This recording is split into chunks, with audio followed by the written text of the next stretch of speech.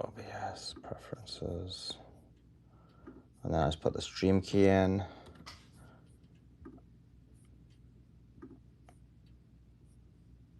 Okay, we should be live again, guys.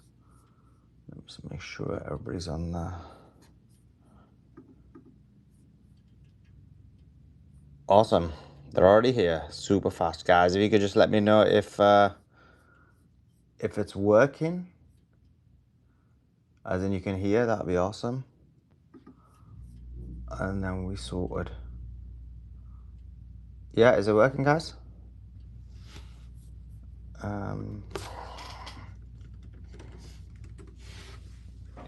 Bro, they just putting in. Just got a Twitch notification that you're live. Sweet. Okay, so it's working. Okay, Spardies, I'll go ahead while I put the tweet out. Thank you, Sully. Mr. Inevitable, a question for you. Have you seen any discussions on China basically outdoing India at their own game in the sense of with regards to all the sanctions and now with the Middle East, since the sanctions are still applied on Russian crude, that you see China increase its imports of Russian crude and then obviously put it from one ship and move it to the other ship, and now it's no longer unsanctioned, and then supplying the Southeast? Is that something you've seen or heard about? I heard that that Vietnam, I think, I heard that Vietnam might have made a request, recently, and that they were told no. But here's the thing, right? The oil majors, a lot of them are actually, well, look, the oil majors will do one thing, but most of the refiners that have dealt with Iran have been what they call teapot refiners, and they've been able to kind of coordinate with Iran shadow fleets and kind of, and again, the imports have jumped up, right? If anything, and especially from Russia, I think February of this year was an all-time high of imports for Russian crude, um, and I think it's gonna be shaping up for March to surpass that, from what I understand. Um, but look, China does have what's needed. Obviously, the ship-to-ship transfer system in the Southeast Asian waters are pretty much dominated by the private companies within China. Like, and obviously, those are the teapots that I'm referring to. And around like the Malacca Strait, they have the opportunity through potentially Shadow Fleet tankers, to load down there. And again, I'm not really great at that whole like interpreting that whole system because it is kind of complex. But from my understanding, you just turn the transponders off and use the AIS systems, um, to communicate directly, and then kind of transplant into compliant vessels for final delivery to Shandong. And from there, Southeast Asian markets can comply. I think the main thing, has been like, so again, Vietnam. I think either Vietnam or Thailand were the ones who actually requested this specifically for this process to take place specifically, and they were told no. One of them were told no. I just have to maybe look it up and see which one was. But that's kind of, I found it really, I don't know, which is obviously, it's a serious situation, but look, India, they had this sort of like opportunistic spell, and they were able to get like 30 million barrels. Uh, when was it like? They were able to kind of like get 30 million barrels and have a few tankers actually do a U-turn, um, to their ports, right? So they paid hand over fist. Those were the barrels, or rather, those were the tankers that were coming from Hormuz, I believe, and that's fine. Like, that's not really an L at all whatsoever. Like, they can do that, and they're obviously capitalizing on the U.S. waivers and the temporary discounts that exist there. But Russia is hitting them with premiums. Russia is hitting them with premiums after getting a discount for so long from Well Russia. deserved, I might add. Yes, Well yeah, it's deserved premiums. hilarious. Yep. Yeah, you're gonna dance for Bibi and do the jig for Trump and get on your knees and do whatever he Yes, says sir. like a dog. You'll be treated like a dog. I Yeah. Do love not it. redeem. Do not Yeah, redeem. do not redeem. don't don't redeem the card.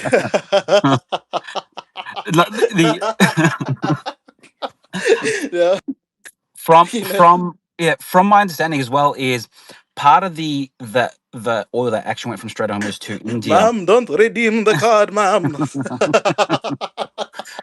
It was India had played a very sly game in the sense of they withheld 3 Iranian tankers prior to this war, and the deal was that Iran allows the two ships of crude to go through on the basis that India Yes. releases those 3 tankers, and that's how they got it. It wasn't through the sheer kindness of Iran's heart or the BRICS, the bullshit BRICS notion. No, it's because India got outplayed in that sense. And the why I was asking about that question is because, and I do hope it is Vietnam. I do hope it is Vietnam at this current crisis. There's a lot of money to be made to be the sort of the unsanctioned hub, or whatever you want to call it, however you want to pronounce that name, as a hub to bring in crude from Iran or from Russia that's sanctioned crude, and then obviously put it on another ship, and now it's no longer unsanctioned. There's a lot of money to be made, and I do hope it goes to a country like Vietnam or China.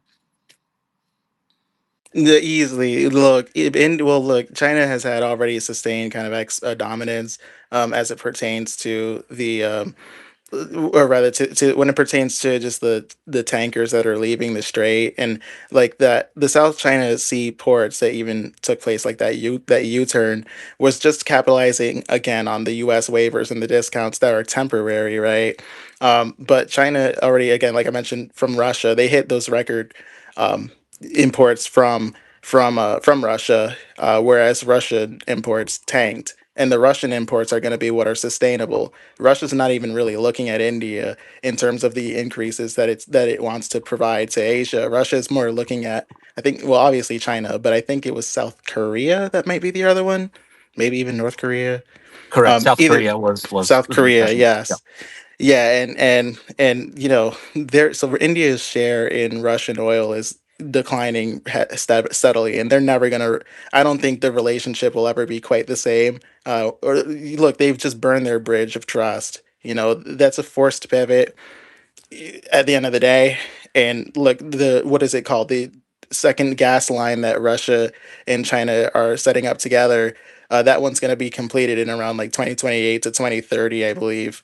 Uh, it's a gas line that's going to go straight like through Manchuria, I believe, from my understanding. That one finishes in 2028. I think like at the earliest, 2030 might be the latest.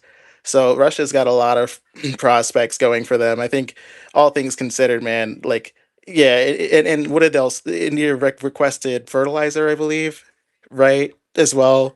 So and I think the pipeline is called Siberia too. That might be Yeah, the correct. pipeline that I'm Siberia talking. too. Yes, Correct. that's it. Yes. Okay, Yeah. sweet. The So that goes through yeah, Mongolia. Yeah. yes, The sir. and a question for yourself and Mr. Jeng as well. Pepe Escobar's now calling it. It's called the Petro Yuan. That's what he's phrasing it. Now, with obviously there's been some communication on a high level for Iran to request, hey, you want to pass, you pay in yuan, and obviously that's to the benefit of China. Is it? But from my understanding, is China doesn't want the yuan to increase, yeah, the currency to strengthen just yet, or am I reading this completely wrong? Because Well, that's another China element. didn't want the yuan to increase on the basis of like a world economic disaster per se, right? But granted, because this has been a long-term vision for President Xi in the first place, is for the strengthening of the yuan. But that's always been for the purpose of like cheaper lending from partner countries, and it hasn't really been about like replacing outright the U.S. dollar, the petrodollar system. However, the petro yuan. Certainly going to need quite a bit of momentum, or rather, that's the idea: is that we've always wanted the petro yuan to gain quite a bit of momentum. And a situation like this, it's almost like a black swan, but in kind of the best way, because like look, at the end of the day, it's been such a, I don't know, it's sort of like just fallen into. Uh, the situation kind of just has fallen together in a way that has been obviously really benefiting Russia, but has had quite a bit of um, just by proxy benefits for the petro yuan.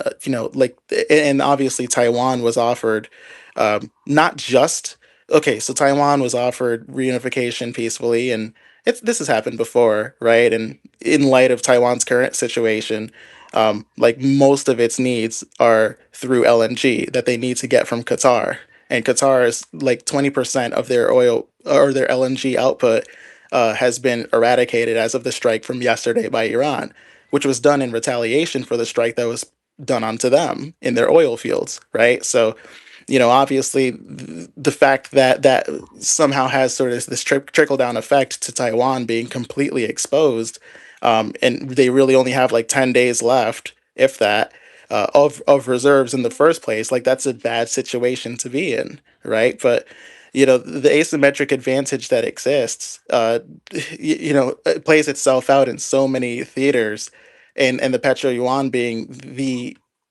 sort of like the look. I think that I have a feeling that those 8 European countries that have announced that they are talking to Iran, I think the petro yuan has been the center of that conversation. I'll put it to you like that. Thank you. Mr. Jang, as well, if you can please chime in. Yeah, just a couple numbers. So the total international trade of China represents about 20% of the global trade right now. Right now, but in many key categories, China is the predominant supplier in the world. That's one thing. The other thing is, I do not think right now China is very eager to take on the United States and replace it. However, this is definitely in the goal in the long term. So let it happen, let it go naturally. And 2025 is the first year. China has about half of the international settlement done in renminbi. So the rest is in the dollar. And right now, the international reserve currency, about 2% is in Chinese yuan. So China's elected is welcoming the increased use of renminbi, but I really don't think right now China is making a very targeted push to replace US dollar. Because what China is doing right now is very, very clear. Let the war play out, let it settle down, then eventually restructure the global system. In the process, China is very confident to see the US role will be weakened. Okay. The damage United States has done to itself, especially its association with Israel, is nuclear. It's irreversible. China is waiting to see the whole thing ferment to its benefit without being seen as someone pushing for it. That's what I guess.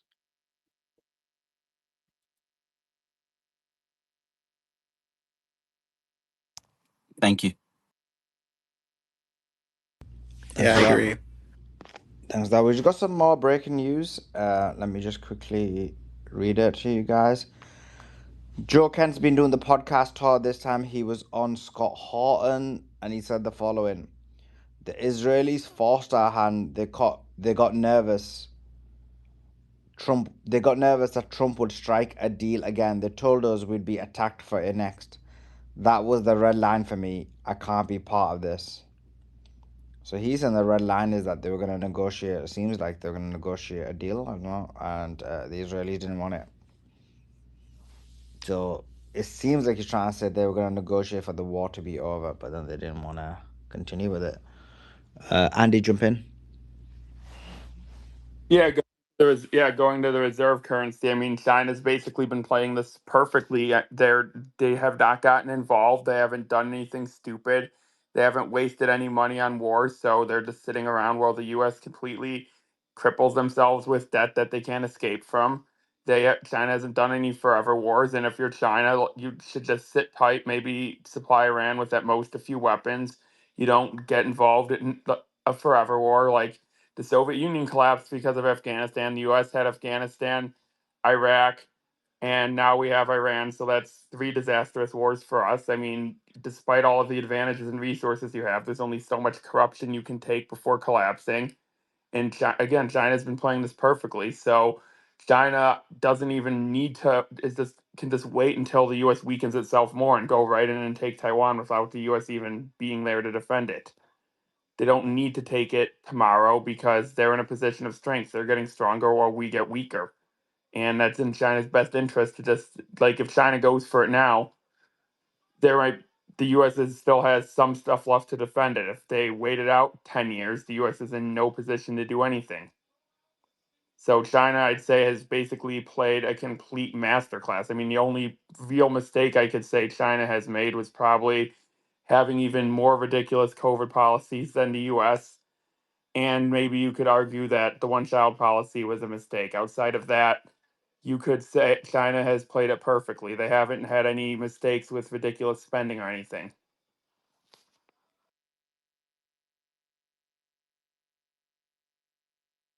Yeah, I think one child was a mistake too. I think most people in China would totally agree with that.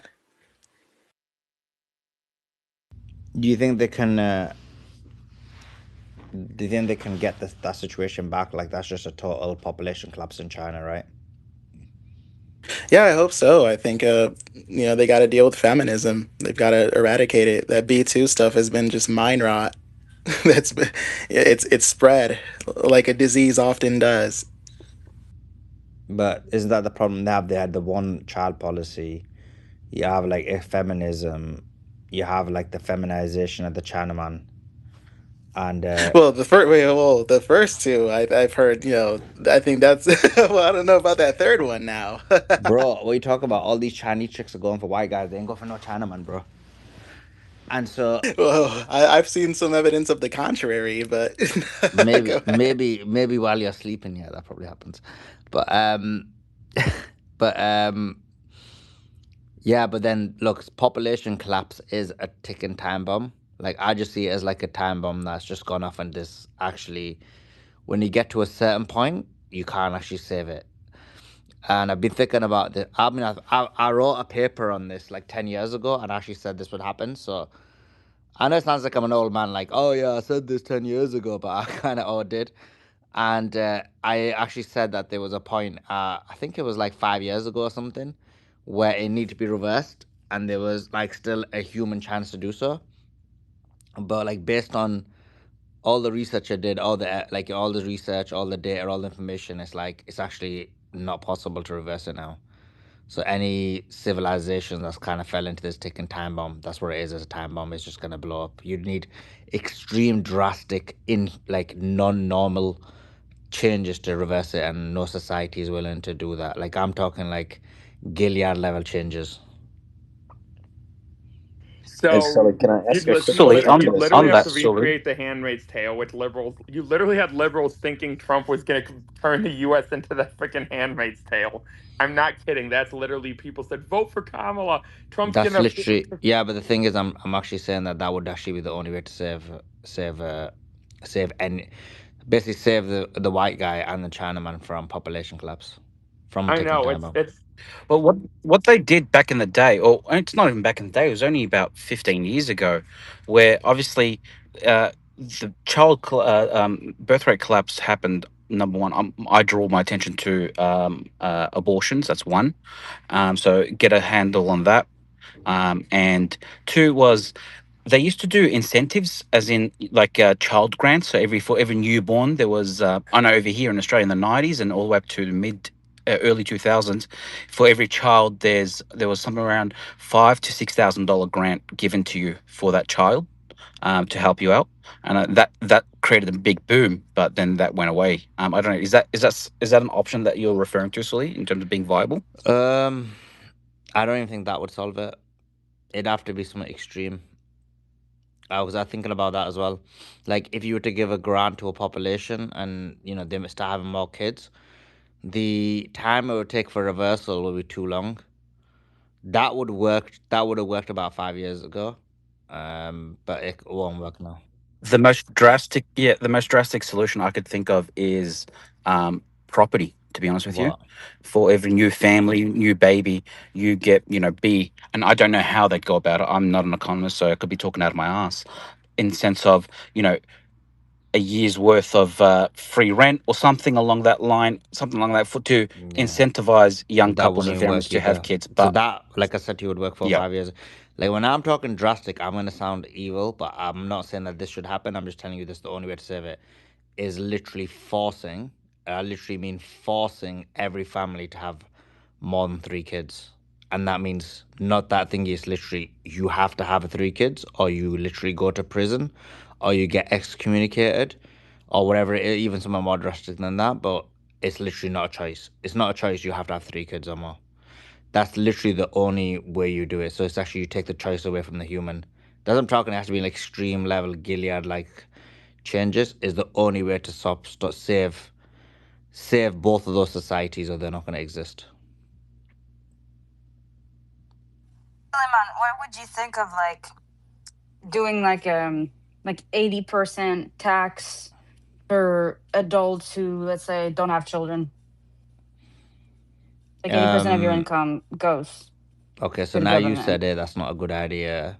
But that being said, no, that Okay. wouldn't work. Jokes aside, that wouldn't work either.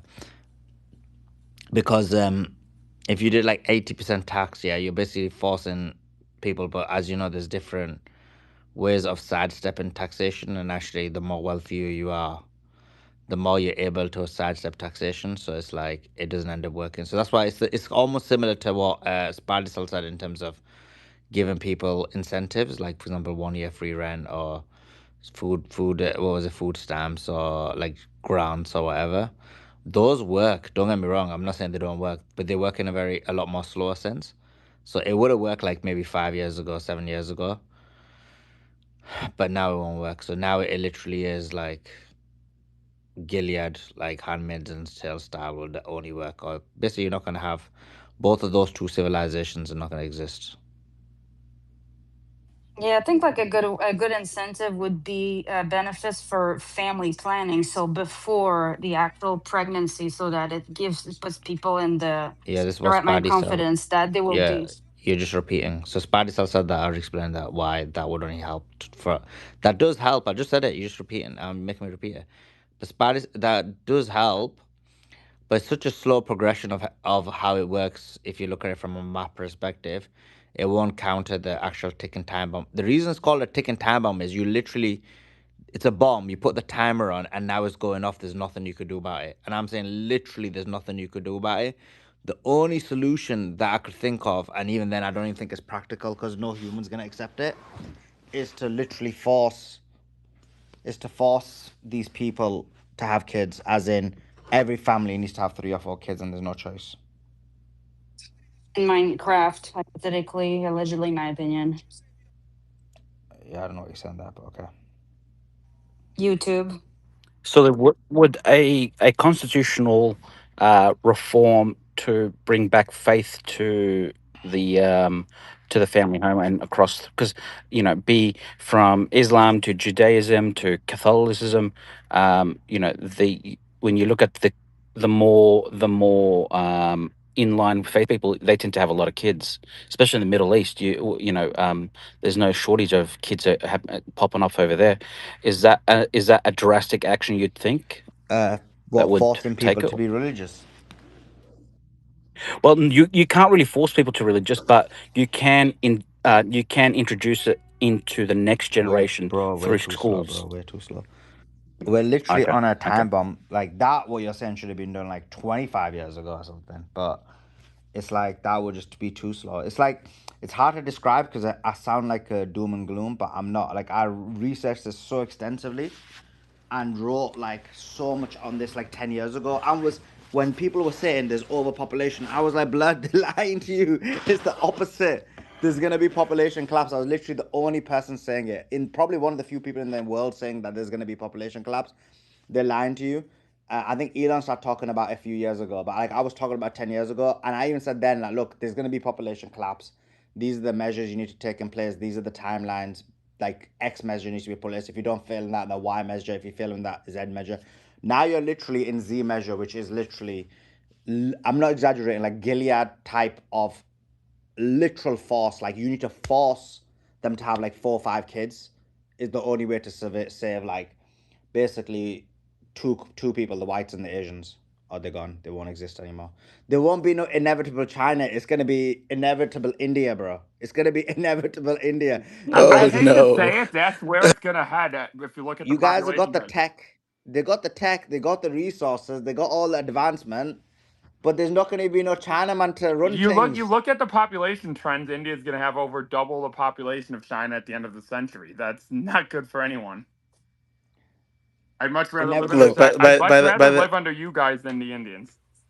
Inevitable. well, India, what do by you think? half India. Well, look, by halfway. By the way, if it weren't for the Himalayan mountains, there might have actually been an inevitable India. That's the scary part. Thank God for every day you have to thank God for the Himalayans. Every day. Every day. But That sounds anyway, like Chinese propaganda. well, look, sometimes it's the truth as well. But look, I'll put it to you like this.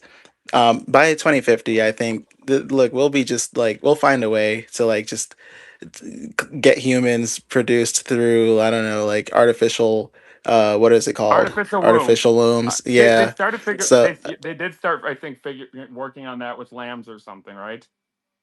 well China's well apparently China's got something like that. I don't think it's been used on humans yet, but hopefully China's the one who does it first so that everyone else If can you just want start to to go bite the to the if you bullet. want to go to Gilead, you did have Nick Fuentes say that we should send women to breeding gulags. He was obviously joking. Like I do not suggest that. It was obviously joking, but I mean that's literally the type of drastic measures it would take, and Wait, that's how do you obviously know? never How gonna do you it's how never do you gonna know he's happen. joking? How It's do you know he's joking? yeah. It's never gonna happen. I mean, if no society's done that, if it was gonna happen anywhere, it would probably happen in a society like China where you don't have a democracy. If it's Bro, are you joking? China, the guys will be too like little be crying, bro. The girls will be like stamping on them, like literally slapping them up to say how they. We ain't going in that camp. You're going in that camp.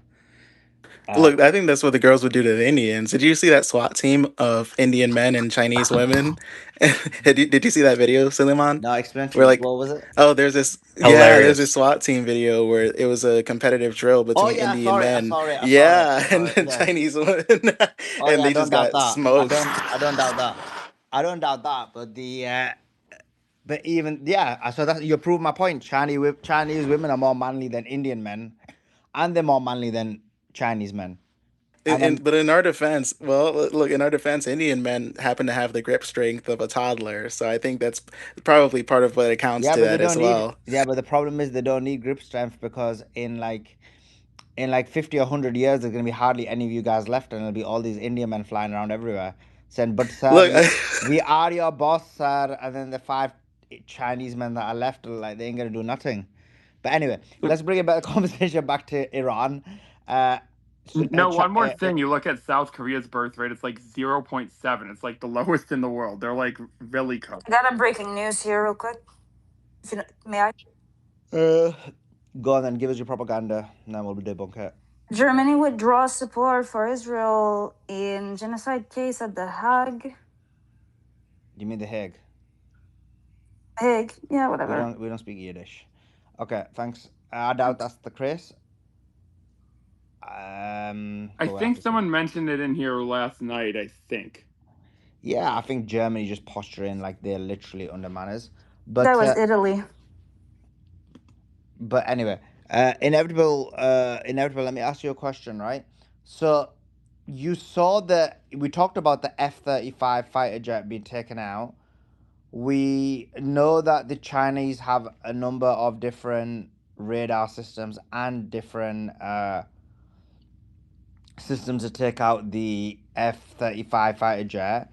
I know you were claiming earlier it would take a year. I don't think so. I don't think it would take a year personally. Especially for the Chinaman and the Indian man. Sorry, not the Chinaman and the Iranian man. In terms of like, what does this say about a Chinese tech? And what I mean by that is whichever tech was used to take it down is likely China tech, right? Or let me know if you don't think so. And then B, what does this say about Chinese tech and the kind of really what we're seeing in this war, which is the kind of implosion of the American military industrial complex for normal people? Not for the Gulf states, like they just put another order in for 15 billion. Like these guys are so low IQ and retarded, like you can't change them. But that being said, for normal people, this is like a big blow for the American military industrial complex. Like if the premium F-35 is being taken down by Iran, what go on? Yeah, it's a massive blow, and well, in my thought of like so far, the thing that what I can think of is that Iran has quite a system of reverse engineering, and I think I understand that they've already reverse engineered or copied at least, and not copied it in a superficial way. I mean, they've had their own unique applications placed on it as well, but uh, they have these sets of missiles, or no, rather, man pads that are pretty mobile. They're low signature. You can disperse them from pretty much anywhere. The Sayad 2s are in use as well, and those are a reverse engineer as well of Chinese missiles as well. They have the Bevar 373s, which could either be and it's the most modern that they have, and it could be what's put in use, right? And I think it fits because the F-35 stealth is optimized against radar, but it's not optimized against like kind of passive infrared seekers, right? And if the jet was operating kind of at a low enough, I guess what's the word for altitude, um, which is common actually for air support, right? It's common for precision strikes too. If that jet was in search of a precision strike, especially in mountainous terrain or in urban terrain, then something that's like infrared guided and popped up from a vehicle could plausibly connect. And that's something that's obviously within Iran's capabilities. But the Sayad threes, I believe, I think from my understanding, are they're solid fuel, right? And these are variants of the Chinese HQ-2 surface to air missiles, which obviously the Sayad 2s have, or the Sayad 1 through 3s, they have quite a bit of their own applications put on them that make it probably even in some capacity more fit for its current needs, right? Because Iran has unique terrain, unique needs, and it could very well be what's been applied. If it's Chinese radars that are responsible for this, especially if it's like anti-stealth radars, it's probably going to be the YLC 8B. That's going to be the because again, it is anti-stealth surveillance for that specific purpose. That's what everybody's been talking about. Um, and particularly it's designed against Western stealth platforms. The band operation that they have is meant specifically to excel against stealth shaping. That's the whole point. Like the F-35 stealth is more broadband, but it's not effective against lower frequencies. The reason why that matters is because the scattering effects on its airframe are what can be exploited. That's the whole point, right? That's why it's created in the first place. And the B2s or the F-35s, those are the ones that are tested and targeted. And there is past evidence. Um, there's past evidence of claims from Chinese manufacturers, um, that have repeatedly been able to detect F-22s and F-35s.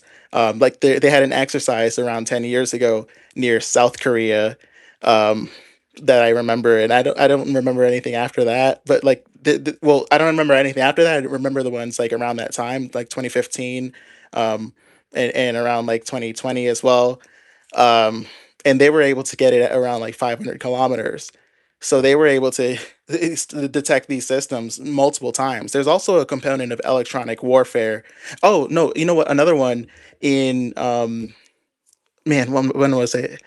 This was in. So I think it was the man. Man, I'm losing. Okay, no, in the Philippines. Okay, the Philippine Sea.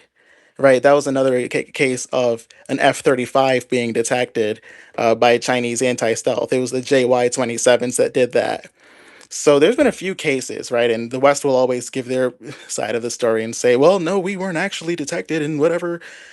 But even with the electronic warfare, in and of itself, like the capacities have kind of transformed the balance of power in the South China Sea. There's been periods where through electronic warfare, China has been able to use jammers, essentially frequency jammers. And this was, for example, on a US carrier based aircraft, right, that China was able to jam using a cruiser of its own. And this happened in the South China Sea. And this was back in 2021, I believe, no, 2023, excuse me. That's when that took place. So I think just all together, we've seen, look, people will always point to Venezuela, and no one will ever show you the pictures. No one will ever show you the destroyed Chinese anti-air systems, or the destroyed Chinese radars, because you're not gonna see them, right? There is evidence of, radars that have been damaged, elsewhere, like the Qadirs that Iran has. I think Israel was able to take out like 6 of them last year during the 12-day war, and they were able to prove that, right? But those are much older anyway, and those are obviously based off of, older radar systems that they've had since the 80s, which are still effective, by the way. But the fact that anti-stealth has been able to be used and implemented successfully through some means, look, if it's the YLC 8B, then how can you ever take a Westerner seriously again when they tell you, oh, well, Chinese shitty radar technology isn't working? Well, if it's so shitty, then why don't you just blow it up and show us a picture of it? Hey, can I quickly comment about what he's saying just about Chinese military technology? Um, Remember last year when India and Pakistan were having a border conflict? Well, India was having Western supplied jets like Rafaels, and Pakistan got their military equipment from China. And remember that the J-10C multi-role fighter was doing exceptionally well. I mean, there was multiple reports of them shooting down Western supplied jets in Indian airspace, and so Iran also got a lot of those. And there's reports that they even got their latest 6th-gen air superiority fighter. So I don't know. We're speculating about what it could be. I think that is definitely a possibility as well. We've seen the efficacy of Chinese military equipment in several different conflicts now. Iran definitely does not have the J10 yet. Definitely not yet. So can I say something about since you guys are interested in the Chinese equipment, because I've been doing a little bit of research here. Okay, so first let's take a look at the big picture. Okay, so in the last 10 years, the world has been developing very fast in 2 areas. Both the United States pretty much missed. Okay, the first is high-speed missile. The second is drone. In both areas, the United States is doing a catch-up game. Okay, the Patriot missile. If you watch the Professor Ted Postle's interview, it's basically a boondoggle. It was the area, the U.S. military industrial complex has wasted a lot of money. The second is really look at what China is doing. And if you want to look at how Chinese equipment is performing, look at a few areas, not just Iran. Iran is definitely one area. There are many reports that China has given Iran the YLC-8B, the anti-stealth radar. Maybe this is what's making the difference recently.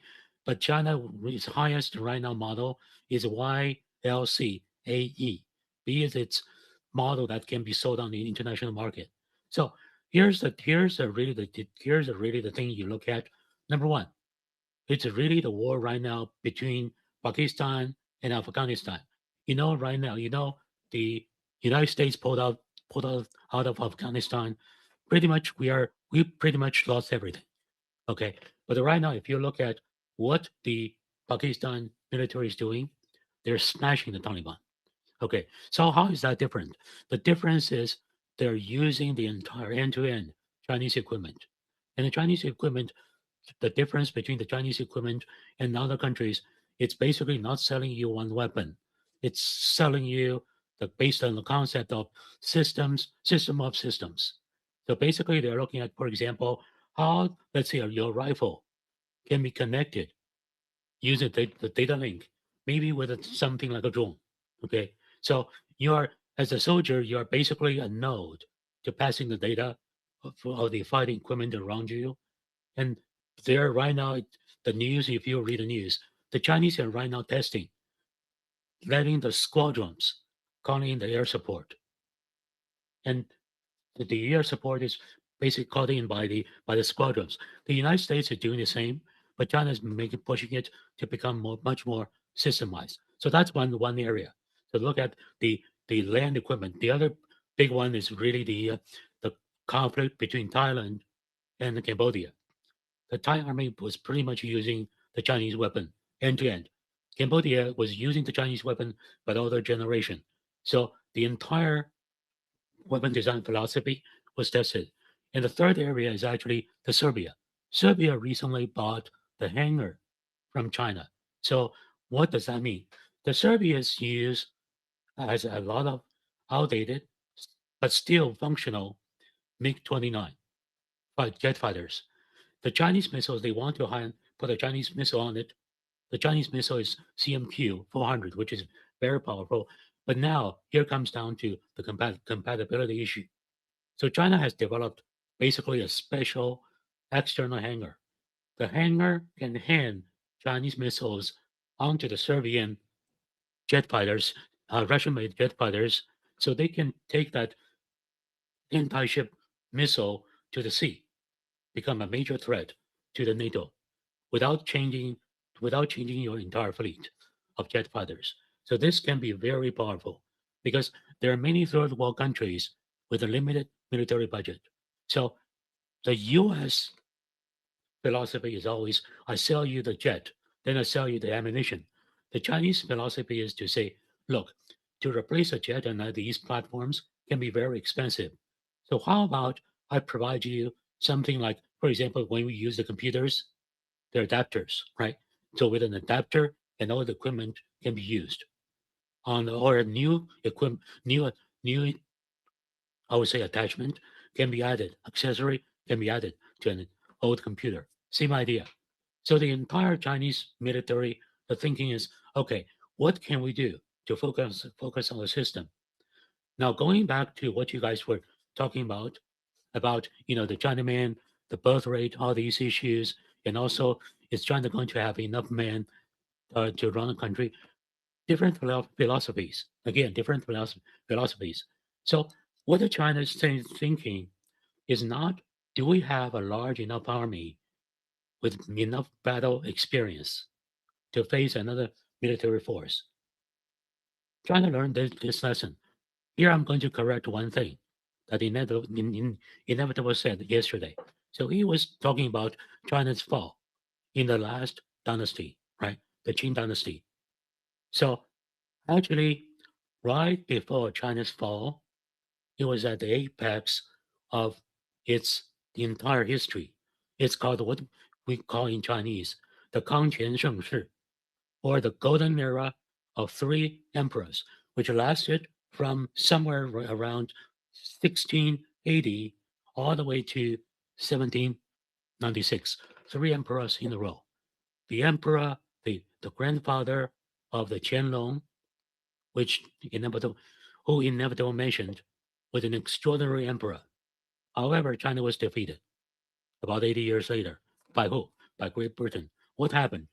So Great Britain started the Industrial Revolution around 1760. China missed that boat. Even though China was very, very strong, however, technology-wise, it was falling behind. Okay, so think about it this way. If I give you two military forces, one, 3 million people strong, using arrows and swords, very experienced, best warriors. The second, only 5,000 people, all amateurs, but they have machine guns, rocket launchers, helicopters, tanks, with unlimited supply of ammunition. Which one you would bet? This is what China is thinking. China learned a very big lesson. The entire Chinese military was subjugated 1840 by a British expeditionary force, okay? Because they have musketeers at that time. China at that time was still swords and arrows. 3 million military, totally destroyed. So China learned a big lesson. China's been thinking, what if one day we can reverse this game? We will be on the side with technology advancement. So that's why China's right now testing what? They're deploying the drones, the robotics to the companies. A soldier can run 10, 20 robotics control right next to him. Okay, so they're developing the new games, and as they are doing that, this is what they're doing. They're supplying the weapons, giving the technology support to a point, not all out, to a point, to give to, let's say, Russia, Iran, to make sure you don't lose. Okay? Why would I not give you everything? Because if you just crush the enemy in 3 weeks, maybe that's not very good for China. Why? Because I want to watch how the other side are fighting the war. I want to collect the data. I want to see how they organize. So yes, Chinese military has about 1 million combat forces in the land, adding some other people. But they're saying, okay, how can we have this 1 million combat forces, each one controlling, let's say, 10 robotics going to the war? Each one can be connected to the satellite. Each one can talk to a 6th generation fighter. Each one can have inputs for a hypersonic missile. This is what China is thinking, what China is building. In another word, China is saying, okay, we want to build to a point that we can reverse the game. 1840, 4,000 British expeditionary forces subjugated our 3 million strong army. What if we keep building today? Let America fight its stupid wars, waste all its resources, impoverish itself, right? Abused by Israel. Great. Let that be. We keep building our technology, extending our advantage, go forward. Going back to India. India's industry right now is not even close to China, and China is building the walls. Make sure India does not take advantage. In the end, this is what China's strategists are saying. In front of the firepower and technology, the headcount is nothing. If our technology difference is machine gun versus arrows and swords, whether I have 10 soldiers, the other side has 10,000 soldiers, doesn't make any difference.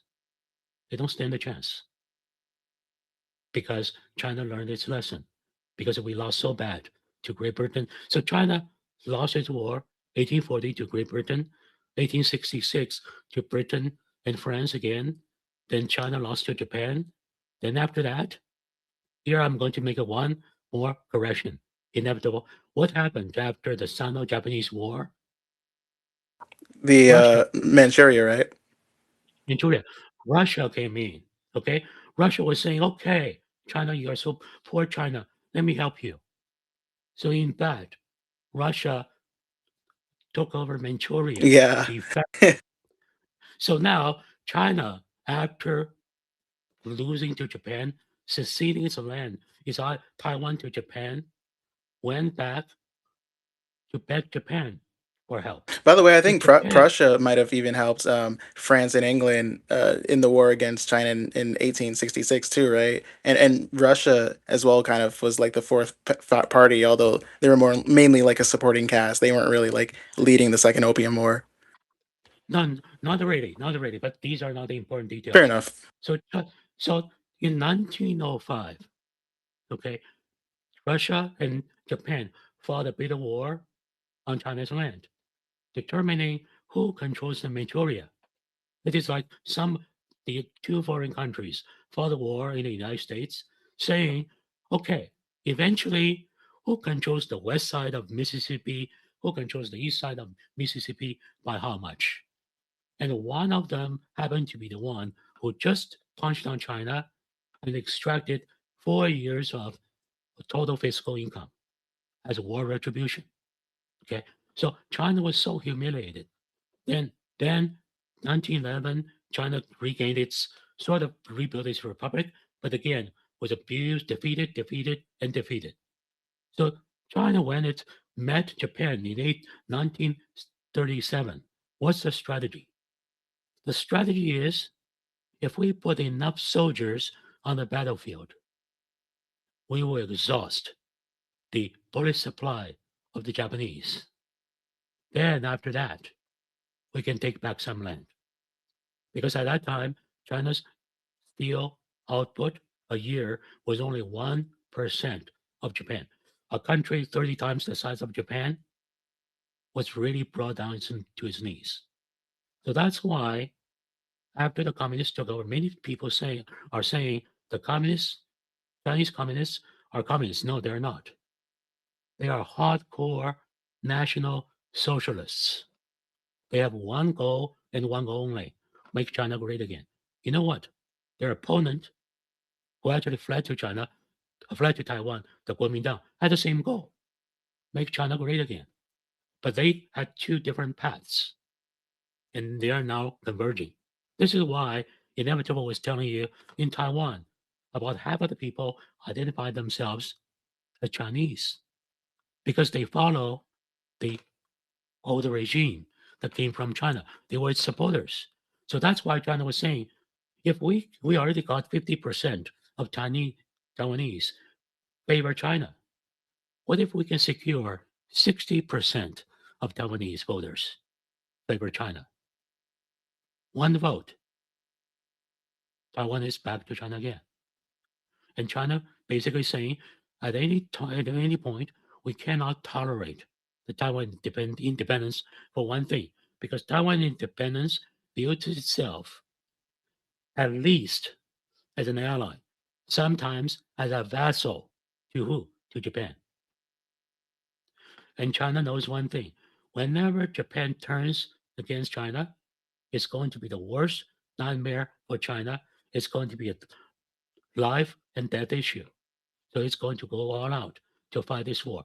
That is why, with regard to Iran and so on, China is saying we cannot let Iran fall. However, 100% sure, China has not really given the jet fighters and these weapons to Iran, partly because of a lot of, national interest calculation. So yesterday someone was talking about the Pakistan versus Iran, which has better weapon. The Pakistanis weapons right now is becoming end-to-end Chinese weapon. The Iranian weapon, basically, here's the thing.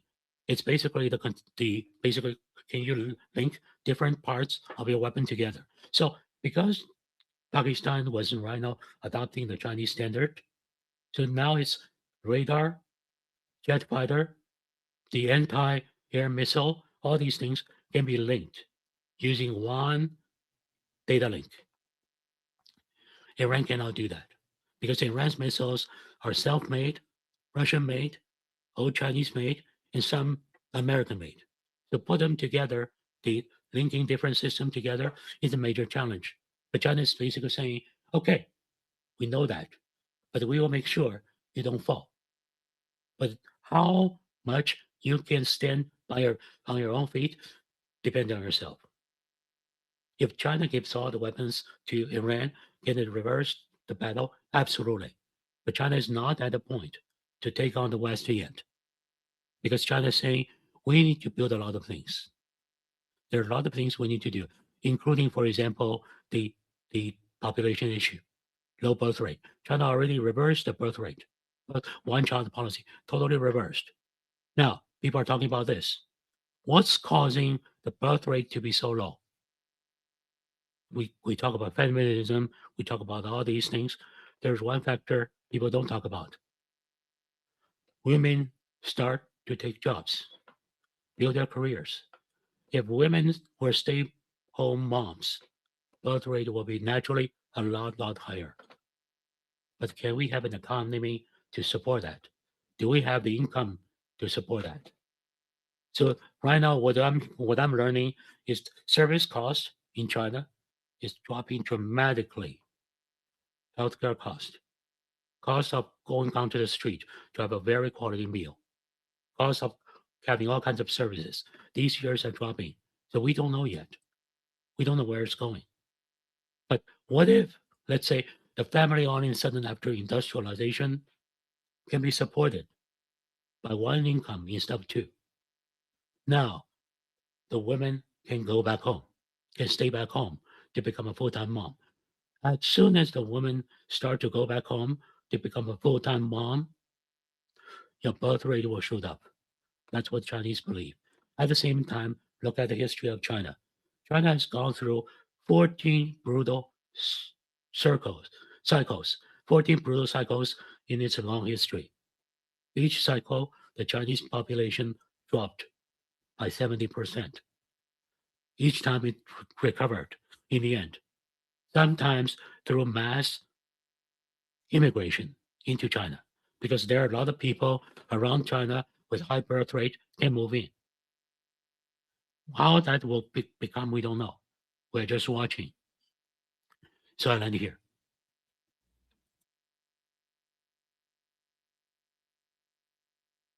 Yeah, there was a lot of stuff you said I agree with. There's some stuff I had a few questions on, but I saw some other people with their hand up. So whoever does, can probably get in there. Yeah, please ask. Oh yeah, inevitable. Yeah, I'll get you in a second. Sorry, I thought unmute the mic. I was saying, Andy, is there anything you wanted to say? Yeah, just going back to the air defense systems, weren't there rumors that Russia also provided some air defense systems? We haven't even seen those ones yet. So I wonder, because Russia did provide like 5 cargo planes to Iran, weren't there rumors that they provided the S-400, or am I mistaken? I do remember seeing. So I wonder if those are the air defense systems that are tucked behind the mountains where their best missile sites are, and that's why the U.S. hasn't gone anywhere near there, because they know that those things would smoke the F-35s. Yeah, if you look at right now, the map actually compiled by a Taiwanese military expert, about 60% of the Iranian land has not been touched at all. Not a single bomb has dropped. Okay, most of the bombing were on its southern coast and the west. Okay, Gene, I'm sorry to interrupt you, sir. Did you say 60% have not been touched at all? About 60%. I have the picture. I can send it to you. 60%. Okay, sorry to interrupt you. Yeah. And also the other number, the other night I was saying, so here's the number to have in mind, okay? So 1998, the Yugoslavia campaign. So Yugoslavia was 100,000 square kilometers. In a total, the air allies under the United States dropped 26,000 bombs in 78 days, okay? So 26,000, 100,000. So how many bombs has the United States and Israel dropped this time? About 13,000. Okay, about half of what was dropped in 1998. So how big is Iran? 16 times the Yugoslavia. So if you look at the intensity of the bombing compared to what Yugoslavia withstood, it was very, very light. Yugoslavia, under such intense bombing, caved 2 years later due to a coup, due to a color revolution. When the Yugoslavian pulled their equipment out of the Kosovo, the West was shocked. They were in such great condition. The loss was at the most about 20%. The West had initially, before that, estimated the loss was like 90%. Far, far, far below the Western estimate. So that's why many people look at what Iran is going through. Yes, it's brutal. Okay. But if Yugoslavia could withstand it, almost certain it's not going to do much damage to Iran. Exactly. Overall. Iran's tougher, and those are, and like Persians, Arabs, Persians are just built so much tougher. Like Iran's not going to buckle. They've been preparing for this for 47 years since the current government came into power. They're not going to buckle from a bombing campaign. It doesn't matter how many civilians they massacre. They're not going to bend the knee, because if they bend the knee, they lose everything. Yeah, exactly. So this is really important from what they're being fed on Fox News. Can you imagine the disparity of difference? It's night and day. Yeah. I just want to say thank you. I cannot wait to see how MAGA copes when they end up losing this war, and they're going to be like, but I thought we won. Like, what was the reaction like when the pullout with Vietnam, when they were like, but I thought we were winning? Like, shock, anger, pissed. People are breaking furniture. My own father was like, "What the hell's going on? You mean what the hell? You lying? Yeah. Oh, don't even get me started. Yeah, same thing. I'm so sick of the repeat. So you Hey, think Andrea, that's I what's know going we to talk a happen lot here? about like strategy and logistics and stuff, but I think there's a lot to be said of just about the overall kind of ethnography of the people. When we're talking about Iran and China, two of the countries which consistently score the highest in levels of education and IQ, right?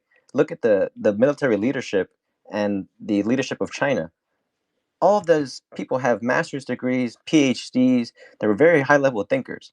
Compare that to the U.S., which is literally not pejoratively, which is literally being run by drunkards, literally being Well, run we by just bring them in. washouts.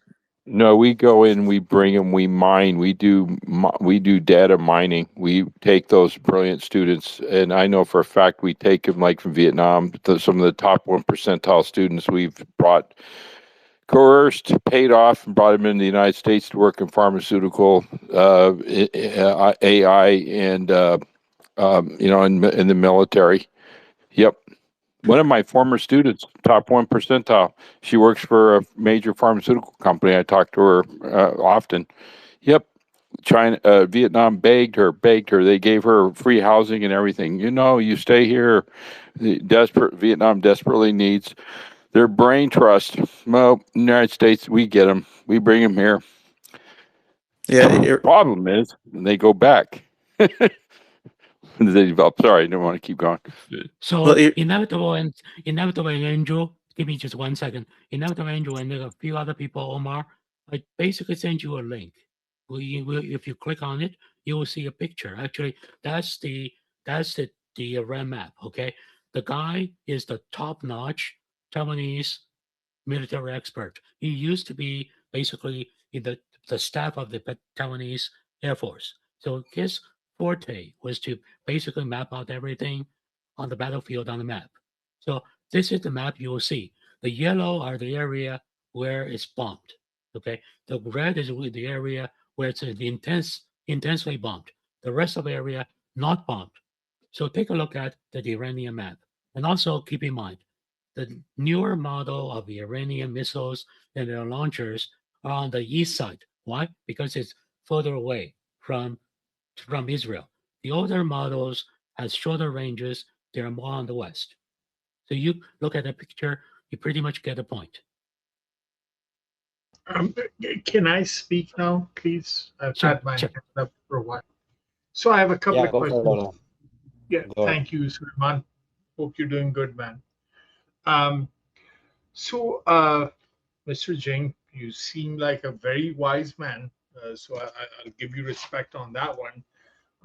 You spoke very truly of things I know about the J-10s.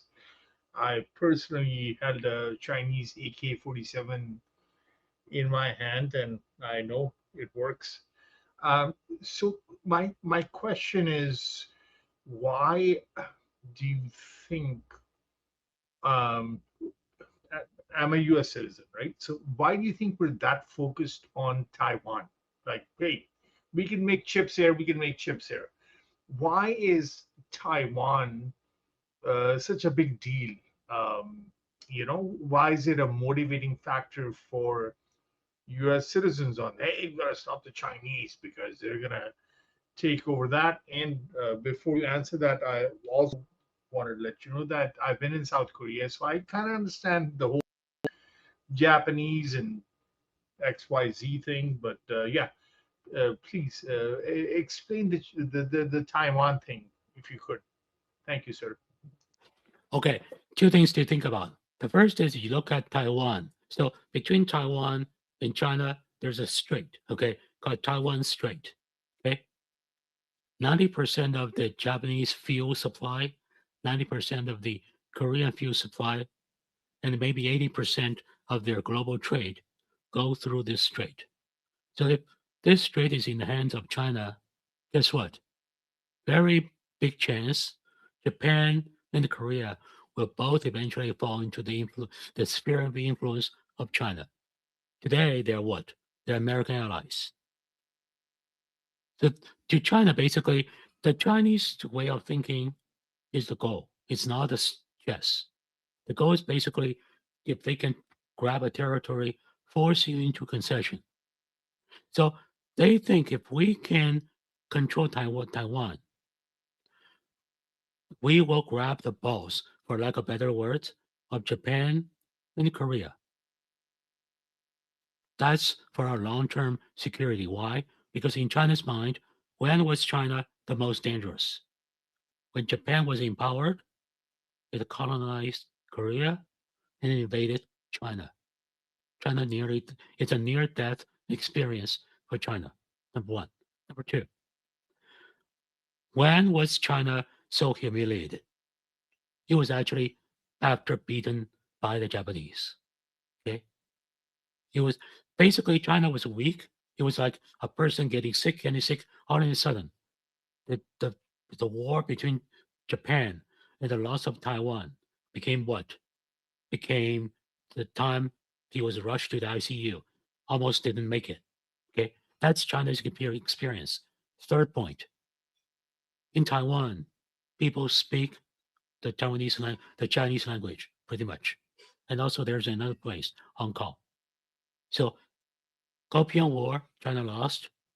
So it succeeded Hong Kong to Great Britain. Eventually took it back 1997, but still it was succeeded to Great Britain.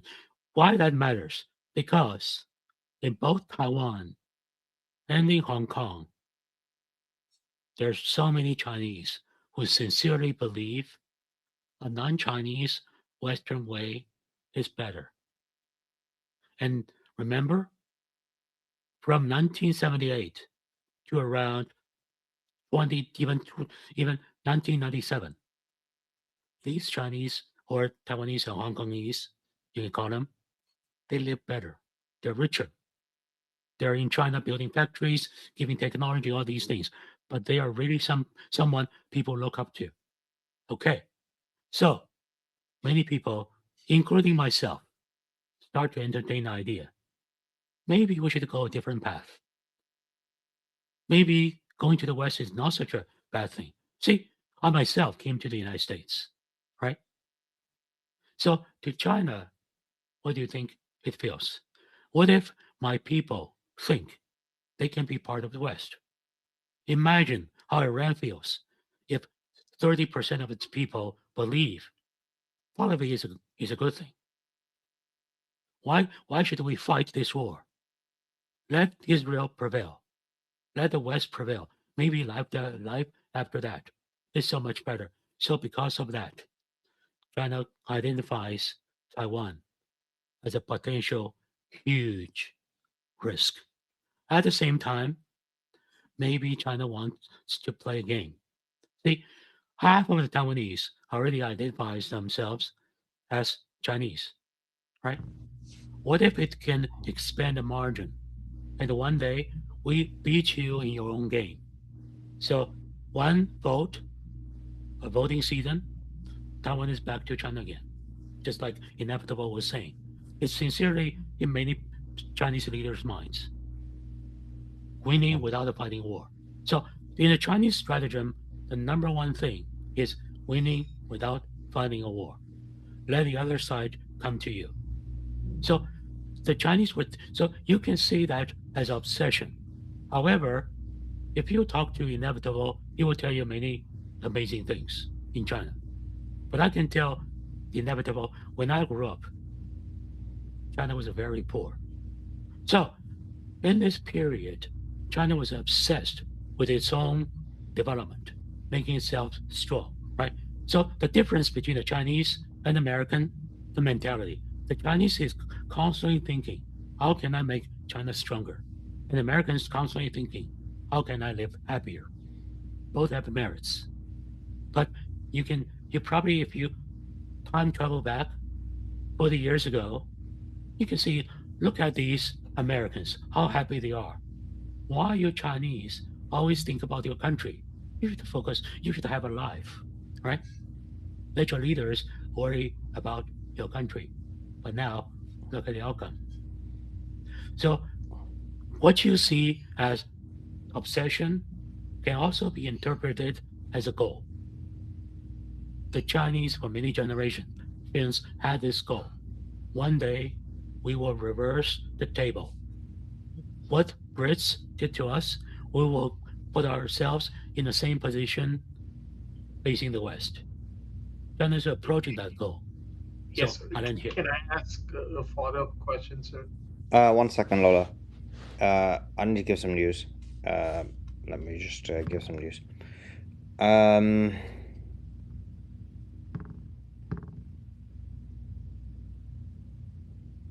I'll come to this in a second. A second. I need to give some news because I think the space kind of dragged away. Okay. Give me 2 seconds. Just pulling it up. Okay, here we go.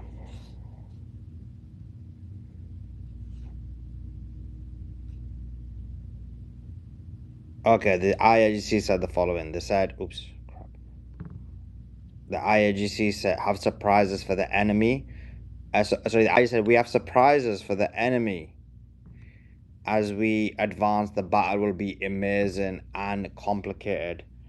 Our people in the squares want the war to continue until the enemy is completely destroyed. International media amazed by Iran's detection of the US stealth fighter F-35. International media have expressed amazement at the detection and targeting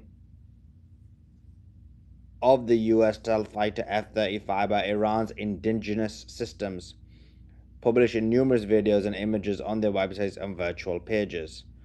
This event is considered a significant achievement in the country's defense sector and a strong message to Iran's enemies in defending their country.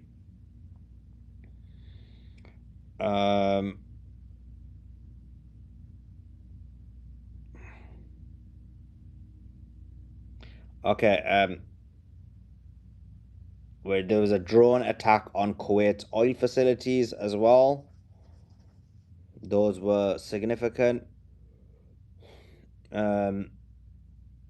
Macron said he will not participate in the forced reopening of the Strait of Hormuz.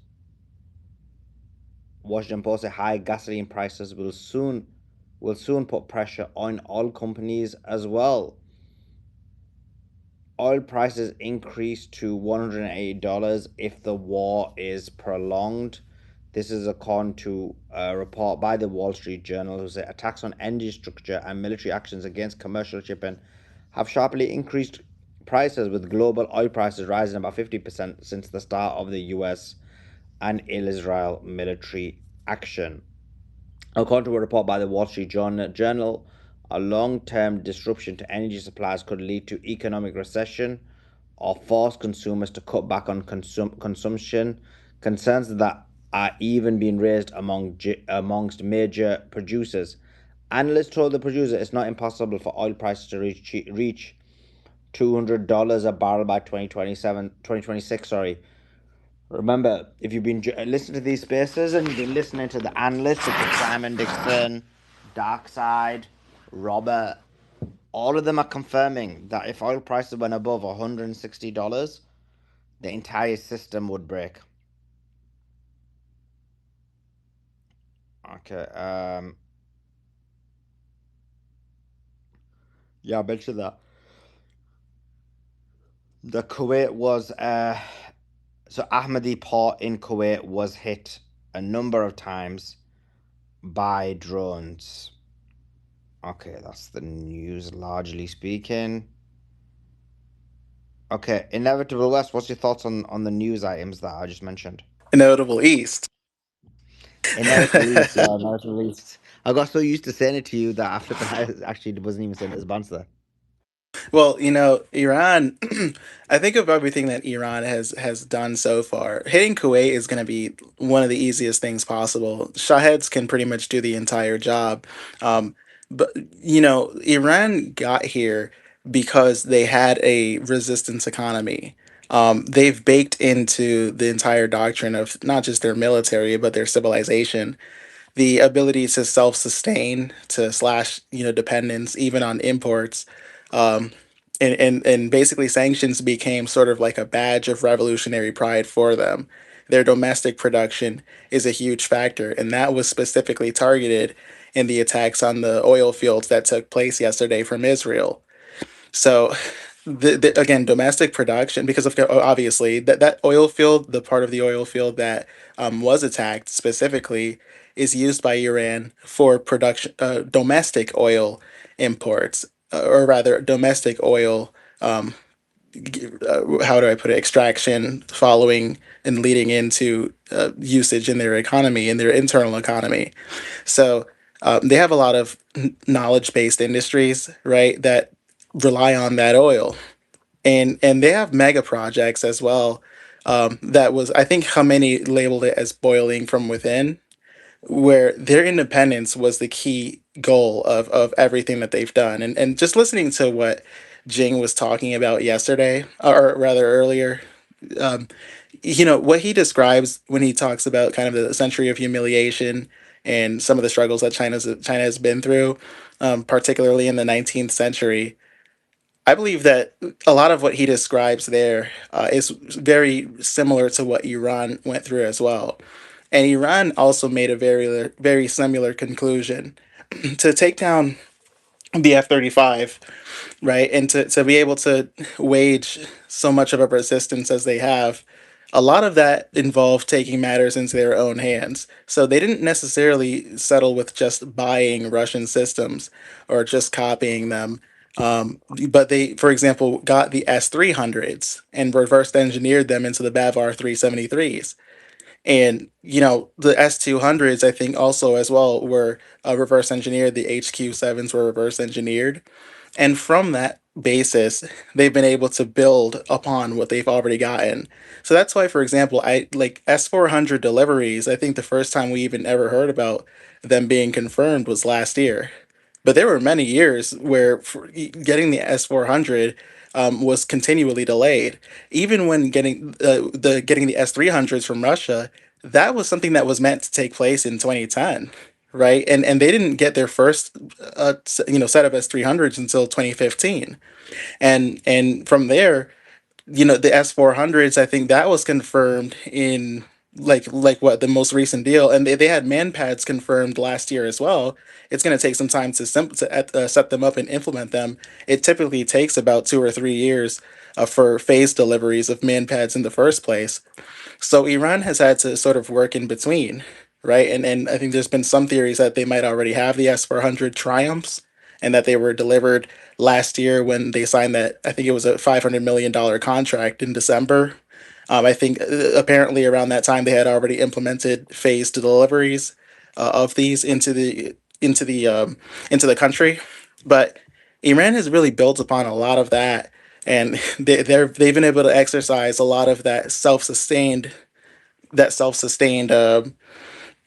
defense apparatus. And not just that, I think they've established themselves as a regional power, and not for the sake of doing so. They've established that as a necessity against Western imperialism and against or rather small hat tyranny. There's a systematic, obviously, Iran doctrine, the clean break doctrine, knowing that they have a serial model for Iran, as quoted by Benjamin Netanyahu himself. That all gives way into what we're seeing now. And they've again divested the entire structure of their economy, from their air defense network to their even just like their senior commanders and scientists, and the knowledge that they've brought to the table, to their alliance with Hezbollah and with Hamas, and the Houthis especially, and the transportation of missiles and rockets, and the delivery of missiles and rockets like the Sayed, I believe the Sayed twos, which Hezbollah has in their possession now.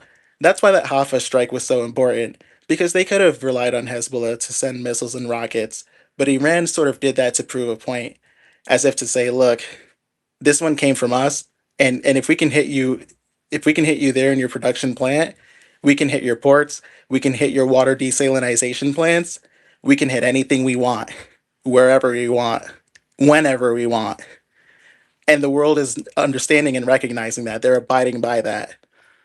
So we'll see what the counterpunch is, but man, it's been a hell of a game from Iran.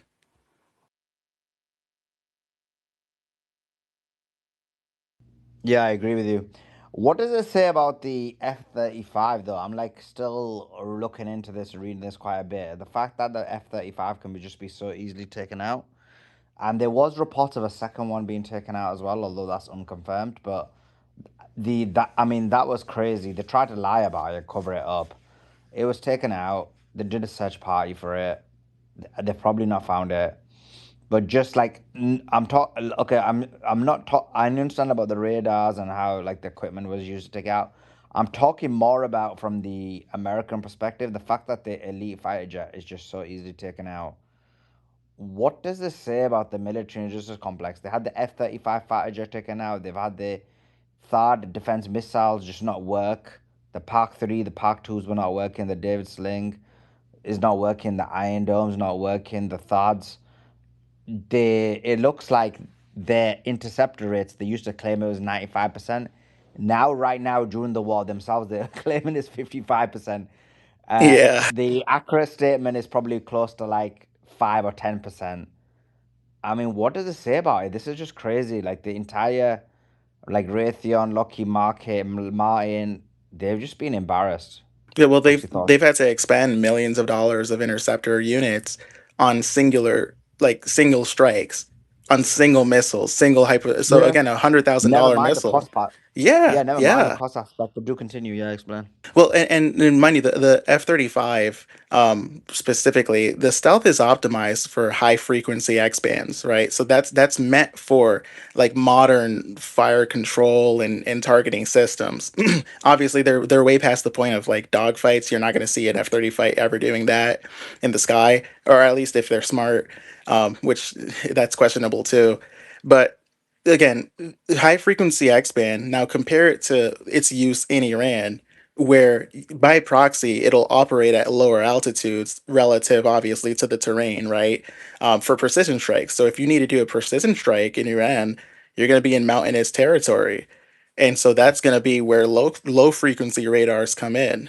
And that's just straight up vulnerability. That's something that, again, you could have strategized around that in and of itself. Especially, look, just don't bring an F-35 into Iran. Look, the everybody. I feel like the first day in this space, covering the war, I think I've heard multiple people, Andrew definitely included, say, "Look, F-35, or rather airstrikes, are not going to be how you win Iran. It's going to do a lot more. You'll have a better chance winning Syria with airstrikes than Iran."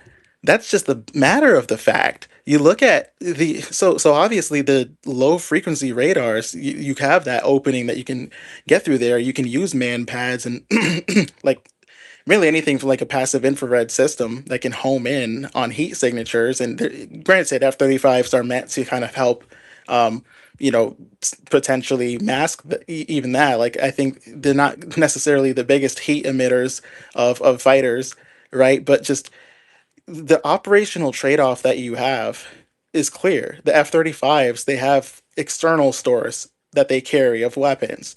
So the low and slope flight profiles are necessary for ground attacks, but it puts you in the heart of short-range threats, which Iran, of course, has an abundance of, and they can launch them from underground. So it's essentially like trying to drive a Ferrari, through a through the middle of the forest. You're just not going to do that.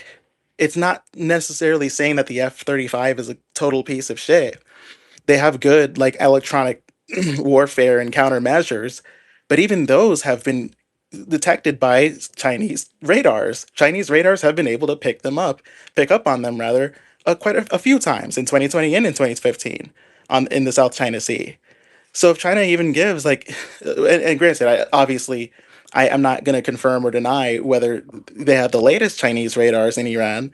However, I'm sure that I just don't understand how the West thought that Iran didn't have anything up its sleeve and that there was just no awareness at all that I don't know. I don't know how they thought it would be safe to take F-35s into the mountains of Iran and that it would now we're seeing two of them being taken down. It just baffles the mind. They cost so much money. They're like what, 30 million per head? And And then like in general, I think there's about $2 to $3 trillion in the United States stealth program to begin with, as it relates to the U.S. military and production. So look, the perception of nearly in look, Lockheed said verbatim that these are invisible. They are invisible. Well, I guess Iran missed the memo, right? I guess they missed the memo because, like, the idea that, like, again, it's not absolute. That's what that proves more than anything. The entire concept of stealth, as it relates to one, obviously the F-35, that concept just gets flipped on its head. The selling point of invisibility gets, neutralized, if not just shortchanged outright, right? Or shortchanged, not if not just like neutralized outright. But the cost of it also comes into question. Why the hell does it cost so much to build them if they're not what you're selling them to be? So yeah, like you look, the worst part of this, Suleiman, is going to be when we find out how little it cost for like some infrared guided weapon to hit a F-35, because that's my number one theory as of right now. I think it's going to be probably infrared guided that did this. I could easily be proven wrong, but it's just I'm struggling to. I don't think it was like a radar. I don't think it was a stealth radar that did it. Something tells me it was a low cost infrared guided weapon. We'll see if I'm right or wrong. Yeah, that'd be crazy if that's the case. I am seeing that there are rumors that Tulsi might also resign, but we'll have to see. Um,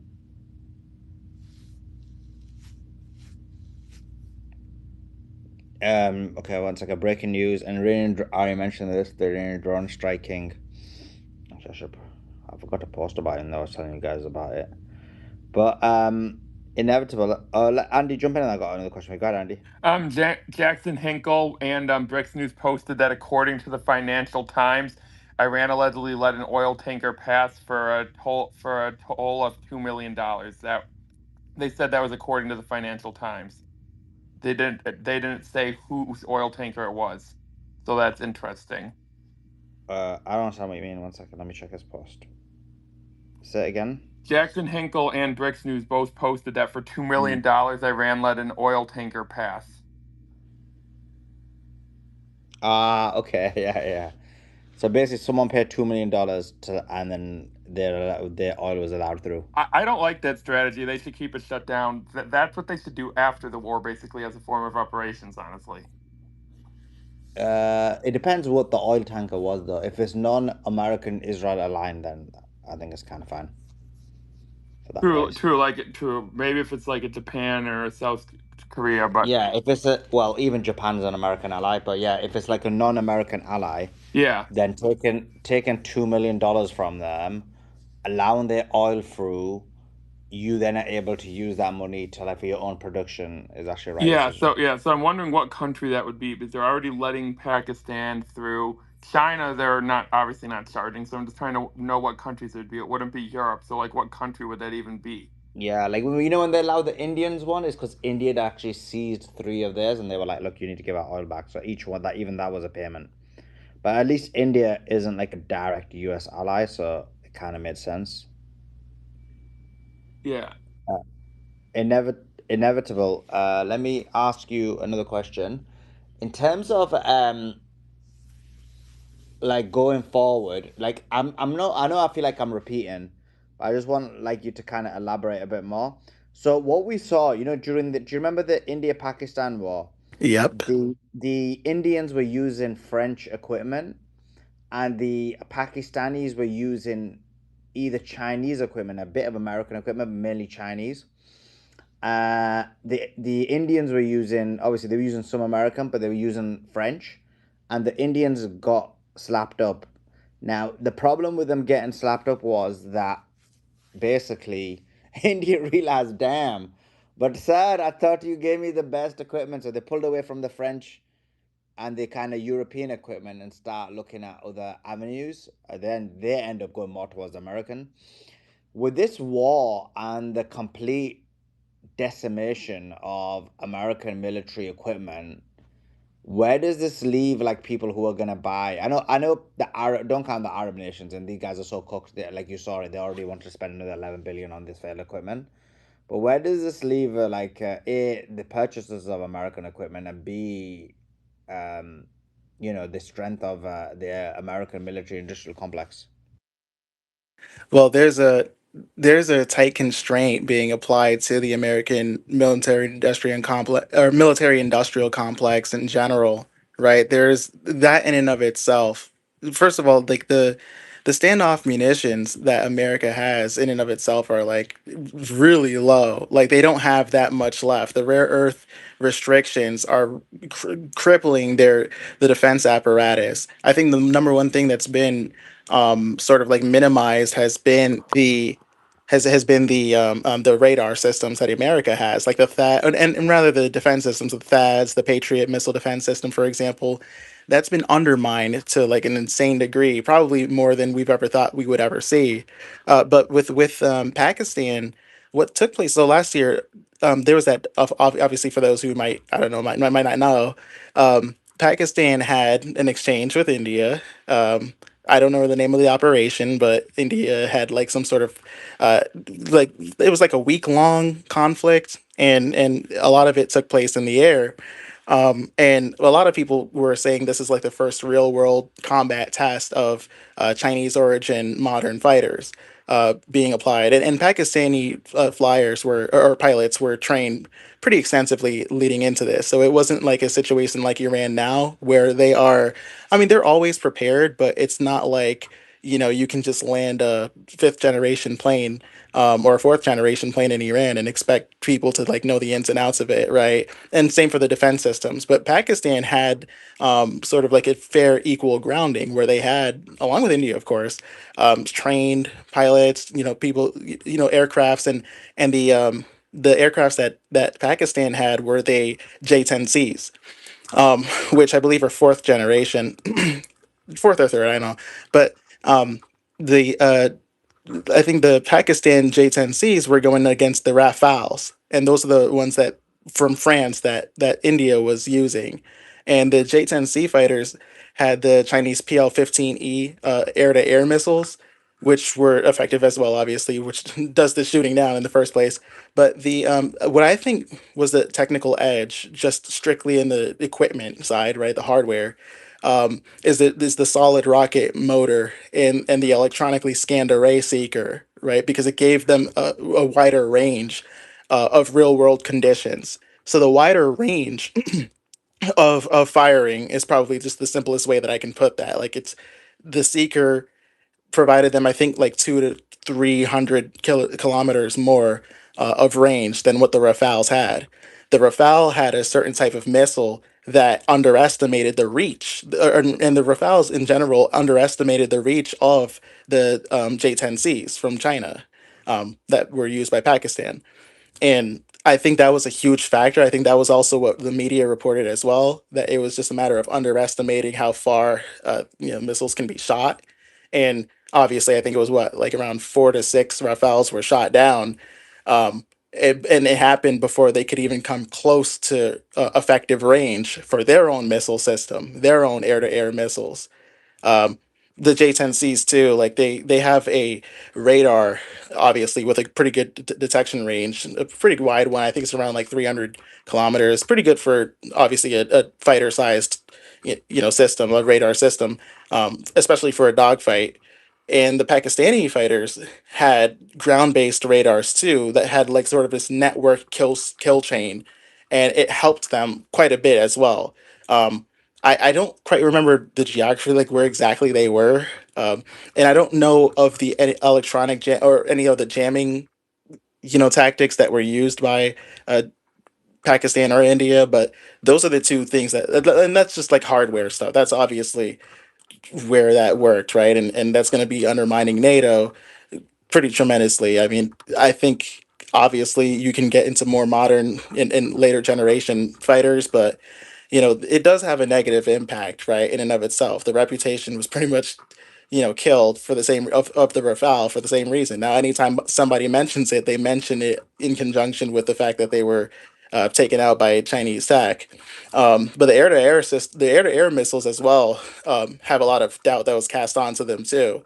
And the F-35, like the stealth advantage that was marketed um, within the F-35 has also been undermined. And that's, which is, look, it's just the truth, right? You could say that I'm just shilling. You could say that I'm here to promote propaganda. But if I'm just telling you the facts of what happened on the ground and what even the Western media says in some cases to corroborate my points, then really, what am I doing other than just giving? So at the end of the day, um, look, it proved that, especially last year, that clash between India and Pakistan proved that China can win decisively, and especially under specific conditions, and especially when I say China, I mean Chinese tech, and when I say Pakistan's military, now we have to think of, well, what's like the next scenario? Now Pakistan is being considered one of the countries that could be a nuclear threat, apparently, to the United States, according to Tulsi Gabbard. And if she is quitting, that'd be interesting to see. Maybe we'll see her revise those comments because honestly, like, in what universe is Pakistan going to even want to nuke the US, right? Like, we're not going to get there. If China and Russia wanted to nuke the US, that capability was accomplished or was achieved like ten years ago, frankly. Maybe even for probably a lot earlier than that.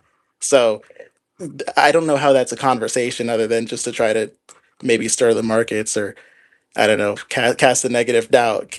Another thing I saw too recently was how apparent. Who was it? Scott Bassett. He was the one who said, "Oh, China is actually the world leader in funding global terrorism because of how much oil that it buys from Iran." That's what Scott Bassett said.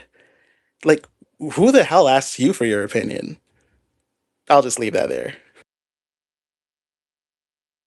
I mean, that was in terms of the Tulsi Gabbard comment about Pakistan. I know some may think that it's because she's a Hindutva Zionist, but I think that's a more smaller aspect of it. I do think that there is like a greater goal for later to go after them. But Andy, you want to jump in before we continue this conversation? Yeah, I saw Mays quote tweeted something from TFTC that says Qatar just released its damage assessment from Roslafin missile strikes. The numbers are staggering. 17% of Qatar's LNG export capacity is offline. Two liquefaction trains destroyed. 20 billion per year in lost revenue. Repairs will take 3 to 5 years. Qatar declared force majeure on long-term contracts with China, South Korea, Italy, and Belgium. And then it goes on to describe more of it. I'll throw it down in the pill. But if that's actually true, and 17% of its production is basically offline for 3 to 5 years, that means even if this war is resolved, that's going to have a huge ripple effect on energy prices. Here, I will throw this down in the pill. I saw it because May's quote tweeted it, so I assume it's probably a legitimate source if she's quote tweeting it. Yeah, that is true. I already read that earlier on today. So you're right. It definitely is. That is the level of production harm that's happened to Qatar. Inevitable. Just a question to you. From the Chinese perspective, what's your view on that? What's your view on Taiwan? Do you think they take Taiwan now or not? So that's the interesting thing. Well, so the news is, right? The news is that Taiwan has received an offer for a bloodless, peaceful reunification, and I've gone on the record, I think about a month ago, and a few times, that there's like I'm pretty confident that the reunification is going to be rather bloodless. It's going to be a phone call, basically. Maybe some mass arrests, maybe media commotion is obvious. That's going to be especially in the West, I'm sure. But even within Taiwan, it's going to be pretty crazy. I'm sure, just because of how many assets from MI6 and the CIA are confirmed on the ground, and obviously the MSS is in Taiwan. That's obvious. Like, it's crawling with it. And anything that if you drop a pin in Taiwan, if you drop a pen, behind a dumpster in Taipei, like, it'll be known from China. I'll put it to you like that. Um, but as far as like what's taking place, that's why current world situation. I was kind of speculating over it earlier, and how a lot of this seems to really line up quite a bit. At the end of the day, there's an explicit directive from President Xi that look, the PLA has to be ready keyword for an invasion and reunification by 2027, specifically ready for a confrontation directly with the U.S. military. Um, Even the Pentagon will say that China is quote unquote preparing to win a war on Taiwan, by 2027. But it's not like the point is, it's not like a declaration, a preemptive declaration. It's a matter of preparedness. It's a matter of military capability. And that's why you're seeing generals being shown the boot in some cases because some generals are more ready for it than others. The latest one who was removed, on a large scale, I forget his name, but the one that everyone made a big stink about a few months ago for being purged, as the Western media likes to say, that guy, he was child. Inevitable. Oh, go ahead. Inevitable. You Sorry, got it. brother. Yep. Sorry. Boom, Just gotta boom. do this. Boom Tel Boom, Aviv, boom. baby. Boom, boom. Boom, Go boom, away. Tel Aviv. Continue, Goy brother. vey, goy Go ahead. vey. Love it. Well, no.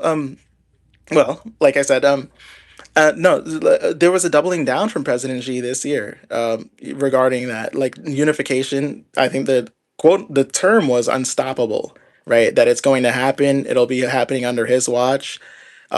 2049 has always been seen as like the castle on the hill, so to speak, as it pertains to national rejuvenation or rejuvenation. And Taiwan is very much like borderline at the centerpiece when it comes to that. The military is prepared for it. The world's largest navy. We have like what 380 to 400 hulls by the end of this year is I think is the projection. Um, everything the Tripoli was sitting off of Okinawa, and they have about 70% of their Marine Corps there as well. And the Tripoli, which is being sent to the Persian Gulf right now, that thing is like PLA documentary, like doctrine around it. Like China knows every which ways of how every amphibious unit works around Japan and really in the Pacific Islands. That's why when you see like massive drills that take place, it simulates everything from blockades and port seizures and rocket barrages and like just anything that you can think of. Anything that you can think of using real assets, real things that will be employed if a direct confrontation is to happen with the United States. The US is stretched thin, extremely so. And their capabilities not have to it's not just a matter of saying that they are undermined, but their power projection capabilities have been undermined in a region where they should, in theory, have the advantage. In the Pacific, they have way less of an advantage because China's military, as Andrew says, has become a blue water navy. The PLA Navy has become a blue water navy by every stretch of the imagination, and in ways that, frankly, aren't public and aren't for us to discuss. The stocks of munitions that the U.S. has been just completely expanded. They've had, a lot of their rather projectiles that have been used, or I'm missing the term for it, but it's the obviously the ballistic system that they have. They've wasted all of their um, Tomahawk missiles, for example, another one. Um, and obviously when it comes to rearming, they're constrained in that way too. Israel and their defense system has used up millions and millions, and rare earths are critical for that, like gallium, and not just gallium, because I know it's not a rare earth, but critical minerals for the Department of, I guess, War have been expended in an insane way. Like, what is it? The Department of Defense literally came out, and I think they even said they barely have a few months left, and that it's considered a national security crisis as far as the rare earth export licensing system goes from China, right? They need neodymium, I think that's the name of it, and dysprosium and terbium. They need those. They need like that for a lot of the components that relate to like smart navigation and high speed capabilities and radar systems and guidance seekers, anything that relates to propulsion electronics, right? They need that. They literally need that, and they're not going to be able to replace it. So if you're thinking even medium term, and if you're able to have like a second to third order uh, level of consequence thinking, right? If you can understand second order consequences and third order consequences, you just have to ask yourself, is it worth it? Is it worth it to continue this stupid war that I've waged right now? Well, in the minds of the US and Israel, it is. Next, is it worth it to go into direct confrontation with China over Taiwan, an island that never really belongs to the West in the first place, that by all means should have never been separated in the first place? You know, like after, Lai Ching-te, had this sort of dynamic of like, well, we're independent, so we're vulnerable, so we need protection. That's been like the model of the opposition party in Taiwan, and why they've appealed to the West in terms of independence. And like, because again, and Jing made a good point, Taiwan has two parties. One that believes that basically China and Taiwan are one, which is obviously in alignment with the CPC, and two that believe Independence Party, and the Independence Party is the least popular that it's ever been. The concept of separation as of China as a union has never been like weaker than it is right now. The economy in Taiwan has kind of been slowing down. They have an energy crisis. They're literally going to run out of energy within the next 2 weeks. Look, it's rough. So why wouldn't it just happen now? Hey, we'll see. But didn't they? But even despite that, right? They rejected the overtures, right? Yeah, and so that tells me that that was done as a directive. That's what that tells me is, they What do rejected you they mean? rejected well, that tells me that that they were told from, their handlers, if you will, like in the West, like no, just say no. Because they definitely heard it out. And my understanding too is that it wasn't just energy that was the basis for this reunification offer. And it wasn't an implicit threat either. It wasn't like, oh well, do it or else. There have been a few other problems within Taiwan, like their slowing GDP, like the lack of long-term feasibility. Um, there's also a matter of how tied in they are with Western banks as well. And if Western banks are in trouble, then what does that say about Taiwan? And mind you, there is a restriction placed upon intentionally, by the way, right? But China is closing off some of its output that Taiwan critically needs, like just in general. And Taiwan would be adversely affected and could be even more considering the way that the world is going, um, and given the economic strain that the oil crisis will have. So I think that's my main basis there. It's like it's not just a matter of, oh, you're running out of oil. No, like the banks that you rely on to remain solvent as this pretend independent entity are all about to become insolvent. So like your cash cow is dying. What are you gonna do now? Exactly. What are they going to do? And this is going to be their $1 million question. This is the problem what they're dealing with. This is what they can't figure out. Like, what do they do in this situation? They basically have it where they're stuck between a rock and a hard place, and they're going to have to make the tough decision without a shadow of a doubt. Um, Coming back to China, one of the things that I've been looking at is, or one of the things that people are asking is, like Chinese and Russian support of Iran, what they actually want.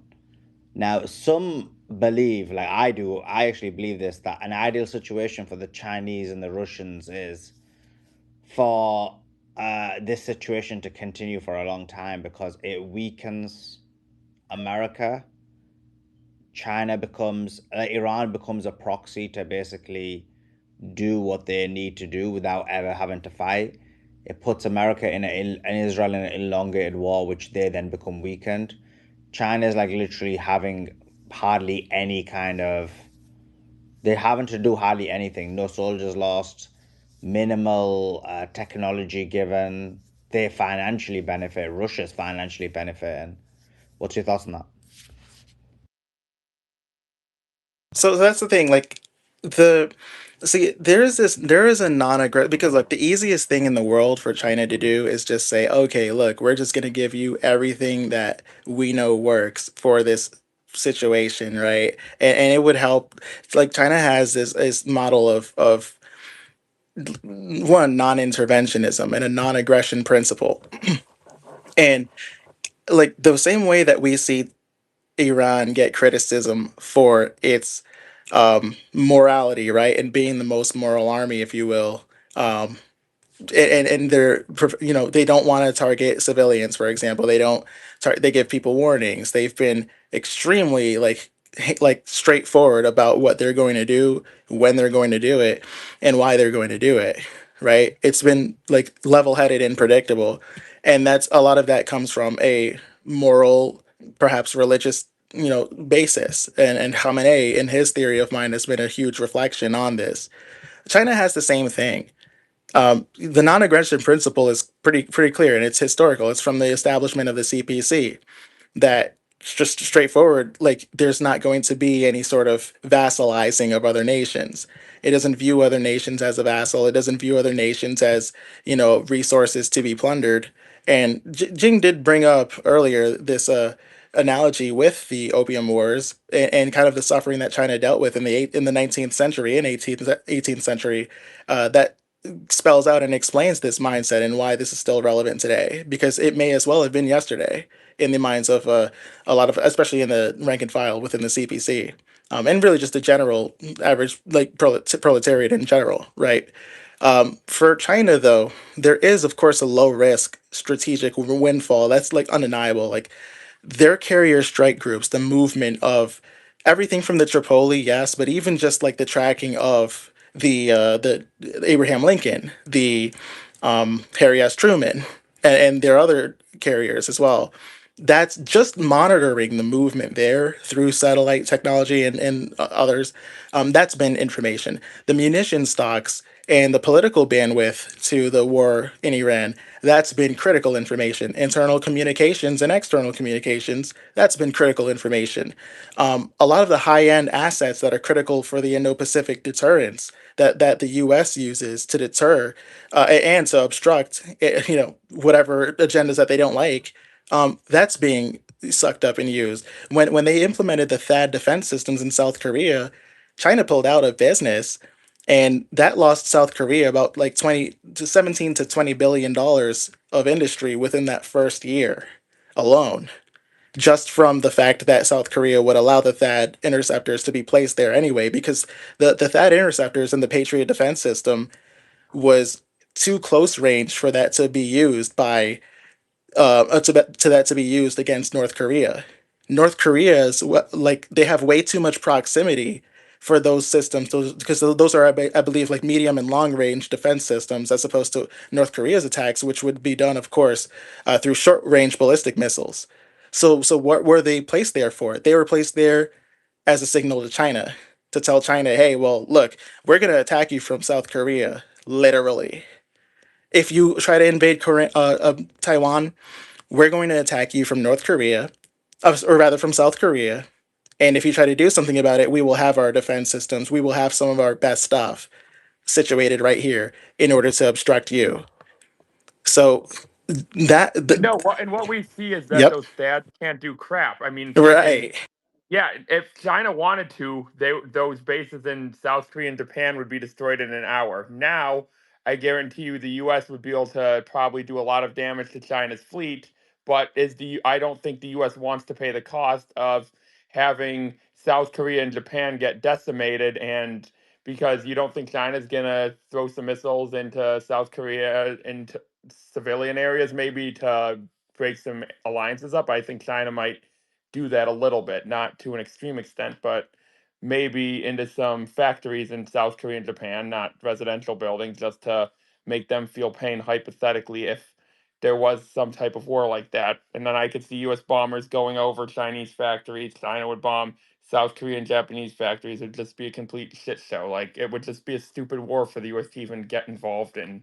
Like, there's no win. Like, what's winning? The US losing their bases in South Korea, in Japan? Sure. Could we stop you guys from taking Taiwan? Absolutely. But at what cost?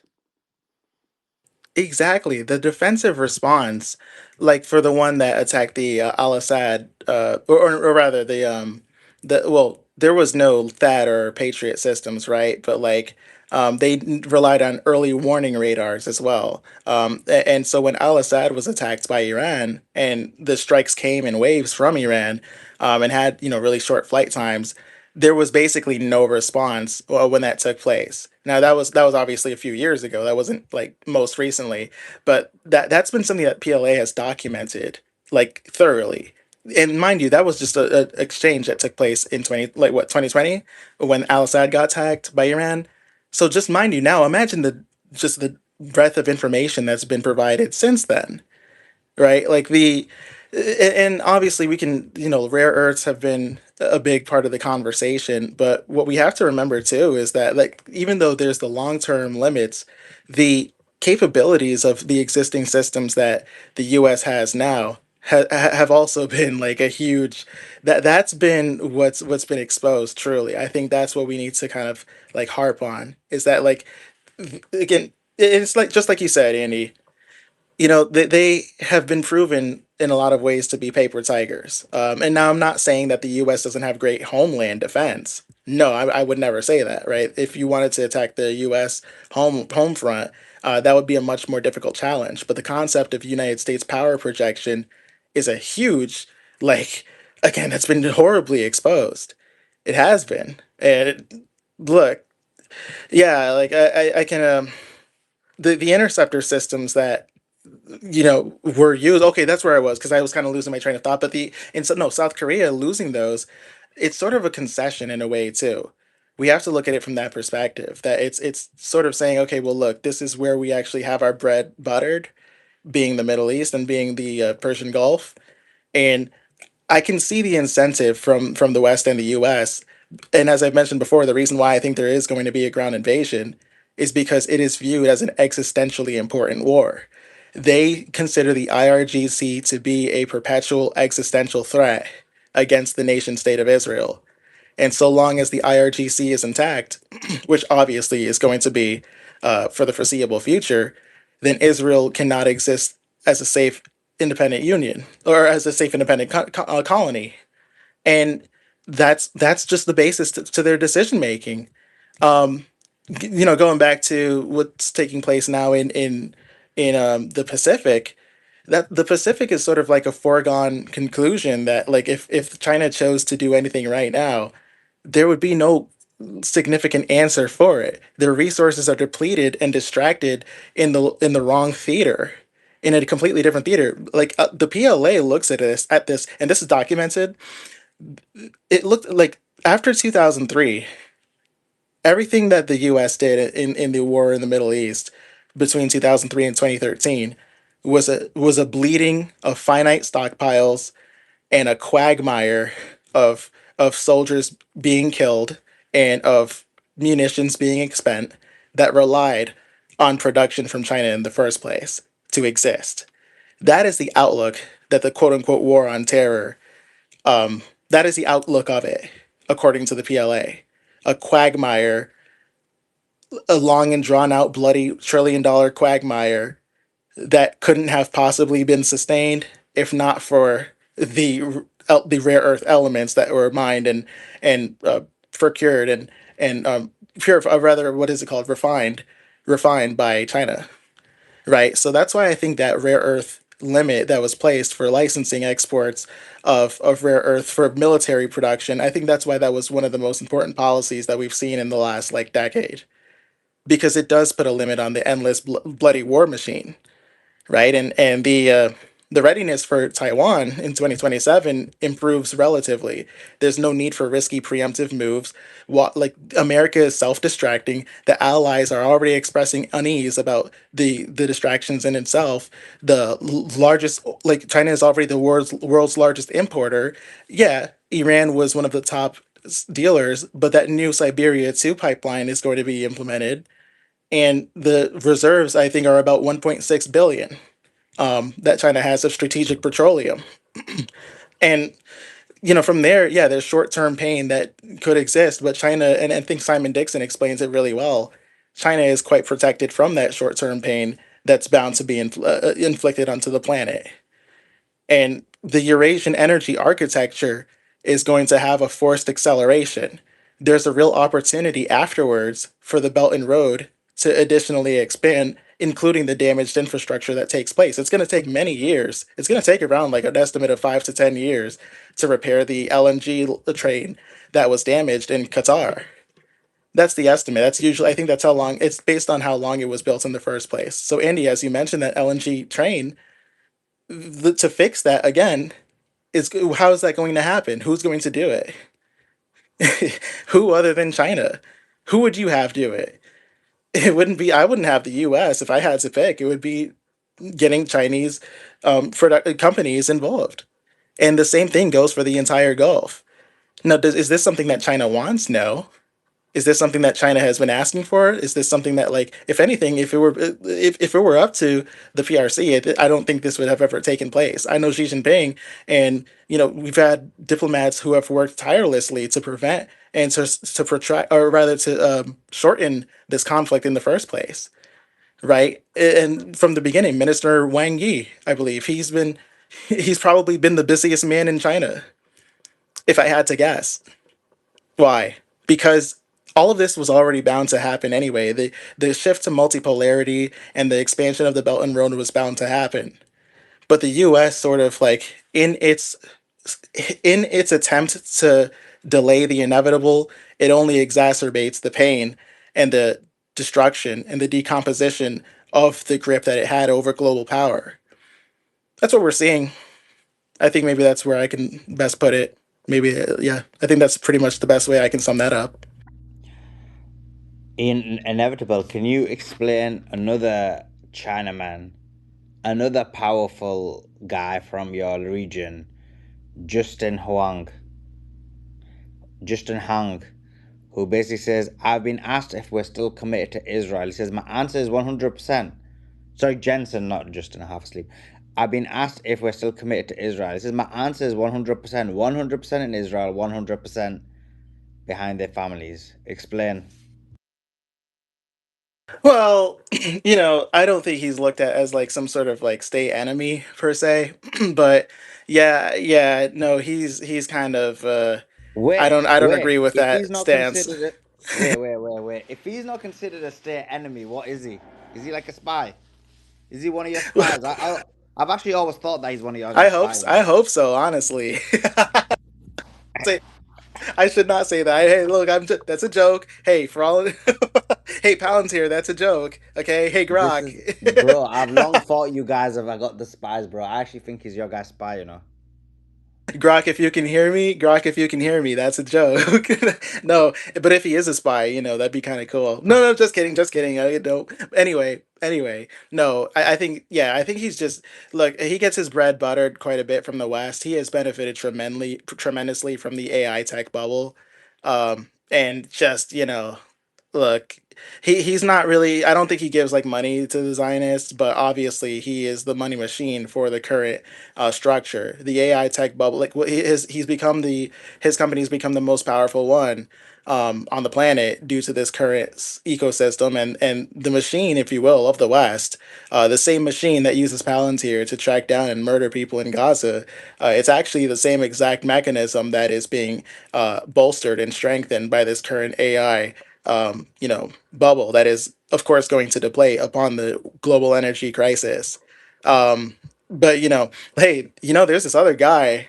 I don't know if you've heard of him, Soleil. His name is Jack Ma. I have heard of him. Well, he, there is this there's a common picture of him at the wall kissing the Wailing Wall in Israel. Did you know that? It's literally him at the wall with like 10 rabbis around him, doing whatever, like, I guess, contracting whatever herpes that they can get from it. And I remember a few years ago, Jack Ma, he said something that, a few special people didn't like. And he wasn't around for a while after that. Now, I don't think anything happened to him. In fact, he's been around since then. Um, but that just kind of goes to show there's a difference, but there's such a difference between how China treats its loudmouth blabbering billionaires and how America does. If you're a loudmouth babbling billionaire in America, you just become like president or something.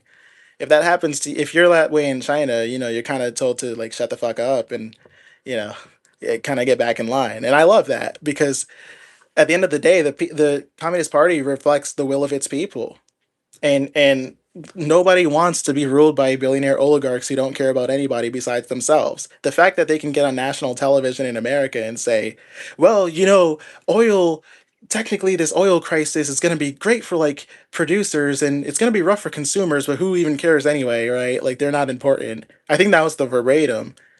What was it, on CNBC or something, where they said that it's like they're open about their just disgust and disdain towards their own people.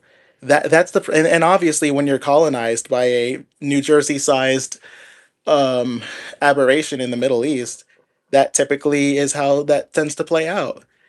If you compare, I almost like to compare Israel in its relationship to America to the Manchus, who ran China as the Qing dynasty emperors from like the 1600s to 1911, right? And these were of the Manchu ethnicity, still in China, but a very closed off ethnicity, a very warfaring ethnicity.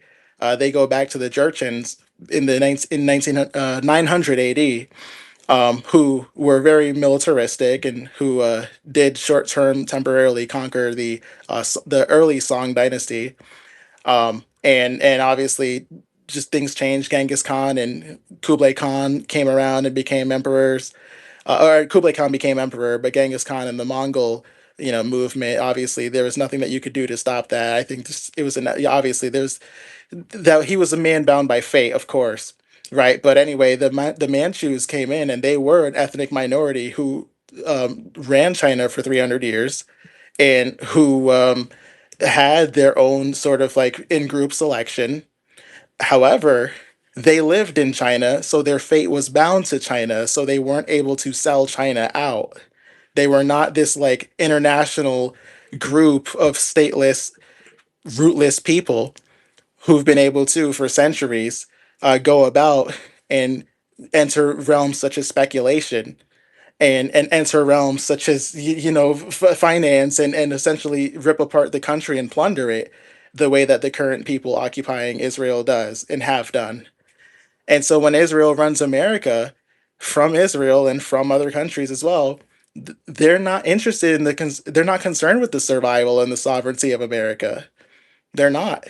And I think that's why you're seeing the way that the contempt for the proletariat, the average person. That's why you're seeing it. That's why they're so brazen about how much they disdain you, because they don't have to face the consequences for it. All they just need you to do is just shut up and pay your goy bucks to the tax man every year, and make sure that you send your sons to die for them whenever need be. And until something changes, it's like until you do something to the contrary, until you maybe peacefully and patriotically take back your country, then you'll just always be a slave, and you'll be enslaved by the worst kind of despot, because there's nothing worse than a despot who rules over you from an ivory tower an ocean away. That's so true. That is so true. Um, just one thing I want from you, but like one of the things I was hearing about 3 or 6 months ago, I know it's not as relevant to the Iran thing, but it is to China, is this possible, and then we'll hear what Andy's going to say, this possible internal conflict within China to upend Xi. Have you heard of anything about that? That was the narrative after that general got fired. Yeah, that was total bullshit. They wish. I know they would love it though. They would love it. No, it's just been a matter of corruption rooting. I think what we're seeing that's been called this potential coup or potential unrest within the Communist Party. A lot of that has actually just, again, what's being flipped as that is so there's been of course, and I can say, I think this is fair to say publicly, but there's been a coordinated effort to root out corruption, and not just like the government program either, not like, because again, like well over 1 million people, believe it or not, have been investigated for corruption since 2013. since Xi Jinping got in power. But this on this level, it's been specific within the military ranks because we need absolute compliance for this to be done, for this to be handled. Like again, a bloodless handover, a bloodless reconstitution between China mainland and Taiwan is the ideal goal, right? But full preparedness of going into it against the biggest military that the world has ever seen in the United States military. I think that that's something that needs every single internal component of the system of the People's Liberation Army, especially, to be firing at all cylinders. Otherwise, it's just it'd be a cat. Look, we can take the America model, or we can take the Iran model. The Iran model is internal consistency for the purpose of maintaining national sovereignty, and the America model is Operation Blind Fury, and going into it with generals who just aren't on the same page. So I think just because of what's going on there, yeah, you'll have like some complete doofuses that share like these stories of how she has to sleep in like a different hotel room every night, and how he, like, literally, this, I've heard the craziest shit over the last like 6 months. But yeah, it's not on that level. Some may say that's cope, others may say it's eloquent answer. We'll leave it to the audience to decide.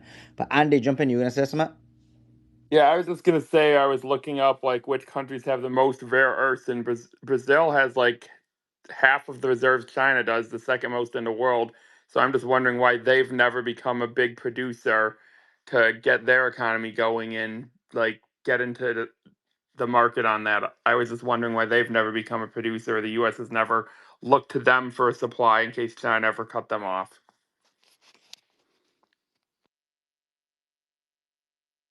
Oh well, I don't know nearly as like why Brazil hasn't per se produced, because obviously you have to produce rare earths and then you have to refine them. Um, but like But that's the hardest part, right? Having rare yes. earths is actually like, even there's rare earth in America, but the thing is the refining part, the cost of it, that's actually the biggest obstacle, right? 100,000%. That commitment to, because yeah, there's like a crap ton of toxic waste, and I can speak to the China side certainly, and Australia has tried to take on that undertaking as well. But the production of it, yeah, it's an industrial matter, and other countries don't have like the scaled rare earth production because of the refining method. Like, it's harder, it's dirtier, it's way more like technically demanding. Like 60% or 70% of global rare earths from China are mined, right? And it's just digging ore. And I say just, right, but it's way harder than that. I know, like, it's way more than that. But like having to do the chemical separation stages to isolate the chemicals and the similar elements, for example, like for gold, there's solvent extraction. um, that's way more complex and energy intensive. Like, you have to, and plus the laws of the West have been probably one of the biggest roadblocks standing in the way. I'm a little surprised that Brazil has. I don't know the internal constitution, and I should, because it's literally BRICS. It's literally the B in BRICS. I need to know more about Brazil. I need to look into that. So I appreciate you bringing that up, Andy. Like, I literally need to. But um, the point is, like, to build a refinery in the West costs way more than it does in China, and it has way more red tape, like environmental laws, and just everything from mandatory Are waste you treatment are and you that still whole pretending? process. Are you still Yeah. pretending bricks is a thing? Am I still? Bro, Well, it's literally China and everybody else. You should rearrange the bricks to like cribs. that's that's no, that's good. But look, you know, no, well, look, we got to give Russia some credit too, though, right? Like, they're killing it this year. But you know They're the having a C comes ball. before the R, bro. You know the C comes before the R. For a reason. Yeah, look, I'm not gonna like, but no, I mean, no, the yeah, like, just yeah, maybe the short answer for Andy though, like, yeah, it's just there's way more Western red tape. Like, China literally has nothing close to that in terms of just like, and plus, I don't know if you know about like the whole rare earth patents deal. and like the expertise gap that exists, but it's like pretty quantified that, even if you try to spend tens of billions in funding, Australia's projects are not going to have the specific, like the technology process and the chain of production that's integrated into its lands. So it's like some of in the first place, and that's, mind you, a lot of its land isn't even touched. Like they don't really do much at all, and they don't have an understanding. China has, like, if you compare Australia is what, like 100 years old, maybe 200. China has an understanding of its natural resources. Like China was leading in the world in metallurgy and was producing in metallurgy at a level during the Song dynasty that wasn't matched anywhere else on the planet until Great Britain in the 1700s. Literally, the Song dynasty had way more advanced scales of metallurgy than everywhere else on the planet, and again was not matched until 1700. And like that just kind of goes to show, all right, well, there's a knowledge of the land that China has too that goes a lot into it as well. I think that's a huge factor. Maybe I'm also inclined to say too that, look, communism has its benefits, and state Yeah. subsidies. Yeah, Yeah, what I would do though is if I were the US is I'd go down to a country like Brazil and make a deal and be like, "Hey, we don't have to." Well, first of all, what I'd say is, "Hey, liberal environmentalists, F you, we're building some rare earth metal plants, we're going to have a little pollution. Go cry about it. We need to get our economy going." That's what I do. And second of all, I'd go down to Brazil and say, "Hey, you have a lot more rare earths than us. We're going to make a deal and we're going to partner with you." That's what I do. Secondly, but seriously, people cry. And I've noticed this year in 2025, a lot less people have been crying about the environment. This whole environmentalism yeah, fad has gone away. Like, come on, like people need to run their economies. Like, I'm not for intentionally polluting, but we can't be letting environmental regulations get in the way of the economy. Like, Greta Thunberg, please stop crying about pollution. Like, come on. yeah. Like there, even for the U.S. to open up Brazil, and mind you, I can only base that off of meaningful expansion. If the U.S. wanted to meaningfully expand and reduce their reliance, it would take, like, again, the closest that they've come to it is in man, gosh, I think they have something in the southern portion of the U.S. But like, yeah, like even if they tried to expand and dedicate billions of dollars to it, they really wouldn't get any headway until like 2035. So that's why, and even then, it wouldn't cut. That would just be source into cutting into the extraction, not even into the refining process. There's a lot of like patents that China has within that industry that most of the world doesn't even know about. It's a very exclusive club when it pertains to that. That's why it's just most of the world hasn't even thought about it until recently, as the military industrial complex lashes out over being told no one too many times in their mind. That's really the reason why this is even a discussion, because previously it wasn't. Yeah, exactly. China has no issue giving rare earths to Elon to build rocket ships. Like, they could care less. They're willing to make that money, for example. But Yeah, same they for Apple. exactly, but they're going to tell the US, "No, you can't have rare earths to kill schoolgirls in Iran. No, Israel, you can't have rare earths to kill schoolgirls in Gaza." Is there a stage if the US decided to do a ground war that they'd say, "Hey, we're going to cut you off"? Is there a stage where that would happen? Well, define cut off, right? How would Like, you cut say? off for the What would you military. think is the ideal cutoff? Like, would they just stop supplying them if the US like did a full scale ground war of Iran? Would they stop supplying them for military use and say, "You can have them, but it can't be used for the military"? Well, the thing is that in terms of like the rare earth exports, those are still cut off. But like, what else? Like, I guess, do you mean militarily or just like economically and trade in general? The military rare earth exports. I'm not sure exactly what the deal Oh is. yeah. So the military. Just before, Oh, go just ahead. Go ahead. before you You got it. answer that, sorry, just before you answer, let me just quickly give an update and I'll give it back to you, straight back to you. We've got Wall Street Journal is saying U.S. missiles targeting Iran are launched from Gulf state territories. However, none of these countries acknowledge the U.S. use of their territories or airspace. Yemen, the acting head of Sanaa government, our Yemeni people are in solidarity with the Iranian people. The Guardian said, if the US is winning against Iran, why is it asking NATO for help? The US has significant military might, but the war has now moved into energy markets, alliances, and domestic politics. And this is where Iran is challenging Western unity. I saw somewhere someone said a good meme, which was Iran survived 47 years of sanctions, and they've placed sanctions on the world for 16 days. They placed sanctions on the US for 17 days, and the entire world is about to collapse. Let's see what else. Obviously, the siren's still going off.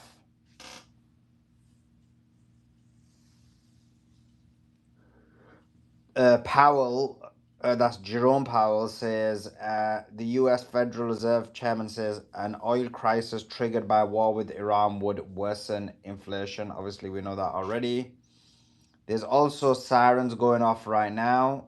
Lots of sirens going off right now. It looks like there's not as many. And actually, I don't know if I said this in the previous one, but the previous sirens I mentioned, there was explosions. Tel Aviv was hit. And it just seems like they've just got no defense interceptor missiles anymore. It's like they're just, they're not even able to stop anything. Now, it could be that, or it could be because the radar system's gone. They're just not getting the adequate time to be able to respond. But sorry, Andy, Inevitable, go ahead, jump in. Yeah, no, to answer, like, well, regarding the advantages or the hedging, if you will, like there's the rare earth exports for military stuff are still like um limited, right? So they're still prohibited as it pertains to rare earth elements for the Pentagon, and it's not going to be as simple as just them saying, "Oh, well, look, we're just gonna go ahead and go elsewhere." I think somebody on here, it might have been Makos, I think he had mentioned that there was this like Pentagon choice to spend $10 billion on a stockpile to counter China's rare earth restrictions. But the thing is, right, the $10 billion Pentagon stockpile is a funding initiative, and I looked into it too, after he had brought it up, and we kind of said it at the time too, but like it's not going to be a stockpile in rare earths that are just readily available that you can just go to like the rare earth store and then pick up across the country and boom, you have 10 billion of it. It is basically like a contract initiative that's confirmed with money behind it to create a strategic stockpile, basically. And it doesn't exist, is my point. They're promising to get it. So if I told you, hey, I'm going to buy like I have a $1 million stockpile fund for real estate. It doesn't mean I actually own the homes. And in some cases, it doesn't even mean that I actually have the money. It's just me saying that I'm going to get the money to own a stockpile, like a bunch of homes in a neighborhood, right? And the scope of it is too broad anyway. The Pentagon, that was the thing that kind of stood out to me, was like it's about like critical minerals is way more than rare earths, right? That's like lithium and cobalt. It's not just going to be gallium or anything like uridium. It's not going to be anything that relates to the military, right? And that's why that scope is like not going to be applicable. And again, the time that it takes to rebuild or to use those rare earths, you're talking about like a production, like the closest production plants that exist in the US that are going to be opening for like commercial scale rare earth production is going to open around next year, right? But going from next year to being able to replace the Chinese share in rare earth imports within your military is two different things, right? That just the math doesn't math is my point there. So in that case, yeah, like the rare earth elements are being shut down, and that's the thing, that's something that is going to be a huge limiting point in the imports there. Like, so I think maybe Andy, that kind of addresses what you were talking about. Now, there are ways that China can also de-hedge, right, on a wide scale. So if you mean like China de-hedging from the U.S. economy and sustaining a complete trade cutoff, uh, I've grown to believe over the last like year that this is actually something that can be done. And actually, Trump was a huge help in in showing me that China can survive without trading with the U.S. at all. Now that would be a huge asymmetric, like basically war. I literally think if China said tomorrow we're not trading with the U.S. at all, like the U.S. would declare war the next day. And mind you, if they didn't, China would just be able to be like China would be fine without it. It would not. I have just we can get into that, but like that's my point. Like the economy is de-hedged quite significantly. Like the diversification has been clear, and we saw the best example of it during Not for the America taco though. wars. Not for America. And Yeah, that's why you're right. I actually 100% agree with you. If they were to do that, there would literally be an actual physical war, which would be the biggest war because both countries are very much military equipped. The problem America is going to have is, trying to go to China. Any offensive war between the two, the offender is probably right now the offender will lose. The guy who's more in an offensive position right now would lose. 10 years ago, I even said this. If America was smart, they should have hit America. And I wrote this as well. I'm not saying I'm always right, but your brov's always right. I wrote this like 10 years ago. I think maybe longer than that. And I said, like, America needs to attack China now. If I'm against war completely, but if you look at it purely from a military perspective, they need to attack them now because if they don't, they're going to get to a point of no return.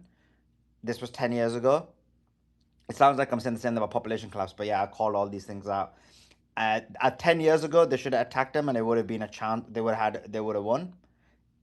Now, it would be basically they're almost getting to a point of no return, and now it would be if they went for an offensive war, they'd probably lose. In about 5-10 years, America would be just completely decimated in a war. So this is literally you're seeing is China just played it too smart, and now they're in the dominant position way too much. I got a super chat which says from Yeah, Audible, which China's in the says dominant position, spending 277 billion a year on their military. We're wasting $1 trillion giving money to our contractors. We're so screwed. It's not even funny. true, but that's because so Audible. Thank you, Broski. You need help. Sorry, you need sleep. Thanks for everything you do, Sully. Appreciate it. You're right. What's his name again? Andy. And that's because China has been able to not have wasted expenses. A lot of money in the US military is wasted. The second thing is, and this is what's been the irony of it, that because the corporations are so powerful in America, China, the government controls the corporations. In America, the corporations control the government. Now we're seeing the problems of it in real time. The government controls corporations in China. Like, you don't do it, you're going to get slapped up. In America, the corporations controlling the government has resulted in their monopolization resulted in inferior product. Like, just to think that how the development of the American military industrial complex has stagnated in the manner that it has compared to the progression of others such as China has shown a complete demonstration how like corporations run your country has completely destroyed the country. What's your thought on that? Inevitable. well, see, and that's the thing that like when you tie back the see, you again, it goes back to what you said with 2015. Like if it was 2015 and if China, okay, like the scenario in my mind is if China wanted to, reunify Taiwan in 2015, right? And let's say China went for the asymmetric strategy, which is to completely economically isolate and just cut off like any sort of dependence from the U.S. Now, in 2015, the U.S. had a way bigger share of Chinese exports. Um, you know, I think it was I don't know the relative percentage, but there was a much bigger dependence before the trade wars accelerated. And the Trump trade wars was the incentive for China to gain its independence in the first place. And the U.S. market was critical for China's growth model, which existed at the time, as are often produced for the five year plans, and that relied on leading through export manufacturing. So the US trade cutoff, or the idea of US imposing sanctions on the level of like what was done on Russia, could have contracted China's GDP. And obviously anything that goes downstream of that would factor in. Unemployment would have been awful. You would have had a lot of capital flight. Um, it would have been a completely unstable environment. So those factors could have been a good deterrence from, say, China doing a reunification with Taiwan, or even though China doesn't really intervene, even with providing assistance to other nations, or doing mutual treaties and defense pacts potentially, right? Like done with Pakistan, and even the weapons engagements with Iran, be that as it may. The trade surplus was heavily in the US's favor. Whereas now, now, like, the exports have completely dropped. And ever since the first Trump term, that gave incentive for China to say, all right, well, look, even if Trump gets replaced, there is this clear growing precedence of antagonism in trade antagonism. Now, we need to do something about that. We need to diversify our share. So last year, imports from China to the U.S. Fell like what, like $300 billion, and meanwhile, the exports from China to the rest of the world, especially in Asia and Africa and Latin America, it jumped up by well over $1 trillion in a global surplus, by far the biggest in the world. And the imports, so just from that alone, right, the vulnerabilities, the acute shortages that would be done, if in general, if China strategically like leveraged engagements from the West, like, again, if you cut it off completely, it would be a catastrophic ordeal. Like, for America specifically, it wouldn't be something that would be. I really think it would be grounds in Trump's mind, at least, for possibly even nuclear, or at least significant infrastructure strikes. That whole meme of, freed me, the three gorgeous dam, that whole meme, they would have like tried to make it a reality like on the second day, because they would consider that to be an act of like economic sabotage. But I think that's why what we're seeing is it playing out in a slow rolled, manner, where you don't want, it's like the frog in the pot theory, right? You don't want, you know, especially look, especially because there's this thesis of how declining empires tend to lash out at its allies, and consume its vassals, um, and it tends to use methods of war. I'm forgetting the name of it, but it's sort of like this principle, where declining empires tend to militarily try to defend their waning grip on the world as a sovereign, and this is certainly at play. Like that's something that we're seeing. If you take the unrestricted model, like if you go by like using everything that you have at the table, you can just completely, the global shared foreign reserves that China has are well over like $4 trillion, and mind you, that's just sort of like what's documented. U.S. treasuries, China's dumped treasuries over the last few years, right?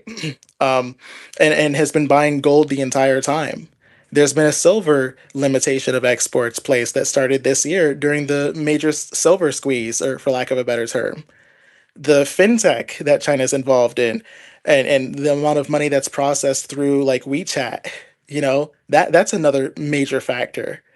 The Belt and Road expansion is a major factor. If you brutally apply a lot of what takes place, if China were to do a George Soros style assault on the US dollar, and just dumped every treasury, and spiked interest rates, and like triggered a recession, like China could do it easily. Okay? Like anything from state-linked funds could short US stocks, in vulnerable sectors, like biotech, for example, where China supplies more than 60% of the precursors for biotech. China exports like 90 to 99% of most like aspirin and ibuprofen, and most of the painkillers and precursors for medical what is it called, like painkillers as well. A lot of medical precursor chemicals come from China. What if China just says, yeah, none are going to the United States? What happens? What happens if China says tomorrow you're not getting ibuprofen or aspirin, and you end up having like to have boomers ration it for like $100 per pop, maybe even $1,000 a pop, right? Imagine if imagine if really China actually took that route and said, well, yeah, all of the fintech platforms, yeah, we're just gonna like short it. just like literally George Soros style on steroids.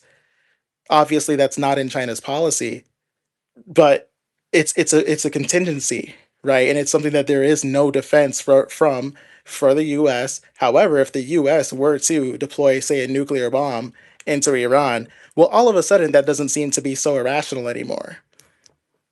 All of a sudden, hey, well, look, you're going to nuke, an ally of ours. Hey, maybe we won't nuke you back, but why would we ever trade? We may also never trade with you again. China can survive it. I'm not saying that that's what's going to happen, but it's what can happen. And it's also why the US has way less cards than they like to make it think. Israel has way fewer cards than they like to make it think. Yeah. That The only card the U.S. has is invading on the ground and losing 50,000 men. That's literally the only card we have at this point.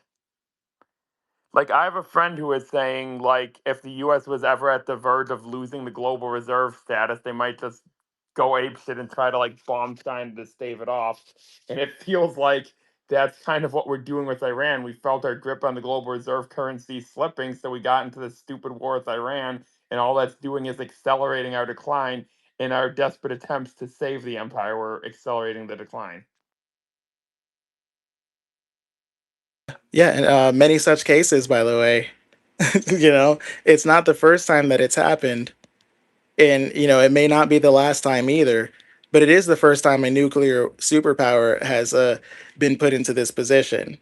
And yeah, like yeah, when a declining empire does reach a state of losing its grip on power, there is always that risk of of drawing violence as its main conclusion.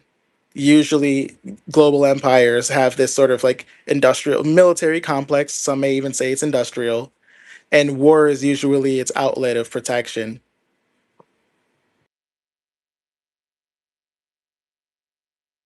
They consider war to be a fountain of youth, a conduit of longevity for empires. But when an empire is declining, there usually is an event horizon in which it can no longer recover from. And there's much reason to believe that the irrational, just like inconsistently explained methodology behind the US's foreign policy is an ex- is a really an it's an internal diagnosis, and if you will, as to one who really is sovereign within the U.S., who governs over the U.S., and where exactly they are weak, and we're seeing it play out in real time. Yeah. Let me oops. I think Georgie just has a hand up just to make it look like she's got something to say, but she doesn't actually want to say anything. Inevitable. 1 second, I'll flip. I got. So, just from the China perspective, many people think that there may be a possibility that China does, once they're able to sort out the issue in terms of Taiwan, once they're able to sort out de-risk, once they've de-risked America's, there's a de-risking of America from within that region. Do you think there's a possibility China expands out into Japan? I honestly think it's going to be a matter of if Japan decides to, again, like, and this is something that is it is so like I like to hate watch like Japanese markets and kind of root for their downfall a little bit, but I do like Japan. In all seriousness, they're not all bad people. Takaichi was next to Trump, saying make Japan great again today. That was kind of a funny tidbit, and supplicating to daddy as one does. And I guess that's why they replaced the last guy with her, because they needed a chick, as you would say, to come on in and supplicate to Trump's ego. But like there is a fundamental distinction, right? I think some people, there are people who have lived their entire lives thinking Taiwan is its own independent country and that it's never been anything else, right? But it's unfinished business from 1949, and it's unfinished. And mind you, like it's there was the Cairo Declaration that was restored that had it restored to China in 1945 following the surrender of Japan. And so Taiwan, since then, even no matter what, like I think even most people who are pro Taiwan, of the rather the Republican side, right, the Republic of China side, the people who are offshoots from that standpoint today, who say, well, look, this is one nation. However, it was occupied, and Taiwan was property of Japan from 1895 to 1945, right? Or rather, 1905 to 1945. And then from 1895 to 1905, it was property of Russia. So since 1945, the status of Taiwan being a part of China has never been into question. That's why, of course, it's not considered its own, entity in the UN, for example. However, Japan, it's its own sovereign state. It's been an aggressor quite often. Um, and there's like one dispute in the East China Sea about like one island, but outside of that, like Japan is its own thing. So I think just do the principle of non-imperialism, and that's sort of such a core doctrine within the People's Republic of China in and of itself, really since the Constitution. I don't think Japan is under necessarily threat of invasion per se. And China's not going to make the mistake that the United States makes of trying to overexpand itself and fall into an attrition trap the way that the U.S. has fallen in the Middle East, right? And of course, with Japan, you would probably see a lot more international involvement in rallying around and protecting Japan. Now, I'm not saying that's going to be what works, right? I don't think so. Frankly, what China can do throughout the entire Pacific is devastating, but it's a matter of like will, right? And will China do anything to Japan? I think that's based off of if Japan does anything in response. So far, the messaging has been one-sided when it comes to hostilities and threats.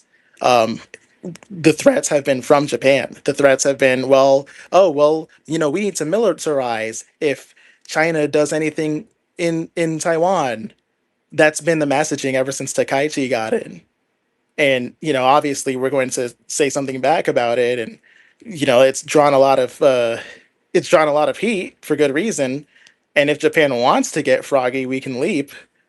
But I don't think it's going to result in a invasion. I think what happens, Sule, is a lot of Westerners just sort of project what their leaders would do based off of doctrines of look, imperialism is the final state of capitalism. Capitalism, one way or another, always leads towards looking at land outside of yourself and going, "Hey, that's my land, and those people or I am stewards of those people." Even if you don't say it explicitly, capitalism always leads to that, one way or another. Israel is like one of the biggest examples of it, and Taiwan, quite frankly, is another.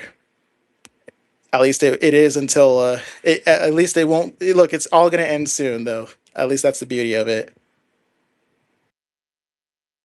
Yeah, just some more breaking news, guys. I'm just tweeting it out.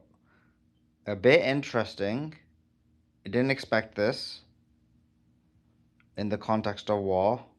Why isn't it? There you go.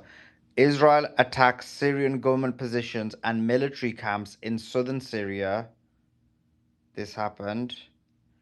Israel attack Syrian government positions and military camps in southern Syria. The IDF says it was in response to attacks on the Druze community in Aswada. So that's the latest news on that. It's a bit surprising. So let me give you some more news. Is Beatrix there as well? Okay, let me give some news.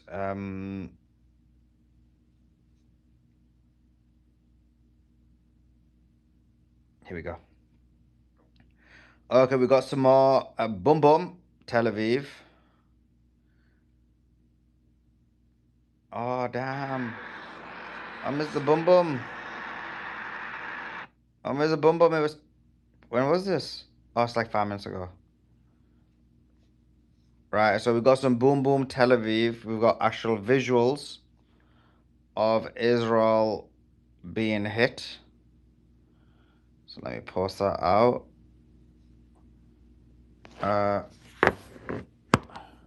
So breaking. A missile successfully hits its target in the heart of Israel. Boom, boom. It's going to ask inevitable question as well. Give me 2 seconds. Yeah, I love that they hit that train station the other day. I mean, no, that's terrible. Goy ve.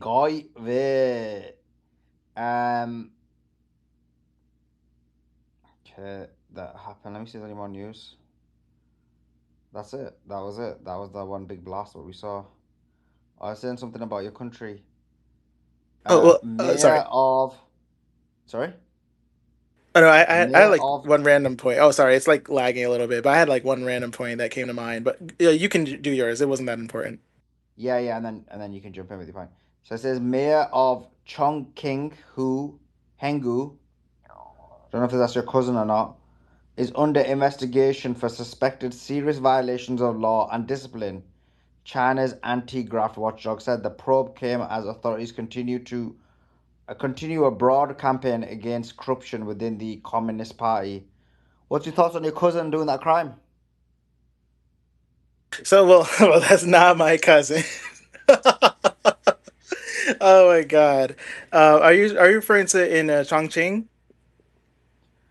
That might Well, be. obviously, I'm not a Chinaman, so I can't Oh, pronounce it properly, but it's yeah, it is Chongqing.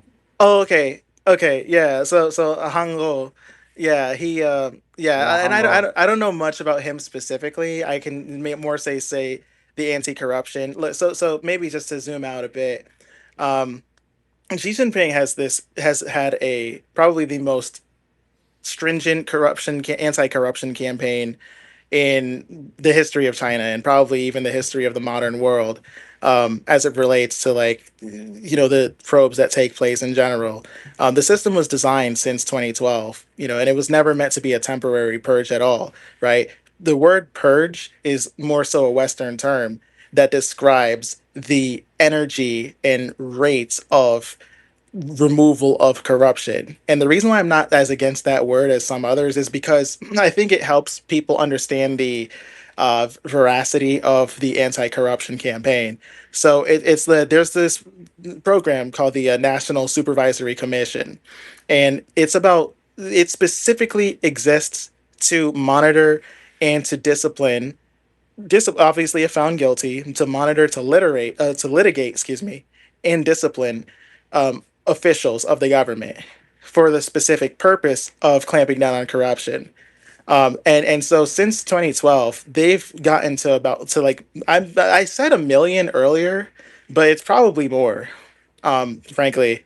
And obviously this goes to at a provincial level. So America has states, China has provinces, right? And obviously, um, administrated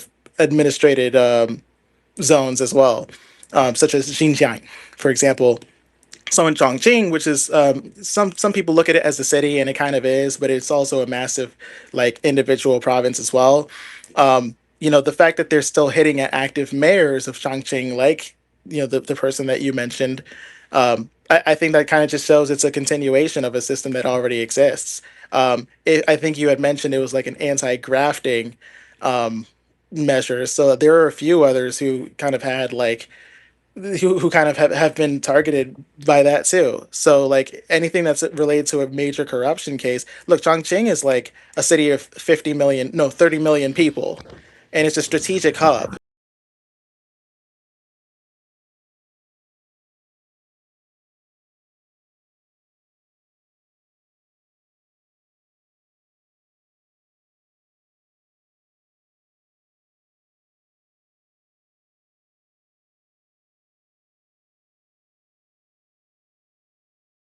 Assurances of a stable and really just the fidelity of the system, right? There's monitoring and assurances of the fidelity of the system and the stability of the system as well. It's a well-oiled machine. One thing, another question I had for you, actually, this is an important one, and it's based on the news. So you heard, I don't know if you heard this yesterday or not, but basically Netanyahu came up with a point in his alleged. All I can say is alleged. There are many claims to the contrary. Some say it's AI. Others say it's a body double. Others say it's real. But whatever or whomever this individual may be, there are claims that sorry, whatever that point is. One of the things he mentioned was that he wanted to try and create a new pipeline from these Arab Gulf states into Israel, removing what's the name again?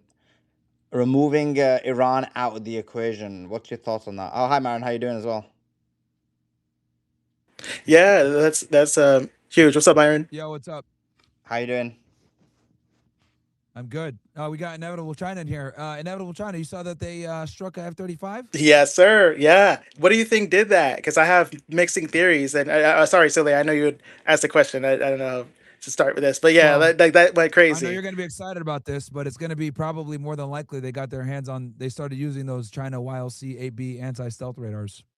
I wasn't willing to because when this all started, you remember the narrative, which was like, oh well, so look at China's tech failing again. And I keep asking people, well, look, the U.S. loves to document their wins. They have an entire account for that apparently. So where the hell are the pictures of the destroyed YLC-8Bs? Because I can show you the pictures of the destroyed THAAD interceptors. Yeah, I mean, because I was wondering on when they first attacked them, I was like, well, hold on. I would assume that they would put those radars right around Tehran, maybe to protect that compound or whatever. But maybe they did, maybe they didn't. People were saying that they think that the radars failed, or maybe they weren't put into play. But as I'm like looking at what's going on here, the only way the Iranians would even be able to touch F-35 is you had to have had Chinese technology to do that. And we all know that Chinese radars and surface air missiles, it's all designed to counter American stealth aircraft. So the fact that they did that, I unless they have something that's Russian, but from what I understand, the Russians kind of drag their feet when they sell weapons to the Iranians or any type of real military capabilities. So the only conclusion I could come to is they utilize those Chinese YLC 8B anti-stealth radars, and then obviously they have their surface air missiles as well. That might have been what struck the F-35. It had to have been. That's what it was. I can't think of anything else that would be able to catch a F-35. And we saw Lockheed Martin prices go down as well. I was talking with my chat. It went down like $10 or something, and then it recovered. But it's not really being reported in Western media too much that F-35 was struck. I was mentioning an F-35 in Iran is going to have to fly at a much lower altitude, which makes medium range SAMs like a lot more feasible, right? And especially if cued, because they have some capability against stealth if cued by external sensors, or if the F-35 kind of like very briefly increases its heat signature, if you will, or any external stores.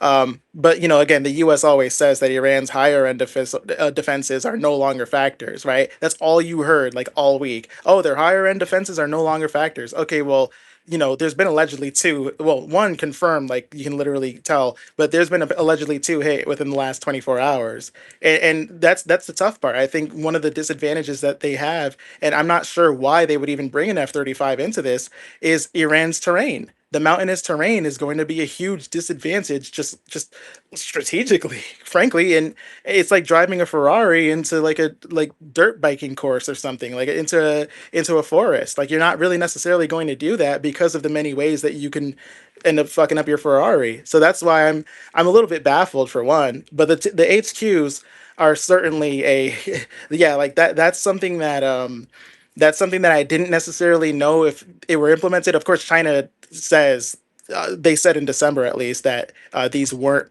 placed into Iran. And it is true that it would take a few months for them to be set up anyways. It generally takes about like 6 months to integrate a modern like anti-stealth radar with any military, right? But Iran, Yeah, but yeah. they bought it. They bought it, dude. Right after the 12-day war, they bought that stuff. They implemented it right away. They had tech guys helping them out. They had it for a while. And I was like surprised because like, oh, okay, it seems like the U.S. is like really bombing the hell out of them. What's going on here? But more than likely, maybe they had the stuff hidden underground for a while. Let the U.S. like really start expending their stuff, thinking that they're safe, and then bam, pull out the radars, start using surface air missiles. That's the only explanation I could think of as to how an F-35 would even be able to be touched, right? Let alone, because here's the thing people need to understand. For you to strike an F-35, that means you had to have identified it first. And to identify it, that means you need a sophisticated radar, an extremely sophisticated radar. So there's nothing else that I know that they would have been able to use to do that unless they have some other technology that they made by themselves. But I really doubt that. It had to have been the Chinese technology. And we know for a fact that they bought it and that they transferred it over and that they were getting assistance because they knew an attack was imminent. And that was like their biggest weakness was air defense. So yeah, dude, the radars are in play now. And the fact that that F-35 was struck and they had to have an emergency landing and somewhere in the Middle East, that's going to be a I mean, that's there going to be was a chill no fact. That's going to be a chilling Marin. I effect. don't think there was any emergency landing. That's CENTCOM claiming it, but actually we saw. You think it was shot down? Yeah. Oh, I'm very confident shot down because we have tracking Yeah. data that quite clearly shows that the Americans were searching for it for a very long time over the skies. I think I quote tweeted someone else's tweet on this, and it quite clearly demonstrates that they were searching for the fallout. So they didn't have a successful emergency landing because then they know where it is. Interesting. Well, when it comes to conflicts and shit like that, people are always going to they're gonna lie, right? We know casualties. They're lying about the casualties. Both sides are lying, obviously, about casualties. And that's just how it is with conflicts. It is what it is. But I'll tell you this though: if they did actually if they actually did shoot down an F-35, that is insane. I don't know if the Iranians would go to the press about that. Maybe not, probably, because obviously the Russians and the Chinese are going to want to get their hands on that and reverse engineer it. But yeah, that would be say goodbye to F-35 air dominance. That would fuck up everybody, dude. Like, because keep in mind, the United States has the most sophisticated version of the F-35. If a U.S. F-35 is shot down, that means the Israelis, the Saudis, the French. Who else has F-35s? I'm trying. Oh no, French make their own actually. Jordan as well. Jordan, all the countries that bought F-35s are going to be like, what the hell? Like, they're going to have to redo all their, like, they're going to have to rethink their entire military strategy. Well, we did predict this was going to happen. If you remember a few days ago, I did say that because of the fact that they are struggling and they're running out of weapons, they're running out of tomahawks and various other things, they're going to have to start creeping closer and closer. And that's what's happening. They're creeping closer and closer, and because they're getting closer and closer, they're actually getting hit up. And this just demonstrates what we've been saying all along. That they don't have air superiority. They don't have air control, because if they did, they would be able to do this. But anytime they creep a bit close, they're getting hit. Yeah. So no, that's very interesting, man. It's very interesting to see that happened. Sorry to interrupt you, Myron. I mean, the base that I was telling you guys about last time here in Jordan that was hit was actually the Prince Hussein air base, the U.S. air base, and it was all full of F-35 fighter jets, and they're all basically demolished and turned into pieces. So, like you're saying, once they get shot down, or once they have no passwords to use, all these technologies and all these countries that bought these damn fighter jets are literally useless. So it's going to be new technology, new sales, and a new power. That opens the door. That opens the door for the Chinese and the Russians to sell their stuff into the market, right? So and have influence in that manner, because whether people want to accept it or not, like selling your weapons obviously creates a level of dependence and obviously a level of influence that's very significant for geopolitical affiliations and power structures and leverage. So the United States losing F-35, the mystique of the F-35 being shattered would be obviously devastating. to the United States, Lockheed Martin, American Air Power, stealth technology, etc. But what do you Well, see? this is the point. This is the point, right? Because when you look at, we mentioned this before you came. This is the end, or not the, it definitely is moving towards the end of the American military industrial complex, because they've had failures from the fighter jets, they've had failures from the defense interceptor missiles, they've had failures from the offensive weapons. And this is a problem you have when the corporations monopolize the government. And so the reason the stock price has dropped fairly was because of the lack of confidence in this weaponry. The reason the stock prices basically went back up again is because they know that Trump plans a long-term war. And so they know they're going to be making bag, and therefore these defense companies are going to make a lot of money. The issue they're going to have is if Trump decides not to go to war, and this is going to be an important factor, if Trump decides not to extend the war, as in don't do boots on the ground, and he ends the war quickly, the stock prices of these defense companies are going to capitulate because A, they won't have the weaponry that people want to buy because it's just not good enough. The Chinese equipment's outdoing it right now. And then B, there's not a war to pay for it. And so they need this war. The military industrial complex need this war more than anything now, or it may end up being the end of the military industrial complex. Like a lot of these companies stock prices will capitulate. Yeah, yeah. I'll be right back. Give me 1 sec. Yeah, I have like my working theory so far has been the short range IR guided SAMs. I think, or either that or like the man pads that can probably like optically direct like auto cannons and take and hit the F-35. That's kind of been my working theory if it's not Chinese tech, only because the Iranians have shown that they're capable of turning it, turning something that would be a 7 into a 10. They've been able to They really work a lot on their own capacity rather than just get weapon systems imported outright directly from their allies. They are claiming that it is local tech that they use to shoot it down, but I think it'll be a combo. I actually agree with Marion. I think what it'll be is the radar system will be from China, right? I don't think, and then what will happen is the actual mode by which they took it down, whether through SAMs or the manpads, will be from their own. That makes a lot of sense. Makes sense. Yeah. Makes sense. But then it's like, well, damn, like how can you guys not find? Look, you guys document everything, it being the United States. So where the hell is? Why don't you show us the video and the memes of you blowing up the Chinese radars and prove to us that they're awful? They're as terrible as you say they are. Go ahead. Yeah, because the China blood, bro. Like this is bad news. This is such bad news. Like this has just been a total Chinese victory. Like Chinaman won so badly, the Russians won badly. America's just been completely capitulated in so many ways. Last But year, that go ahead. oh my God. Well, I was just gonna real quick. Like last year, they killed they had the phased array carriers. That's what the Iranians had.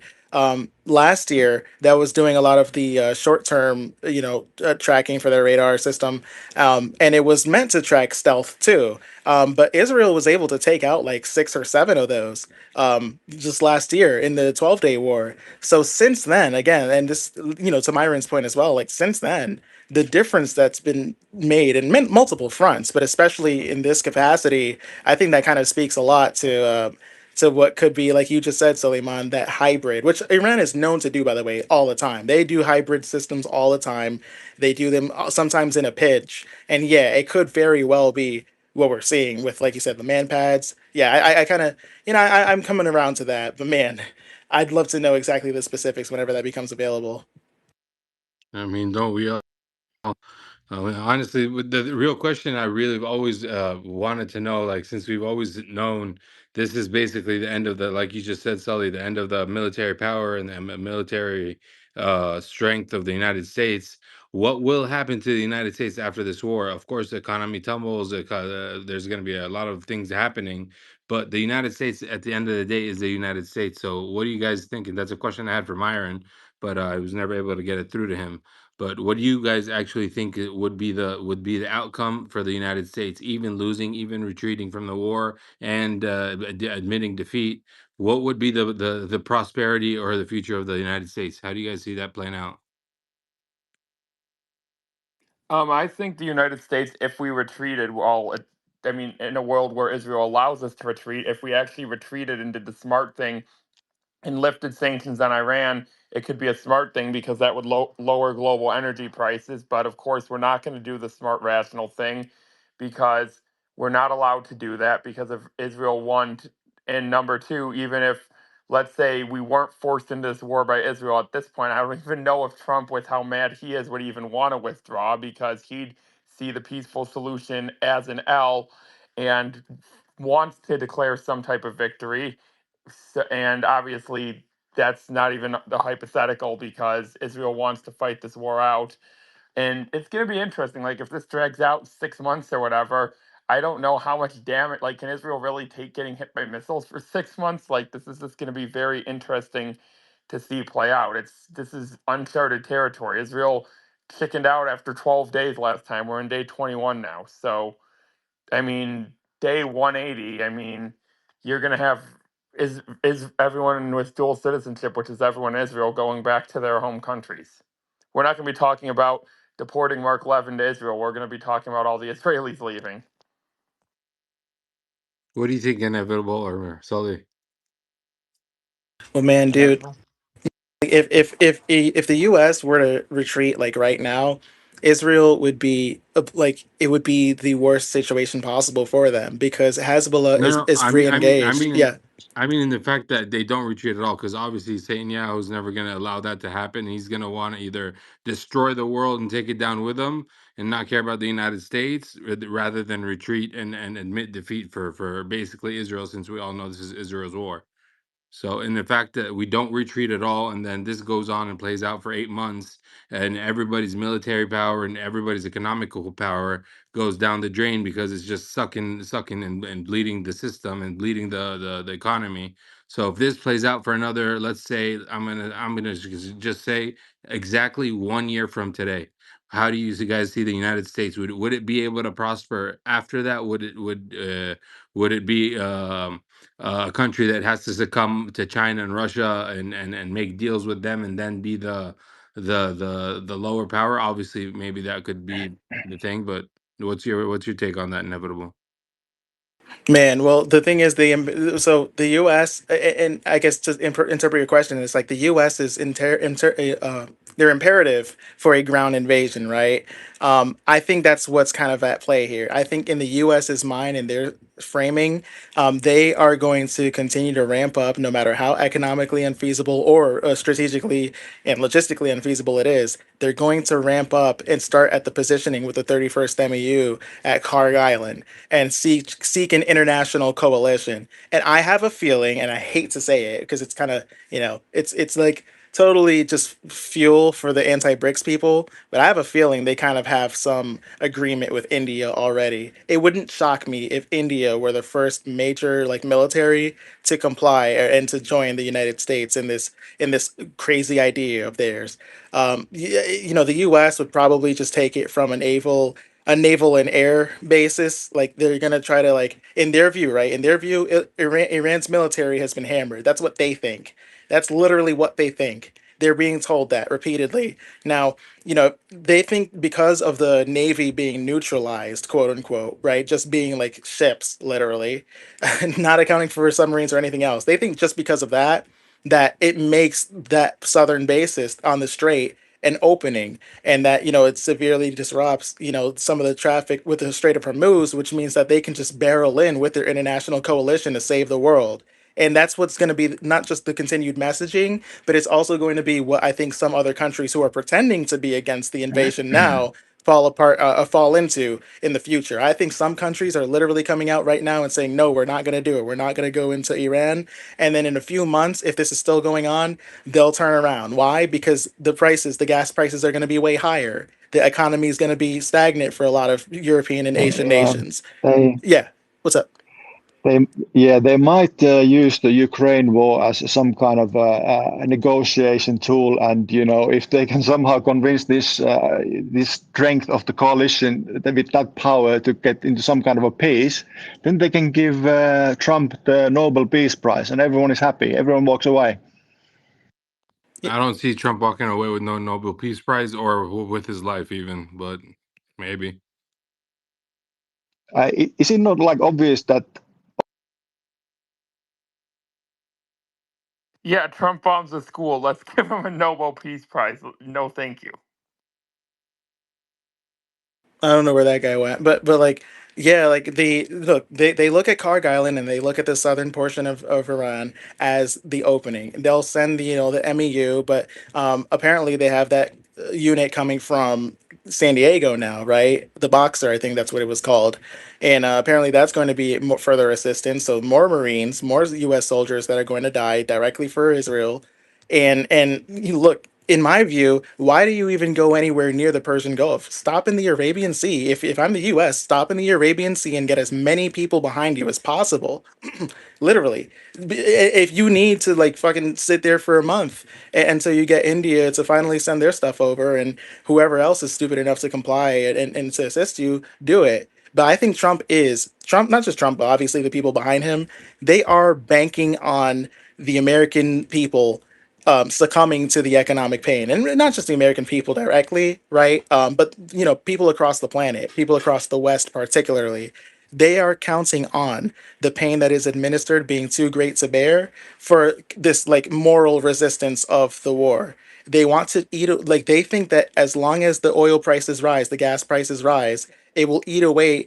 It will eat away the conscious load of Americans and of Westerners until they're willing to comply to open the strait and free the world from economic tyranny waged by Iran. I've already heard Trump supporters say it. I've already seen MAGA people literally vouch for this. You'll have people even come into space and say that sometimes every now and then about how Iran is holding the world hostage. Expect that sentiment. They expect that sentiment to grow.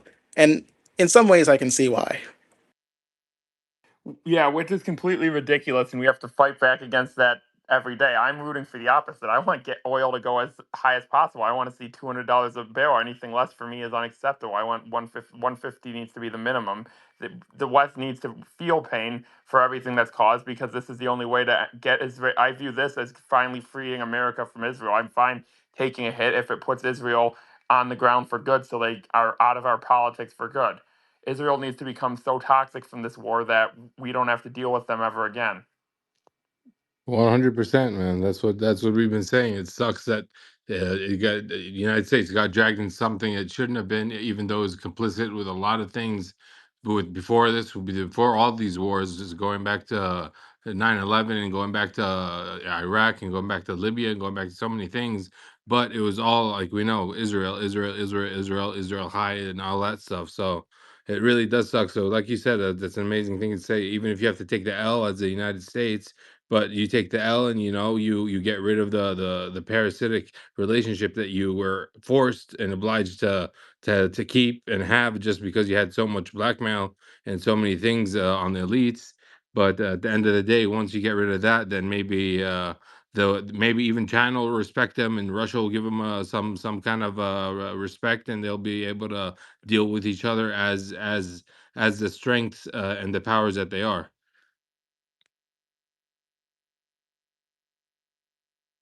Yeah, brother. Like literally, you look at the other aspects of it. If they think that they can mount this offense from what they deem to be a intrusion, a weak point, a point in which they can intrude or impede upon through an aerial, I think they'll do an aerial, offense using the MEU. I think that's what they're going to do. And apparently now that they have like these landing dock capacity with the incoming unit from San Diego, that Boxer unit, I think that's going to be a giveaway of like the fact that okay, they consider that to be contestable. Like they think that they can really go into the strait. But again, I really like these Iran's units. gonna Oh, go ahead. sink that thing if it gets within a couple hundred kilometers. Iran's gonna put a missile or a Shahed drone right into the Boxer, and then that's gonna be 4,000 soldiers dead. So I don't even get what we're doing unless Trump's purposely sacrificing the Goyim to then say, "Oh my God, Iran killed as many people as died on 9/11. We have to use this as a justification for the full-scale ground invasion." That's what I'm afraid they're doing. They're going to sacrifice the Tripoli and the Boxer and say 6,500 American patriots died, and then they're going to use that to say this is why we have to do the ground invasion. Yeah, When but that's the only sorry. theory, because how else could you get these ships anywhere near the strait. The Lincoln can't, the aircraft carrier can't, that actually has defenses, can't get anywhere near the Iran. I believe it was what, 350 kilometers was the closest the carrier got, and then the Lincoln allegedly got hit or was forced to retreat, whatever happened. So how are you going to actually get some dinky little thing that moves at 8 to 12 knots inside the strait? That's impossible. Yeah, I agree with you in a way, Andy. But the thing is, even if they send 60,000 troops or 100,000 troops, and they all come back home, God forbid, in body bags, and they use that as a catalyst to say we got to use this and do this. The thing is that the most American people are not as naive, and they're mostly aware of Israel and what Israel has done to the United States. So I don't know what else can be done. That's why I keep asking the question, like, what can they do? Like, literally, they can use so many catalysts, but at the end of the day, the power is within the people, and if the people unite against the government, they can topple it down in a matter of minutes. If they actually truly united, no matter National Guard or military or whatever it is, they could topple a whole country, the whole United States, in seconds, because no one's really going to believe, honestly, with whatever catalysts using, especially the troops coming home in body bags after Iraq and after Libya and after Yemen and after so many things. Why, like it's a catalyst to use, but I don't think the American people are as naive as we all once were. Like especially after social media and X and all these spaces. Like people are getting aware. Like I mean, it's not the awareness that we want, but it's every single day people are getting more aware, especially not listening to mainstream media, and especially knowing that Israel is behind all this now. Like the hate that they have towards them goes to show that the American people are going to be aware enough to say this was Israel's war. No matter what you tell us, you did this for Israel. You sent our sons and daughters for Israel. So I kind of see where you're saying, but like it's not a catalyst that I think that American people would be able to believe or get or even get behind. They would oppose that, like in my humble opinion, 100%. So there's got to be a different catalyst for them to be like, oh, this is what we got to do in order to take out Iran. And but at the same time, once you have Iran having China and having Russia and having the Arabian, the Arabic, the region and the Gulf, after they finally take a stand, which I don't know if they're going to do, because obviously Dubai has still showing that they're not taking the stand. But once you have all these countries behind Iran, and you have the resistance fighters of the Houthis, which have declared already that they're ready to attack the Red Sea at any moment, and Hamas, and you have the resistance in the supreme leadership of Iran, the IRGC. So like it really is mind baffling, mind very confusing. So it's they need a bigger catalyst than I think sending troops home in body bags, even if it's in hundreds of thousands. Well, that's what I find horrific about the MEU that they are sending, or I guess those two units now, the Tripoli and the Boxer. I'll have to remember that name, the Boxer. What's the So boxer? Sorry. apparently that's like another unit, a Marine Expeditionary Unit that they're sending from San Diego to the Persian Gulf. So that's gonna have another like 2,500 soldiers, I think, Wait, if going. it only moves at 8 to 12 knots, won't that take like a month to get there? Like, I mean, how long? Like, it takes a carrier that moves like at 30 knots, like over a week to get there. So moving that slow, that's gonna take like a month. Well, I think okay, so there's this like internally consistent delusion that they have where it's like they think that they've got what it takes. Okay, they sent the aircraft carriers in the first place, and now they've had to retreat well over 1,000 miles away. I think they sent the not the Abraham Lincoln, but the other one to the No, the Strait of Ford. Malacca. No, the Ford. There was the mutiny with the Ford in the laundry room. Yeah. The soldiers, I think, lit that stuff on fire because it was on schedule to be the longest deployment since the Vietnam War, and the deployments are meant to be 8 months because people schedule births and weddings around the deployment. So people are like, "I'm missing the birth of my kid. I'm missing my wedding. Screw this. I'm out. I'm mutinying," and I don't blame them for mutinying. I don't blame them. What about the Truman? Isn't that the one they sent retreating to Malacca? That's what I I no, I thought. I think the one they sent retreating was the Abraham Lincoln that backed off a little bit. Gotcha. And I don't know if the Truman's in the area. They were allegedly sending the Eisenhower, but I don't think they did that yet. So I think the Lincoln's going for repairs. I don't think the Truman's in the area. I don't think there's a third carrier in the area yet. And then did you see that thing about the French Charles de Gaulle, that idiot allegedly leaked its location by using a fitness app? Holy shit, I didn't know that. I did not know Then that. again, that's easy work as far as like Iran. They can look, China's been able to track carriers forever, and Iran is going to absolutely know how to. I'm not saying it's because of China, and I'm not saying that China and Russia are giving them that information, but I'm not saying it either, right? I think that's between the lines there. But see, what concerns me about the MEU that they're sending, in their mind, they acknowledge the disadvantage of the carriers, which is the immense size and the ease of which they can be tracked, and the limited mobility that they have, and the vulnerability just overall in terms of how large they are, and Iran's capabilities of swarming them with drones and obviously missiles if they want to as well. The problem is they're sending the MEU because they consider it to be I think they consider it to be like a smaller, more agile, but still sort of effective version of a aircraft carrier. So it's sort of like the Hormuz Strait, like it's like a Strait of Hormuz ready version of the aircraft carrier. And I think the thing that they're going to try to do is like an aerial assault. They're going to try to kind of go in and be deployed, because we have to remember like the Tripoli and the Boxers deploy Marines through helicopters mostly, and so the 358 missile is what kind of makes me concerned the most. I think they have to game plan around that. They've had nothing for it. We have to understand, like with the 358 missile, that is it's not a traditional rocket that flies a straight like a target. It loiters. It's a loitering missile. It's like a robotic sniper bird that can hang out in the sky basically and wait for its prey. You can fire it and forget it from like a coffee shop and control it through GPS, which cannot be jammed because they are Beidou satellites being used for this, which is controlled by China, or rather ran by China, but they connect to it. Iran connects to Beidou, right? So they're jam resistant. Then you can, from GPS, switch it to a more automated sensor style, right? And then it has a small engine. It lets you fly in like this pattern over a specific area for a long time, and it can turn an entire part of the sky into a no-go zone, and that's just one of them.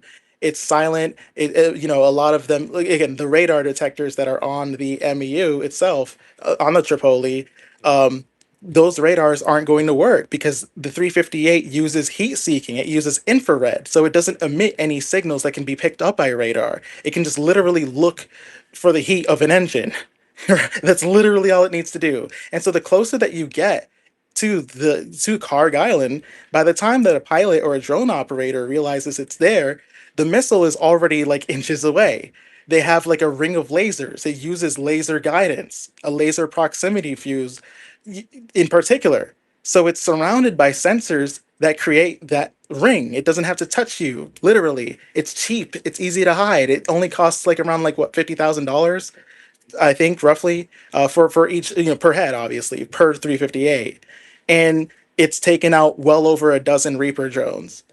So yeah, it's not going to hit. It's not designed for something like an F-35, but for what they're going to use to try to do an aerial assault, yeah, like it's a drone. Like a drone killer can absolutely like screw you up, even if you're going to use drones. If you deploy, like if you counter targets, if you counter like the Apache, then you could set aerial ambushes on the people who are literally planning on staging an aerial ambush onto Karg Island. That's literally what they have at their disposal, and that's just like one. They can do full-blown drone swarms if they wanted to with the Shaheds. And that's why I think some of you guys have said like this seems like it's like a blood sacrifice. I kind of see why I'm you back, gues by are the way. saying that. Not to interrupt or whatever. No, you're good. I saw that some people wanted to some people had questions for me or something like that. I'm back. Yeah, Omar did. Yeah, Omar had a question for you. Just before he Oh goes, no, Yeah, we got some Just before he Yeah, goes, brother. No, just before he goes, sorry. just got some breaking news. It's Go quite ahead. big news. I just tweeted it out, and then I'll give it to Omar. Can answer your question. Iran confirms that IRGC general and spokesperson Ali Mohammed Naini have been killed. So Iran confirms that the spokesperson as well as the IRGC general have been killed. That's the breaking news right now. Back to Omar. Omar, you got a question? I mean, that sucks to hear, but I mean, it's war casualties, and uh, uh, behind every one that they lose, there's like 15 more. So anyway, but back to my question, brother Myron. My question was basically, since we know that this parasitic relationship between the United States and Israel is what dragged the United States into so many wars, into so many things that brought down their economy, brought up the debt all the way up to where it is, and the printing of money and everything that they did. So after seeing, let's just say hypothetically, this doesn't end from here to 2 weeks or 3 weeks or a month or 8 months. This drags on for a year, and basically the United States finishes or uses most of its military capacity, and has nothing left. Where do you see the United States heading after Russia and China and Iran having basically the majority of the power? Because obviously, I mean, what I've been saying is we've all been deceived as the people trying to trust and being trusting, and we were so naive. But the American people aren't naive enough to, because someone, my brother was saying here, Inevitable or Andy was saying that they can use a catalyst of sending like another 10,000 troops or a couple thousand troops, and saying, oh, they came home in body bags. So now we got to use this to do this to Iran because they did this to our troops. But the thing is, the American people aren't naive anymore. They're waking up from spaces like this, from things that you're doing, from speaking the truth. So people are waking up.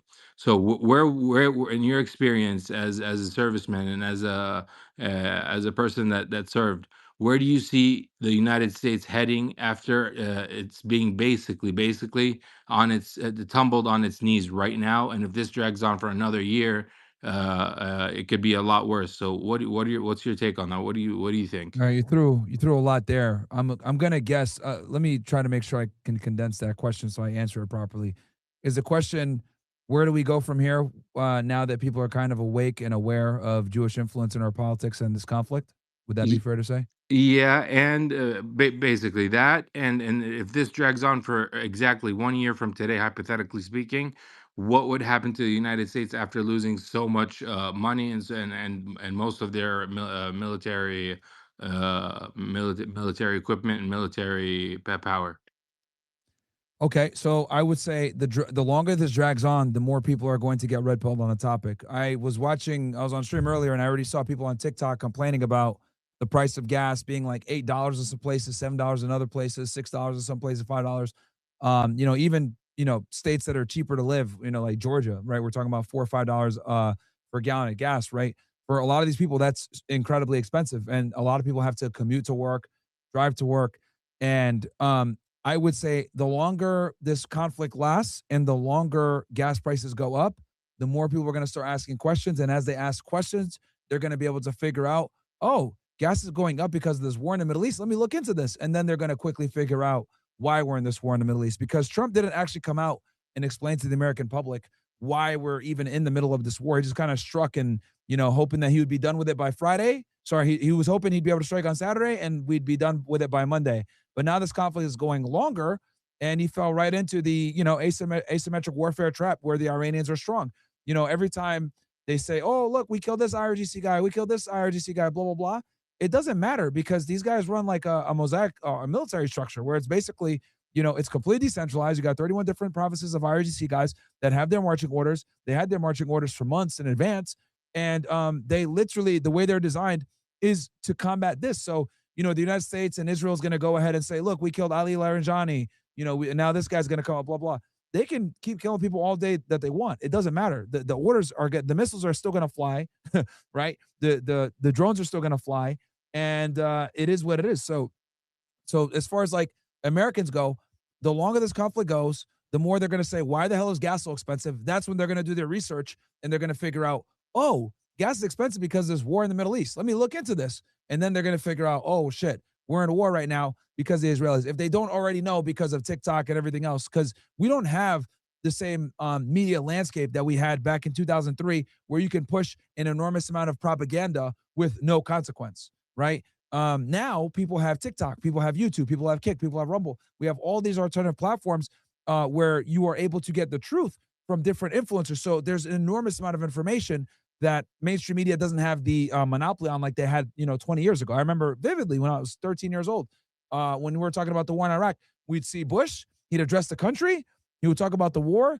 he would say, yes, we got to do this to free the Iraqis and, go after terrorism and the axis of evil and whatever. And we all believed it because there was, right after him, there'd be MSNBC, CNN, and, they were all pro-war talking points, and that's it. Like, you had no other alternative media, so everyone was like, yeah, let's do this war. Yeah, great, awesome. Obviously took several years to figure out that the war was a waste of time. But now people are realizing it before the war even happens. So we have a completely different media landscape now. And people are going to start getting more and more red-pilled the more and more their gas goes up and the longer it lasts. So if we're in this conflict for a year, oh, dude, that's going to be disastrous. And I think for Trump politically, he can't afford for this to happen a year. He's got to get this done before midterms. That's my take. Would you ever expect a civil war like happening in the United States, or is that far-fetched? People have talked about that. I've seen many theories. I actually talked about this with Matt Cox, who's a true crime guy. And, he had brought a guy on that speculated this. Dude, I can't put things past anybody anymore. Okay, I don't want to sound arrogant, but I'll just say it. Most people are stupid. We just have to be very blunt and honest here, especially most Americans are stupid. Most Americans can't tell you what the 7 continents are. They can't name 3 or 4 countries. Most Americans have never left the United States. Most Americans don't even have a passport. So, and the issue also is that we're incredibly nearsighted. We only care about what's going on here, which is fine. I get it, right? I'm an American patriot. I understand that. But if you truly want to be able to understand how the world works and be able to be optimal for your country, you can't be a fucking retard. And unfortunately, most Americans are retards. So, it's a sad thing, man. It really is. It's retarded, but yeah.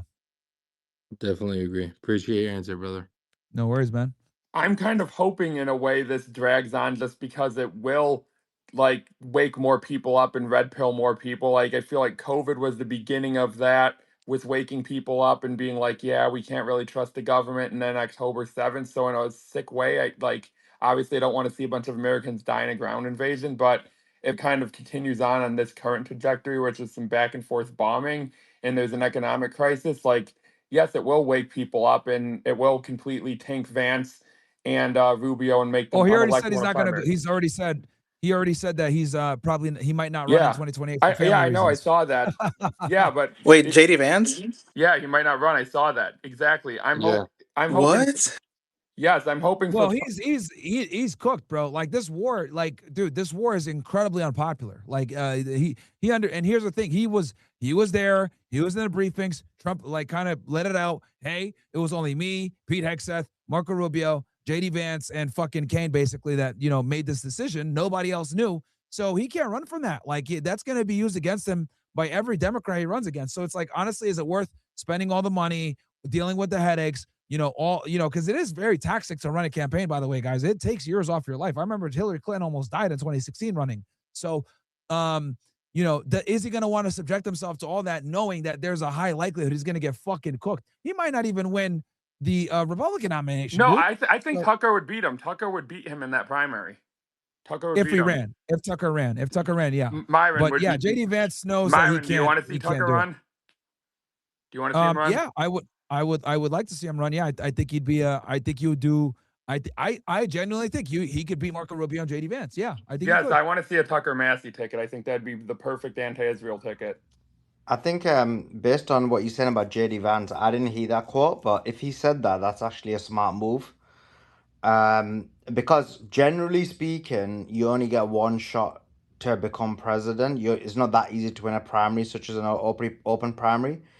if this war continues to go the way it's going, he's going to lose, and then he may never get a chance again. So to pull out and then try again after a couple of elections is probably going to be the right move. They didn't expect this to happen, but seems like the right decision, unless they assassinate Trump and then he can jump in or whatever. But he's in a bad spot because the issue for him is obviously he can't condemn the war, because if he condemns the war, he's a vice president and he was also involved in it.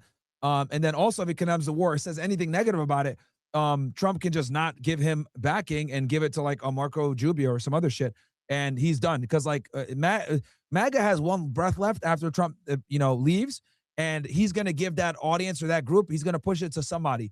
So JD Vance wants that push, but at the same time, he's going to get obliterated by whoever runs against him in the Republicans, and as well also for the Democrats. So this war is going to be super unpopular. I mean, well, sorry, it is already unpopular, and the longer it goes, the worse it goes. So from JD Vance's perspective, he's kind of fucked himself for 28, dude. And he's not going to be able to come back. People aren't just going to forget the war. And Rubio's going to be happy to go for it because Rubio's been trying to get president since 2016. So I'll be happy to see Tucker or Massey run against Rubio. And whoever wins. yeah, I disagree with that. I think people do forget. People have a very short memory, so he just needs to wait out. Look at all the people everyone loves now. They were the biggest warmongers just a few years ago. So people forget. People have a short-term memory. As long as you realign yourself after a few years, people forget. So as long as he jumps out and then jumps back in again maybe in the next election, I think he'll be fine. Look at all the people. Tucker Carlson supported war. Joe Kent supported war with Iran until a week ago, 2 weeks ago. So and everyone's calling him a hero now. So people actually have a very short-term memory, and that's humans. They're not smart. They have very short attention spans. They don't remember the past. They only remember the present. So yeah, you can easily just rechange your position and get everyone on board. Yeah, but I think Trump is just going to be so toxic. Anyone like that closely linked to him is just done. It's just being linked before No, they'll be done for the. I just said like they'll be done for the media for sure, no doubt about it.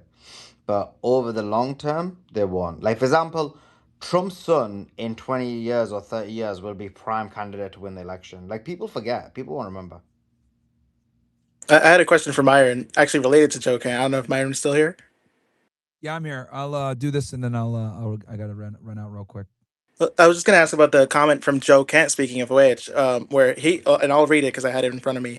I know the Israeli officials, some in intelligence, some in government, will come to U.S. government officials and they will say all kinds of things that we know from our intelligence just simply isn't true.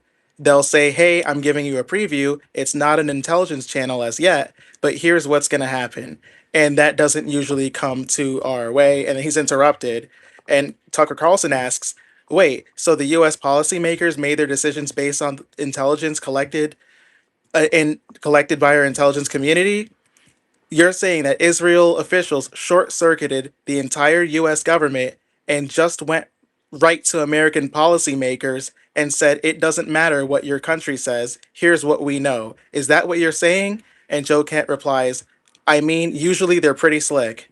That being said, if Israel is going to policymakers basically with information that contradicts the American intelligence apparatus, what does that say about the decision-making process of America from your, just from your viewpoint?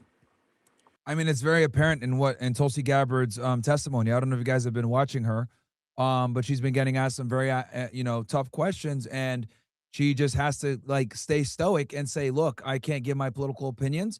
I'm only going to tell you guys what my intelligence assessments are." And she's keeping it very neutral, and she's doing that obviously because clearly she's getting shit on by everybody. And there's also rumors that she might resign. But the Yeah, other thing Myron, on also, that, because you've been watching it, right? Tulsi Gabbard.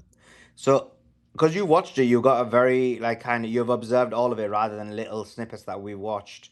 From watching it and observing it, because when you look at the snippets, it doesn't come across like that. So when people are saying Tulsi's gonna resign, it's like I don't get it. She comes across so different on the video. It'll just make her look disingenuous. But having watched all of it, do you think that she's given herself an out to be able to resign and people still look good? Then she looks good amongst the people.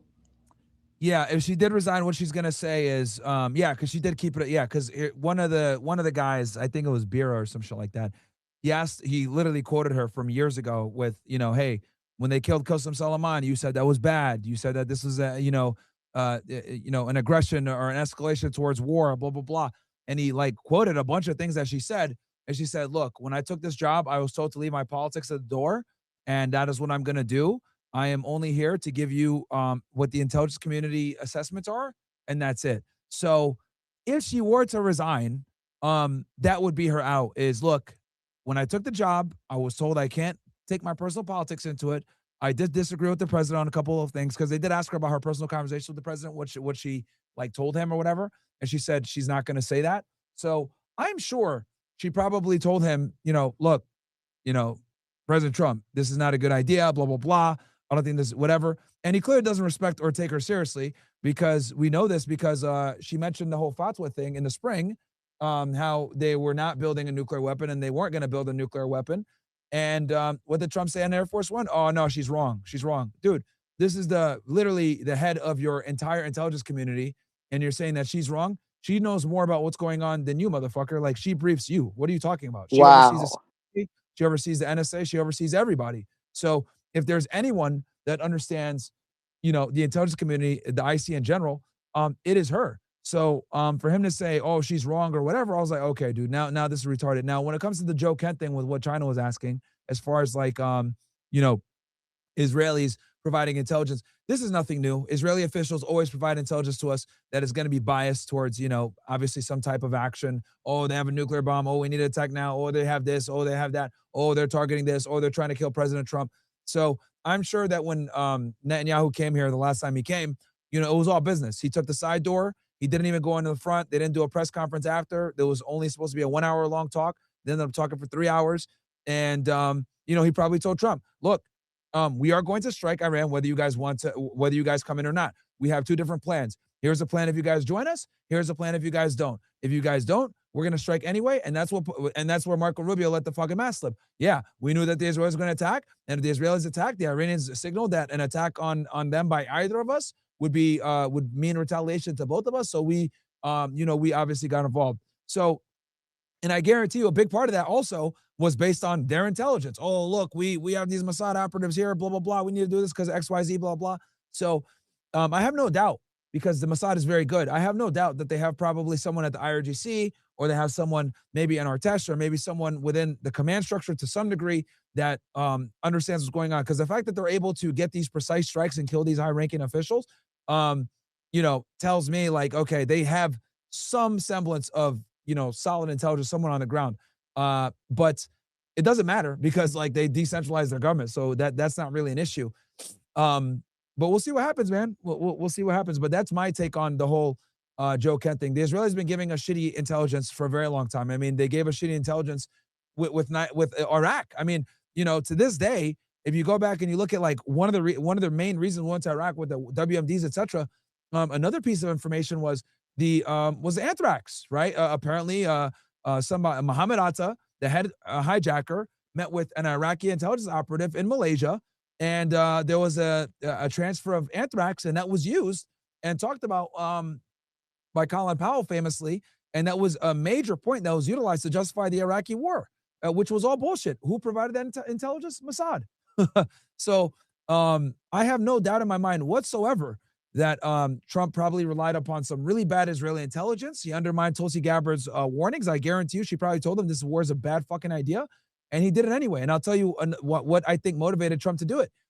He obviously was high on the victory with Venezuela, right? He was like, this is awesome. We fucking got him out of there. We got the oil. Awesome, right? Even though I think long-term that might create problems for us, but that's another conversation. From a military perspective, it was a huge success. They got in there. They got him out. No U.S. casualties, right? They were able to get out. Huge victory. Next, he was like, okay, now I'm going to go for Iran. Okay, we're going to go for Iran. And Netanyahu famously always says this, the first victory makes the second victory easier, right? I've watched so many of this fucking guy's speeches. He literally says the same thing all the time. The first victory makes the second victory easier, which then makes the third victory easier, and you just go ahead and make it happen. So, right, which he always uses to justify his perpetual wars. That's another conversation. But anyway, he probably told them, hey, you guys, you took down Venezuela, let's go ahead. Let's use our momentum. Let's go ahead and take down Iran. It'll be quick. We'll be out of there. And then you could go for Cuba, right? Because the whole strategy here was to topple Venezuela, let Cuba feel the heat, not have their energy. In the meantime, we're going to take down Iran. And then we're going to come in after we beat Iran down and tell the Cubans, all right, motherfuckers, right? We topple Venezuela. You have no energy, and we just took down the Iranians. What do you want to do? We got the oil from the Iranians as well. And they would capitulate. They're capitulating right now. But that was, I think, Trump's plan was he wanted to, topple and destroy 3 different governments that were adversarial to the United States in a quick span. And that would have been a huge fucking W for him. It would have been a huge feather in his cap because Trump, to understand Trump's policies and what he does, you also need to understand that he's an extremely erratic / egomaniac. So for him, he wants to build a legacy. He wants to be the first president to do this. He wants to be the president to do that. That's why he did a lot of the fucking crazy stuff with the Israelis, recognizing the Golan Heights, which is retarded, right? Moving the embassy to Jerusalem and recognizing it as a capital, right? He likes to be the president that goes against the grain and does things that other presidents don't want to do. I think a big part of him attacking Iran was also for him to say, yeah, everybody else is scared, but I did it, blah, blah, blah, right? Even if it might be a monumental failure. But his thing was he thought Venezuela was easy, Iran's going to be easy, and then this will give me the leverage to get Cuba in line, and then bam, I just toppled 3 of our enemies all in one shot, and I weakened China and Russia in the process because these are Russian and Chinese allies. But what he really did, like a fucking dumbass, is now that this war is going on longer, he's actually strengthened the Chinese and the Russians because the Russians are making money hand over fucking fist because the sanctions have been lifted, and the Chinese are making money because now the Iranians are talking about, oh yeah, we're going to go ahead and only do Strait of Hormuz deals with Chinese yuan. Right. So it's like, and then now I just heard today, I heard today in the White House and also from reading that they might lift sanctions on Iran's oil. So what the fuck was the point of this? Are you serious? You strengthen all of your enemies. You literally strengthen all of your enemies. The Russians are making so much fucking money now because oil and gas, Qatar is completely shut down. 20% of the world's energy is fucking pretty much cooked. Europe is fucking cooked now. Trump had to lift the sanctions for Russia. Right? The most sanctioned country in the world. Now they're lifted. Now they're making money all over the place. And now they're talking about the Iranians might go ahead and get the sanctions lifted off of them because we're sitting at $110 for a fucking barrel of oil, Brent crude. Ridiculous, dude. Absolutely ridiculous. And the crazy part is it's sitting at $110 after we released 400 million barrels of oil. So like if we're sitting at 110 for a barrel of oil right now and we release 400 million barrels, like, dude, 120 is inevitable, right? 150 is going to be is within reach, and then we're looking at potentially 200 barrels of oil the longer this goes on, right? And the United States, they're desperately trying to open the Strait of Hormuz with this whole operation with the Marines, which I think that's going to fucking backfire as well. That's going to be a huge fucking problem. So this war is a fucking quagmire. It's a nightmare. He brought Japan in because something like 90% of Japan's oil goes through the fucking Strait of Hormuz, so now they're fucking desperate as well. Right. And they don't really have diplomacy with the Chinese. So it's like, what the fuck's going to go on here? Like this war has strengthened the very adversaries we thought we would weaken. And who benefits? The Israelis. Because the Israelis are, no matter what, right? Whether we leave the war right now or not, to them, this is a huge W because all they care about is toppling regimes and or weakening them. They just want destabilization.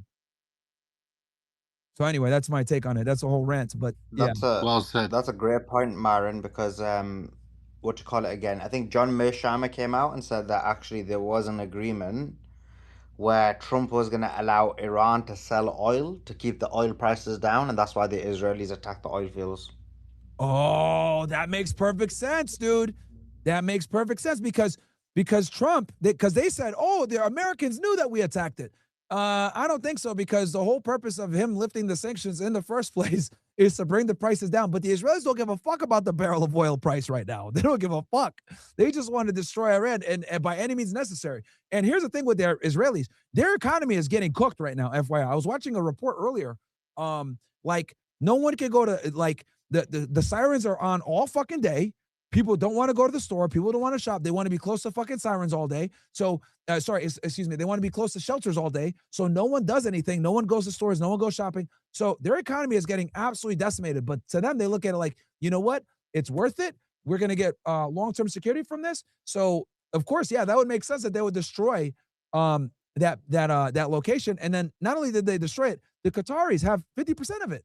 And then the Iranians retaliated, obviously, by destroying some Gulf infrastructure. But yeah, like now Trump is starting to see the ugly side where the Israelis don't give a fuck about energy prices. Trump does. Trump is trying to wage this war while simultaneously trying to have some type of control over the oil prices. But if you look at like Trump's True Social posts, a lot of it is damage control for the energy costs. Netanyahu doesn't give a fuck, dude. He doesn't give a fuck. And to them, they look at it like, oh, Trump's gonna relieve the sanctions on Iran. Oh yeah, or people could buy Iranian oil. We're gonna destroy all their fucking oil because the last thing they want is for them to get money.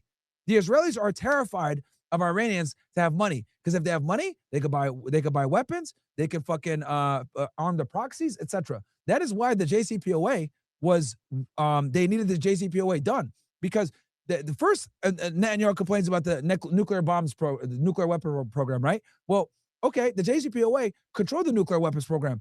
Several different countries were involved, to include Israeli allies, where they would make sure that the Iranians weren't getting a nuclear bomb. But it was never about the nuclear bomb. It was about their ballistic missile program and the proxies. So they said, no, we need the JCPOA done because the JCPOA allowed the Iranians to make money, and the U.S. unfroze a bunch of their money. They got that money back, and then they were able to refund their government, rearm the proxies, etc., which is a part of their defense strategy. And the Israelis couldn't have that. So they said, nope, Trump, when you come in, you got to get the fuck out the fucking JCPOA. And that's why they did. So the Israelis are not just terrified of like the Iranians from a military perspective, but they also don't want their economy to rise up, because if their economy rises up, then they're able to go ahead and arm the proxies. This is why the sanctions are so critical for the Israelis, so that the Iranians can't earn money. True. Yeah, I'm sorry if I missed this, but you got the word on the Houthis are now have announced their engagement, right? I saw that they said that they're ready to come in, but I don't know if they're actually going to come in, though. Yeah, exactly. They're ready to come in, and they're unified. The resistance of Hamas and Iran and the Houthis, they're coordinated and they're unified. So they're, like Myron said, they're ready, but they haven't said that they're going to do anything yet. I think they're only going to come in if, for some odd reason, like the Strait of Hormuz, like is able to be opened again by forces. But I think as long as they're crippling the economy, the world economy, with the Strait of Hormuz being closed, they won't need the Houthis to come in just yet. I think that's like kind of an ace in their back pocket they're going to use. From Myron, they came out with a statement. I posted it a few hours ago. Basically, they said that any U.S. ships or their allies, any U.S. or Israeli ships in the Red Sea will be taken out. So they're in officially. Yeah. All right. Wow. All right. It's probably because this marine aggression that they're trying to do right now, where they hit some bunker buster bombs on the strait. That's right. So like the U.S. dropped some bunker buster bombs, which again is not going to do anything. I was like some idiot named Afterburner, whatever the fuck his name, dude. These YouTube guys that are pro war, or like they talk about like they just jerk off how the Americans are doing all this aggression. It's like, dude, that's not going to do anything. Like you do realize that like the ships are still not going to sail. Like, are you fucking retarded? Like the ships are not going to sail, bro. They don't want to get blown up by drones. Like. Incredible. Inevitable. Let me ask you this about you should know about everybody knows about China's cloaking technology and their bombers and their cloakers. Do you think that's being used right now in this in what's going on right now? Within Iran, yeah, the stealth is absolutely a key component. Now, granted, obviously, does China have their top line stuff in Iran? That's something that I'm not I'm not going to jump to that conclusion, right? Just because, especially since there's been an official denial of this. However, in terms of cloaking and stealth, electronic warfare has been a factor, but we need to remember too, the Beidou satellites have been key and instrumental for Iran to get anything off. Because in the US's credit, a lot of what hinged upon their success in Venezuela was their ability to jam, their electronic jamming capabilities. They were able to stop any sort of like air defense systems from being able to get off of the ground in Venezuela. Well, Iran's not having that problem because they switched from Western satellites to the Beidou satellites, and a lot of their drones, especially, are able to continue even more so by switching from GPS to full blown, just like artificial intelligence sensors, like literally anything from laser sensors to full blown analog. Like they're able to just go to self operate without GPS control. So just that alone has been a marvel, and the Shaheds have been a beauty. The loitering missiles, the 358s, have been a beauty, and there's been no answer from the U.S. About this whatsoever. So, yeah, yeah, that's definitely at play. Appreciate it. Andy, go ahead. You've had your hand up. Sorry for taking too much time. Yeah, exactly. Gas has already gone up $1 a gallon, and this is what, 20 days. So I mean, another 20 days. What could it go up another dollar? And everyone was saying this is temporary. And I've seen a lot less of that language from the MAGA influencers and Trump at the beginning of the war when they were thinking this was going to be one in a week or two. They were saying temporary price hike. Oh, it's only 50 cents. It was $5 under Biden. I mean, what are they going to say when it goes past $5? Because that's what it's looking like where we're headed. It's already at 3.91. It's been going up lately 3-4 cents a day, and I think that's really going to accelerate with the Houthis blocking the Red Sea. So when it goes up past that $5 a gallon mark, which it was at under Biden, MAGA is going to run out of their stupid excuses for why this war is a good idea. And yeah, Trump's going to get absolutely pummeled in the midterms. The Republicans already had the House lost well before this war. They're favored, expected now to lose the Senate, and they have completely brought this collapse upon themselves, and that further weakens whoever Trump decides to try to back as his successor, because they will be intrinsically tied to his complete failures. And going back to the weapons and this whole Strait of Hormuz thing, yeah, as Inevitable said, that loitering missile, whatever, is going to be a problem. I mean, they've taken out the U.S.'s best drones. Those MQ-9 Reapers, that cost 30 to 60 million each. Well, those missiles cost what, 100,000? That's a huge problem. So I have no clue how the U.S. thinks they're gonna get this boxer ship that moves 12 knots get into the strait without it getting blown up, and that's the frightening thing. You want to know what's even more scary? There is a chance. Look, the very few ships that have gone through the Strait of Hormuz under paying through the petro yuan, the very few ships that have gone through have all been following this safe passage between the Larak Island and the Kashem Islands in the Strait of Hormuz. So there have been 9 vessels that have taken place. It's been a precise detour for every Iran-approved transit. Don't be surprised if you end up hearing about potential preemptive mining within the central passage of the Strait of Hormuz. I'm not saying this is confirmed. However, there's a reason why. Again, there's been 4 tankers yesterday and like 5 more the day before, and all of these, most of these were from Pakistan, I believe, and then I think one that represents, I think, India, and then a few others. There's Right? one from today. I think Aruba. The one. Sorry, I want you to continue. There's one from today. We don't know where they're from. I was looking into it, but I can't see it. But they paid. Is it $2 million to get through? I think it's 2 million. But Yes. Yeah. Yeah. And they have they have their own exactly a fee, a $2 million fee that Iran is charging. Which, mind you, think about how long Iran could have done this, and think about what conditions it took for Iran to do this. I feel like if it were the United States in this position, they would have just did this a long time ago. The little tiny hats would love to charge a fee wherever they can. It's across the Strait of Hormuz, whereas obviously Iranians have a different custom. But no, just that transit, wait, that if they're the Hashem tiny hats, and you guys the Larak. big Oh, go ahead. hats. Well, I don't know. We're the straw hats. We're the straw hats. Well, look, like that corridor, that corridor, like that little safe passage. It goes towards the coastline of Iran, and this was something I was kind of like sinking into yesterday. I was kind of like trying to get a good reach around, like a good understanding of it. But over the last like 24 hours, those 4 or 5 vessels have followed that same channel, meaning the main channel the central channel of the Strait of Hormuz has been avoided by every single ship that has been allowed to go through it. Iran has been coordinating and communicating with the ships that go through that small passage after, of course, they have that verification system to confirm that, yeah, we paid in Petro Yuan, yeah, we're free to go through. And from there, Iran, of course, is able to. What I think is going on is the IRGC is way more unified than we think. Way more. Like, even from a perspective of the, what is it, the kaleidoscope method, or I forgot, no, the mosaic method of governance. Even when you take that into account, there is absolutely, without positively, a centrifugal, like, sort of like command system that is guiding the ships through the Strait of Hormuz. And it's probably because it's not safe to go through the Central Passage. But that's just my working theory. Maybe I'll be proven wrong. We'll see. I mean, sounds You very know, this. plausible. So go ahead, Andrew. Sorry, brother. Oh, go ahead. Go ahead, Omar. Go ahead. No, man. I want to hear your intake. You're the one with the Uh, specialty here. uh, okay.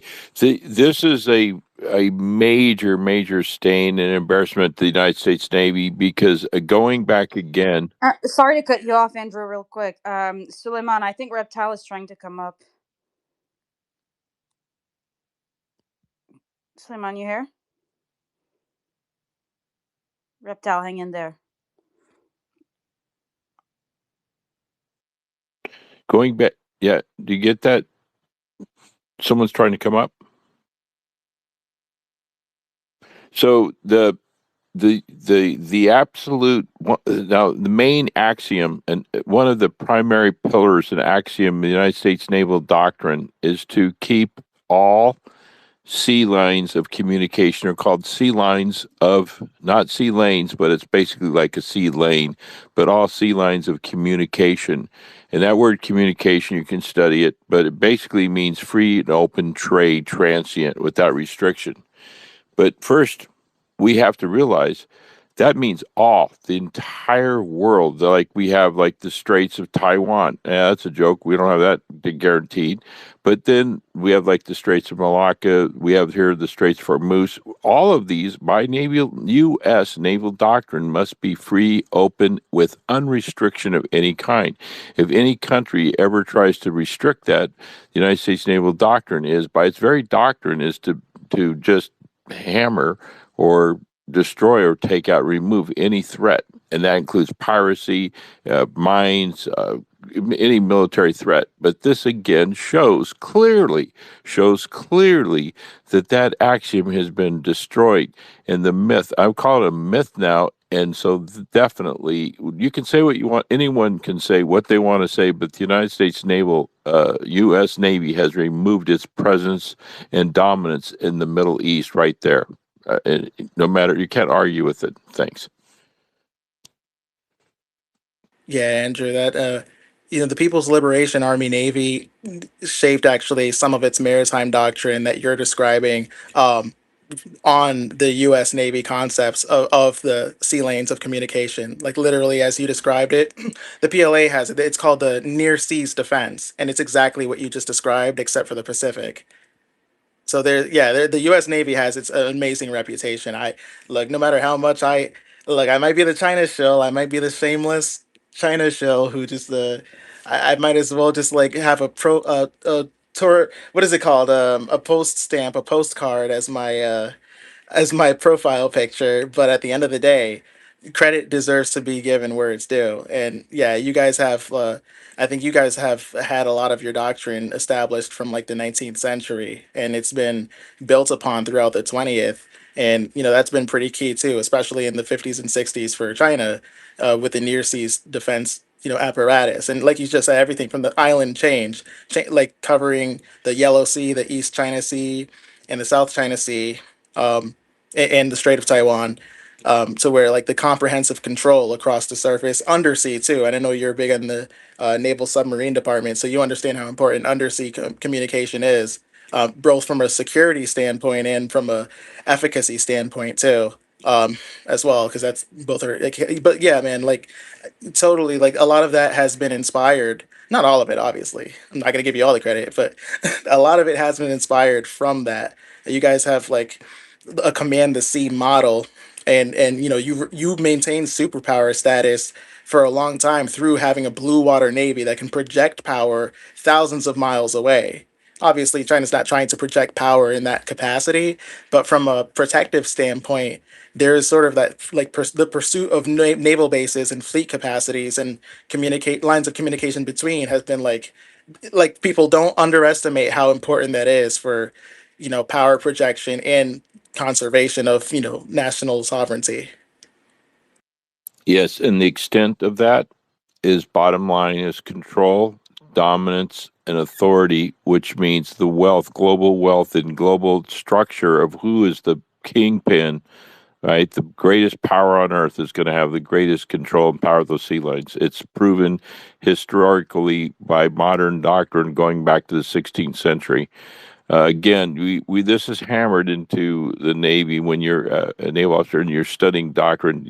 This is hammered into your psyche, and we're seeing just like the Royal Navy. The Royal Navy is who we adapted that from, by the way, and they adapted it really going back to ancient history. In Greece, the only Greece had by the Athenians sea power.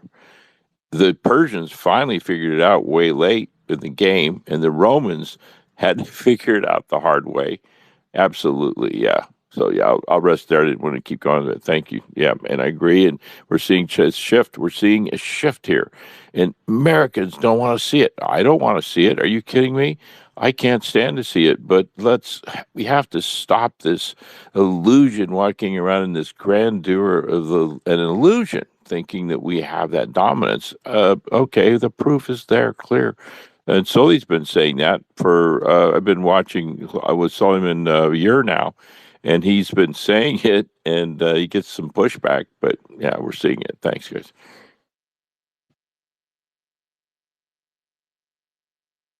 Brother Omar, I'm sorry, you had something there, brother. Oh no, no. Honestly, what you just said explained so much that there's nothing for me to add on to or ask after that. So appreciate all your intel as always, man. You keep giving us all that vast experience that you've served with, and you give it to us with free knowledge and inevitable. Honestly, brother, that He damn explains things notepad. perfectly, brother. He He explains things amazingly. and you're being humble too, man. I have to bring out that notepad every time you speak, and I can't keep up with you. And Myron's got some insight, and Sully, man, all that knowledge that you got, it's all love here, man. All learnings. Yeah, you have a tremendous amount of experience on these panels. Myron was very humble. He won't go into his background basically, but his counterterrorism stuff and knowledge of how systems work and the global systematic program. And I'm even don't know the full thing of it, but the experience that comes in here is just astounding. And Omar, of course, yours. In fact, Omar, last night there was someone talk. It was yesterday afternoon. You you'd stepped out of the space, and I didn't even know you were there. And I was talking. I said, Omar, I think you really need to weigh in on this. And I looked down. Oh shoot, he's not here right now. But yeah, Suleiman, Uh, Suleiman, how you've gathered and gotten contact with these people, the folks here with Myron and Ryan and all these interviews, Sully, you're making a difference, my brother. You are working so hard. And please send some love Sully's way by his Patreon or not Patreon. I'm sorry, Sully, donating to him and like saying buy a coffee and stuff. And please do that. And please do when he repeatedly says go to his YouTube videos and at least like, share, subscribe that and actually let it stream. And I got to be more work harder, Myron. Get into your content more. Follow it, like it, subscribe, and other folks your content and your stuff. I'll try right now. I've been so absorbed helping Suleiman get his material out there and doing research and stuff. But thank you, love you all, Thank you. Thank you, man. Thank you as always. There's nothing really more to say on honestly, but thank you. That should suffice. Hey, it comes from the heart and soul. You know what I mean, Andrew? We talked about this profoundly. Yes, Yeah, and absolutely. oh, good. Oh, I was just gonna say, Andrew. To like piggyback on what you were saying earlier, I truly, genuinely, and you don't have to share the same viewpoint. But I think there's reason for Americans, especially, but Westerners, to look forward to a shift to multipolarity. I genuinely believe that. I genuinely believe, and Simon talks about it a lot too, like the new incoming world order. And right now, the US is like that default global enforcer. And it's been a forever war grift. Trillions of dollars, basically from Americans, have been redirected to the military industrial complex. After 9/11, like Afghanistan and Syria, everything together, that's got to be at least 10 trillions that have been spent directly towards these war efforts.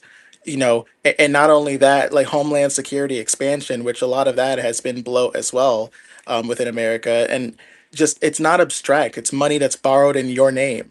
And the interest in and of itself alone is probably over $1 trillion. The interest that could have funded universal health care. It could have funded infrastructure rebuilds. It could have everything that you can think of. It could have paid for education. You wouldn't have to beg a senile 80-year-old man like Joe Biden to give you, like, to refund your loans, because you would have your education paid for if Inevitable. you use that money. Go ahead. But boom, boom. Here we go. Goive, Boom boom Tel Aviv. Goive. Goive, where's Goive? Boom boom Tel Aviv. Is that it? Yeah, boom, boom, Tel Aviv, baby. Beautiful. Hit that siren, bro. Sorry, Inevitable. Keep going. Well, no, brother. I just no, I was just mentioning, like, where I lost my train of thought. I was too busy visualizing. My bad, No, my bad. That was my bad. That was no. really my bad. I apologize. My bad. No, but Inevitable, you're on a good roll there. We've robbed our children and our children's inheritance by debt, and that has been brought on by systematic overspending, and all of it for nothing to feed the beast. Into the Mick, as Simon says, man, have been feeding that Mick, man, has been driving it.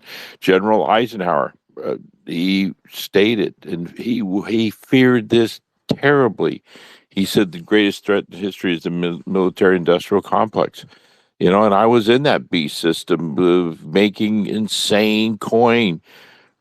My brothers, I would literally get up in the morning, put my monkey suit on, and go sit there for hours with wasted meetings.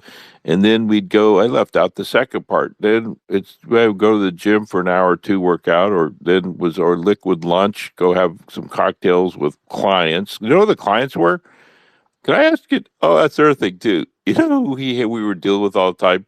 Contractors. Oh man, subcontractors. And then we'd go, let's call it a day. Let's go out and have a little cocktail hour that would go till 7 or 8 o'clock, 9, 10, 11 o'clock at night. Just pass out in a stupor, get up the next morning, replay. And one morning I was shaving and I said, I do not know who I'm looking at. Time to check out. And I was ridiculed, terribly ridiculed, stupid, an idiot, and effed up. I've heard you're the most effed up person. I've heard that 1,000 million times. You're walking away from this. I said, yep, adios, au revoir, au revoir. And I felt just, yeah, I admit there was times I would get that pull, like, oh, snap, I messed up. My own father was heartbroken. He says, why are you walking away from this? I was set for postgraduate school, and then on, I'm not going to go glam myself. God forbid. I'm not going to talk about myself. But I had things pretty set. I really did. And I just said, God Almighty, what is going on here? That's when I really, my personal life started really changing. I quit drinking and other things like that. And I had a deep relationship with the Lord. And that's when I started studying the Word of God and started teaching, and it's thank God. But anyway, this is it. This is the plan, and our children have been robbed in our generational wealth. Look at our infrastructure, our bridges in America. Only a fool would come up and argue with me, but our very bridges, all of our infrastructure. I go through major cities. I was in Chicago. Let's see, it's been 8 months ago. I was in Chicago, and I'm like, dang, that's a pothole. Look at that pothole there. Look at this. And I saw that it's just broken and dirty and just. And I I'm not live going in to the talk about Chicago what's area. it. I can vouch for this. Yeah, exactly. And like I'm in this. Yeah.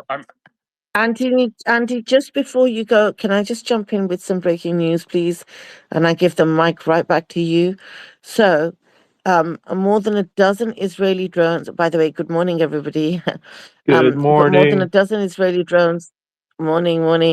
And this is probably where's this? This is by Israeli media is quoting this, that more than a dozen Israeli drones have been shot down over Iran. Amid the current war, over a dozen Israeli drones have been shot down over Iran. And this is what Brother Omar just showed us, or played us. Missile launches from Iran towards central Israel. Missile launches from Iran towards central Israel. Returning, remember they were trying to keep the Iranian footballers, the female footballers in Australia, and send them to and bribe them going to America and keeping them in America instead of letting them go back to Iran. Well, they arrived back in Iran, and one of them says, I wouldn't trade a strand of hair of my mother and father for the entire continent of America and Australia. Israel's still hitting Lebanon, North Lebanon. Saudi has projected that oil could soar to $180 a barrel if the Iran war continues into April, late April.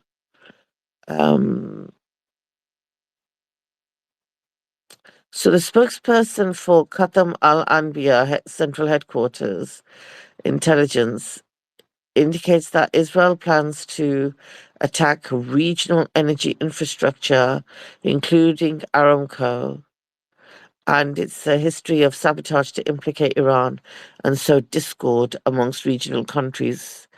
Kuwait shut down parts of the Mona Al Ahmed refinery after a drone attack. So that refinery is partly shut down now in Kuwait due to oh God, that's all we needed, due to a drone attack. The Iranian parliament speaker, Galibov, says, you know, the F-35 that you guys were talking about? He says, the F-35 was not just a fighter jet, but a statue of the US military's invincibility and arrogance. A theological symbol claimed to be invisible to an eye and superior to any power, but the hand of God is above their hands. This symbol was struck for the first time in the world, yet God cast. And this was a moment of collapse of an order. Like, I love it. So poetic, so good. He's saying it wasn't just a fighter jet, but a statue of the US military's invincibility and arrogance, and then it was taken down. So funny, so poetic. Just make sure there's nothing else. I've just read that one out to you. Erdogan in his Eid message today, and by the way, Eid Mubarak to anybody who is actually, you know, Thank, seeing in the end of Ramadan same to through you, this Beatrice. Eid. Thank you.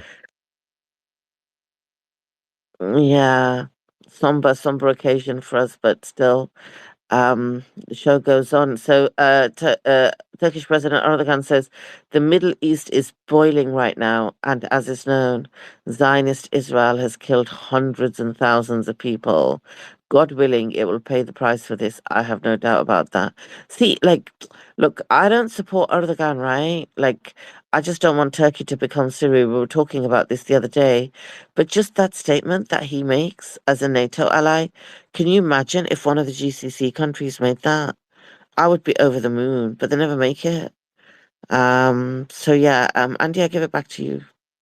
I think you were Yeah. speaking when I interjected, Yeah, right? I was. Yeah. So, yeah, Andrew, you mentioned Chicago. Yeah, I live in the Chicago suburbs, so western suburbs, and yeah, the infrastructure is a problem. Like, there's a bridge near the suburb I live in, and there was a repair project, and it takes like months to do a simple bridge repair project. I bet in China, like that's the joke I always make to my parents. I bet in China that it would take 2 weeks to do a bridge repair project. This is a simple bridge that goes over a little railroad track and stuff. It's like nothing complex. It shouldn't take months and months to do a simple, okay, we're fixing the road up, and then, oh, the lanes are closed. So then instead of four lanes, two in each direction on a main road, you only have one in each direction. And then it's just a complete cluster. And then especially during rush hour, you have a huge traffic jam. It's a complete mess. And yes, but oh no, we're going to spend $1 trillion on our bloated military. Oh, let's do another 200 billion. And that 200 billion concerns me. Is that, like, are they planning to use that as logistics for a full scale ground invasion? That's what concerns me. Like, what are they planning to do with it? That's what it feels like. That's for the logistics for invasion. Yeah, that's my theory. That's what would get them off the ground for a ground invasion, mind you. No pun intended. That's literally just that's what it wouldn't even be able to sustain the entire scheme of it. If they made a 12-month plan for it, it probably would only fund about like three tops, 200 billion. And mind you, again, that's like money. Look, when you sum it up, it's great power adventurism. You know, like the bridge that you mentioned, think about like, or the like rebuilding the roads. Think about that bridge in Baltimore. It's going to take them until around like 2030, 2032 to rebuild it. And it's like some rinky dink little bridge. It's like nothing. And that's because there's not the effort there. Like great power adventurism takes everything and leaves like domestic issues with nothing.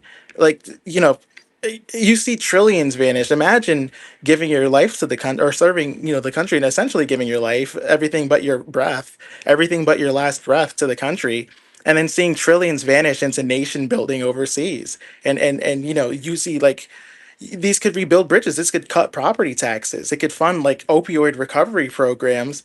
The forever wars.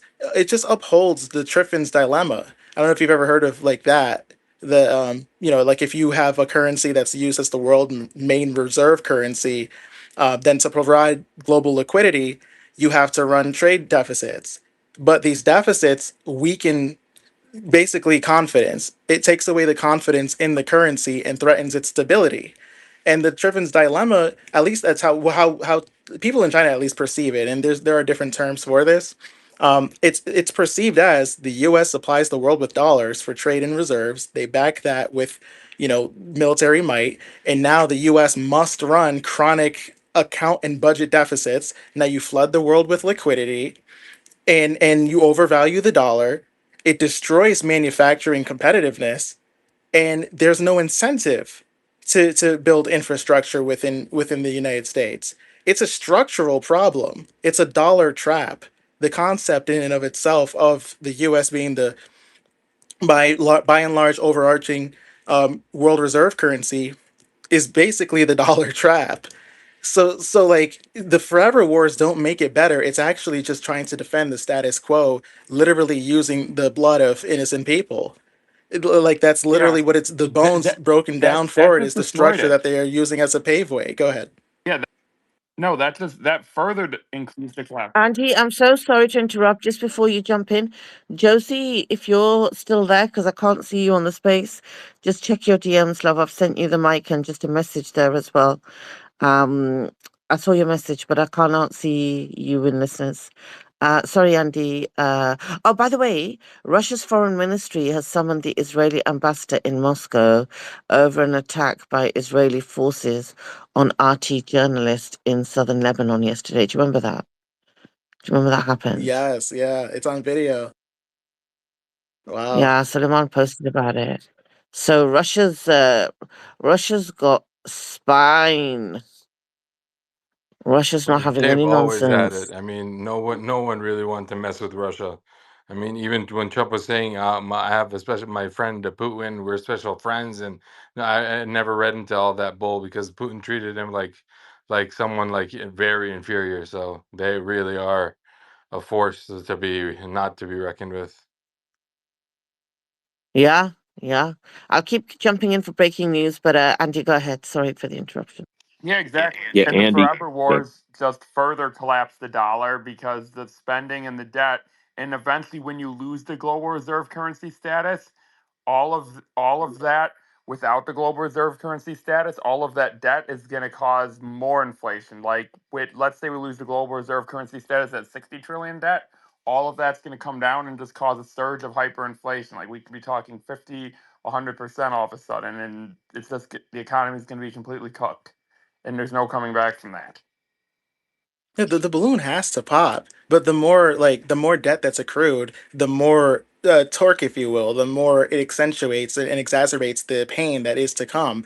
Like stagflationary depression seems like the path that the U.S. is on. That's kind of been my thesis for like a good 4 to 5 years, in general. But the longer that it takes before it happens, the worse that it all gets, and the harder it is to recover. How on the other end, like I think de-dollarization ultimately is the goal, and it's a good thing, and I think Americans should be excited for it, because without the Triffin's dilemma, it and when the US is forced towards balanced trade, and when the military industrial complex is rendered null, then you can have honestly manufacturing. You can have like export oriented manufacturing.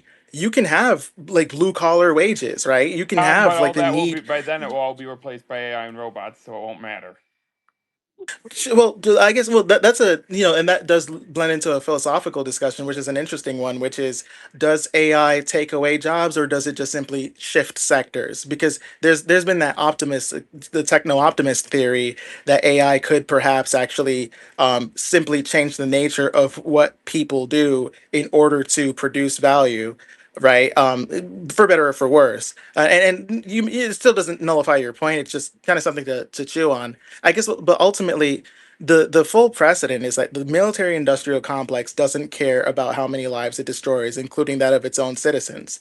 And the longer that it continues to be solvent, the longer that it exists, the more pain and suffering is ultimately caused.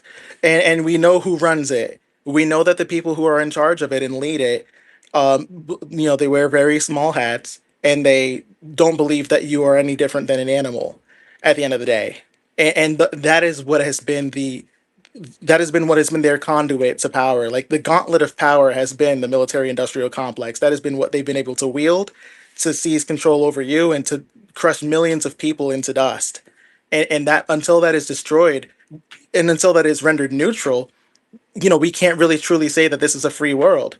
However, in a multipolar world, that gauntlet of doom essentially is destroyed, it's crushed, right? And the people who wield it to subjugate you and rule over you will no longer have their power, and then Americans could actually take their power back.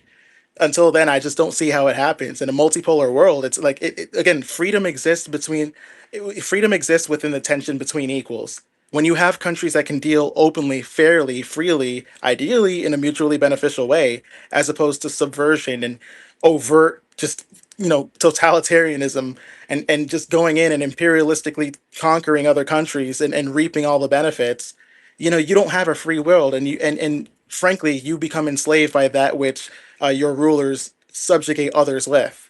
So I just think, yeah, I think that's where it boils down to. Like unipolarity is supercharging inequality, and not to be like super, I don't know, not to be all like, I'm not trying to be Mr. Hippy Dippy here and be like this, uh, what's the word for it? It's like a utopian, right? I'm not that at all. I'm not a third worldist. I'm not a utopian. I'm not some guy who just, no.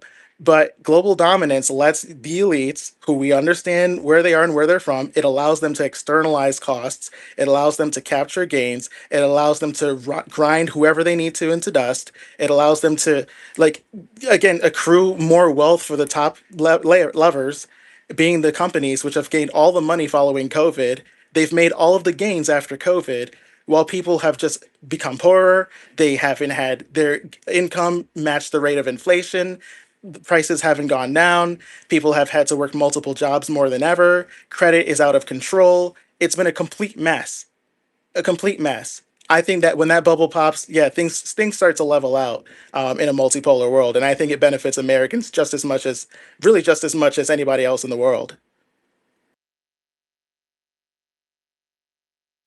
I mean, The bottom line is we don't have a choice. And I defy anyone, some MAGA cult comes up and tells me that we must resist. We will resist. We will not. Okay. Well, we don't have a choice because the world is as what it is. In other words, the British Empire, right? It resisted, it pushed back, and guess what? It tried to exert that. We saw it in India, and I won't go into all their history. And over and over again, they were defeated and brought to open shame and were bleeding out. And we're doing the same thing right now.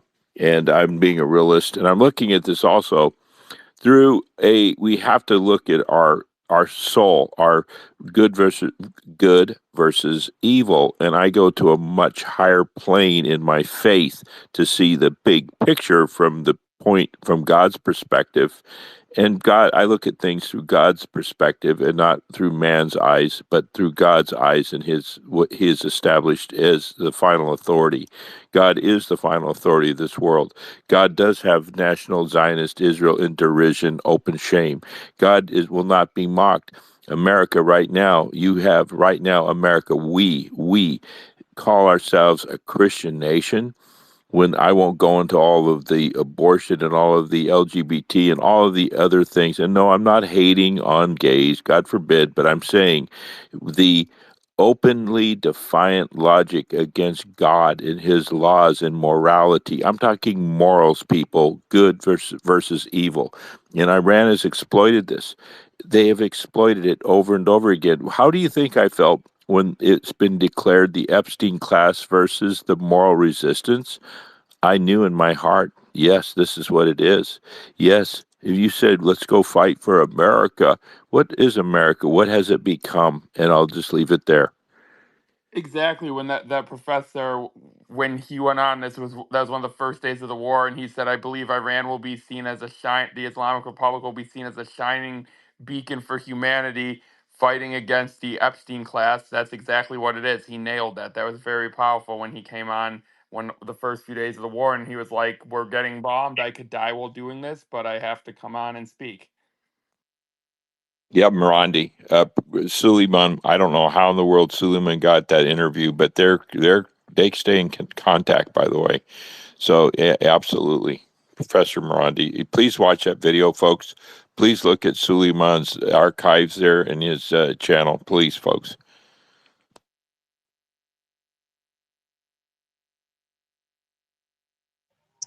Hey everyone, sorry, Do you just want to. Oh, Sorry, sorry, go Beatrix. ahead. Who's going to jump in? No, apologies. I first want to check, is my audio okay? I'm on a farm in South Africa, so it might not be a great connection. Sorry, brother. Yeah, Sorry, Henny, sorry go to ahead, interrupt. jump This is in. for you, Beatrix. Happy Eid. Hey, Suleiman. Yeah, guys, thanks for allowing me just to speak. I just wanted to let you guys know from a South African agriculture perspective how the war is affecting us. I thought you guys might want to have some insights. Yeah, So Henny, we do want to hear from you, but is there any way that you can just improve your voice quality, because you sound like you're far from your mic? Bluetooth, Henry, do you have your Bluetooth on, sir? Yeah, it could be that, Andrew, actually. Henny, are you there?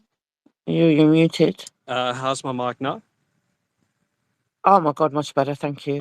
Okay, apologies. I'm out on the farm, so there might be some wind disturbance or, some tractors in the background. But so basically, I just want to let you guys know from a South African point of view, we're a hydroponic farm in South Africa. We do about 3 million iceberg lettuce per month. So it's your normal iceberg lettuce that we grow. We do celery and all other kinds of lettuce, but 90% is iceberg, and we import water dissolvable fertilizer from Haifa in Israel, which was already a massive disturbance in the lead time that it took. Instead of the Suez Canal, all of it has to come down the west coast of Africa to us. So we use about 60 tons of fertilizer per month out of Israel, Haifa, and now there's this huge problem that we're sitting because there's a shortage of polymer and polyethylene in the world. And it's obviously filtering down to South Africa much faster because we sort of scrape the bottom of the barrel when it comes to supply into South Africa. So all our packaging, if we send out 100,000 letters per day, we're now struggling to get packaging for the supermarkets. You know, we've got cold chains that we have to adhere to for our global gap audits, those kind of things. So that is a huge problem. And in diesel, we use about 40,000 liters of diesel per month, just under half I would say it's probably about 500,000 liters of diesel per annum that we use. We can only store about 40,000 liters on the farm legally, based on our legal certification. And there's a massive shortage on that. We've been capped now. We can't buy more than 20,000 liters per month. So that means we either have to cut down on half our production, or we have to now sort of go buy diesel on the black market, which has got massive inflated prices. So yeah, just a bit of a glimpse of how the war's affecting, you know, good old South Africa down at the south of the tip of African continent. Thanks for that, Henny. I appreciate you. I just want to ask you a question. When you look at, because you know about farming, right? When you look at, I think Iran said they were halting all agricultural exports. I've also heard that there's going to be fertilizer shortages. You're talking about packaging, but I've heard there's actually going to be shortages of fertilizer. Therefore, it's going to be difficult for farmers to grow product, and therefore there's potentially going to be a global shortage, certainly in the West, of products if this war continues. It's going to be worse than COVID times. What are your thoughts on that? Yeah, that's scary because we rely 100% on imported fertilizer because of the standards that we get.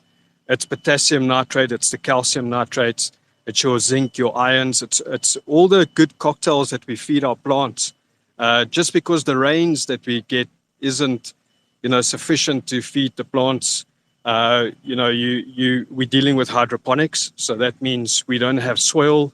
So we 100% rely on water dissolvable fertilizer, and like I mentioned, it's out of Israel, Haifa.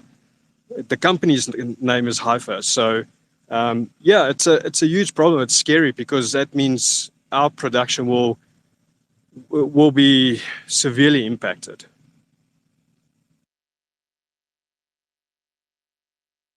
But do you think there's going to be a global shortage generally for people? Yeah.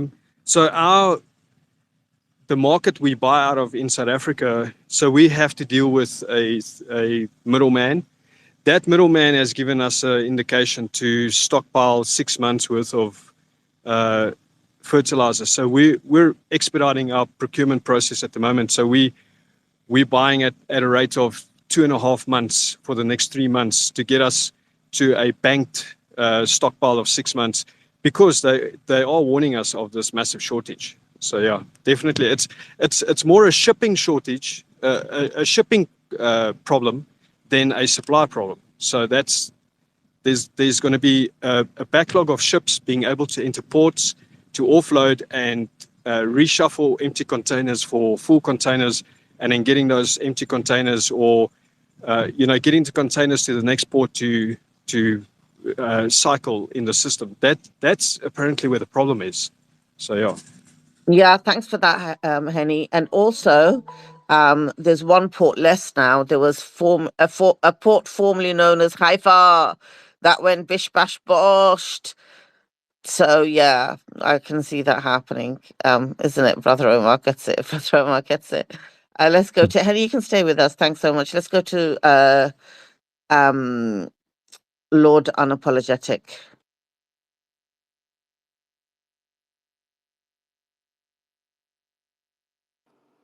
Good morning, everyone. Good Can you hear morning. me? Hello? Yeah, we hear you. All right. Well, good morning, everyone, and happy Eid to all my Muslim friends. And thank you so much for the space, Suleiman, Beatrix, and your guests, speakers. I've been following you for years, and I wanted to come up today on this very special day of Eid to thank you all for your courage and for changing the narrative. You guys started when this was almost impossible to stay. You changed the narrative, and this courage needs to be thanked. And the amount of information and the amount of qualified people you got on your panel, and the professionalism that you've been working of is just amazing. I have different views, all within facts and clarity. It has never been biased, and I shout out to all of you for all the work you're doing. I just can just say thank you so much. The reason I'm up here today is because I wanted to maybe add how the world is shifting and awakening today. I mean, if you look back to the wars that happened in the 90s and the 2000s, and the way the media was projecting the invasion of Western countries in the Middle East and North Africa, what I care about is the general public and how they perceive this. Today, thanks to panels like yours and spaces like yours, the general public are looking at this very differently. And when you look at the position of the EU also in not wanting to to enter this war, it's not only because they are fearing Russia, but also because the general public in Europe, after what had happened in Gaza for the past 2.5 years and the demonstrations that happened, they are also fearing their positions in their countries, and they're also calculating their elections and how the public will either vote for them or not vote for them. So this shows a lot on how politicians are recalculating their moves towards foreign policy based on how the general public in these countries are changing their views.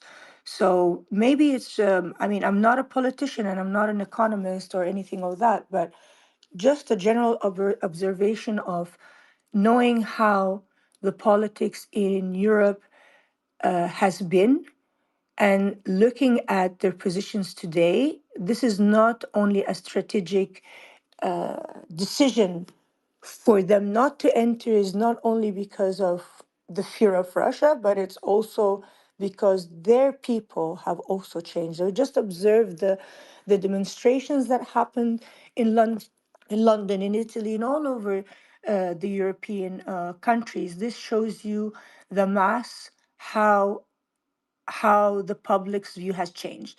So I wanted to contribute with that, and also maybe a final point. So I give the other speakers maybe to give in their views on that, is that the Arab world, and especially North Africa and the Middle East, the people there generally have been historically against the occupied territories, against the what's happening in Palestine. And when they see that any country has a people that has resistance against them, you would see that those particular countries are weakened. They would bring leaderships that oppress the people even more, especially the countries that have not had ties with Israel or the Zionists directly or indirectly, are facing economic instabilities, governments that oppress them, and the countries that have had ties, like, for example, the Gulf countries, their people are somehow living in a more stable, economically stable situation. So I wanted to throw that out there, and maybe somebody would jump in. I don't know. Omar is maybe from the region, and he can maybe add on that. Why is it that the Arab population for centuries, and some people always ask, why don't these countries revolt, or why don't these countries or these people do something? These societies have been oppressed over centuries now, some of them, by colonialism, by dictatorships, by unjust leaders, that where the people have become scared to revolt, like what happened in the Arab Spring. And now, instead of getting justice, democracy, freedom of speech, the situation unfortunately has deteriorated more, as if the world is telling them, "Oh, you speak up, and you're just going to get an even worse leader." And this is exactly what happened in North Africa. If you look at Egypt, Libya, Tunis, the situation, unfortunately, they had dictatorships, and the situation became even worse, where people now who were against these leaders, who tried to rise up and one of I remember one of the slogans at the time in 2011 is today Egypt, tomorrow Palestine. And just because of that, now you look at the situation in Egypt, or in Libya, or in Tunis, and people are saying, oh, maybe we shouldn't have really risen up, or changed, or revolted, or made a revolution. So I don't think that this is a coincidence. Just for the people who say or question why these countries are still as they are, and cannot liberate themselves, it's because if they do, the occupied territory won't stay.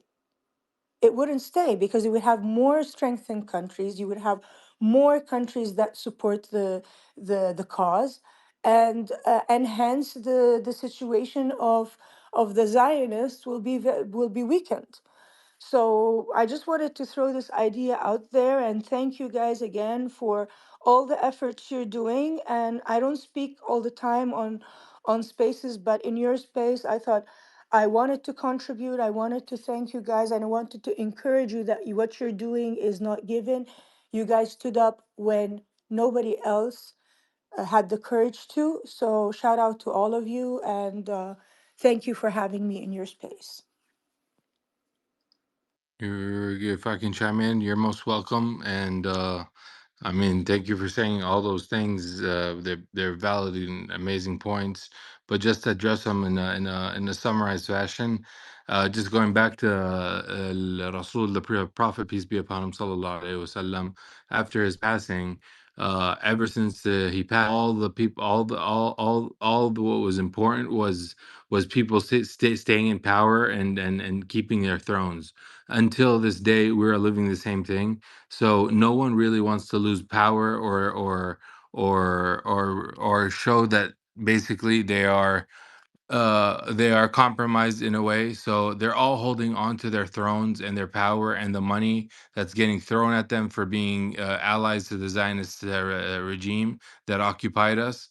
And the thing is, even the Arab Spring Revolt, when they did that and they put Muhammad Mursi, that was the fitan that they created, and they put it on purpose so they can create turmoil in the region, as they did with Syria. So once they saw Muhammad Morsi with the Islamic Brotherhood at that time gaining traction, they saw that wasn't working in their favor. So they took him out, immediately imprisoned him, and he was martyred in a let's say. And they put Sisi, and Sisi was someone that was trained by the United States since 1991, and this is what they've been doing from time and time and time and time, and they will keep doing it as long as the Zionist regime stays. So why is occupied Palestine still occupied, and why don't these Arab leaders say, let's do something about it and unite with each other? I mean, if you look at Al-Qaddafi and Saddam Hussein, may they both rest in peace, with whether they have wrongs and rights and people approve of them or they don't, they said exactly what's happening today, but they were taken out because they said what was going on. So the thing is, when you really wanted to see the truth in the character of a man, you either give him money or power, and you'll see what he's really about. So we've seen what these Arab leaders are really about, and it's just maintaining their throne, keeping their money, and keep prospering and acting like they're the ones who built these countries and made these things happen, when it was in reality on the back of all the oppressed people and on the back of all the Palestinians. And that's just how it's worked since after the Rasul passed away, sallallahu alaihi wasallam. So that's the best I can answer the question. And in reality, there's nothing much we can do except what we're doing now. And it's all thanks to Suleiman and Beatrix and everybody. I'm here, I'm new just as you, and I'm trying to contribute as much as I can with the knowledge that I have.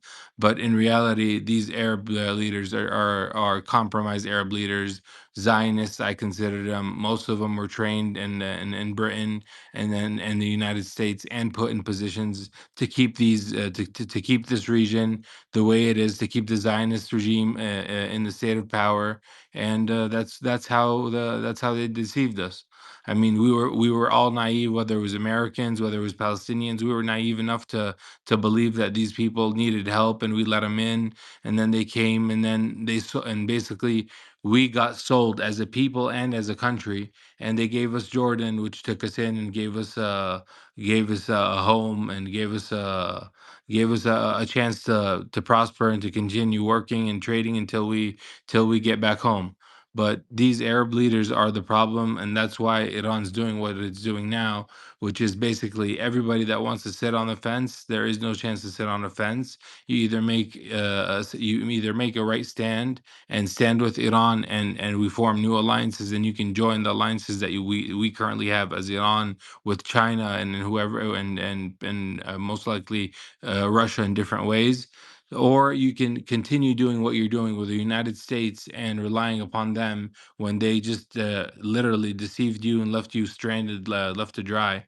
So the problem is the Arab leaders are stuck since the dawn of time after the Rasul alayhi salatu salam. They're stuck to to these power positions, and to the money, and to the fame of feeling like they're in control of their people and of the things that are happening in their country, when in reality it's an agenda that they get told what to do, and they have handlers, and they have things that they're allowed to say and not say. So that's why most of them, you see them living this life, or this royal life, but in reality, inside that life, and I've seen it with my own eyes, you see emptiness. You see people with soulless people that feel like that deep down they know they've done the wrong, but at the end of the day, it's too late to back out because they're compromised. And once you're compromised, if you're not man enough to say, you know what, I made a mistake, whether it's a Lucidius act, or with a minor, or whether it was any kind of compromisation. So no real Arab leader that I see here has the courage and the manhood to come up and say, you know what, I'm against this. I'm going to be the first one to do it. And the first one to do it was Saddam Hussein, Allah yarhamu, and then Al-Qaddafi, and then they got taken out. So once these Arab leaders see that they get taken out, they get scared and they hold on to their power even more, and they start listening more. So that's how we lost our country, and that's how everybody became oppressed in different parts of the world and different parts of the region as well. So what Iran's doing is basically making the whole world stand on its feet, just like Gaza and the resistance of Hamas did. They made the whole world stand on their feet with basically little effort and little power behind, compared to all the military that was forced and rained upon them, and they still stood strong. So the unification of the resistance now is what's changing the mind of these Arab leaders. Whether you want to stay with this compromised Zionist regime or you want to join us, it's up to you to make the change now. And it's the change is now or it's never. And if it's never, everybody's going to be basically humiliated and shown the truth of who they really are. And if it's not by the Iran, it's going to be by Allah Subhanahu wa Taala, because it's just how the world works, checks and balances, and there's an invoice for everything. if you have an invoice for something you haven't paid now, you will pay it even if it's on your deathbed. So that's how I can chime in.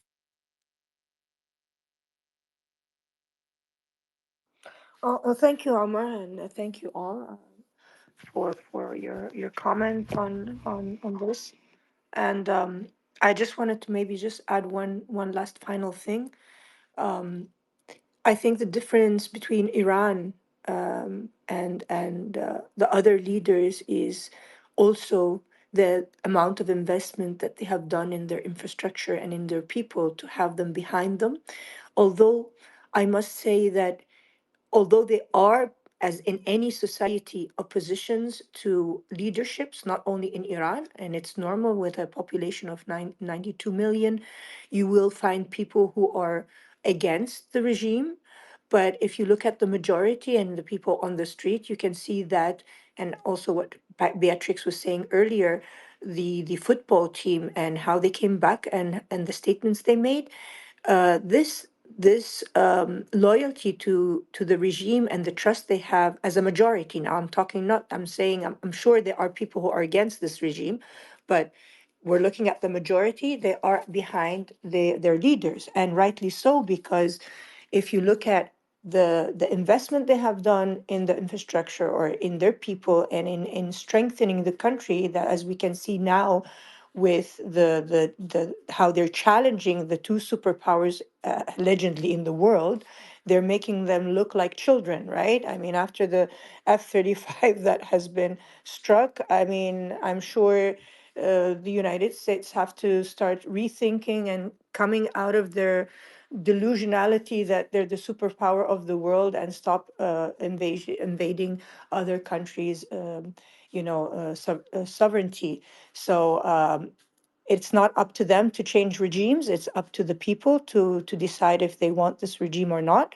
And this is an internal politics. But when you look at the other countries and you see the populations there, the reason why the Arab Spring has happened is because those exact leaders like Saddam Hussein or Gaddafi, as you mentioned, um, yes, I agree with you that they did stand up for or spoke up, but at the same time, they did not really invest to have their people behind them.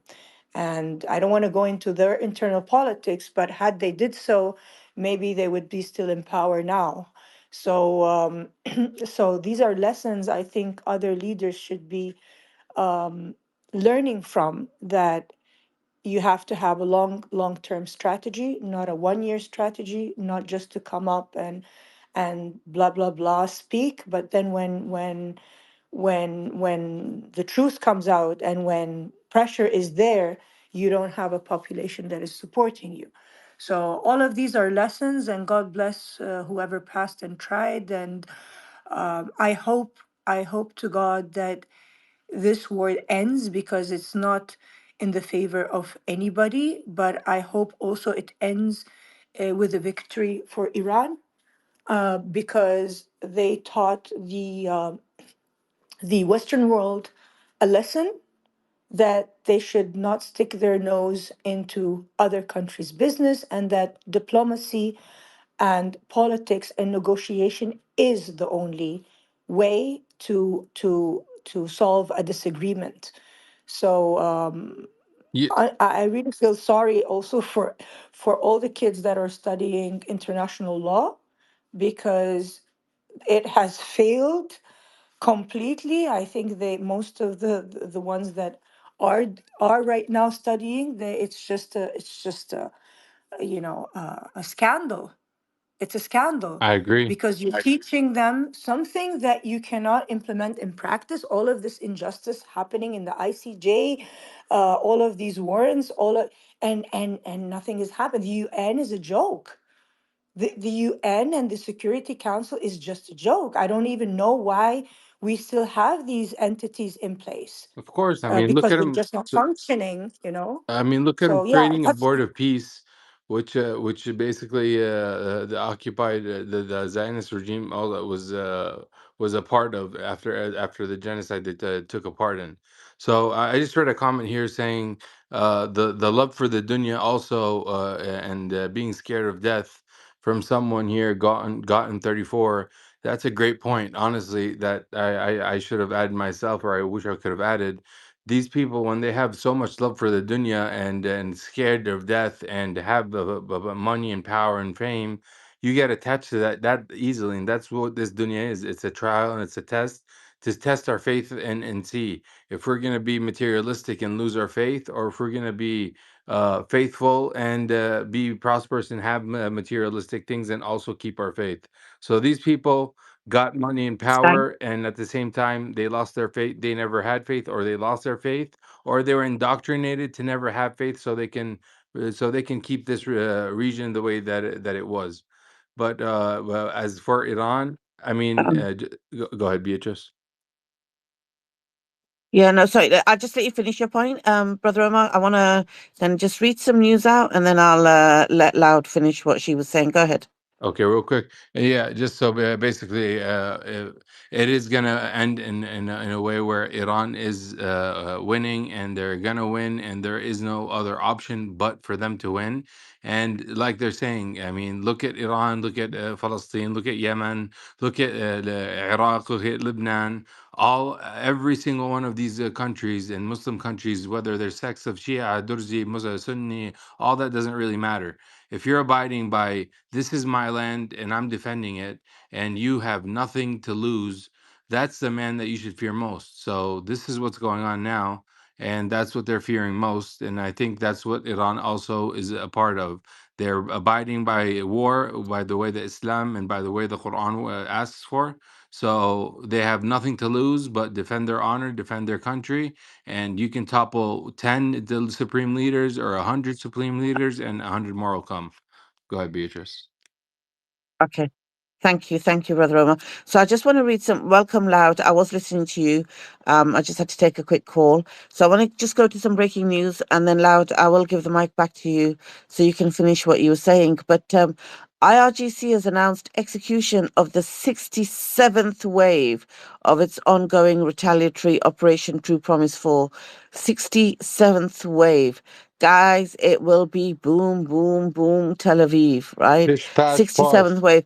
I think they're probably Bish Bash Bosh, exactly. I think they've probably got a few thousand waves planned, and we're only on number 67 of maybe 670,000 waves. Anyway, there's some more important news coming out. A father of a US service member killed. And guys, what we're going to do is I just want to read the news. I just want to get through it really quickly. Then I want to give the mic to Loud, and then I'd like Loud to continue what she was saying earlier. So she can actually, because I do want to hear what she's got to say, and then we can go back and discuss this news. There's something about China in here as well for inevitable here. Anyway, a father of U.S. service member killed in the Iran war says that Defense Secretary Pete Hegseth overstated what families told him. Hegseth claimed families urged them to keep fighting, but at least one father says he never said that. Charlie Simmons, the father, pushed back. That was not something we talked about. No, I didn't say anything along those lines. Instead, he expressed uncertainty about the war. Who wants war? I just don't know what's going on. Another official also didn't hear families telling Trump to finish the job. So Hegseth is saying that families told Hegseth to keep fighting. But the father of this US service member who was killed in Iran already said, no, we didn't say that. We don't want this war. Also, China urges stable oil flows amid Israel-US driven war risks. So China's actually stepping up, saying we need stable oil flows amid Israel-US driven risk.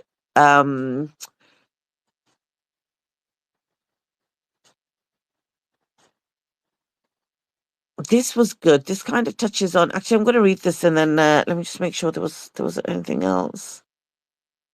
Yeah. I'm going to read this, and it kind of touches on what I heard you saying. loud and apologetic. So then you can pick up from here. So this post was just, it's not news, it's just a post. So it says, so Iran has hypersonic missiles, cluster munitions, the most advanced, war-ready and cost-efficient drone model on the planet. And they've effectively been fighting 6 countries at once for 3 weeks with a yearly budget of $10 billion. And we're supposed to believe they never figured out how to build a nuclear weapon? Nonsense. If Iran wanted a nuclear weapon, they'd have one. They don't and never did. Joe Kent's telling the truth. They literally voted against developing them in 2004. Iran must never get a weapon, is the Saddam Hussein has weapons of mass destruction of 2026. This entire, I don't know, he's missed a word there, but it's treasonous and based on a total lie. I think he means this entire war. So with that, let's go to you, Loud Unapologetic.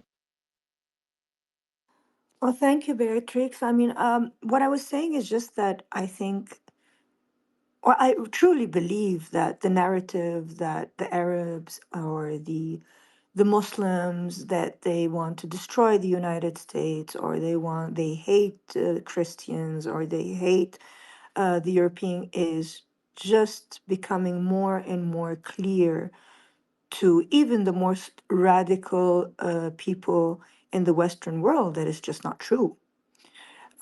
And that is thanks to a weapon that they created that is just going against them, which is AI and the technology that is available.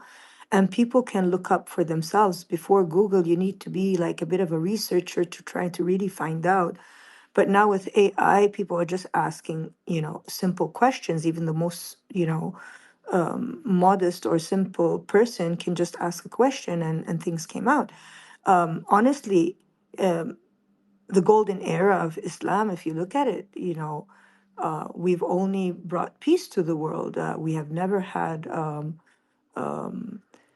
any kind of hatred against any other religion or belief. And that has been proven by the Western universities that are now more and more, proving that with facts, right? I don't want to go into an entire, you know, um, talk about that, but it's evident now that this narrative is just false. And the ones who have been evil and are trying to cover up for this insanity that they did in the Epstein's files. It's insane. I don't even understand why we are all not out on the streets, screaming out loud. How can human beings do that, right? We've been desensitized. I don't know. I think what happened in Gaza was just horrific. It's like unimaginable that the world just watched that. We just watched that.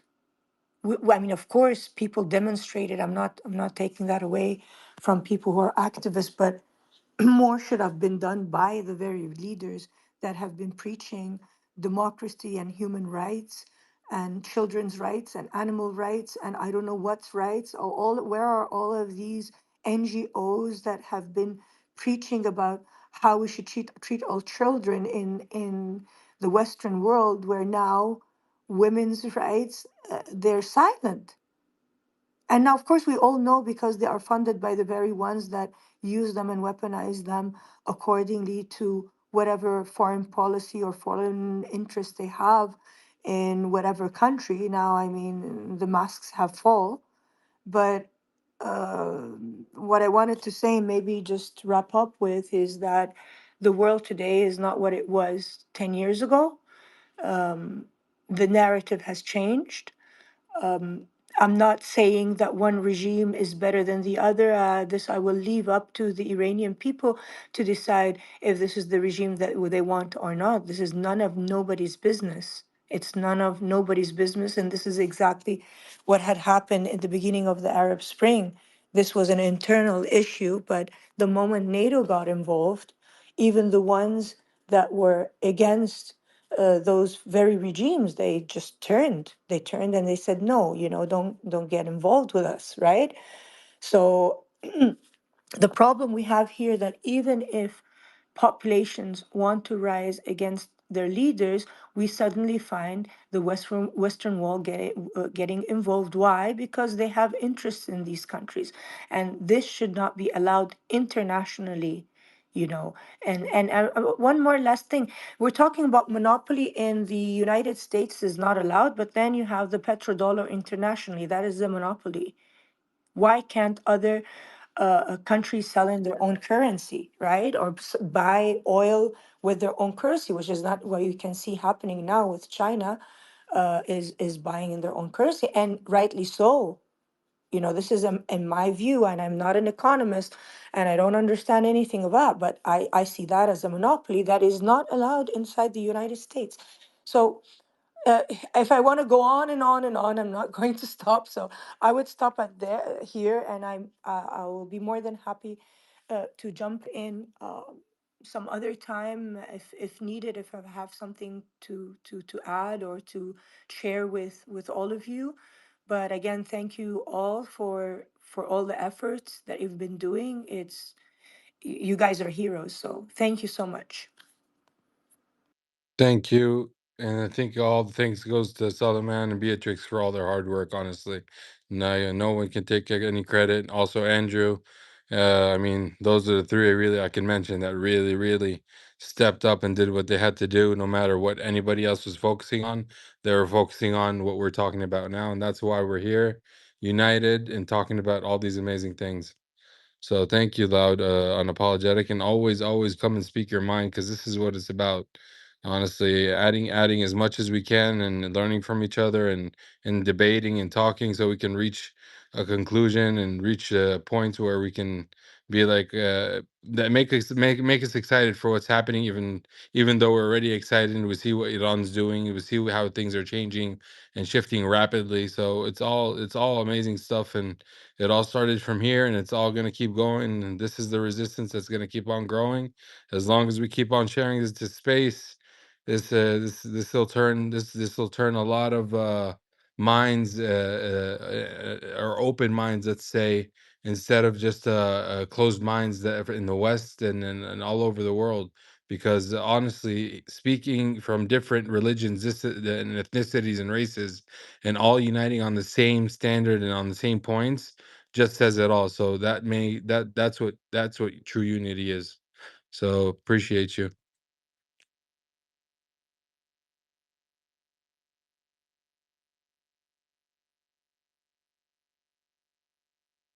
Yeah, Loud, thank you so much for your words. And appreciate you being on. And as Brother Omar said, you're welcome on the panel anytime. And yeah, let's continue the conversation. I think what you said there, Loud, about victory and the tide is turning. I do believe this war has turned people and has turned the tide. Let's see what else is going on in the news. So we've got an official statement from the Houthis, and they're saying, this is on Suleiman's page, guys.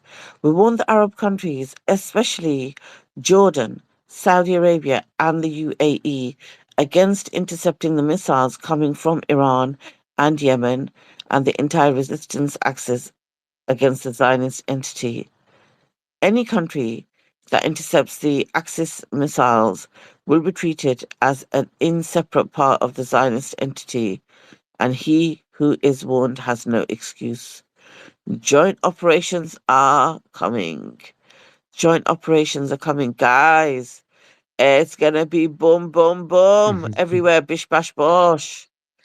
Uh, Go ahead. I was just gonna add the U.S. military base here of King of the late King Hussein was bombed, and all the F-35 fighter jets that they had from France were basically turned into little shards of metal, and they really bombarded the hell out of it. So they're doing their thing, and the fact is also yesterday, today, and before yesterday, I think they've made out that statement because they have been intercepting some missiles, and when they fall hard, and I think it's because of so many tons that they're carrying.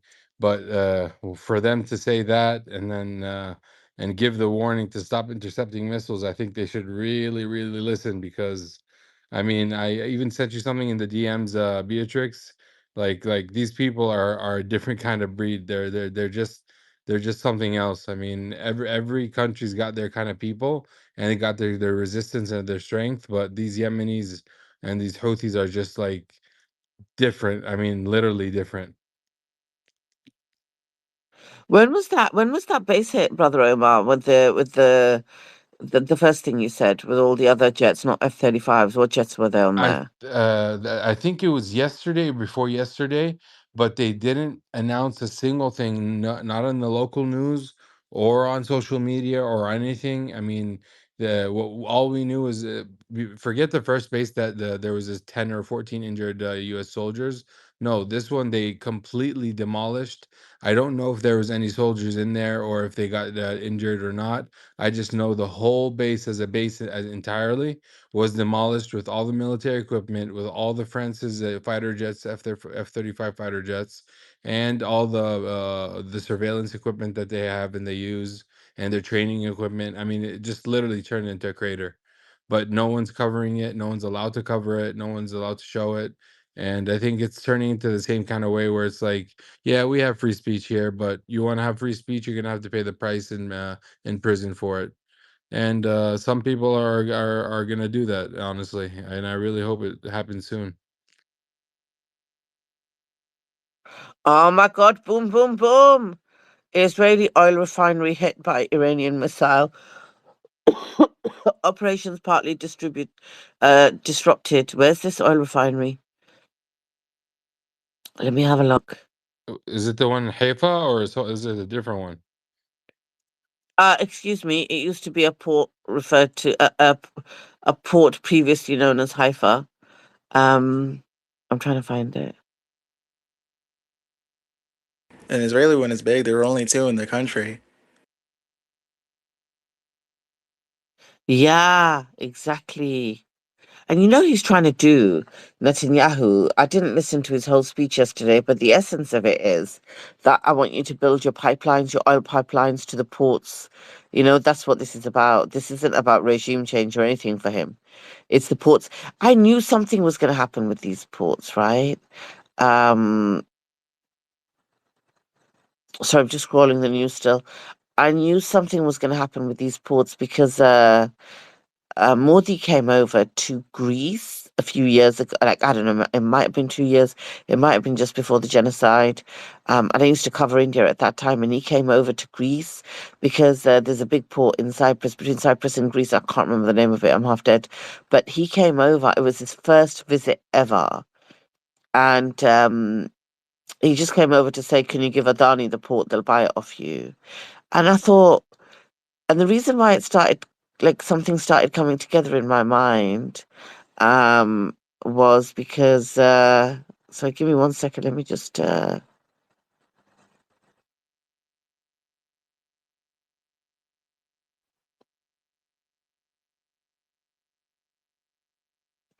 me just have a look. I'm going to have a look for this in a second. Boom, boom, Tel Aviv. Yeah. And, yeah, the reason that this port thing started twigging in my mind is, do you remember the port in Beirut? It just went up in smokes. And even at that time, this was a few years before the genocide, right? The port in Beirut, and I'd been there. And one day it just blows up in smoke and nobody does anything. No inquiry, no who was it. And do you know what? I'm not joking. The second it went up, I thought that's got to be Israel. That's got to be Israel. Why they're after that port? And then when I seen Modi come here to Europe to try to get the biggest European port for Adani, I thought there's something up. They're trying to do something to make sure they have control of all the ports. That's why I get so trigger happy when Haifa's gone. You know what I mean? That the port previously known as Haifa is no more. Rest in peace. When I think of that, it makes me happy because they're trying to do something. There's something going down there inevitable.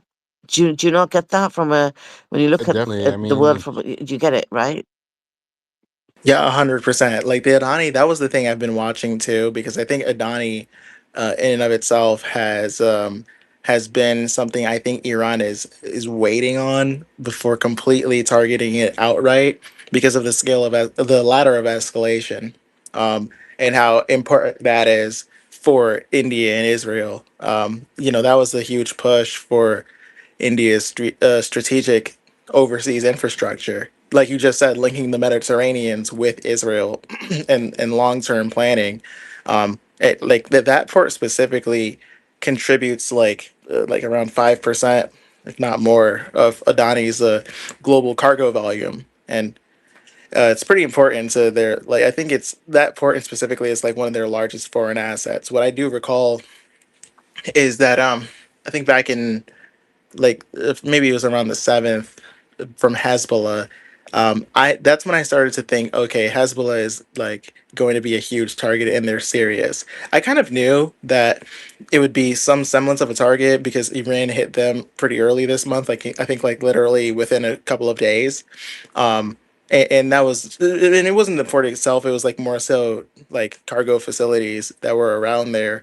But the like after that took place, that's when I was like, okay, they're gonna go for more economic attacks, and they have a plan for it, right? And the rockets that came from Hezbollah around like the 7th or the 8th of this month, that's what specifically made me think, okay, Hezbollah is really in this. Like they're actually back, and they're actually like they're capable of probably as much as ever.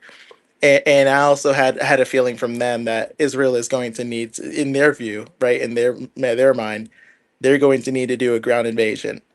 That sort of like predilection kind of came to me just from that specific targeting of the Adani attacks that took place. They lost about $1 billion worth of investments when that initially took place.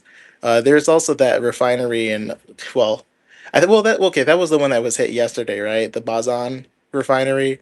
The shutdown of it that took place, because it wasn't like hit nearly as hard the first time, but it did have to shut down, which cost them like millions of dollars per day just from the shutdown itself because of the lost output. Obviously, like when you have to cease operations, it's considered a loss. So, like I think, yeah, I don't know exactly how many million were lost, but it was quite a bit just from that. Now, multiply that times like 10 after what took place yesterday, right? Now with Adani, their exports are going to drop. If they get wiped out, like if that becomes like eradicated, you can really like kiss the whole like strategy that they have there goodbye. It's extremely vulnerable. It kind of always has been. I get that they thought that they had the protection of the David Sling and the Arrow system. I think the Arrow system is specifically what they relied on for that northern Israel area, but that's kind of being it's been shown completely, I won't say useless, but clearly it's been rendered ineffective. All it takes is one or two strikes to hit the right refinery, hit the right portion of the port, and to make it untravelable.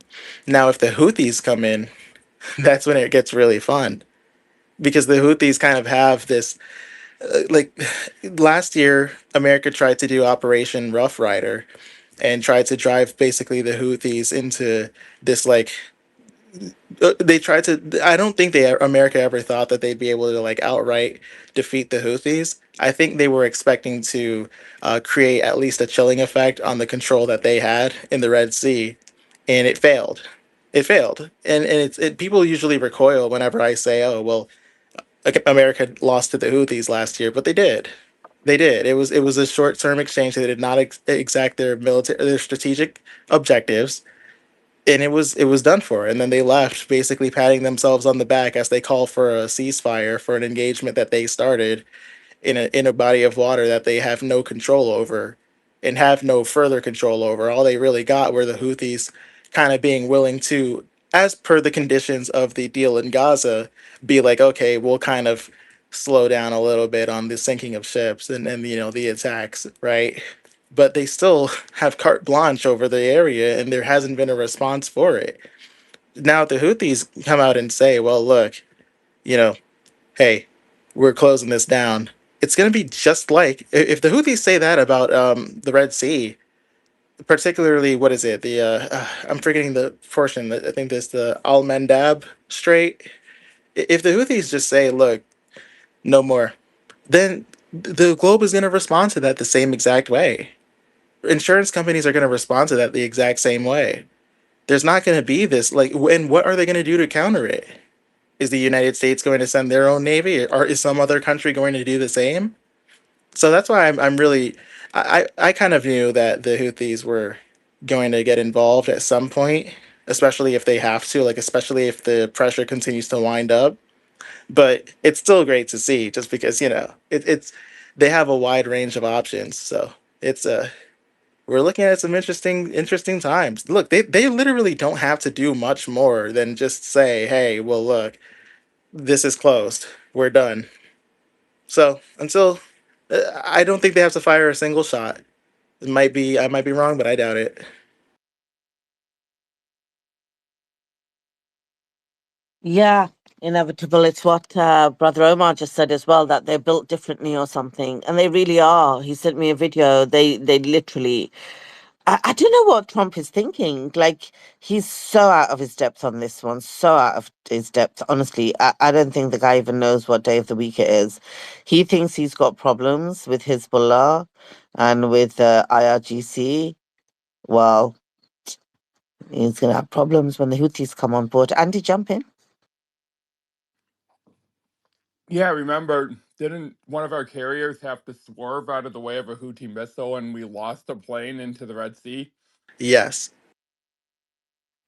Exactly. So, like, yeah, you're not going to defeat the Houthis using naval force because it's the exact same issue with Iran. You get too close and the Houthis are going to shoot missiles. I mean, I'm not an expert on what type of stuff they have. It's obviously not as advanced as what the IRGC has, but it's certainly advanced enough to sink oil tankers and sink container ships.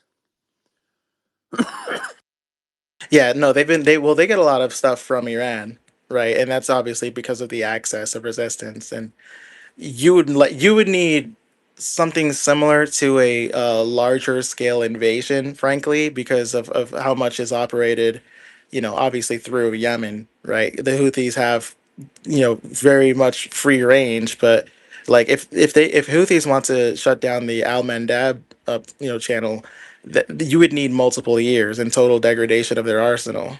It's not a matter of just like hitting a few, hit a few launchers and whatever, like just declare victory and pat yourself on the back. Like you have to have Yeah, sustained because ground. a lot of it's like shoulder fired rockets and stuff that they use, and then they hide in the mountains and then fire them at ships and stuff. Basically, that's why Saudi spent. It was actually literally, I think, $700 billion trying to destroy them, and all they did, unfortunately, is they blockaded and bombed and killed 400,000 civilians and 80,000 children. Yeah, and the thing is, the Saudis failed at stopping the Iranian resupply lines. The Houthis regenerate everything that they use in a matter of weeks because Iran keeps smuggling whatever they need. And I use the word smuggle, obviously, but it's transport, right? Like when you smuggle, it's a matter of just clandestine transporting, right? And the Gulf of Aden has been kind of like the main thing that even Saudi Arabia nor the U.S. last year have been able to cut off. Now I don't, if Saudi Arabia knows what's good for them,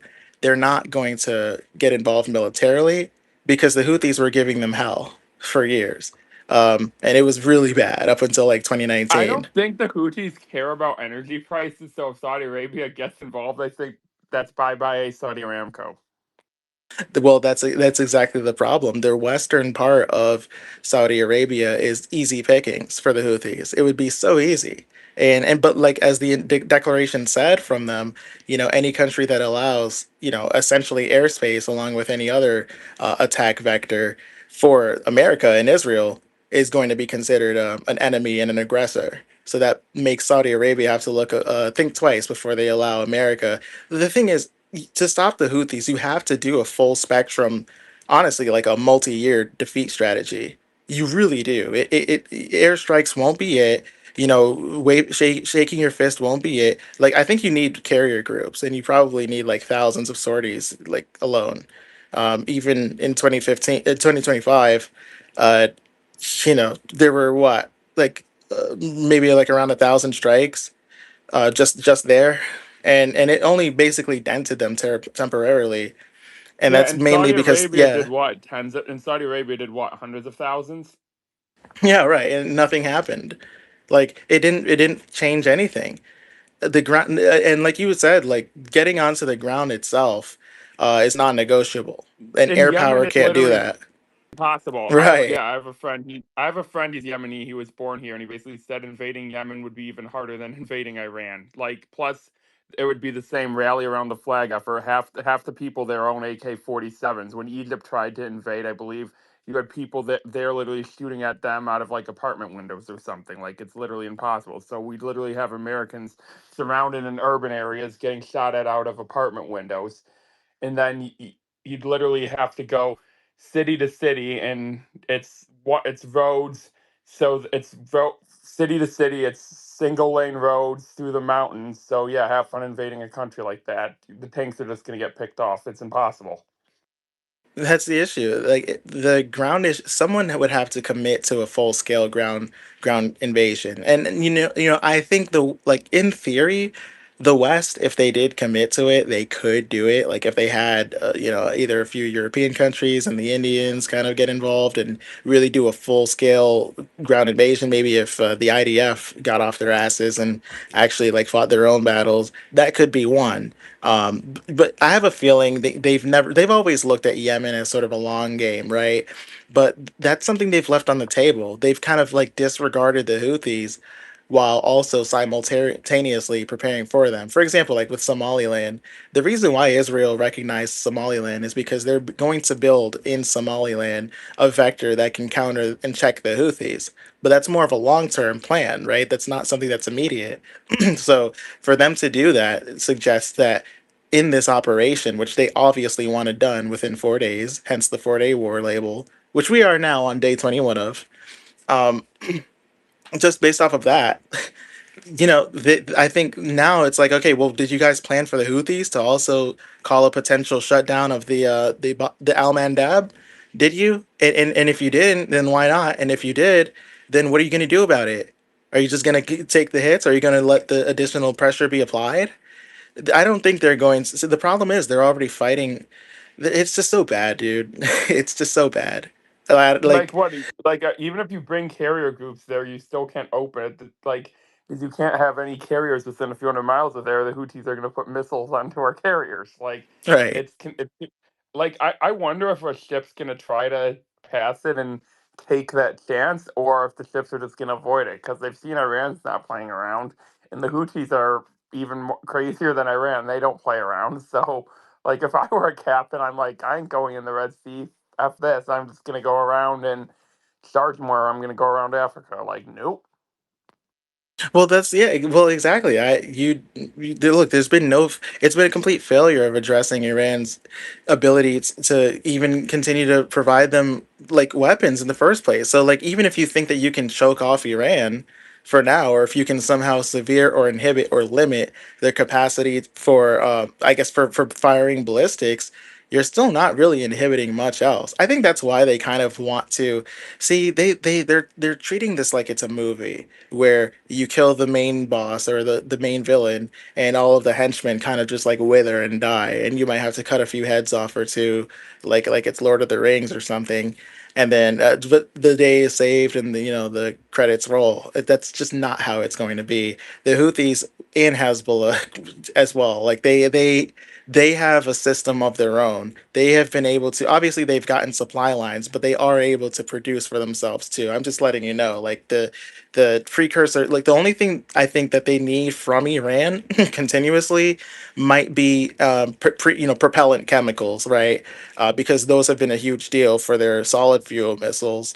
And particularly Hezbollah has those, and really for rockets, like I think they might not even need that from China. Like that comes from China, of course, the sodium perchlorate and the ammonium perchlorate. So, like that's what's been huge for Iran.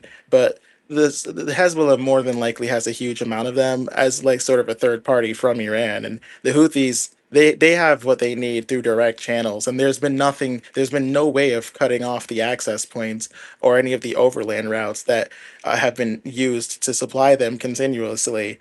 So it's just like How did they not factor that in, man?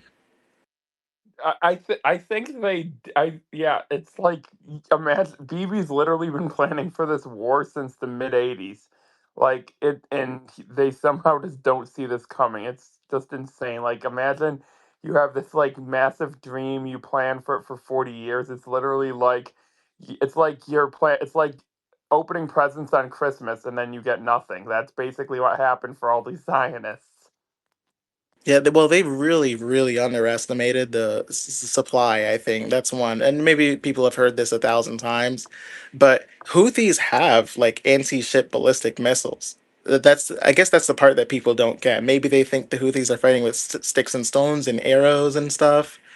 No, I'm sorry, no. Houthis have like, I'm pretty sure they have those like Fateh ones or something of that sort, where like they've like that's just mass produced. It's mass produced. They have like cruise missiles too, and even the Shaheeds are probably going to be at the disposal of the Houthis because of the command and operation of it is quick and effective. It's not some highly complicated, well, at least not for relative standards. It's not this like highly complicated, ridiculously overwhelming, tough concept. It's a matter of they get access control, and these things can literally be controlled from I think around 1,000 kilometers away. What is Saudi Arabia going to do once that western portion gets targeted? Like once the gosh, I'm forgetting the name of their their western exporting city, but once that gets targeted, man, like everyone's going to comply. So what's the Yeah. counter? What do you think this is going to end with all of the Gulf oil infrastructure getting destroyed or no? I see. I think that's like gonna be Iran's equivalent of the nuclear bomb. I think Iran. So if it's through a slow grind, right? If America, because America wants to basically, and Trump has even said it, America is willing to intensify, allow the oil situation to get worse progressively. And as they do so, Iran is obviously going to have to hit certain nodes of either control or infrastructure, especially when launches are being done from Gulf countries, as well as the flight space. Because remember, if you allow airspace, for any of these bombing campaigns, then you are an aggressor, and that's obviously been Iran has been clear about that. So, I guess like yeah, large scale, like in terms of how this ends. Yeah, if they just try to like nuke Tehran or some crazy shit, if Israel tries to do anything like that, well, one, they're not going to surrender, so rule that out. But two, yeah, that is very much on the table. If they try to cripple Iran, Iran will cripple right back, and the entire global economy suffers. And quite frankly, it doesn't necessarily mean that they'll be able to stop continual strikes. So that's why I think with a ground invasion, they want to make this like it's almost like the attritional battle. The U.S. is betting on its own logistical their supremacy. They're going to bet on their own ability to stomach economic pain. They're going to bet on the complacency of the people.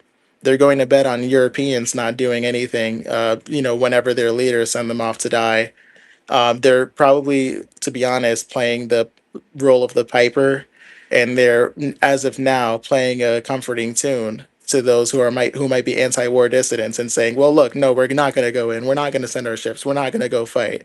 To create the pretense and the illusion of this sort of self self-actualized European state that won't just do whatever the U.S. says, so that in a few months they do exactly what the US says.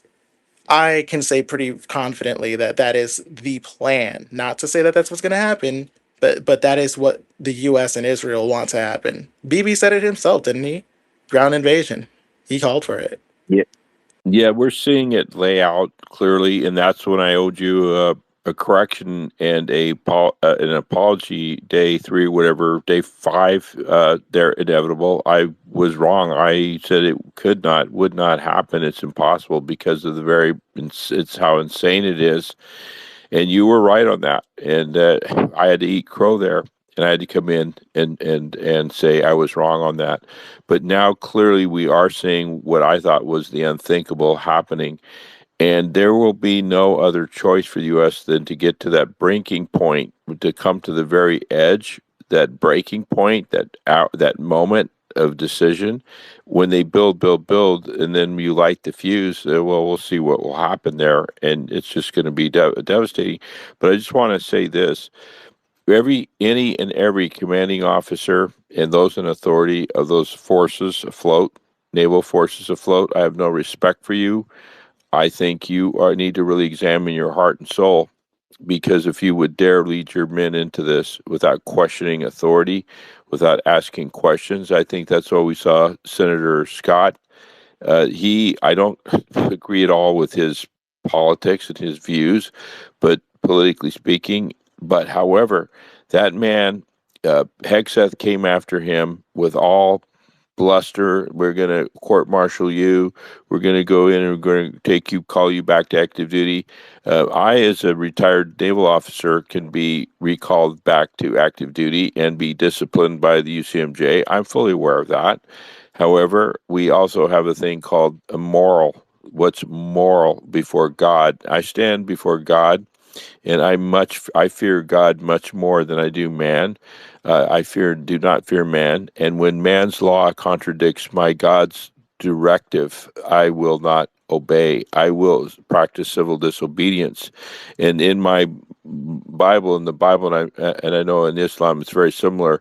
When it comes down to a moral decision like this, people have to make a decision. God cannot be mocked. God will not be mocked. That's why we're in this derision right now. And I always say Israel is in derision because they are. And now we're seeing, because the United States has been totally complicit in this, we're brought into open derision as well. I believe that was Senator Mark Kelly, not Senator Scott. It was the Arizona Senator Mark Kelly. But yeah, your point does stand.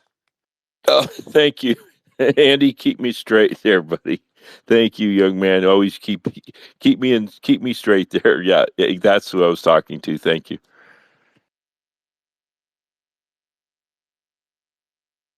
Yeah, to think too, like the Houthis, to their credit, they've been holding back for the purposes of, sort of making good with Iran and China, and the composition of the deal between China, Iran, and Saudi Arabia, right? Because of the tensions that were cooled due to negotiations and ultimately an agreement, a peace agreement, for lack of a better word, that took place in 2023. And or no, rather, I think that was 2019. But I think something was also signed in 2023 as well, to kind of solidify that.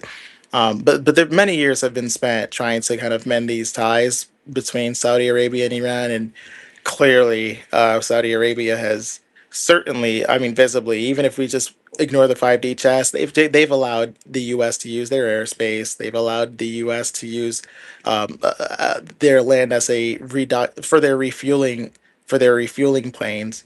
They've allowed the U.S. to park those there. That was caught on MISAR vision, the Chinese satellites. They've allowed way too much for Iran to just look the other way, and the Houthis will definitely not look the other way. In fact, they've probably been eyeing good targets, like the West Coast portion, the Gulf Coast. What the Jubail? Jubail, has a huge amount of massive downstream output that's tied to Aramco. In that pipeline, even if they try to flow crude west, a strike literally in Jubail would cause every insurance company to just be like, hell no, I'm getting out of Dodge. Just like that. Like Yanbu ports could get hit. And if you're an insurance company, why would you insure anything that's stationary there or traveling? Why would you? You wouldn't. They absolutely would not. And also, let me be clear on this, so let's understand this.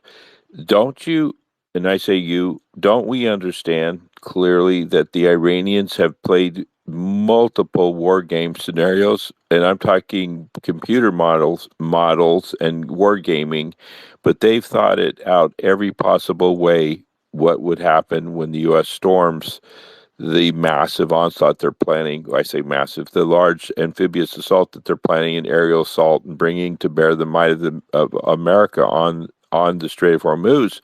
The Iranians have planned for this also. They've definitely planned it out. And we have to go back to D-Day and the beaches storming Normandy on D-Day, June 6, 1942. Go take some time and go watch Saving Private Ryan. Go watch that. It was so well done. And that's what would literally happen. That's what would literally happen. The bloodbath would be insurmountable. And I know people will say, yeah, don't forget, after thousands of men turned the ocean into red blood, we still made our objective and landed ashore. Yeah. And then what? We're talking about a totally, completely different scenario here. And the Iranians have planned this out in detail. They probably have what we will imagine what they have in store, but we have a pretty good idea of that. Exactly. Let's say the goal is to conquer Iran. I think we'd honestly lose more men than Vietnam. If I was betting on it, which obviously I'm not, I'd bet over 58,000. It would be that horrific. Oh yeah, absolutely. Oh yeah, absolutely. Because we're looking at the technology of asymmetrical war today. Absolutely. That was 10 years, 57, 58,000 men. Absolutely. And that's what my hope is. My hope is, as we saw what happened in Vietnam in the Paris Peace Accords, Richard Nixon kept saying, we're going to pound them through strength. We will win this. We will beat this by our might. And then we'll bring peace through force, bring peace through might, right? Might makes right. Well, I believe that we're going to reverse this. I'm hoping that there's deals, as Simon said, there's deals being cut. They're dealing, wheeling, and dealing. Iran will come out of this as the winner. The United States will come out there on paper as a winner, like we did in Vietnam. We won this, guys. No, we didn't. And then Iran will come out. The United States will remove its presence from the Middle East, number one. There will be reparations, number two. Iran will maintain their control of the Strait of Hormuz, but that would be open negotiations of free and open trade, but paying what's right. And let's see what I leave out the list. You've got it, Andy. Andy has by memory what it would look like, what Iran is demanding. That I believe Yeah, the problem sanctions relief for Iran and Lebanon, all the bases gone, and then obviously Israel leaving Gaza. Yeah, thanks, Andy. Yeah, all that'll be laid out. I think that's what'll happen. I pray that's what happens before we see bloodshed. Bloodshed is the wait. God forgive me. There's already been there's so much blood on our hands right You mean now with before thousands. before we see a full scale ground invasion and it gets even Thank worse? you. Thank you. I mean, thankfully we haven't seen the large massing of troops. Like we haven't seen that yet. We've just seen a few Marine units. So what I'm wondering is if maybe they're gonna do something theatrical, like Trump's gonna hopefully they are negotiating some deal behind the scenes, kind of just like last time where Trump did Midnight Hammer and is like, we won, we won. No, Israel got their ass kicked in the 12-day war. But then what maybe they're gonna do is something, Trump's gonna take an island, and then they have a plan where it's going to be maybe like they're working behind the scenes with the IRGC. Hopefully, this is wishful thinking, but Trump takes the island, and then it's like, okay, and then they have the deal worked out, and then it's like okay, and then it's solved. I mean, maybe that's wishful thinking. Maybe it's theatrical to make it look like Trump wins, so then he can go back and sell it to his base, and then Iran gets the sanctions lifted. Well, the hard part is like, and Simon made an interesting part of his thesis that mentioned that the IRGC hardliners are all just going to have to be rooted out so that those who would be willing to comply within this deal framework that's going on in the background, I guess those people who aren't hardliners would be the ones to kind of take the Republic forward.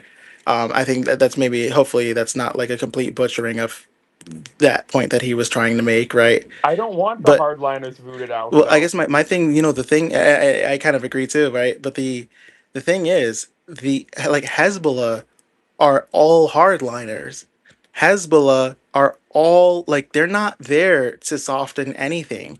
So the idea, for example, of Lebanon being paid reparations, that would be contingent upon, in Israel's mind at least, that would be contingent upon Lebanon being completely, eradicated of Hezbollah, essentially.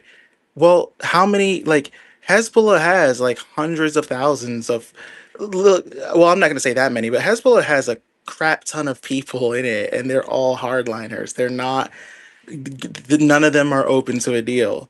And essentially, I guess that idea bleeds into that all of them would have to die, which Israel can get on board with that.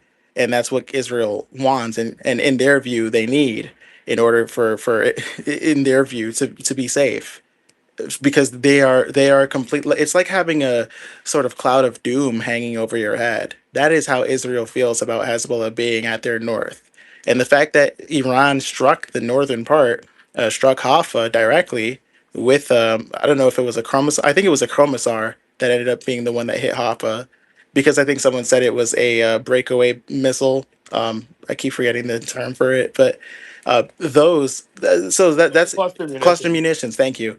That in and of itself is kind of telling us that Iran has enough to not necessarily need excuse me, need Hezbollah to deliver critical infrastructure attacks if they want to in Israel. Now, if Iran is preoccupied by perhaps a full scale ground invasion, then that's when Hezbollah is going to be ramping up their activity, if you will, their offense.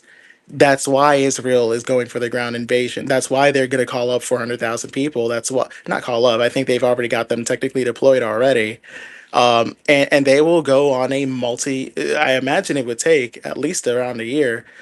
They'll go on a year to multi-year killing spree in the southern part of Lebanon if they have to, because that's what they plan on doing, and they can't do it Israel with will an not Iran go that's that long. solvent. Good. Yep. Israel will not go that long. Their army's not equipped for that. How long did they go in 2006 again? Wasn't it, what, 40 Yeah, it was days, like 2 34 months? days. Exactly. Israel's not capable of waging a multi-year war. They're soft and melt like butter.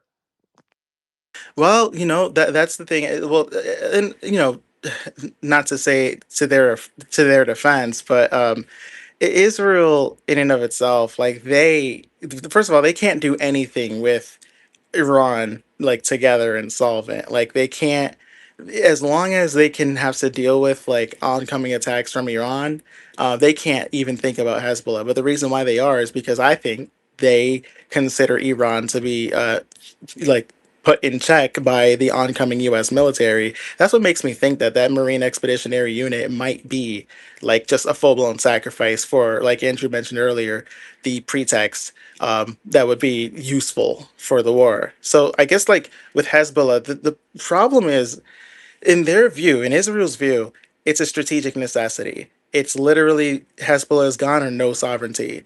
Hezbollah has well over like 150,000 rockets and drones, and obviously precision guided missiles, and it's overwhelming the Iron Dome as it is. And in addition, like a ground invasion would allow a clearance, if they can do it, if they can pull it off. It would allow a clearance of Hezbollah's underground tunnel networks and their weapons depots, which continually get resupplied from Iran anyway. Although they have become able to produce their own weapons as well, in a clandestine manner. I think Syria, they've had sort of an outlet in Syria that's been kind of a part of that. Although I don't have too much more information on that. I just understand, my understanding is that they've been able to do this in the northern part of Lebanon.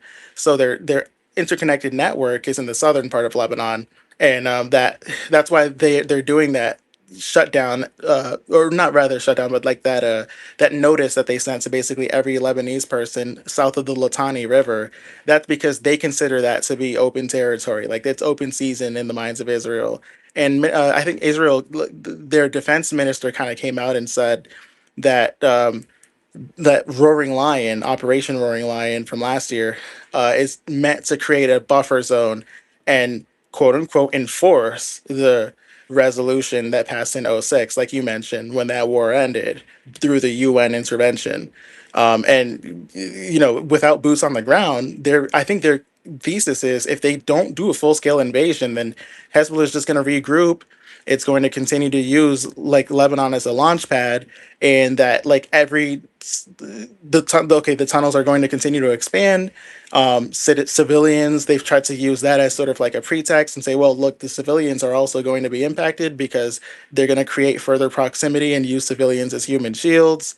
That's why they're attacking civilian infrastructure right now, or over the last week in Beirut. Um, it's been it's just been more of the same, man. It's like they do the same thing, and that's why they're looking at Lebanon as like a second Gaza, and I think that's what they want out of it. I think that's literally what they're gonna do.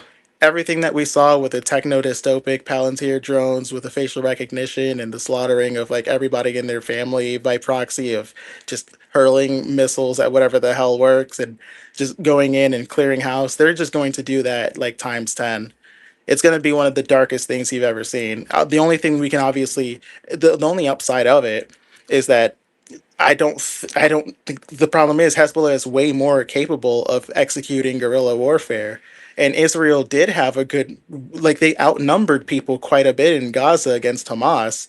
So it was easier for them to accomplish their terminal objective. It's not the case in Lebanon. I don't know if they'll be like overwhelming. I don't know how many people are in Hezbollah or are believed to be in it, but I don't know if Israel has that 4-to-1 advantage that you need when you do a ground invasion. I don't know. It's not going to be 400,000 people all at once. I think it's going to be progressive. Like they'll start at 100,000 and then they'll creep up to it.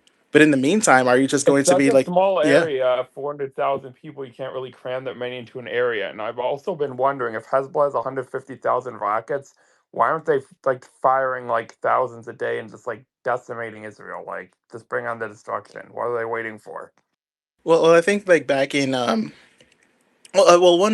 I think ladder of escalation has to do with it, but back in 2024 too, I think they kind of, uh, uh, for better or for worse, for one, the Lebanese president, who was a puppet of Israel, kind of committed to in coordination with the U.S. and France, the Lebanese president committed to using the Lebanese National Army as a way to root out and fight Hezbollah. And there was leading into the negotiation with the Gaza deal, sort of an agreement that Hezbollah would be dialing down their offense on Israel. Yeah, obviously the Patriot attack was kind of a big deal that took them out of the public spotlight, but obviously that's in conjunction with other methods that Israel used too. It wasn't just a bunch of exploding pagers that beat Hezbollah. Like they didn't even get beaten. It was just obviously a successful tactic that made headlines. But the entire time, I think Hezbollah was also regrouping too for the specific purpose of focusing their resources on rearming and restocking. So now when they get back into this, they have enough to go for years. It's going to take years, that's for damn sure. So now, like, yeah, we're in. It's an interesting territory, man. Like, I don't know. It's gonna be rough. It's gonna be Yeah, rough, but it's necessary. At the end of the day, look, they could be over. Israel's probably gonna be overwhelmed. They have like the limited ground forces to begin with, and they'd probably start like right like south of the border because they'll advance into villages that are there, and then I think so far they've already killed like hundreds of Hezbollah fighters. I think that was just like within the last couple of weeks. Um, or they claim it's Hezbollah fighters. Obviously, half of them are probably just like civilians.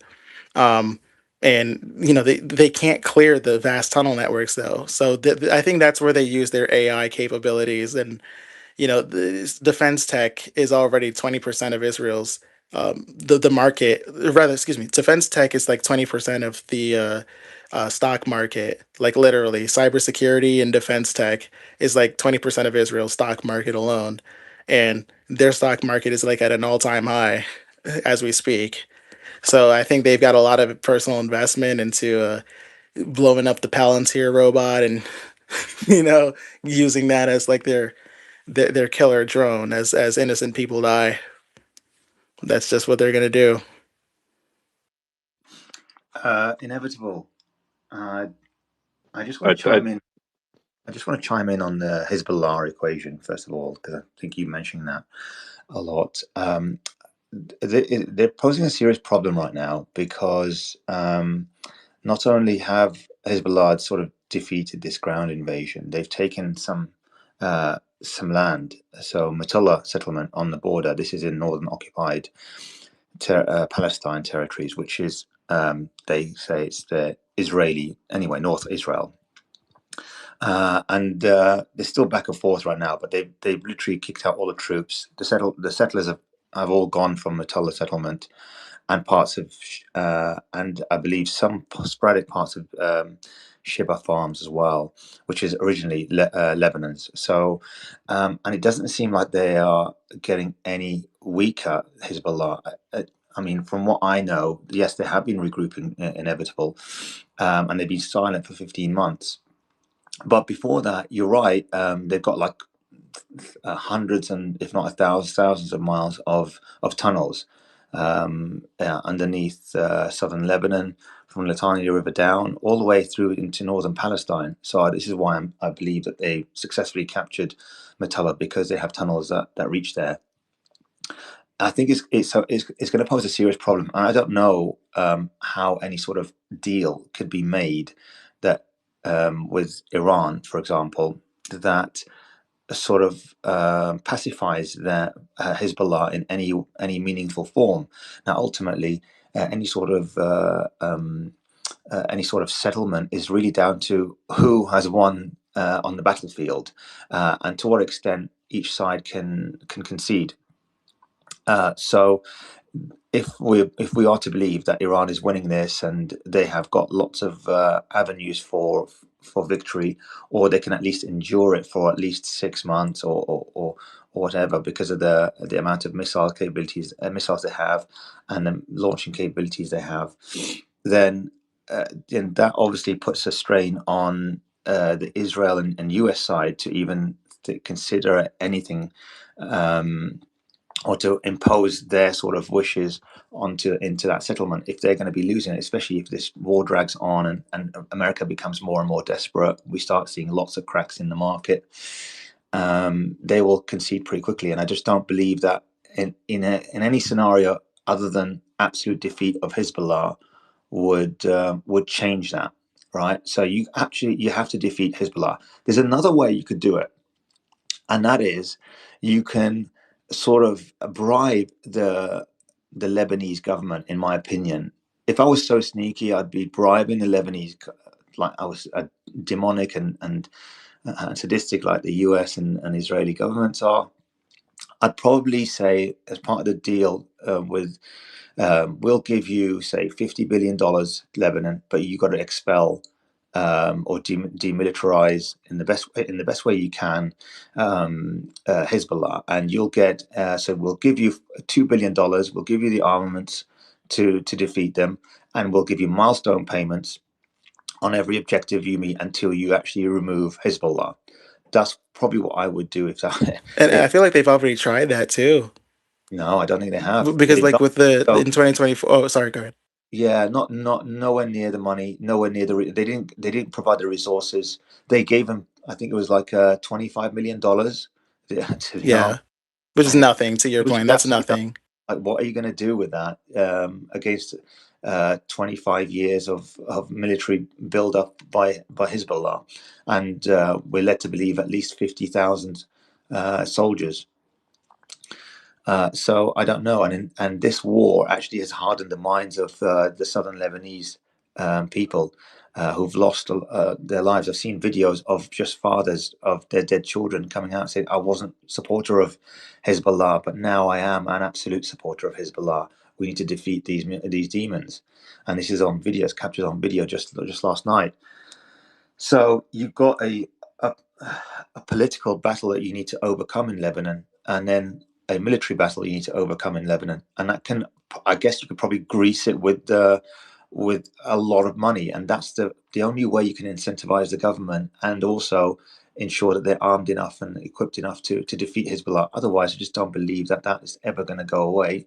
They're ideologically driven. They cannot be bought or bribed or anything in that sort. So that's Hezbollah, that is. So whereas obviously the Lebanese government can and absolutely will and love to be bribed and bought and coerced and whatever. And but they need the money, they need the resources to do that. But the good thing is that the Israelis, they wouldn't want to do that. They wouldn't want to give Lebanon billions of dollars to do that, but they do want the Lebanese government to do it on a shoestring. And so that's where they're going to be in a long-term battle on and off with protracted wars until Israel, I think, or whatever, Lebanon disintegrates, and you have just parts. It'll be further split up, or you have Israel just imploding as a result of this war. So I don't believe that. I don't believe that situation is going to resolve, and it looks like currently that that Hezbollah has taken some ground. So they're in a bind right now, and obviously they're calling up. Israel's calling up 450,000 troops. Netanyahu, if you were to believe he's alive, which I'm starting to now believe from the latest press conference scenes and footages and the images, that he looks like he's alive. There, and then they've got somebody that's still ideologically driven on their side, on the Israeli side, to push the United States further into this war without conceding, and they're willing to endure all the Iranian airstrikes. And if you heard what Netanyahu said last night, he said that we do notice some sort of cracks, but in the IRGC, but we're not going to disclose it. And absolutely, this war will need troops on the ground component. So they are obviously committed to that path. Now, obviously, the troops on the ground component, I don't know how you're going to do it. If we're led to believe that a large parts of Iranian border have got masses of tunnels, I don't know why. First of all, Khark Island, or if they wanted to capture that, doesn't have hundreds of miles of tunnels underneath as well, and it's heavily fortified. I don't believe it's not heavy. I do believe it's heavily fortified. I don't believe the idea that it can't be heavily fortified, and a group of 5,000 Marines can capture that island successfully, especially with a lot of the other the weapons that they have. Iran has at its disposal, with all the navies, the small class submarines that they have, and the UUVs and USVs that they have. They can employ just locally, never mind about the missiles from mainland Iran on that. So I don't know. And obviously, I've seen videos in the airports where men of just average age, between 25 and 40, they are catching flights to these islands to secure them, just to defend them, rather. So these are just normal men in the street, just catching flights to go there, and apparently the tickets are fully booked.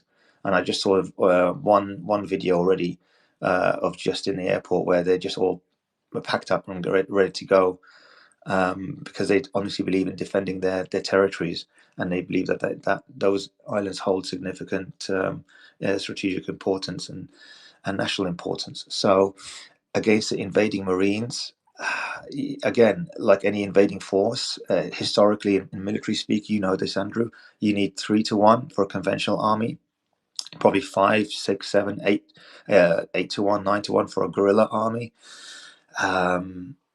So you need to have, so if there is something like 5,000, 10,000 soldiers in that island, then you're going to need anything between 25,000 and you're going to need anything anywhere between 15,000 and 30,000 at least troops to even have a chance if it's conventional. But with them, with the way that they probably got the tunnel networks, they ambush, they come out of the holes, the same tactics that they employ, that Hezbollah employs in the south of Lebanon, where again they've just literally slaughtered a lot of the IDF soldiers. They're probably going to need about, just Khark Island, maybe they're going to need 100,000. I don't believe that Iran would leave a strategic asset like that unguarded or under-equipped or under sort of guarded. So maybe 5,000. They don't have 5,000. I honestly don't know how many troops they've got there, and what bases they've got there. It's never been talked about before, but obviously that's part of their defense planning and strategic planning. So they would have had something there, given how important it is for their oil exports. So Yeah, goodness knows, and I could be saying resistance. 5,000. It could be. Yeah, It could be 50. resistance also. Resistance, we have to realize they've strategized this with wargaming probably 1,000 times to prepare for that day. That's what the military does all day long. That's their job. I mean, that is their job, is to think about and strategize 100 different scenarios of how invaders can come to their land. That's what they're paid to do. That's what they live for, really. I mean, I think I mentioned this before, but the IRGC is the political wing with military wing with a political faction to it that's embedded in the government, and reports directly to the supreme leader. The military wing of that. So this is not the Iranian military army. Separate to that, Iran has a separate military army as well, which is just conventional, very conventional, but highly trained nonetheless. But the IRGC in particular, they have such a highly their army is so militant in their thoughts. They're so forceful and I don't know, hardened in their thinking that it's either they exist to defend their land or they don't exist. And they've always pushed the government. So they pushed the government when they bombed the Iranian embassy in Syria, and they killed one colonel and two commanders there. They were really pushing heavily, and the IRGC political wing, as well as the government, were saying, let's just take it easy a little bit. We don't want to obviously create chaos. And then they say, and then another was it Ismail Haniyeh who died in the inauguration? Again, the military was pushing them to attack. If you heard the generals since October the 7th, they always come out. This is pre 12-day war as well. They seem to come out, and there's lots of videos of these generals and commanders saying, "Look, do not worry. We'd love to be in a battle. With our fingers on the trigger. Our fingers. We'll destroy you in a few days." These are what the commanders are saying. Obviously, they were caught off guard, and so they were made to look ridiculous.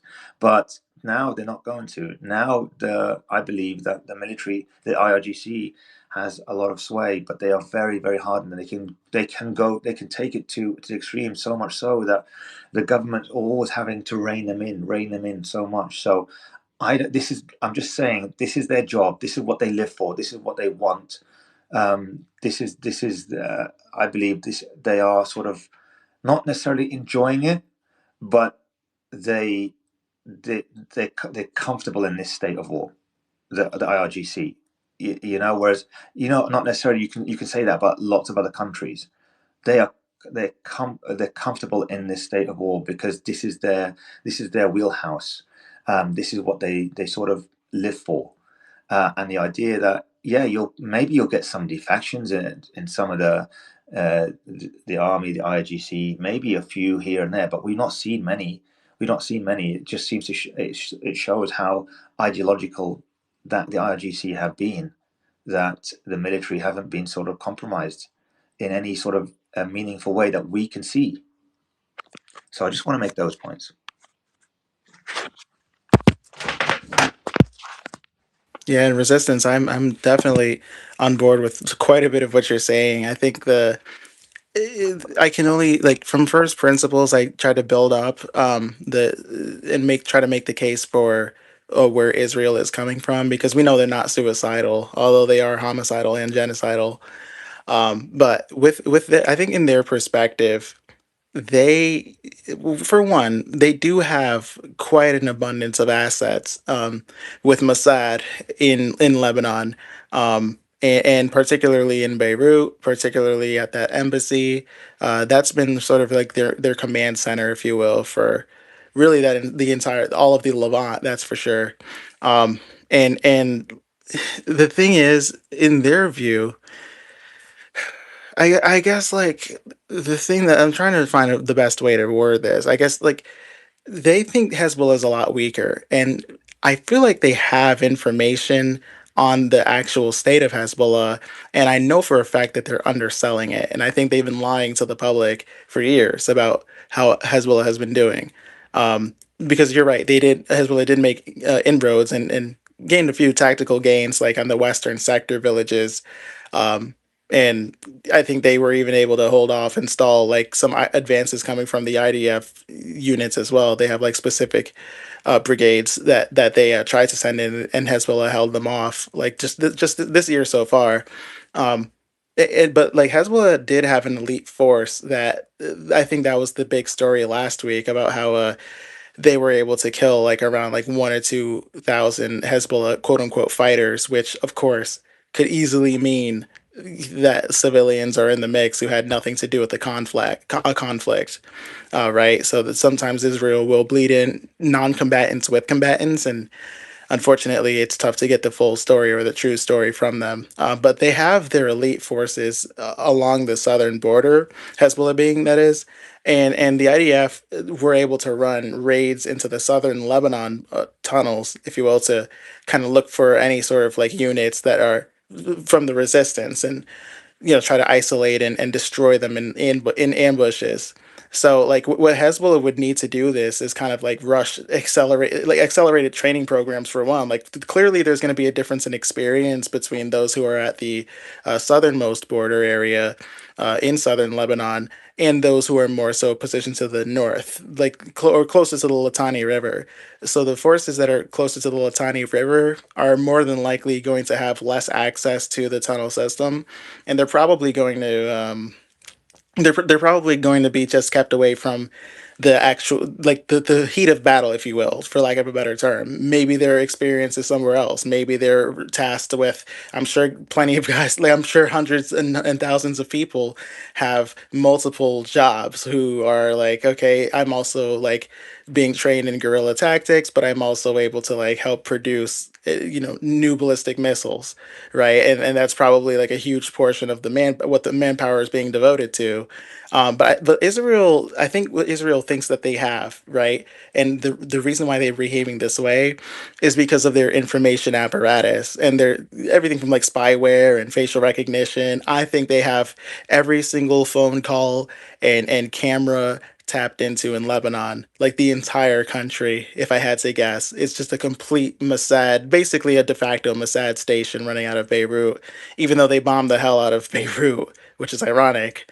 But they still have that. And the CIA and MI6 are there too, don't get me wrong. But Israel has had their way in a way that just like Iran, for example, there's way more protection. And they did have a very strong foothold of intelligence assets in Iran, um, which of course led to the color revolution attempts that took place in January of this year.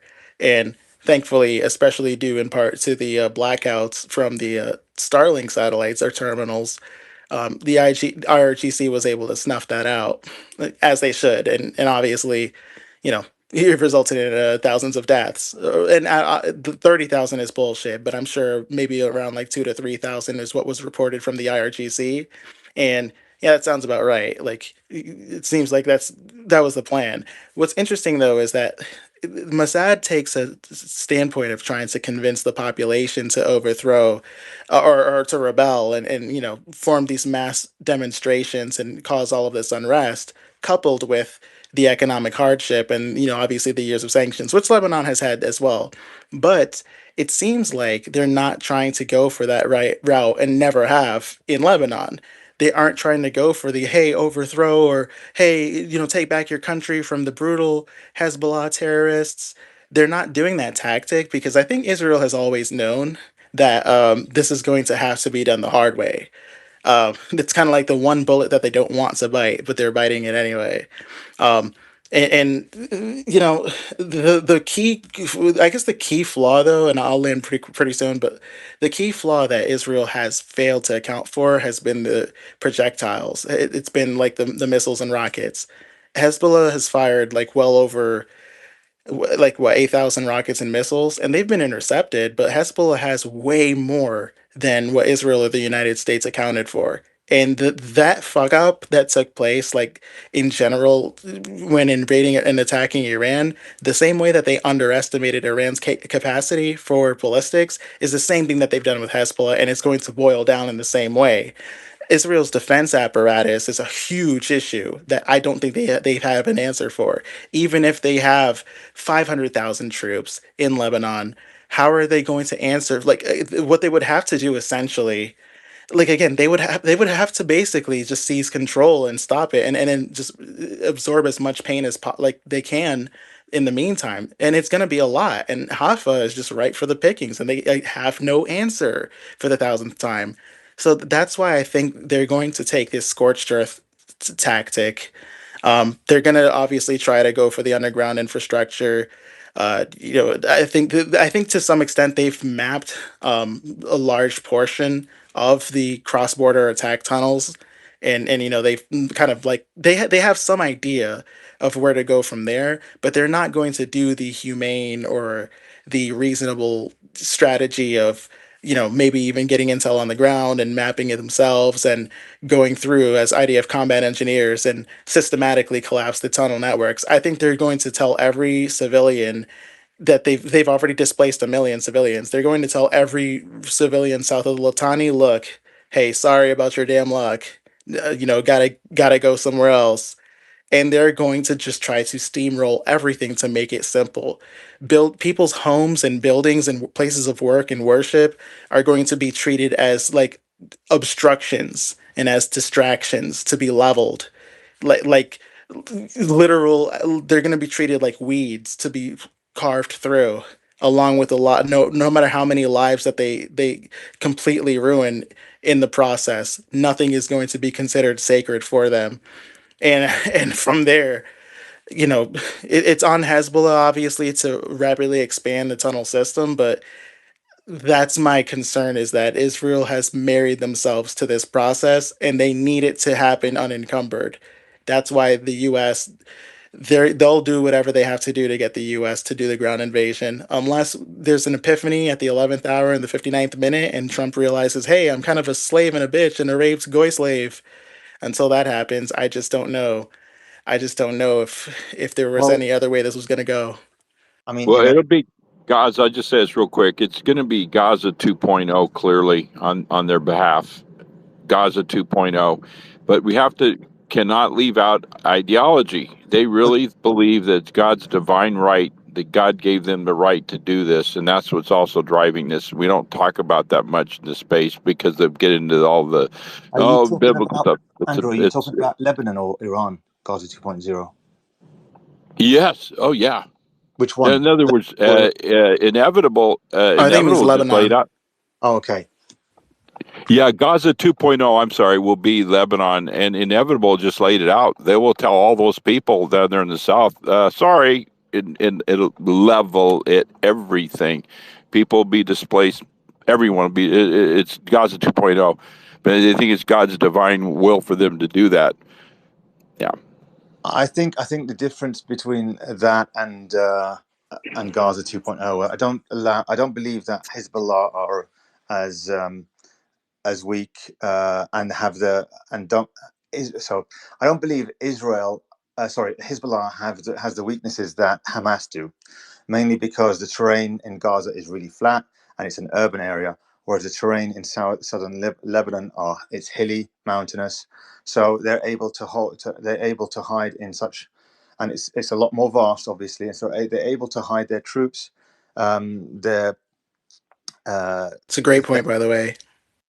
Sorry, and it's much wider too. It's a much larger swath of land. But great point. Much more expansive tunnel network, and they got a lot more heavier artillery, especially missiles. So they've got from what we believe, this is before the Pager attack. The reports were they had anything between 50 to 1,000 missiles themselves. Now, obviously, they're not nowhere near the capability of Iran's ballistic missiles, but they have maybe about 5,000 ballistic missiles. They have. And the rest may be slightly sub-ballistic. And then they've got lots of rocket launch RPGs, etc. They've been accumulating for decades. That infrastructure is still there. I've not heard any reports where Israel, during that 15-month Haitian period, that they've captured the strongholds or the military sites of Hezbollah and the weapon storage facilities there. I've not heard any. I've not seen it. Not to say that they haven't, but they're not. There's no central place where they store those missiles or or any of their weaponry. They obviously decentralize it, much like Iran does. Okay, it's a smaller geographical area, but it's a much bigger geographical area than Gaza, and so they're not hindered by any of that. They know the terrain very well, whereas the Israeli troops, they only know if they can read a map, or they just be herded like sheep into this area, that area. They wouldn't know what areas they're going to be fighting into. And obviously, Hezbollah like to fight in the dark because it gives them much more of an advantage, something that IDF really are not very good at. It's not going to be anywhere near like Gaza 2.0. If the Lebanese military, who have got much more information about Hezbollah strongholds than the IDF, and I'm sure they'll exchange it happily, and they're not able to do anything against Hezbollah. I don't believe all the IDF have is just the air support, but the air support in a mountainous terrain like the southern Lebanon region, it's easier said than done. Just look at what they try to do to the Houthis, the Saudis, and the US and Israel. So it's a lot harder, and the terrain itself, it just plays into the hands of Hezbollah, and that's why you're seeing it. You're not seeing any sort of success going into Lebanon. You're not going to see it.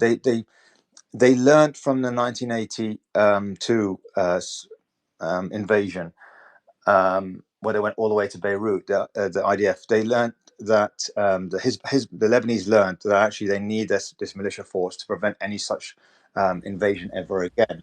And I'm going to say this: any sort of war, whether Israel may have plans, thinking that they can win the war, but any war is won by putting troops on the ground. There's no war. I don't know, Andrew. You can probably chime in on this. I don't know any war where there hasn't where a side has won without troops on the ground, because using your air superiority is just not enough to maintain that territory. It's not nowhere near enough. So they have to put troops on the ground to win this war. Otherwise, they might as well just forget it.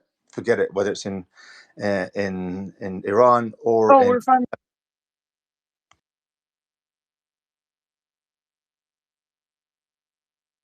Sorry, is it open mic? Well, even Syria needed like the Syrian army to basically defect through bribery. To your point, like they tried the whole air assault Syria thing for like forever, and in the end, it ended up needing people on the ground. To your point, yeah, Andrew, what were you gonna say? I think I heard you were gonna respond. Yeah, what I meant, to clarify, definitely agree. Resistance, 100%, inevitable, 100%. But no, when I said 2.0 is Gaza 2.0, that's the mindset of the IDF in Israel. But reality is going to be different, of course. But here's the problem: what are they doing? They've moved north through Beirut, and they're bombing the hell out of innocent civilians. They're killing, murdering hundreds, into the be thousands of innocent Lebanese up in there in Beirut.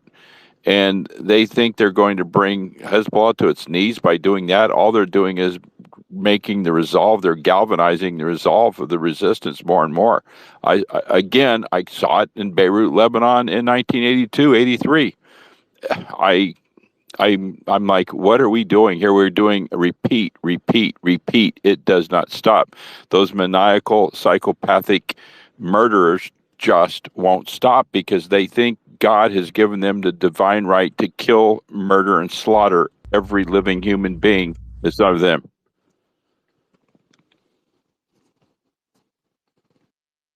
Yeah, I mean, look, this is their identity. Their identity has always been like that for a very long time. So, what we expect to this is how they're born. They're born out of terrorism from the three terrorist groups.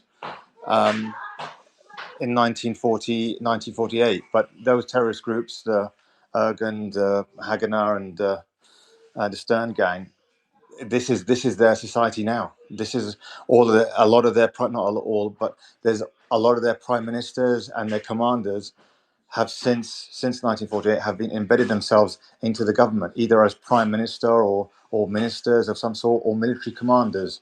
So they're ideologically driven in that way, and they'll use any tool in their disposal at their disposal to inflict maximum amount of uh, of of destruction over their neighbors in order to advance their greater Israel goals. So I'm just saying Israel, United States is just to like this pawn, this thing that they can play with and manipulate, and they'll kill any sort of president to control them and submit United States to their political wills, their expansionist goals.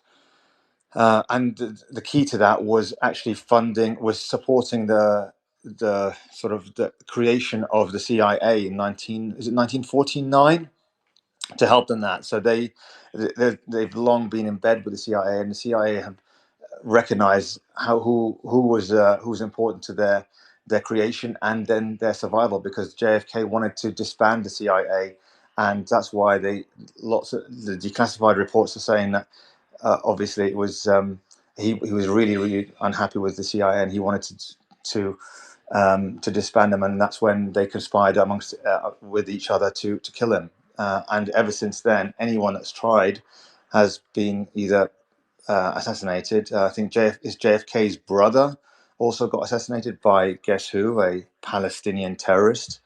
Um, you couldn't make that up, but yeah, because I think it was RFK. His brother. He was investigating who killed his brother, and it was actually indeed he found the perpetrators, but then some Palestinian terrorist just came out of the blue in America and just killed him. Just a little known fact there, but anyways, this is just their MO. Unfortunately, they've captured the United States. Unless you expel everyone, then in the Jewish lobby or the Zionist lobby in the United States, then they're always going to be the toy of Israel. The United States are always going to be a toy of Israel. So I don't know what to look. I don't know how this is going to advance, but this is the best chance that the United States has to get rid of Israel, this war.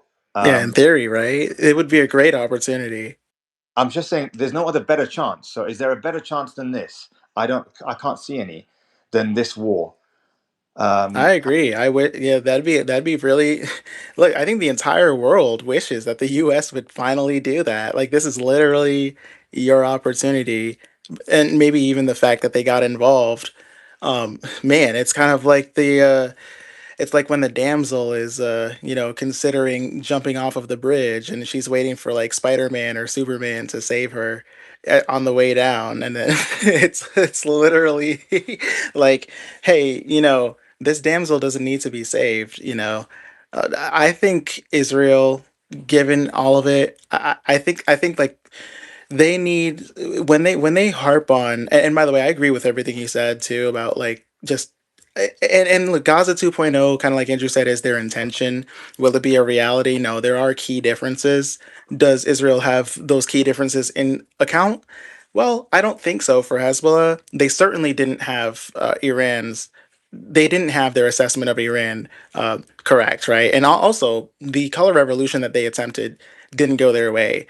This invasion was probably timed to the date months, if not years, in advance. Now, as it pertains to the color revolution, that was also probably timed to the date way, way, way in advance. They couldn't have foreseen the removal of the Starlink terminals, for example. Their Mossad agents had information, and apparently it wasn't enough to succeed in replacing the regime. But like, I think in Lebanon, I think Israel, they see Hezbollah and Lebanon. I genuinely think they see it as relatively the same entity, and there are friendlies, if you will, and there are hostiles, right? And in this case with Lebanon, I think they just don't view them as human, like you mentioned. I honestly see them doing a full scale blockade, like a naval blockade and over the air. I think they would shut down the border to all of Lebanon. And they can enforce that. That's something that they can easily enforce. The IDF being, um, and they kind of already have relative air strength. I won't say like outright superiority over Lebanon, but they can turn the border into like a kill zone if they wanted to for anything. It could be, it doesn't, even if it were food, fuel, anything, they can just literally turn that in. Just like what they tried to do in Gaza, basically, where they set out entire areas that were just no-go zones. And if you literally walk over this like geographical line that they draw in a chart, you die instantly. And then obviously even with the coast, I think they can even monitor the coast too, because that's not too hard. Now, of course, Iran, in theory, Iran would like neutralize that. But if Iran has its hands full, then it makes it more difficult. If Iran is being swarmed by a multinational, allied front through a ground invasion, and if they're able to continue hitting precise strikes, maybe even infrastructure strikes to some extent, obviously, without scaling too high on the rung of escalation, on the ladder of escalation, right? If they're able to do that, that can help sort of like subdue and limit the response from Iran. Now, Iran's going to have their own response to all of this that I'm talking about, right? But in Israel's viewpoint, they're strategizing for the purpose. I honestly think that like if they cut Hezbollah off enough, they think that they're going to be able to like stop all of their missiles and heavy rockets from being resupplied within a month. I think that's how they view it. And then anything that any fuel, for example, vehicles that might be going in and out of the country, they'll cut it all off. They'll probably hit precision strikes on like fuel depots and banks and food banks and cash distribution networks. They'll probably like just because again that is how Hezbollah pays its fighters and supporters, right, with subsidized fuel, due to the sanctions among other reasons. So if they, I don't know, like if they, and they've already targeted bank nodes in Iran, so I think that's what they'll do in Lebanon as well. They'll go for basically all of the banks, both for via cyber attacks and maybe even direct like strikes to locations that are critical. They'll create shortages. They don't. I think they'll hit grid attacks. They'll do every Machiavellian thing that you can think of. They'll psychologically torture the people of Lebanon to death. And I think their goal is, well, make it so that it's not even worth it to fight because your people, your countrymen are pleading for you to surrender. And I'm not saying Hezbollah would go for it, but I think that's what that's what's going to inform the behavior that we're seeing this year. Yeah, absolutely. And this, which I believe personally is AI. I don't think Netanyahu's alive. I honestly don't. I think it's obvious. But let's just say this, the quote video that came out, the AI video, I call it. Listen carefully to what he said. Netanyahu said is Jesus versus Genghis Khan. And he said, Netanyahu said, let's go with Genghis Khan over Jesus Christ. When we look at that, and I'm like 90% finished with my study. I'm going to be posting it, taking this from a Christian point of view on how outrageously blasphemous this is. We have to take it here right now, right here and now. And you said it there, Inevitable. Genghis Khan, when you study his warfare tactics, it was absolutely devastate and destroy. And for my little buddy out there, the idiot that tried to challenge Suli on the word to destruction, the idiot. I was probably, please, Suli, can I have a piece of this piece of excrement? But Genghis Khan laid waste, complete waste, and he's saying it clearly. But Jesus Christ is peace, right? Brought peace. Jesus Christ brought love, turned the other cheek. But what's so ironic, he told us the plan. He told us the plan, but what's so ironic, there is, and I'm speaking from a Christian point of view, and even Islam recognizes Jesus Christ. They revere him, right? But Jesus Christ, from a Christian point of view, he is literally, you think God Almighty is going to look and say, no problem. No, God will not be mocked. You can't mock God and say, destroy, kill every man, woman, and child in the name of God. Yeah, do you think God's going to be pleased with that? Honestly, no. We know that's not the truth. So that's what we're dealing with here. Yeah, Oh man. good point. I was just going to say, when the people perceive our weakness is also our strength. So the resistance weakness is they fight in an honorable way according to the dictates of Islam. So they don't target civilian structures. They don't target, unarmed people. They always attack the strategic targets that are part of the military.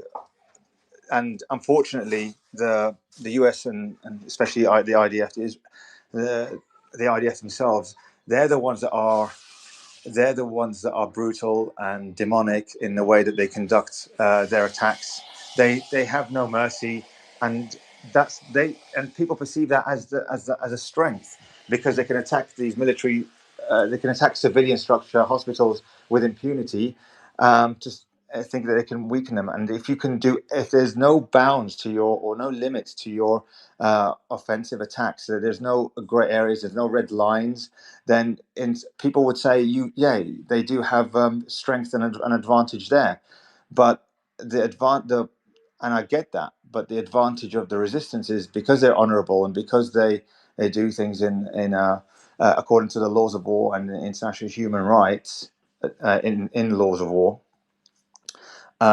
If they are because of the belief and the morality or their faith, if they do get their commander gets defeated or gets killed, or some part of the area troops are killed, etc., they still believe in fighting and resisting, because of that faith that keeps them obeying the laws of war and human international rights and morality itself is what also keeps them alive at the same time. Whereas that's not necessarily the case with bullies, but sadistic, demonic bullies like the IDF. And obviously the US troops, they're not. It's not the soldiers that are sort of making the or calling the shots. It's the Christian Zionist zealot commanders and the Zionist paid top brass in the military that are calling the shots. But they wouldn't. If anything happens to them, I think they'll do anything to try and retreat, because it's not their land. If it's their land and they're defending, yeah, I'm sure the U.S. troops would defend them with their lives, but it's not. But the IDF, whether it's their territory or not, any sort of casualty event, they get demoralized very quickly because they don't have that belief. They're not even the troops themselves aren't ideologically driven. Only maybe the commanders are to some degree, but any sort of losses they can't handle. That's why they try to target, or they have decapitation strategies to target the leaders, because they think whatever would work on them, it would work on their enemy. But that's not the case, and you've seen that. So their strength, they believe, is that they're willing to do anything, no matter how evil and disparaging. And you heard Netanyahu last night. He said that Jesus Christ doesn't have an advantage over Genghis Khan, and he was quoting Will Durant, the author. But I think it's actually telling to see this is his true intent, is that it's all about submission and dominance over your enemy at all costs, right? And the idea of being sort of holy, the idea of being good and honest and moral and kind, and using those sorts of tactics with your neighbors or your enemies is not going to advance your goals, your political goals, or your battlefield goals. So that's what he believes. And Genghis Khan was a very, inevitable. China will speak more than better than me on him. But he actually died. Excuse me. Hold on a second. Let me say. He actually died. So his empire died when he died. Right. That's how quickly it collapsed. Whereas if you look at Jesus, when he died, it proliferated. Christianity proliferated. So whose message and who actually prospered out of this? Whose will and whose message? whose ideology actually proliferated from greater in the world? Is it Genghis Khan, who died and that's it? There's no remnants of him, or is it Jesus and Christ? It's a book quote. That's what I said. I said it's a book quote. Yeah, okay. I already said that. But he's using it just because you can use a book quote. But why do you use that one? Because it advances your own, because it reflects your own thinking, your ideology. You use that in, especially in a time of war. That's his mentality. And now he's backtracking and saying that it's no, I don't mean that. Jesus was a great guy, blah blah blah. And Christianity, it's not a disdain on Christianity. No, this is his ideology. This is Israel itself. This is why they closed the Church of Sepulchre, the holiest church in Christianity. They closed that. They prevented worshiping. They closed it out Al-Aqsa today as well. There's mass riots in there because worshippers can't go there on Eid.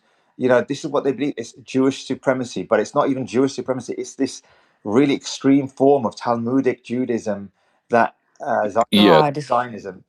this Yeah, is so stupid. I'm sorry. I want to weigh in on this, Josie. It's stupid, but no, we're stating facts here, dear heart. This is the ideology of Zionism. It's not. It's beyond Jewish supremacy. In this case, it is this demonic faction that all must be destroyed and wiped out. Why? It's their divine right, and that is not Judaism. That is not Judaism. I've It's got the receipts. sociopathy. When you tell us sociopathy, tell us clearly. We might be on the same track on that. Okay, that if you actually, the thing is that you need to understand that when you say Talmudic, it's not quite accurate. Okay, like the Talmudic, there's a lot of books. It's like a freaking Reddit conversation between like people a few thousand years ago. Right. Correct. Okay, Several the ones rabbis that are weighing in. ultra Right. orthodox, don't believe that they get to have the land of Israel before the return of the Messiah, right? Which is why you see all the Exactly. Herodites protest against Exactly. Zionism on the street. Okay. So one has nothing to do with the other. The reason why they're promoting that as an excuse to conquer is because it's the equivalent, like the religious reasons of this whole war. It's the equivalent of telling people that they're going to be blessed if they give money to Israel, and the evangelical mega churches is for like Catholics and Orthodox Christians. Okay, that's like the equivalent of level is stupid. It's just not even accurate. Yeah. And It's Josie, who are the greatest anti-Semites? No, seriously, is it the Zionists me. or? No, kidding. No, I mean the Zionists are the greatest anti-Semites in the world. This brings so much hate and destruction that hey, gotta get the Jew. When in reality, the Jews are like, "What the heck are you talking about? What do you mean?" But the Zionists are they've subverted and they've hijacked the Jews are innocent in this, and I'm going to get so much hate on that. But I'm talking about those who truly understand the Torah, right? They know that Zionism is the quintessential existence of evil. I've got the receipts, people. This is my wheelhouse now. This is my wheelhouse. This has been my dedicated study for 15 years.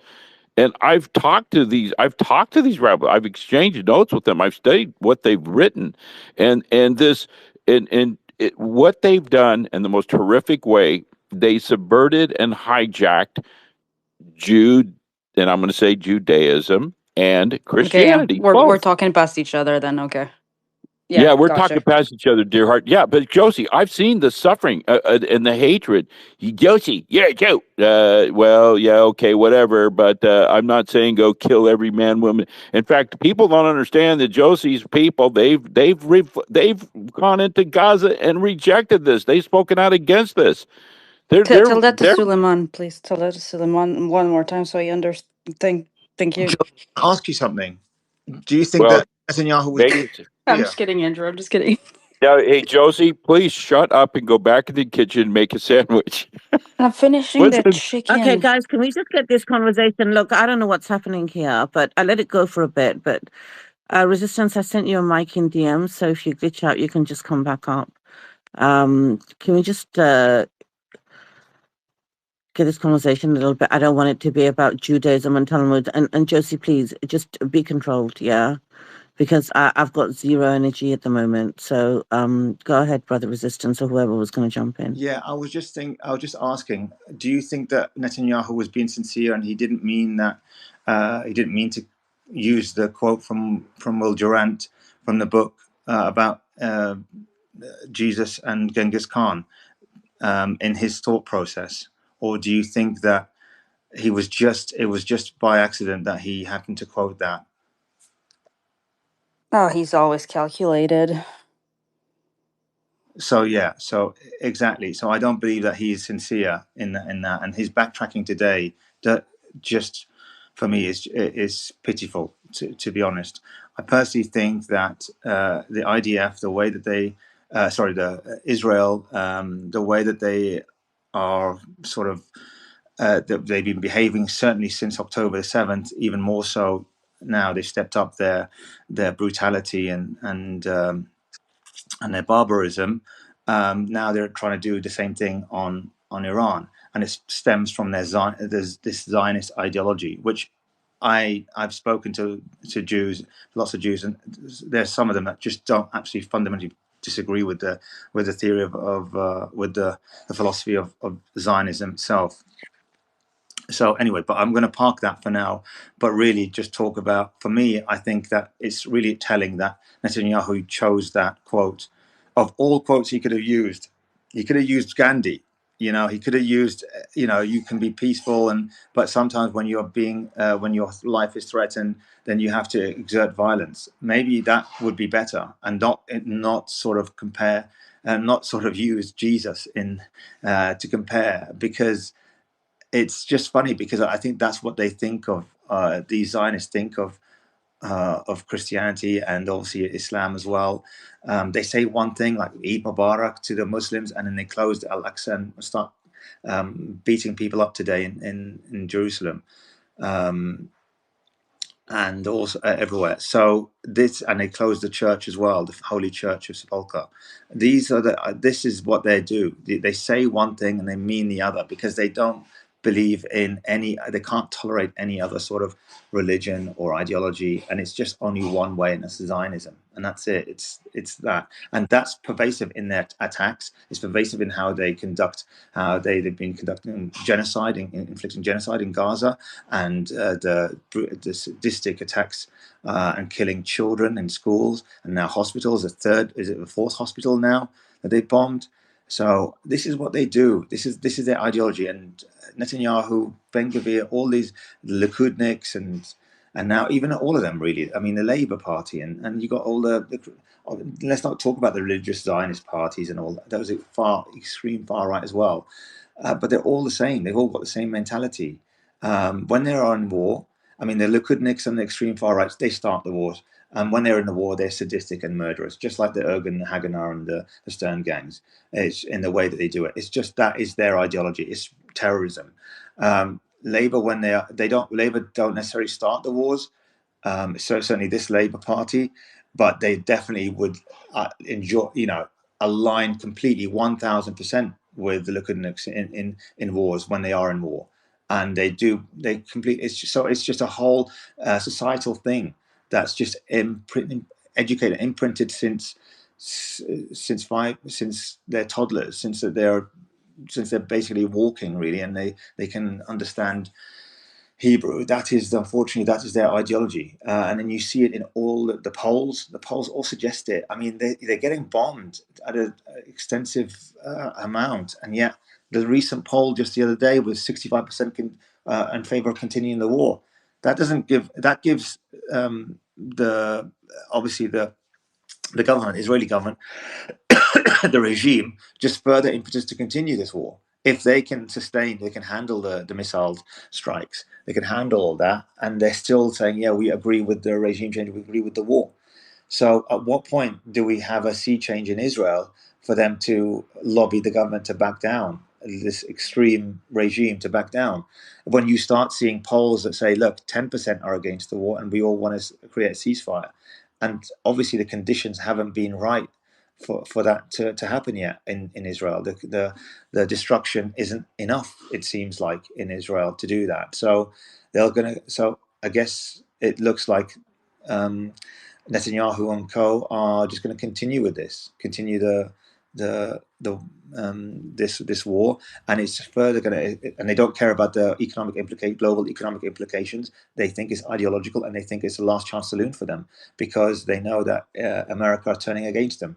So this is it. It's either this war and they win, or that's it. There's no other. I heard Netanyahu yesterday saying, "Look, we're going to, if when this war ends, they'll be severely defeated, and they'll think twice about ever trying to do this again, because we will attack them." It's like you're adding fuel to the fire. You're giving the Iranians further impetus to make sure that you are defeated, or they no longer exist, because there's no middle ground here. And Netanyahu, with all the stuff he said last night, really didn't help himself. Really didn't help at all. So that's my opinion on that. Well, I know they love Genghis Khan. They love him. Like their strategy is centered around him. I saw some hands up, sorry, but like I have a theory, but I'll just like let other people get in. But I do have a theory as to why Bibi mentioned him, and I think it's deeply rooted. Go ahead, you got it. You got it. I'm going to come to you, Inevitable. I want to hear your theory, but I want to welcome Dr. Shola. Dr. Shola, funnily enough, I was thinking about you this morning. I was thinking, God, we've not seen her on the Iran Spaces, and here you are. Nice of you to join us. Chime in. Oh, thank you, Beatrix. Good. Hey, everybody. It's been a mad few weeks for me, actually. Listen, everything that we are seeing happening right now is just clear evidence that Israel and the United States are not winning this war. I know Trump has boasted to the entire world, we won the war. The war is won. And I'm thinking, if you've won the war, then why are you still feeling the pain? Why is it that this country you've demanded they surrender have not surrendered? Why is it that you've not nipped them in the bud? You've done nothing. It just, I think, if anything, they underestimated Iran. And I cannot for the life of me understand how anybody will start a war with another country and underestimate them. A country with such a rich history, a country with 90 million people. It makes no sense to me. A country with, you can call it ideology, doctrine, whatever you want to call it.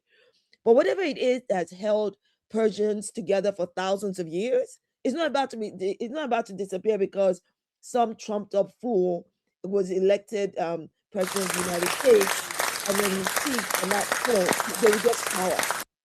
It's not going to happen. Who is that?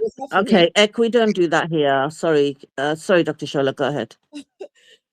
All right. So to me, I think that the true colors of the incompetence and inefficiencies of this war, which it's exactly what it is, it's a war, is coming to light. And especially because all these other countries that seem to be jumping on the bandwagon, so the countries in the West, all of them seem to be taking, like crocodile steps backwards. They're like, because Iran, did you all watch that clip of Trump say, "Oh, it's unfair that Iran is reacting this way.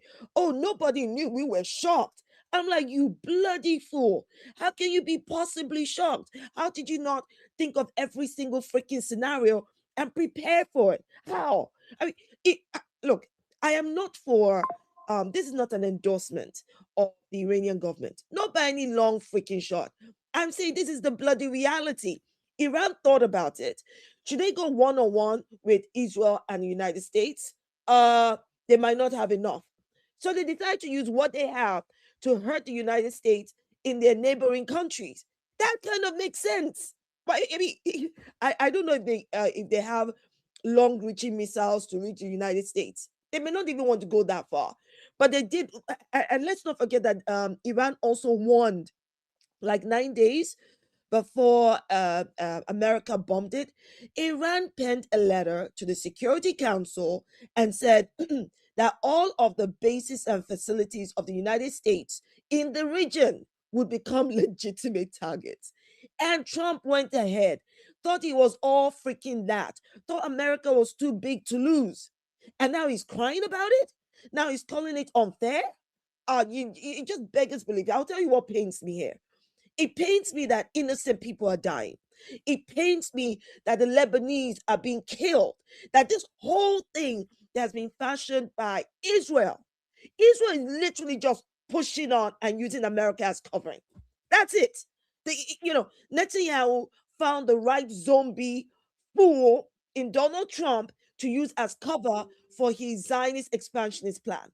And he's carrying on with it. He's murdering Lebanese people and then using Hezbollah as the excuse. I'm sorry, the only reason Hezbollah and Hamas exist is because of bloody Israel. Are you expecting Hezbollah to sit down and do nothing? Are you expecting Iran to sit down, roll over and do nothing? I don't get it. And then we have our Keir Starmer here, who's saying, well, our bases won't be used for offensive, yada, yada. Well, by allowing them to use your base for anything defensive, it's already a war of freaking aggression. All this should stop. Now, I heard you guys talking about Netanyahu's reference to Jesus Christ.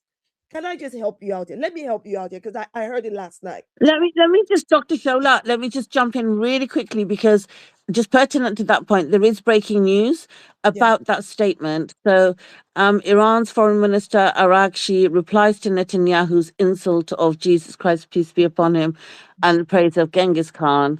And this is what Araghchi said. He says, for a man so reliant on goodwill of Christians in the United States, Netanyahu's open disdain for Jesus Christ, peace be upon him, is remarkable. His unbridled praise for Genghis Khan, the worst slaughterer our region has ever seen, also fit with his current status as a wanted war criminal. Yes. Also, just really quickly, guys, sirens in Tel Aviv and Istad, direct missile impact in the Tel Aviv region. Tel Aviv is boom, boom. Bish bash boshing. I'm going to come back to more of this, and Dr. Shola, over to you. Let me just say this right now that I, as a Christian, find it abhorrent, absolutely abhorrent, that this evil demonic spawn of Satan has the Zionistic caucasity to compare my Lord with Genghis Khan. I mean, if he wants to talk about Genghis Khan and praise Genghis Khan and praise Adolf Hitler, whoever it is he wants to take his copy from, do that. But leave Jesus Christ out of your God-forsaken, useless mouth. Because what the hell is that? And I don't understand other Christians. How do you see somebody acting this way? How do you see these people acting this way? And you fall on your knees and say, oh, God's chosen people. May thunder fire all of you. May God deal with all of you. Not you people only. I'm talking about the bloody fools out there. Because how do these people represent God? How do you look at somebody who treats Jesus with such contempt? Muslims have more respect for Jesus Christ than these God-forsaken Zionist Jews. How do you do that? Even as a Christian, I don't need to be Muslim, but I would not say the name of Prophet Muhammad without saying his name the same way I hear Muslims call him. They say Prophet Muhammad, peace be upon his name. I don't need to be a follower of Prophet Muhammad to accord him the same courtesy and respect that people who listen to his doctrine, follow. I mean, it's just common freaking sense. It's humanity. And yet you will find these dumbass Christians, the African ones, the Western ones, it's Israel. This is me doing my Nigerian thing now. It is Israel. And God has said in the Bible that Israel, if you have to follow Israel, which Israel was he talking about? You bloody useless fools. Which Israel was he talking about? This is what I'm saying.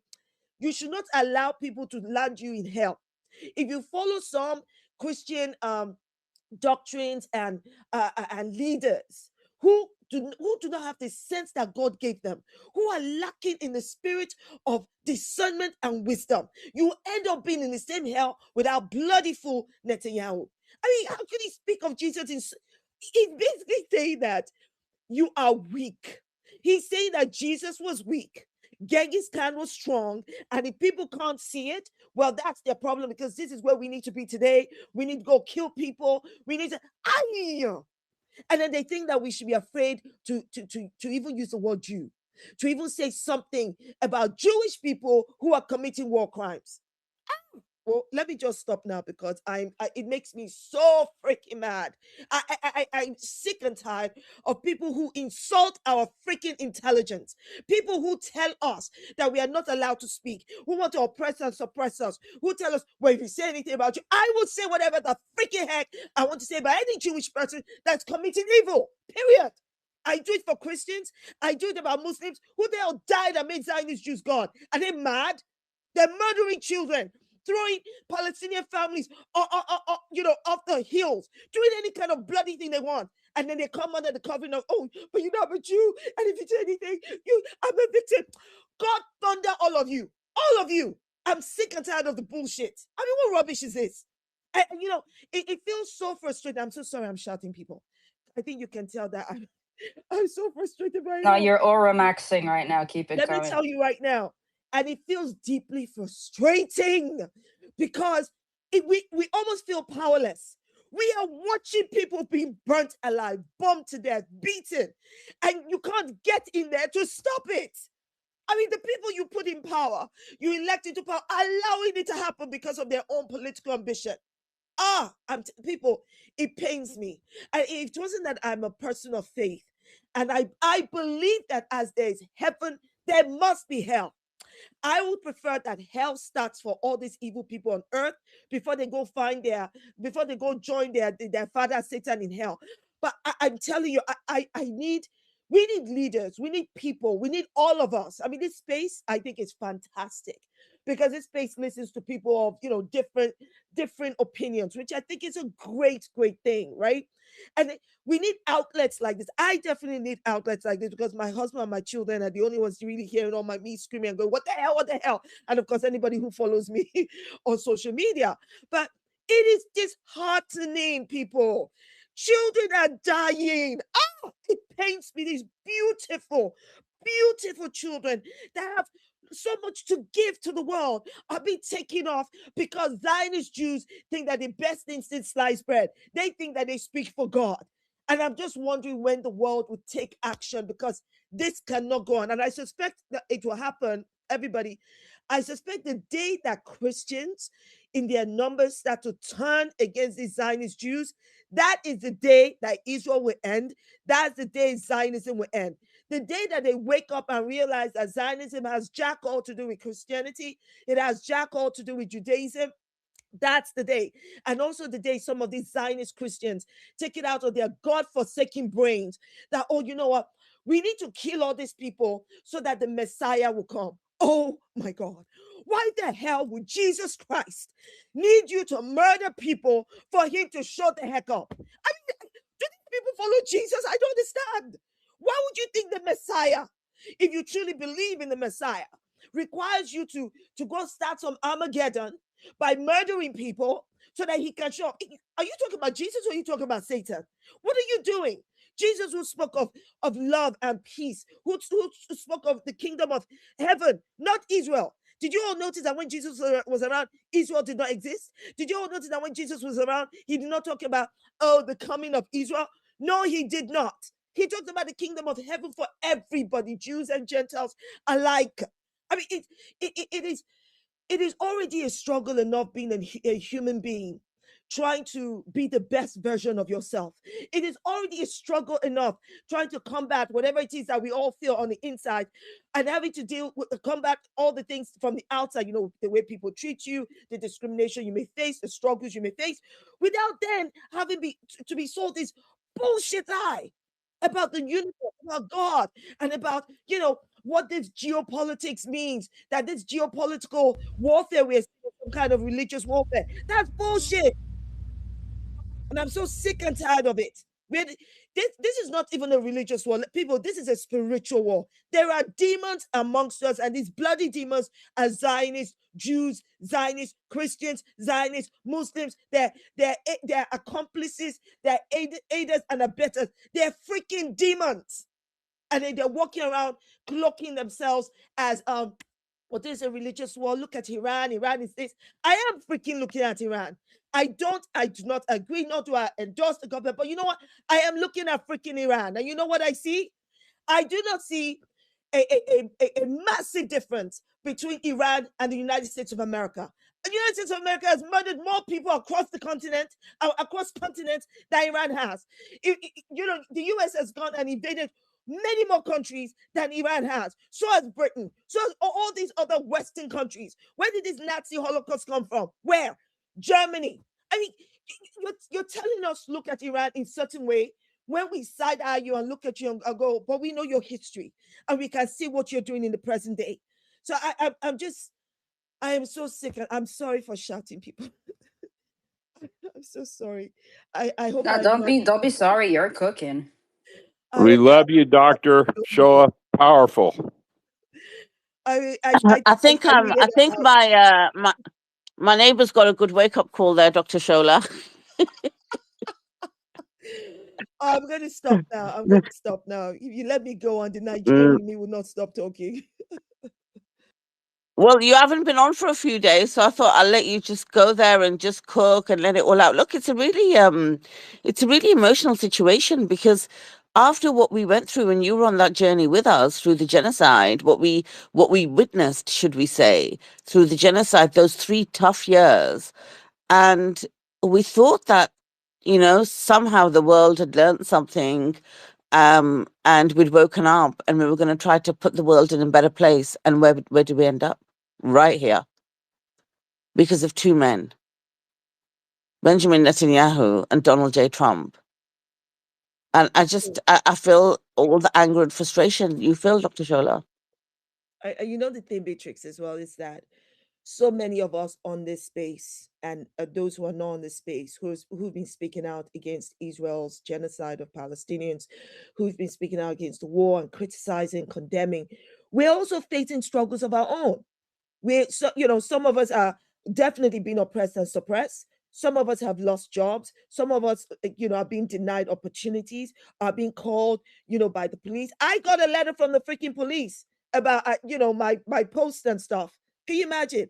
The UK lawyers for Israel keep complaining about me to my regulators. I get hit pieces written about me.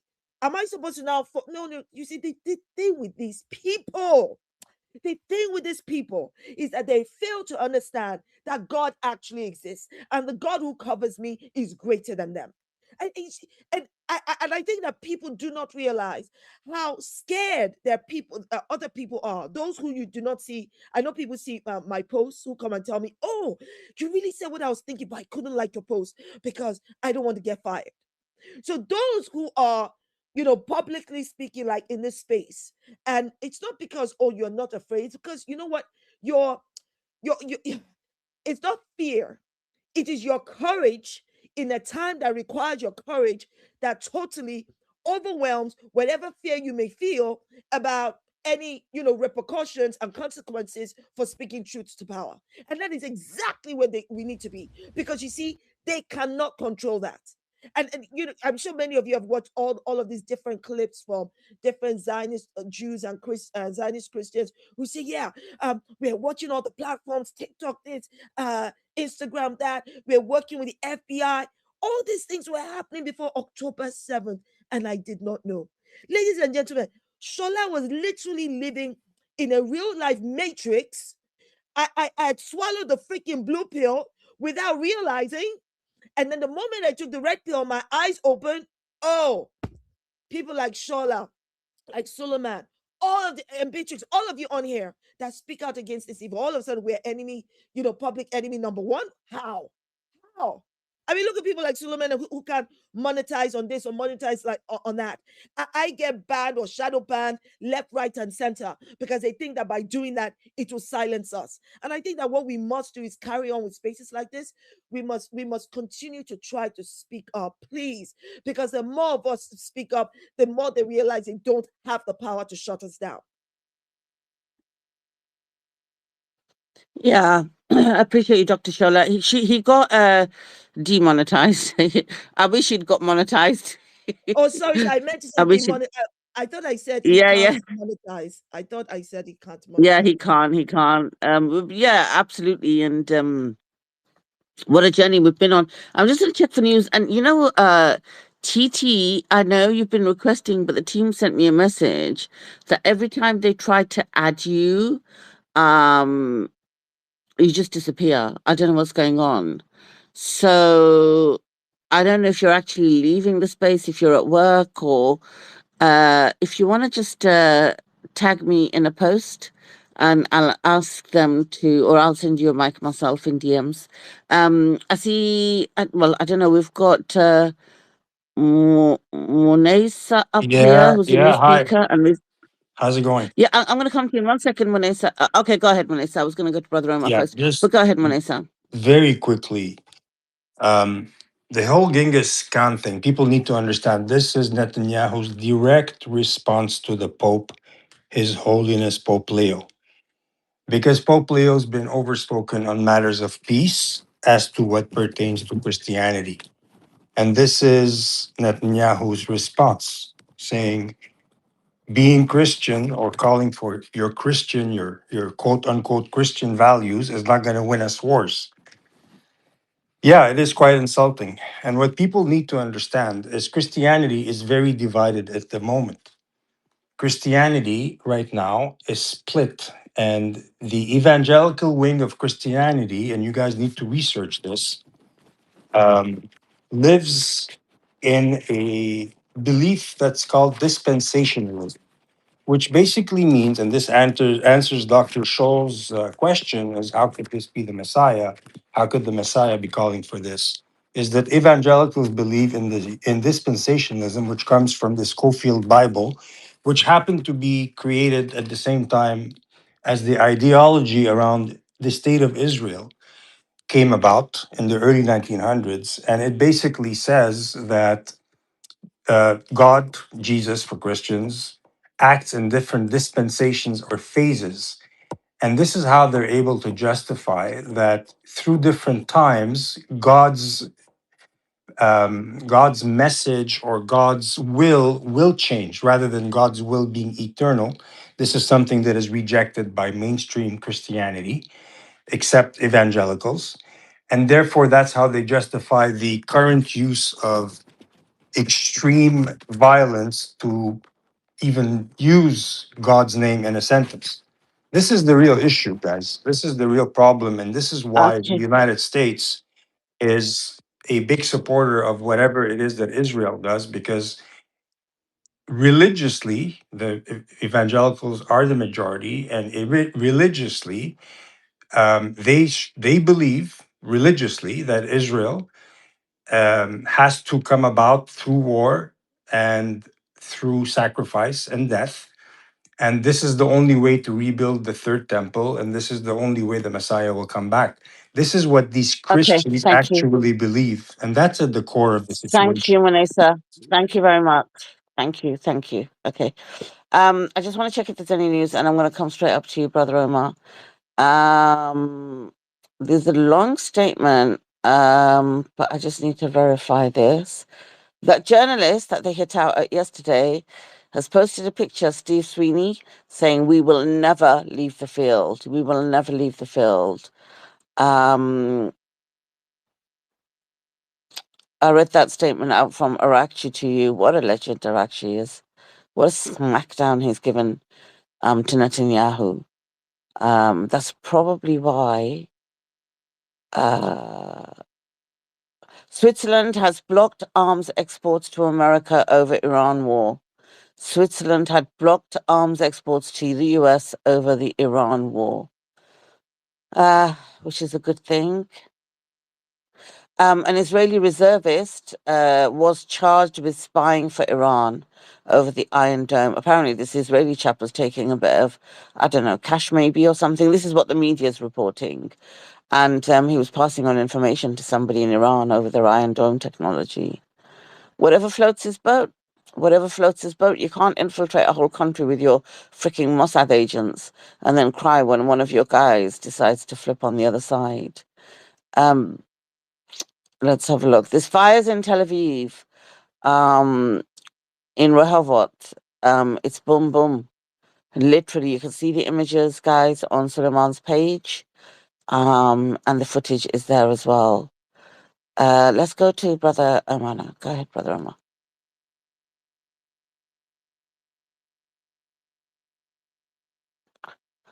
I can't hear him. Can anybody hear him? No, I don't hear him. No. Omar. Okay, he might have to. This space is really glitchy. You might have to leave and come back, Brother Omar, because we can't hear you. He's hopped it already. Do you think, Dr. Shola, do you think Trump's got a way out of this? Because I'm just thinking he's got some sort of plan. His supporters, what do they say? What's that? The 5D chess. Hello? Yeah. Yeah. Can I say, is it someone speaking or can I say something real quick? No, Brother Omar, jump in, and then I'll go on to the next All right. question. We can hear you now. Thank you. First of all, I just want to say, Dr. Shola, it's honestly a pleasure to meet you, let's say. I'm definitely going to read your book, and I've never heard such a person speak with such passion and basically summarize everything we've been talking about in such a courageous, such a beautiful way. I appreciate you. I love you. And honestly, the thing is, no one really wants this for the United States or for the UK or for any country or for anybody to go home in body bags, because this is Israel's the Zionist regime's demonic, satanic, Talmudic Bible, and this is what we've been struggling with. But with voices like yours and voices like ours and Suleiman and Beatrix and everybody and Andrew doing everything that they've been possibly able to do, this is how united we stand. And just like you said about Prophet Muhammad, peace be upon him, and Prophet Jesus, peace be upon him, it's all mutual respect.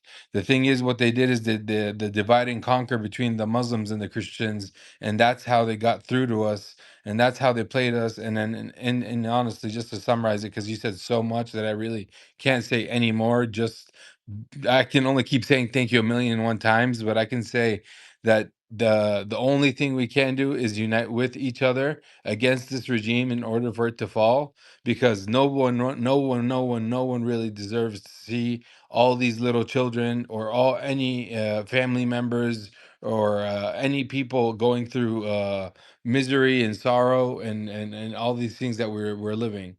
So the thing is, all I can add is we were all naive, from the Palestinians to the Iranians to the every single person that was oppressed or in the oppression field, let's say.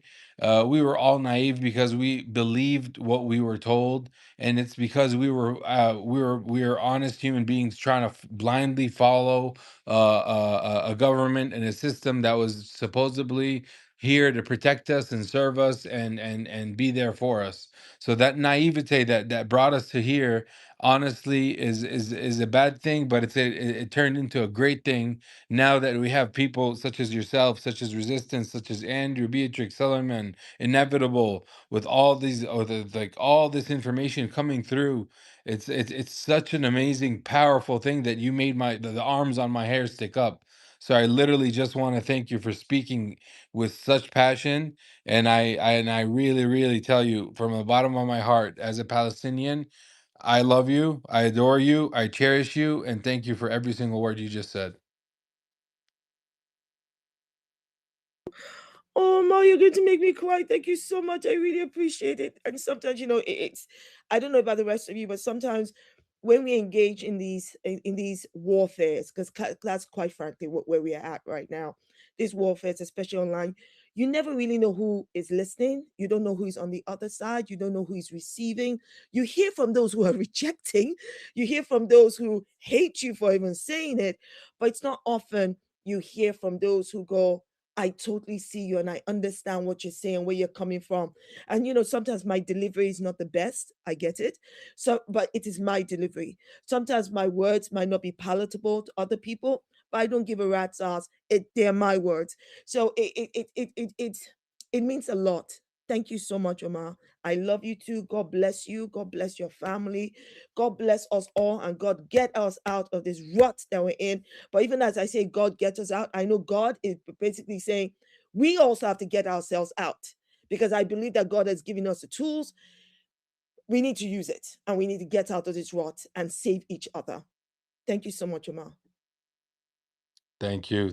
Pleasure is all mine. Thank you, Dr. Brother Shola. Omar and Andrew have been here pretty much from day one of the Spaces, Dr. Shola, and it's day 21 now. Really just absolute champions. And Brother Omar's family obviously is from the region. So what he does is he's currently in Jordan. When it's boom boom Tel Aviv time, we actually get advance notice from him because about 5 to 10 minutes before they hit Tel Aviv, they fly over Jordan. So he puts his mic on and we can hear the woo. And then 10 minutes later, we get the news on X that boom boom Tel Aviv. So it's like he's a live broadcaster for us on an evening. Yeah. So what I was asking you, and Dr. Shola is a good friend of Suleiman and mine. She's not been on Spaces as much over the last week or so, but she's a nightly contributor on our Spaces before the war. And we used to do our normal nightly Spaces. Dr. Shola, what I was asking you before is yeah, do you think he's got an off ramp? Do you think Trump's got an off ramp out of this? Because he seems like a freaking lunatic to me, Yeah. who's got no idea what he's doing. People believe this is like some sort of 5D chess or man's got a plan or something. What's he doing? No, he has no plan. He has no plan. And my apologies, guys. The reason why I haven't been on the Space in the last week or so is because I was traveling, and the time difference made it.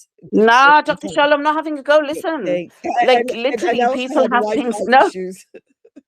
But yeah, listen, don't worry. I'm just introducing you so people know that you are one of the fam of our Spaces. That's why I framed it that way. oh, That just because they haven't seen you recently, it doesn't mean that you're somebody new to Spaces. You are one of the people who every night was on us, every single night. She's like the part and parcel of the furniture of our Spaces. Let's put it that way. So but to yeah, answer your question, go ahead. I don't think Trump has a plan. Trump never had a plan. What he had was arrogance. And he was arrogant in his ignorance. What he had were people around him, Zionists particularly, telling him this is the United States of America. We're the greatest military power. All we have to do is dump, all these bombs on them, and they'll come crawling out like ants. You heard it was his face, dog's breath, right? Boasting that the Iranian people, the Iranian government will look up and they'll see bombs raining down on them. Well, you did all that, and the Iranian people are still standing strong. Heck, they even gather in their squares publicly, cursing you out. They don't know what to do with this. And I think the reality here is, I will not be surprised. I will not put it past this bloody fool to want to try to use something even stronger than what they've been using, maybe like go nuclear, right? And create some kind of narrative in support of it. I don't know if you guys watched the clip where he was basically saying that, oh, we can take Iran out within an hour, but but we're considering all options, blah, blah, blah, something like that. If Americans don't do the needful and have this government change and hold this man to account, I don't understand this. Trump does not have Congress authority for this war. When they started, he said, oh, it's not a war, it's operations. But ever since that first day, war is the word they've used every single day. So explain to me, like I'm 5, how the US Congress have not hold their asses to their Congress building and say, this is a war that we did not approve. Put an end to it now. So I think what is going to happen here is that Donald Trump is going to find, to his absolute distaste, as he's finding with the UK, that more and more of these so-called allies, especially the ones in the regions, right, will start to pull away from the US. Because you can see that Saudi Arabia, Dubai, and all these other countries that pled their financial allyship to the United States in the name of their idol petrodollar, right, are not being protected by the United States. Heck, the United States chooses to protect Israel first before any of them. So maybe it is time for all of them to wake up and then decide that, okay, we need to pull away from this, because we can now see that Iran's plan is, we will hurt every base you've allowed to US base you've allowed to be in your country in order to hurt America. Trump does not have any plan, my sister. He has no plans. This is how white supremacy works. Now, this might offend some people, but this is literally how white supremacy works. They thought they were just waltzing into the region, they will change the ecosphere of the region at the behest of their fellow supremacists, the Zionist Jews, and then decide that we're going to change everything. Yes, this is regime change. We're going to bomb this. We're going to do that. But they have no plans to pull out. What are they going to do now? What more can they possibly do that will not take it, escalate it to the Hiroshima level? What more? In order to display that America is powerful? Because that's what it's about. You think they could use nukes? You think they could use nukes? Yes, I don't, because he said, he made that statement saying that, we can take them out in an hour. These are foolish people. These are arrogant, ignorant people. These are walking, talking bullies. I mean, these are wicked people. And I once heard that, I can't verify it, or I've not verified it yet. Something about Trump saying he's not going to go to heaven, that he knows he's going to go to hell. This is somebody who doesn't fear God. This is somebody who does not fear God, people. Listen, even when I do the smallest thing, I mean, when I say small, I mean, compared to what they do, I go, Father in heaven, I'm so sorry, but because I know God would have my ass. These people do not fear God. So yeah, I don't put it past them. And if they did something like that, who is going to stop them? People tell me, if the UK, France, Germany, all of these so-called Western countries, aside from Spain and Ireland, are not stopping them. Listen, this is a war of aggression started by the United States and Israel. And what do you see all these other countries in the West do? They condemn Iran for defending themselves. How does that make sense? Shouldn't you be saying to America and Israel, you started this, stop it. You have to stop it. Because if you stop it, then Iran will stop it. But no, you're saying to Iran, don't do it. So they don't have a plan. Beatrix, they do not have a plan, but they still have enough people who follow the Zionist ideology, enough people, dumbass people who follow Trump like he's their small G God. They have enough people who are afraid of America. They have enough people who put their political ambitions above serving their country and their nation. They have enough people who are literal spawns of Satan that follow them. That is what's happening. But you know what? There are more of us than there are of them. I have to believe that there are more of us than there are of them. But some of us are not using what the good Lord has given us to really, really stand in that gap, to really, really make a difference, because the institutions like the media, the police, yada, yada, are controlled by freaking Zionists. They're controlled by the people with money, the people who are making money. There are people who are getting rich over Lebanese people being murdered right now. There are people who are getting rich over the genocide of almost 3 years that's happened to Palestinians. There are people getting rich right now, and we don't hold them to account. So this man does not have a plan. And I don't know what it's going to take for Americans. I mean, I've talked about Europeans and everybody else, but I don't know what's going to take for Americans to put a stop to this, because really it's Americans who can stop him. Because if they don't stop Trump, then somebody somewhere or some people will try to stop America. And let me tell you right now, whether you call that Third World War or any other name, I think everybody will get hurt by it. Everybody. It doesn't matter where you live, where you stay. This carries on. We will all get hurt by it. God forbid bad thing. But I'm just saying. So this is why it's so important for people to stop treating what's happening to Palestinians, to the Lebanese, to Iranians, to what is happening in the Middle East as separate from us. I can't sit in London and go, well, you know what, that's not my problem. I'm not. No, because the people that I did not elect, but are in power in Britain, are aiding and abetting this evil. And if they're aiding and abetting this evil, that means they make us complicit, and that will make me complicit. Let me ask you, Dr. Shola, right? So Keir Starmer, we're not going to be a part of this, but you can use our military bases and put your B-2 bombers there. We're not going to be a part of this, but did you see this yesterday? He sent a freaking team. There's a team sat with CENTCOM in Florida already. He sent another team of our military experts to help them strategize how to open Strait of Hormuz. Like, he's literally, I'm not going to be a part of this. And look what he's doing. The guy has no spine. I know you love him, so I'd like your take on him. Beatrix, hold me. Love that useless political prostitute, that chicken-livered coward. God forbid bad thing. I'm sorry, the Nigerian in me had to come out. Because what? I am not surprised this guy has done this, because you know what he's saying? He's saying, No, TT, no, we don't do claps on this space. I dropped the last Skype. I'm not going to drop you, brother Omar. Of course, go ahead. Sorry, that was by accident. what Keir Starmer is doing is putting profit over life. That is what he's doing, because that Hormuz, that whole that whole sea, that whole lane is all about business. So, and that is, you see, Iran, I have to say, they know what they're doing. Iran has a freaking plan. Trump doesn't have a plan, but Iran has a freaking plan, because by closing that to its enemies and leaving it open to the likes of China, and I think they opened it to Pakistan or a few other countries, they're telling you we have control. So the more Keir Starmer uses Britain's military or power or influence to try to overturn Iran's decision and position on the Hormuz, let me tell you something. That means we are participating in a war of aggression. That the Hormuz does not belong to us. Does not. Just like the Suez Canal does not belong to us. You don't go to somebody else's country and say, no, I must have access to that or else. I mean, this is crazy.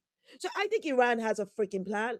I think Keir Starmer is definitely being pressured by people in business here in the United Kingdom, definitely Zionists, and being pressured by the United States, all because of money.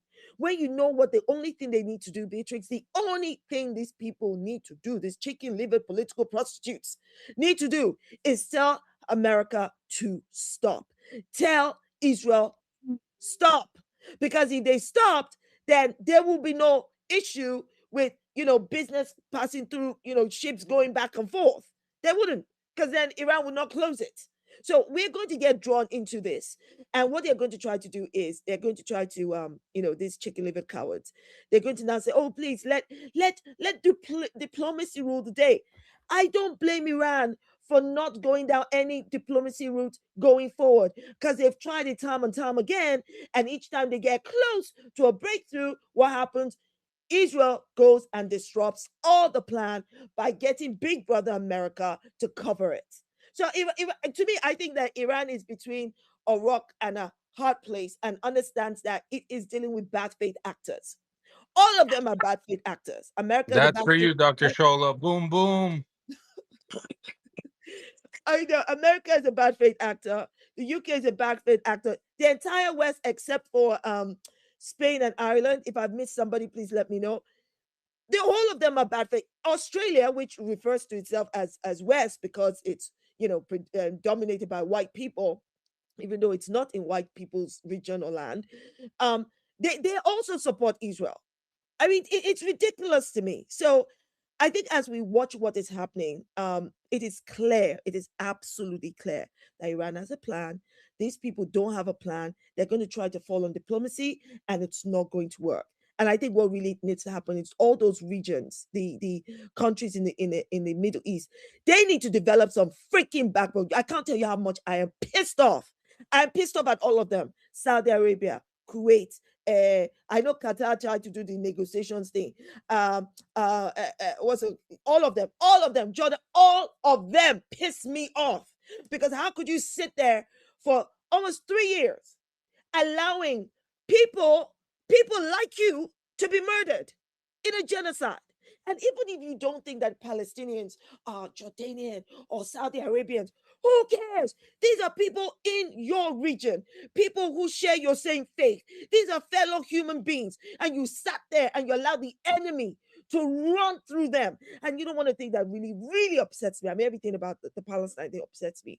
But every single time a building was bombed down and people were under rubble, every single time a Palestinian did not have food to eat, did you see any of these bloody Western people go there and save them or help them? But the moment Israel had, I think, something at its airport, there was a bomb. These useless European leaders were like, oh, we're going to quickly send help to Israel. Not a single one of them said, we are going to go to Gaza. Not one of them. They said, oh, we can't go because Israel has embargoed. Who the hell is Israel to stop you, a country, from flying into Gaza to save people? To help people? Do you know how many people could have been saved from under the rubble? How many people? I try not to think about it because it will drive me mad. How many people died in darkness, in pain, that could have been saved? Oh, I'm so, guys, I'm shouting again. I apologize. I'm sorry. Oh, this is what My neighbors are loving husband it, tells Dr. me. Shola. My neighbors are loving it. My husband tells me, Shola, in the name of God, okay, at this rate, hypertension, you just calm down. No, you're good, Dr. Shola. It's good to have the energy back on the space. Look, Titi, I tried to bring you up many times. I'm glad you're here. Jump into this brilliant conversation that we're having with Dr. Shola. Hey, I'm so glad I can talk. I'm really sorry about that. I don't know what happened. I was just getting glitched out the whole time. But yeah, Dr. Shola, I mean, I could listen to you shout all day. Please don't stop. I mean, this passion is exactly what we need. And it's such an honor to have people like yourself on the space because, like, you've got to remember, we've got to make space for ourselves to feel as well because we're having to deal with like everyday life stuff. Like, I'm cleaning the house right now, I'm doing spring cleaning, but at the same time, I'm having to think about my country getting bombed. I'm thinking about what's happening in Gaza. I'm thinking about the pain that we're all feeling. So the dichotomy that we're holding in our hearts and in our brains is actually quite hard to deal with. So please, like your passion is so beautiful to see. But also the thing that I was going to touch on, which I'm so glad that actually I wasn't brought up before because I think Dr. Shola covered it really beautifully, and I can just sort of piggyback on that, is the fact that this all goes back to white supremacy, right? Like the system is broken by design. Like this is not an accident. It's meant to work like this. We are meant to be in a system where we're not allowed to speak up, where we are oppressed because they fundamentally don't see our lives or our worth or our sort of ambitions, future wishes to live a life and to be able to protect our countries. They don't see that as a rightful position for us, right? This is why they just come into our land and they do whatever they want and they get away with it. And the reason that majority of these countries don't stand up for them, again, they see themselves in Israel. They relate more to Israel as an entity, as an oppressive force, as the people that are doing this. They relate to these people way more than being able to feel any empathy for the oppressed. And that's just the system that we're dealing with. So every time we get mad, I mean, I used to think, am I blind? Like, am I missing something? Why is it that people are not speaking up? Or why is it that even right now, countries are standing on the wrong side and condemning Iran for protecting itself? But this is how the system is designed. This is exactly what it's supposed to do. We're not allowed to speak up. We're not allowed to stand up for ourselves. And when we do, we just get villainized. And I think what's happened in the West as well, it's interesting because I feel like their arrogance has become their vulnerability and their weakness.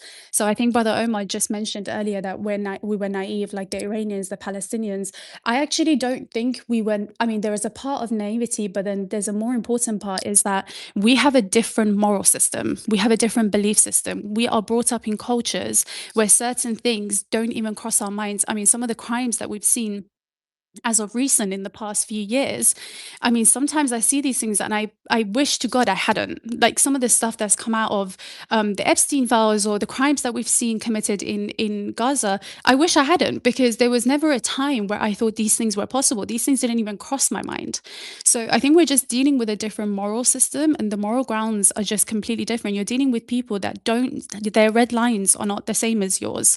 Their sort of what they see as right or wrong is not the same as yours. And which is why we have such a disconnect. And a lot of people do feel disconnected from sort of Western society, especially when you're from the East, because you're just dealing with a very different mentality. And I think it's interesting because all of these societies are not religious societies. I mean, they brought about secularism, right? They kind of erased the religious threads within their societies, and it was intentional. Whereas, I mean, if I look at Iran, for example, as an Iranian, regardless of how liberal you want to be, we are a Muslim society by majority. The way that we're brought up, the way that we think about things is based on religious beliefs.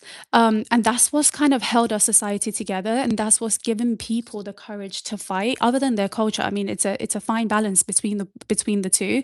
But it's interesting because these atheist leaders are now trying to talk about religion, and they're not religious people. They don't even believe in God. Like Dr. Shola said, they actually don't even believe in God. They don't don't fear God. But then all of a sudden, all these years, we got villainized for having religious beliefs. We got told that we're not allowed to think like that. We got told that we don't fit into these societies because of our religious beliefs, just because we think killing children is not okay or invading countries is not okay. But then now they're pulling on those same threads, but you're dealing with societies that are not even religious, and you did that on purpose. You erased that on purpose. But now they want to talk about Christianity. It's just insulting, because real Christians are not these people. We don't believe in these things. We respect each other. We love each other. Between the Muslim, the Christians, the Jews, even when you go to protests in London, we're all together. We have a lot more in common than we do with the white supremacists. And apologies for calling that out, but that's exactly what it is. It's a class difference. It's a mentality difference. And these people are almost, it's funny, they're learning from our societies because they know that's what's held our countries together. Now they're trying to bring religion into this. And to me, it's just ridiculous and it's laughable, because that just doesn't exist. You can't pull on that. That can't be a reason. And it just seems like a circus right now when they start talking about sort of their religious ambitions. So that's all I was just going to add. I mean, I was just cleaning right now and I was screaming in the house, like in support of everything that everyone was saying. I mean, it's really empowering to hear these speeches. Thank you so much for bringing so much passion. And I don't think there's any part of us, I think we need to be smart and we need to be able to speak on stuff, but there should never be a part of us that stops feeling, because none of this is normal and it should have never been normalized. But unfortunately, it has been normalized in these societies to bomb our people, to kill our children, to destroy our countries, to steal our resources, to do whatever they want. And we'll just sit there, roll over, as Dr. Shola said, and say, thank you for bombing my country. I won't protect my people. I will just sit aside and watch you kill our people, give over our land, and not have any say in what happens in our country. That's what they want. That is the only way that they will stop. And the only way that the only off-ramp that I see is for the American society to wake up, to mobilize, and to essentially speak against their government, because I don't think their government has any red lines. Their red lines are not the same as ours. So yeah, sorry, off on a rant, Beatrix. I'm really sorry for how annoying it was to just keep requesting the mic, but it's just glitching so hard. But thank you for the mic. I really appreciate it, as always. No, you're good, Titi. You're good. Yeah, it was glitching hard, to be honest, and it still is. It's just the way his spaces are massively under attack. Massively. They make it so that people cannot join it. And if he gives the mic, they glitch out and people can't hear. So on the night, sometimes I just drop down to listeners. I can't. I have to stay up or I have to go to YouTube, because as a listener, I'll get booted out every 30 seconds. And they do that to actually make sure that they lower the number of people listening to a space, that they stop the message spreading. But we're not going to be defeated by that. We're going to keep going, you know. That's what we do. So yeah, appreciate it. Dr. Shola, I don't know how much of the news you've caught up with. Did you see that they killed Ali Larijani a couple of days ago? Did I? Oh, is this the Iranian God, what's his position again? His position was he was like because I think let me tell you what high-level military official general position. Okay. And I think they had was he military? Yeah. They had his funeral procession or something. I think I caught that. And it was so what they did was to kill him. He was negotiating, right? Joe Kent said he was negotiating the peace agreement. So do you remember during the genocide, the way they killed Syed Hassan Nasrallah, they killed Ismail Haniyeh. Actually went to Iran to negotiate the ceasefire, and they killed him in Iran at that time. They killed Yahya Sinwar on the front line. So Ali Larijani was actually part of that team, the core team, and he's such a nice guy as well. I'm just looking through his tweets. Do you know that? And to kill him, he went to visit his daughter. They bombed the entire area. Oh my God. They killed him, his daughter, grandchildren, his son, and 100 people. Jesus. Just to get to him, just to get to that one person. And do you know what? Nobody said anything. No, like you're calling out about condemnations. The entire neighborhood, the entire residential area was completely destroyed, and he'd just gone there to visit his daughter. He was Supreme National Security Council. He was appointed Minister of Defense by that's what his position was, I think, the Minister of Defense. So yeah, Andrew's right. But yeah, they killed him. And over 100 people with him. But there was no, like, I think there was just a couple of countries that gave condemnation. But the rest of the GCC in Europe, it was just like, oh, whatever. 100 people, disposable. It's like, whatever. Like, can you imagine if 5 people had been killed? Just imagine if this happened in the UK or America. Yeah.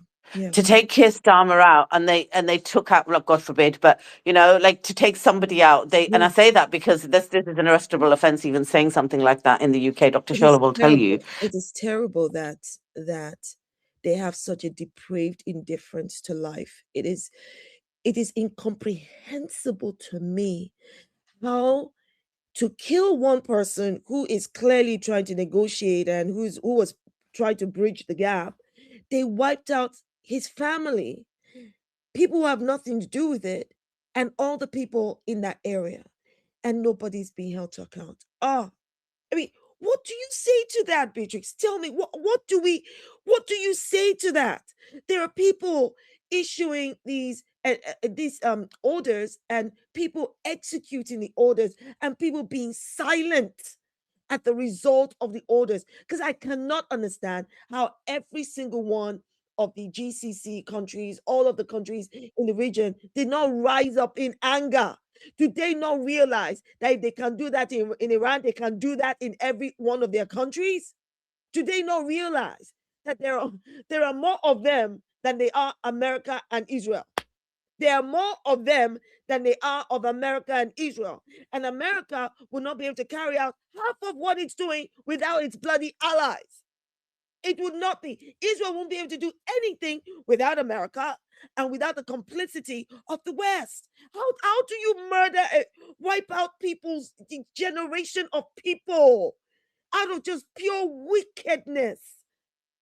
Beatrix, I swear to God, it's this kind of thing. And this is why when I see those videos, and some people like to, condemn me, blah, blah, blah. I don't care. So when I see those videos of Israelis moaning and crying and grieving, and then I make my reaction videos, and people are like, oh, but Dr. Shola, you can't lose your humanity. I've not lost my humanity. My humanity is intact. Oh, my humanity is kankpe, like Nigerians would say, from top to bottom. I think I did one recently where this guy was, he's the parent of IDF soldier who died, and he's literally screaming while I'm trying to eat my Nigerian peppered suya. So as it's playing, I'll take my remote control to mute him so that I can carry on eating in peace. And people are like, oh, but Dr. Shola, grief is... his grief can kiss my royal black chuddy, because when his son was murdering Palestinians, I didn't hear him cry for them. I didn't hear him say, oh my God, stop that. He did not pull his son out of the IDF, because I've never understood how you can know an army is committing evil and then you willingly, or you don't stop your son, your daughters from going in there. I mean, why would you do that? So no. That's why when all of these Zionist Israeli bitches are bitching about their grief or their tears, or oh, we're scared. Be scared. Be very scared. And when you're done being scared, be scared some more. Because when you made other people scared and you're doing it to other people now, I don't see you marching in front of your Knesset. I don't see you dragging Netanyahu out of his comfort zone. I don't see you, throwing him into a freaking prison. Now, there's a minority of Zionist Israelis. Not Zionist Israelis. There are a minority of anti-Zionist Israelis who are doing all the right thing, who are protesting, but they get oppressed too. They get suppressed. But the existence of these anti-Zionist Israelis, the existence of Israelis who oppose this evil, they're a minority. Their existence does not erase the accountability and justice that must be meted out on the Israelis who do support it, who have been rooting for it. I'm not going to all of a sudden go, well, let me just manage my expectations. Let me just go, kumbaya, my Lord. No, it is kumbaya, my Lord. Justice for those who have been oppressed and who've been massacred, And that justice must be meted out on all who said yes to this, who manufactured consent for it. Because I cannot for the life of me understand why you will wipe out a generation of people, why you will do that in the name of what? In an illegal, unprovoked, unjustified war. Somebody, please, there has to be a light at the end of the tunnel. I don't know what that light looks like. I know what I hope that light to look like. I honestly do. Because you guys, I don't know if you've heard that. I don't know how familiar you are with the case of Patrice Lumumba, the first premier of DRC Congo, and the fact that now a 93-year-old Belgian aristocrat is going to be charged with his participation in his assassination and illegal treatment. Now, many people welcome that because, you know, that looks like a form of justice. Now he's 93. He could die tomorrow for all I care from a heart attack. Or he died during the trial or die after the trial. I don't care as long as he doesn't leave prison unless he's in a freaking coffin. The point is there's some kind of semblance of justice being done, right? It would never erase the pain.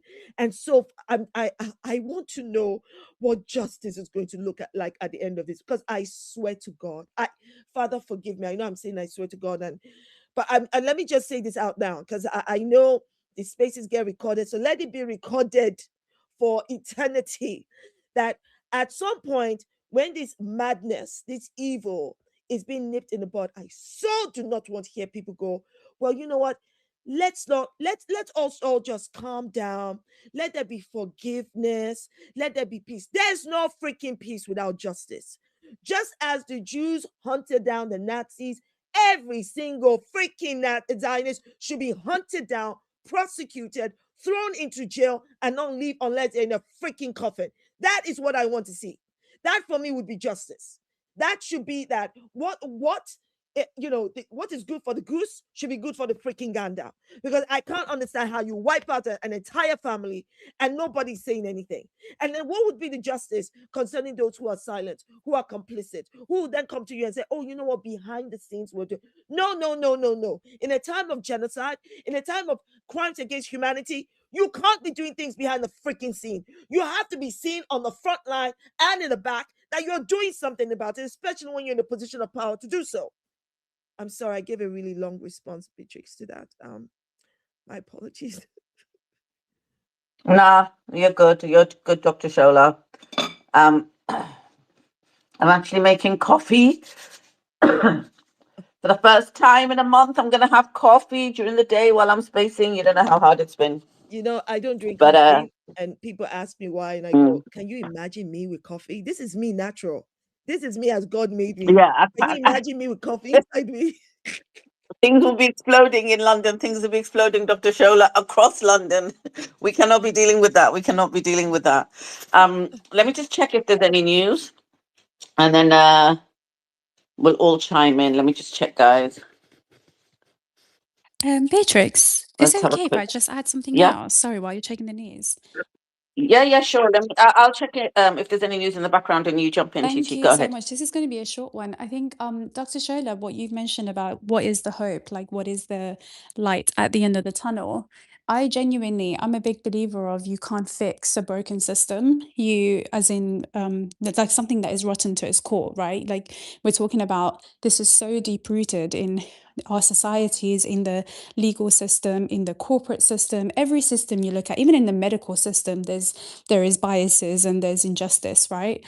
I genuinely believe the only, and I'd love to get your thoughts on this, I genuinely believe the only way out of this and for a brighter and more peaceful future is for our communities, the global south and the oppressed, to actually rise up enough within these systems to create our own and to be able to have a say and to actually fundamentally change things, because we keep taking things to the international law or the international court and nothing happens because they are literally designed to protect their crimes. So the only way that I see this working is not to try and, negotiate and to try and, seek appease the broken system that's done this in the first place is to abolish it completely and set up something that is more moral, more aligned with what our future should look like. I think that's my belief, and I know it sounds like an optimistic thing, but it genuinely is the only way out, and we're seeing elements of it because we're now setting up organizations and we're mobilizing, we're organizing, and we're sort of taking a bit of control back. It's not enough, but it's definitely a good start. So I'd love to get your thoughts on that too. Oh, I agree with you 1,000%. In fact, you were speaking, I quickly looked at your handle and followed back because, girl, everything you said was just pure. You were spitting facts. And I think that is exactly what we need to do, especially as Global South. I did say earlier that there are more of us than there are of them, but I think that we are divided. We are divided in the systems and the sections they created. We need to overcome these divisions and find our center core in our a collective humanity. And yes, I don't see the International Court of Justice or the ICC effectively administering justice because these same platforms are being controlled by the very so-called countries like the United States, who should also be held to account by them. So yes, maybe there should be a different ICJ, not called ICJ, but you know what I mean, different systems. We should move away from allowing the petrodollar to control us. We should have our own, I don't know, gold standard. We should do things differently and not be afraid of whatever repercussions that the bullies will try to administer to us. And the bully is not just the United States of America, it's the West. And we have to understand that the West needs us more than we need them. That's a reality. Look at every single continent and look at what the West siphons from every single continent. That tells you without Africa, without Asia, Middle East, without all of these other continents, Europe would be nothing. America would be nothing. They need our resources. So I agree with you. We need to build different systems, and those systems we then need to execute accountability and justice, because that's the only truly the only way it can happen. But TT, let me not lie, I don't know if this is going to happen in our lifetime. I don't know if it will happen in our children's lifetime. I'd love for it to happen in my lifetime.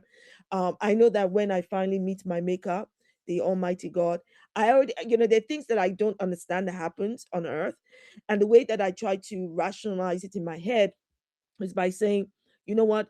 When I finally meet God, which I hope is a long time from now, even though I meet God every day because He's with me, but you know what I mean, when I finally get there to heaven, because Jesus, Lord, I cannot go to hell. My point is, when I finally meet the Almighty Father, I'm going to be having a chat like, Father, what's up? Okay, this happened because how because there's some things that even me as a Christian, I don't understand.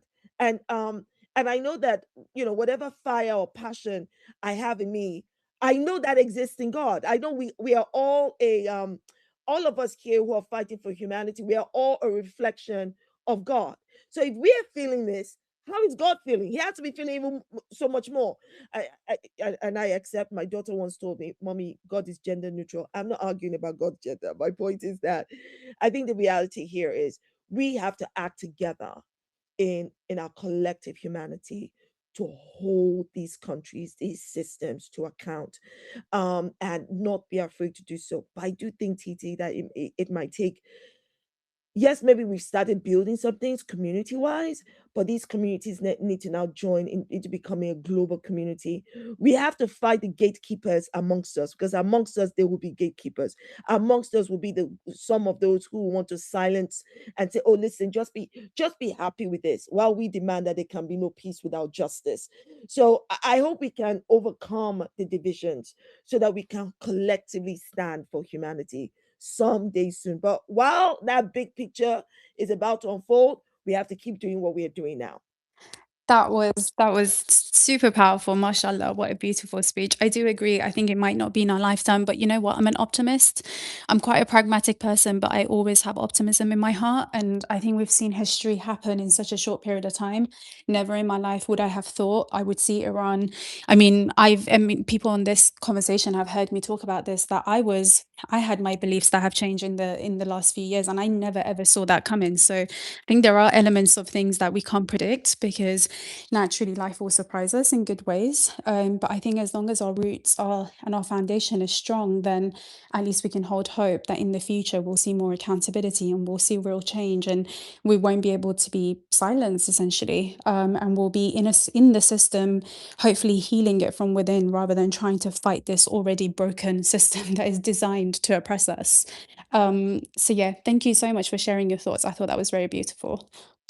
Oh, you're too kind. And I just wanted to quickly add something. I know Beatrix is checking news, but I think that one of the things that we can all do today is be very, very careful about who we elect into power. People, I hope what we've seen in the last 3 years teaches you that you cannot vote somebody into power, whether as your member of parliament, as a senator, or as a prime minister or president, in in a silo. You can't just say, well, as long as he's representing Muslims, or as long as he's representing Jews, or as long as he's representing LGBTQIA. No, whoever it is has to represent all. And I mean at all. Maybe there might be some things that you might close your eyes to, compromise on, that whatever it is you want to compromise on should not be about humanity. If you're going to compromise on, maybe this person doesn't have a strong competence on, I don't know. I don't know what it could be. But I think that if humanity is at the core, and whoever it is you elect as leader has enough sense to surround themselves with people who are experts, and I mean good experts in their field, then that very core a skill of leadership, of courage, of speaking truth to power, of wanting the right thing, and also being able to correct themselves when they're wrong, then that will hold them in good stead. I'm just saying, it is not enough for us to speak out. It is enough for us to elect right. And I did not vote for Keir freaking Starmer. I could see him for the pledge breaking, lying, two-faced, chicken-livered coward political prostitute that he is. And I always thought that he was a closet Zionist and a freaking closet racist. So I just said no, I was not going to vote for this guy. And I voted Green. Okay. And that's just the UK, but we all come from different countries. So I say be very, very careful. Look at what they are doing. I mean, use Palestine as your litmus test. Use what's happening in Iran, what's happening to Lebanese people as your litmus test. You use how they treat people in your own countries and how they speak of them as a litmus test. I mean, look, it was just a couple of days ago that a sitting MP called for the ban of Muslims in Trafalgar Square, called for them to be banned from praying, called it an act of freaking domination.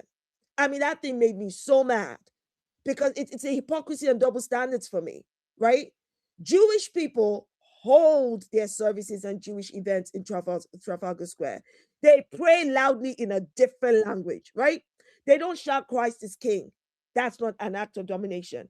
But Muslims praying peacefully to end a day of fast is a problem to you? How? You see Jewish people take out entire streets in London to celebrate maybe their Purim or different events. None of that bothers me. I'm like, good for you people. I mean, if you even whether you be Muslims, Jewish, Hindu, Sikhs, I'm thinking Christians, good for all you people. By all means, invite Shola over to have a bite to eat. Excellent. I will dance with you too. Good for you. So why would you have an issue with Muslims doing exactly what Jewish people have been doing? And you don't have the same outrage. So I'm saying we need to be very, very careful. It shouldn't take a genocide. It shouldn't take war crimes for you to see the writing on the wall. Because I did not see the genocide of Palestinians coming, right? But I could see that some of these leaders were rotten to the core. If you have leaders who are rotten to the core, then when a crisis happens, be it nationally, regionally, or globally, then their rottenness will feed into the inhumanity that you're against. So I'm just saying that as for those in the UK, the US, across Europe, especially, and those even in the in the Middle East. Well, I don't know whether you have elections or how you are able to exercise your individual rights. We all need to exercise this right in a really, really sane way, in a very sane way. I'm telling you right now, because some people did not understand why I was so incensed about what is happening in Palestine. Like, why would you not understand why I'm incensed? And when I explain to them that I'm a Black person of African heritage, from the roots of my head to the soles of my feet, I have seen this play out historically against what is happening to Palestinians is what they did to Black people during colonization, what they did to Black people during slavery, is what they did to Black people all through, in the States when you had, Jim Crow. We see it. How do you expect us to see something, recognize what it is, and go, well, it's got nothing to do with me. It's now 2023. It's the same freaking playbook being played by the same supremacists. And this is the problem. And when people don't read the signs and they go and elect MPs or politicians along divisionary lines, all you're going to end up doing is feeding into this. I'm sorry. If there's a politician that is against LGBTQIA people, I promise you, I will speak. There's no way on God's earth I could ever support such a person. And I'm a heterosexual. Because if you can do that to them, you're going to do it to me. No doubt. I can't find safety. There's no safety for me in being different, in being heterosexual, when I see LGBTQIA being persecuted, or if I see Jewish people, if I see Muslims, if I see Hindus or Sikhs being persecuted, for what? Because of their religion. I'm going to have, as a Christian, especially in a Christian-dominated country, I will have an issue with it. Because you should have an issue with it. And I think the part of the problem, people, is because people don't understand that sometimes that you can have privilege even if you're a member of a marginalized community. So as a Black person, I'm part of the community that is persecuted. As a woman, I'm part of a community that's persecuted because men have privilege, whereas women bear the brunt, right? As a Black person, white people have the privilege, while Black and brown people bear the brunt. But as a heterosexual, I have the privilege. While LGBTQIA people, they bear the brunt. As able-bodied, I have the privilege, while people with disability bear the brunt. So because of what I've already been through as a Black woman, I am not going to be blind to the privilege that I see exists because society caters to heterosexuals and caters to able-bodied people and caters to Christians. I recognize that privilege must be turned to a responsibility. And by turning that privilege to responsibility means I must speak up for my Muslim brothers and sisters, for my Hindu, Jewish, Sikh brothers and sisters who are being persecuted. I must speak up for the LGBTQIA. That privilege is a freaking responsibility. So I'm just saying we must really, really be very, very careful. Even when politicians the ones we like, seem to err. Recently, I don't know if you guys saw Zoran Mamdani. I like Zoran Mamdani. Let me call him by his full name. Zoran Kwame Mamdani, our brother from Uganda, named from Ghana. I like the guy. I think he's a decent guy. But recently, he made that comment because you can see he's constantly being hounded by Zionists who tried to smear his wife because she did an illustration for the Palestinian American Susan Abu Hawa. Okay. And then in trying to defend his wife, he said what Susan Abu Hawa called Israel. And these Zionist Israelis, she called them what? Parasites. He condemned her. He called it reprehensible. And I had to do a video reaction to it because I said, nah, bro, that is not it. Susan Abu Hawa is not wrong to call Israel and Zionist Israelis parasites because they're freaking parasites. They're demonic parasites. And you don't get to police tone a Palestinian in how they describe their oppressors. You don't get to do that. But I also understand that he was trying to defend his wife. And I said, you can't defend your wife who is innocent from the smears. You can't defend her by, condemning a Palestinian American who is equally innocent from whatever smear they're trying to place on her. So we have to understand that people are not perfect, right? And we give them grace. We know that people who rise up to speak up, they're going to be facing all kinds of challenges, especially in a public sphere. And that includes the likes of, Zoran Mamdani. We give them grace. But me giving him grace does not mean I'm not going to say, bro, you got that wrong. And please try and do this and do better. That's what we should be doing. We should be encouraging, we should be supporting, because what they want to try and do, they know fully well that he supports Palestinians. They know fully well that he's not moving along the Zionist line. They know that, right? I don't know if you guys caught the video of a Palestinian American confronting Zoran, really saying to him How dare you say Israel has the right to exist and at the same time free Palestine? Don't you understand that by saying Israel has a right to exist, you are saying that Palestine can't be free? And I understood where the protester was coming from. I totally understood where he was coming from, because this whole two-state solution thing clearly has never it has never existed, because the only state that's been allowed to exist is Israel. It has been a one-state freaking state, a one state for 76 years. It has not worked.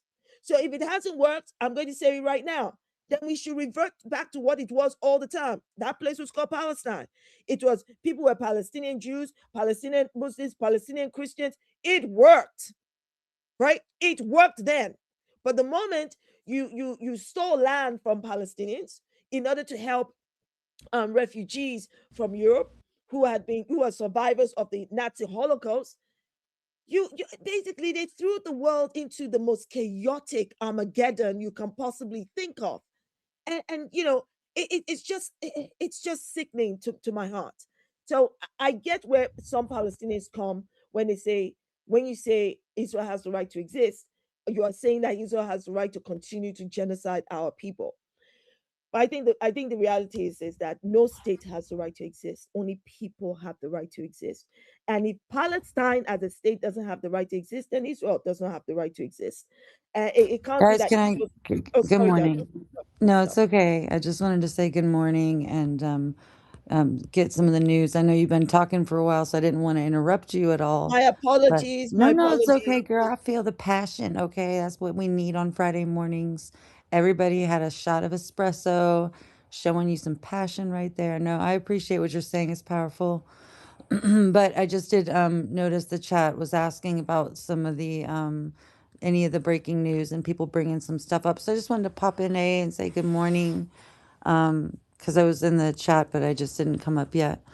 But go ahead, honey. You can finish what you're saying. I was just going to read a couple of these items whenever you're done. Oh no, please carry on.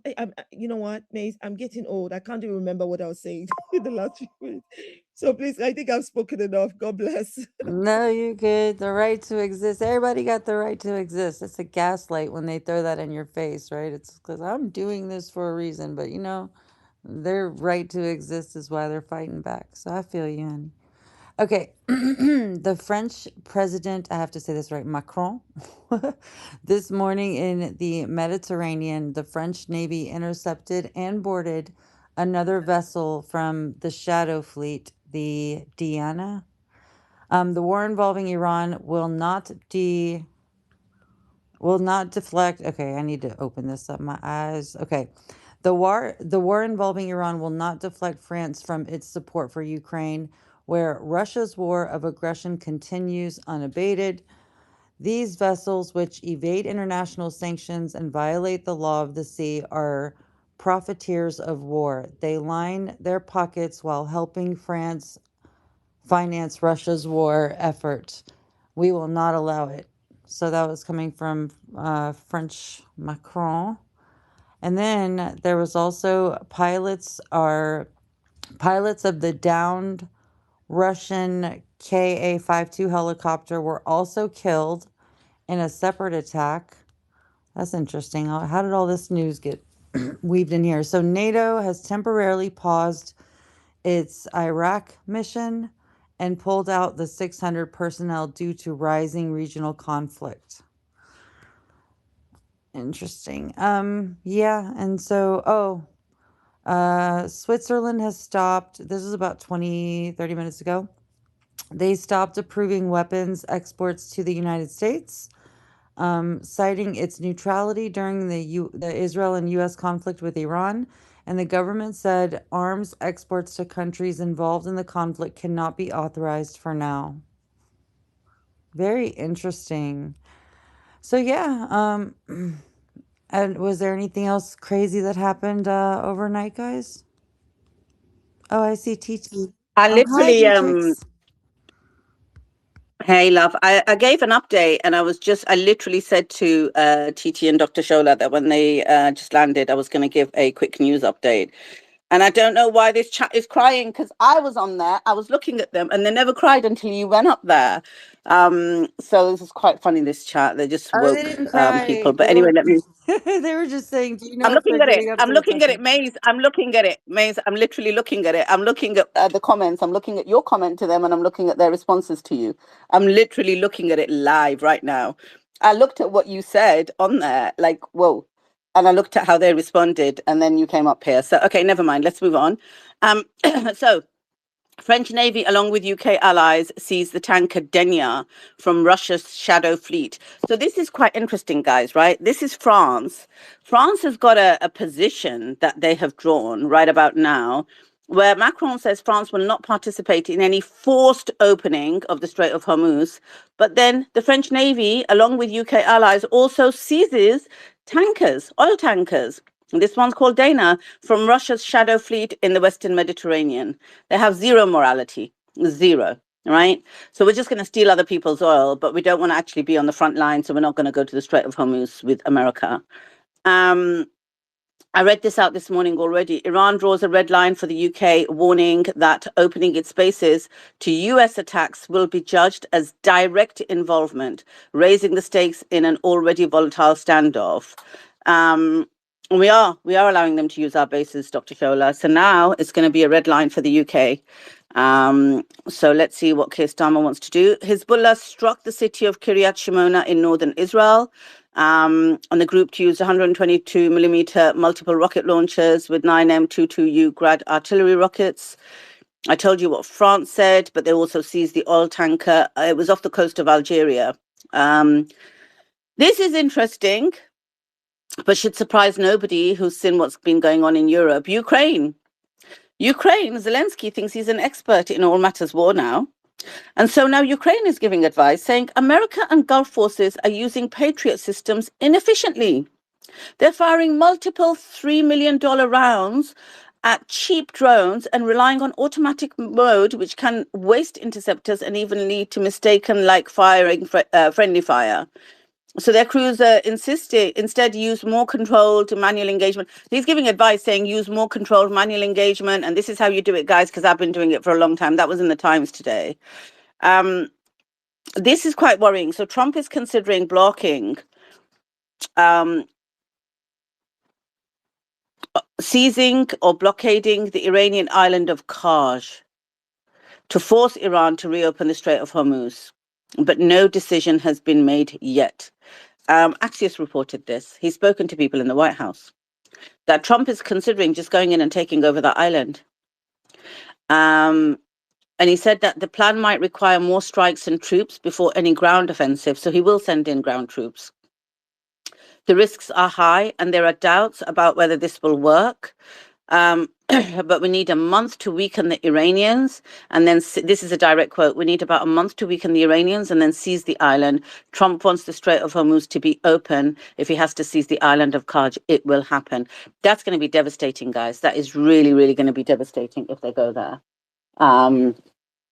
So, and there is some more news, but I do want to wish people Eid Mubarak on. Thank you, Yee. I'm getting some love on the chat now because it is Eid. And guys, still running this for Eid, for you guys, still here. So yeah, appreciate all of you. Thank you. Yeah, On Eid the chat. Mubarak, and also Happy Nowruz to everyone. It's Same.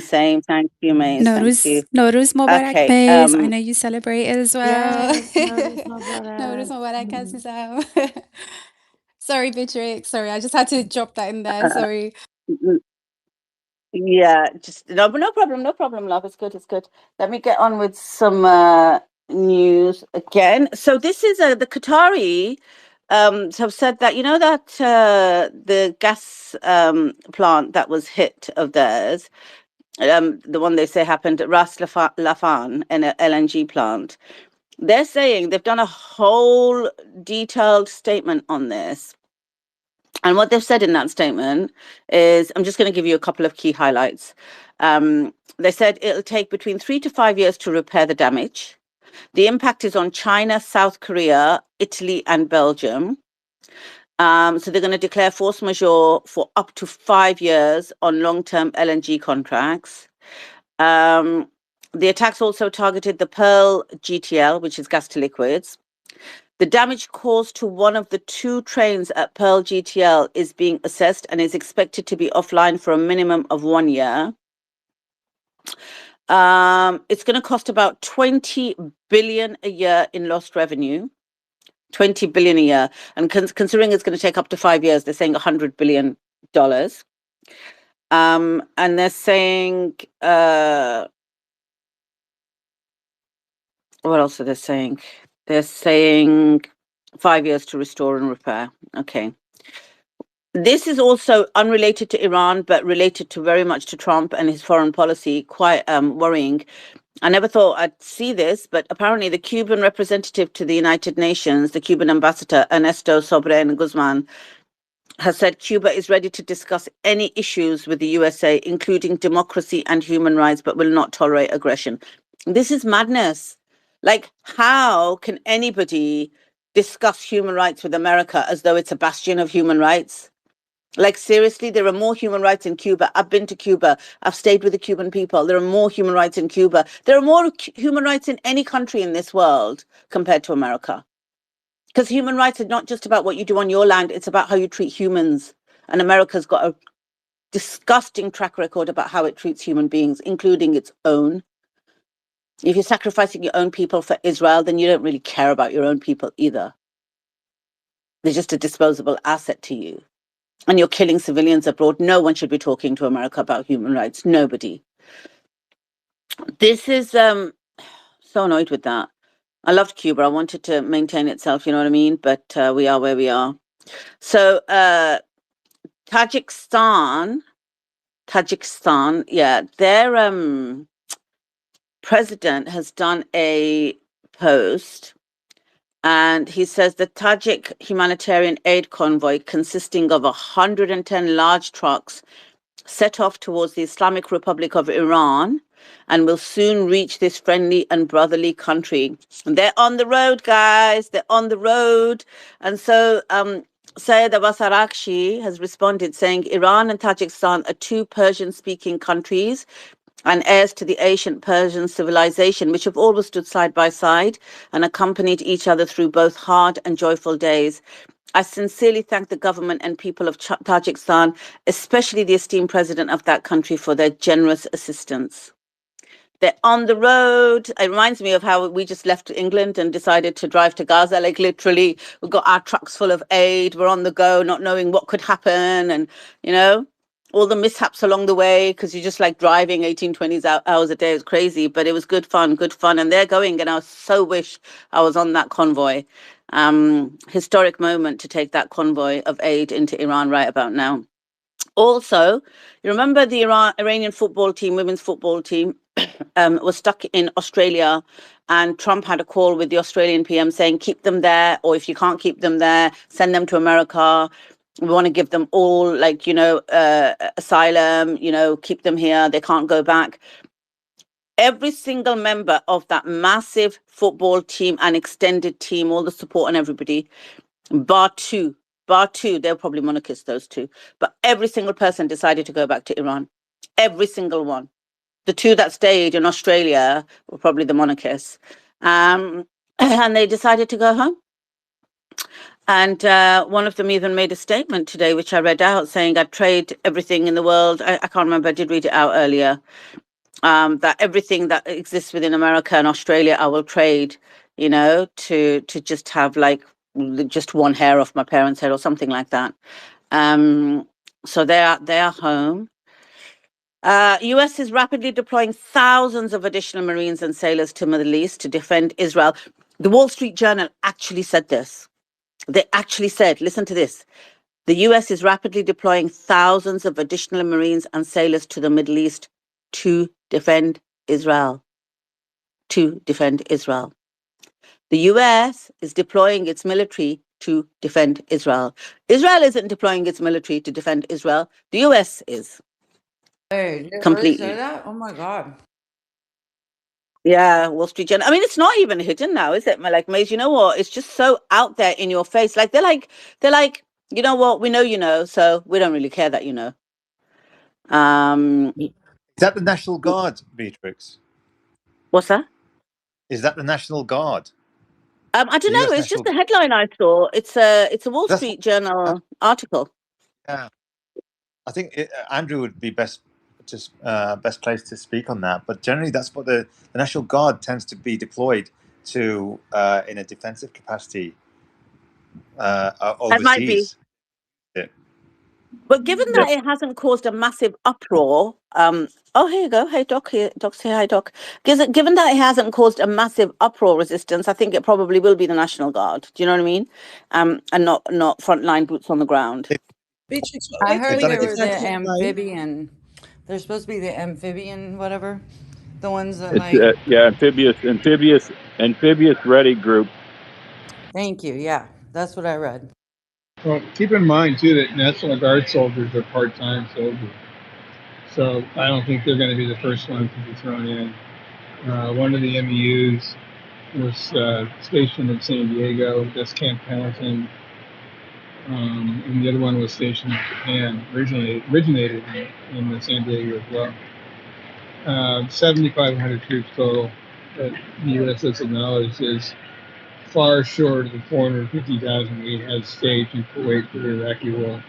If these guys actually do try and land, if they get anywhere close, avoid the missiles, we're going to get massacred. Beatrix, where can we get that headline? Do you have the link, please?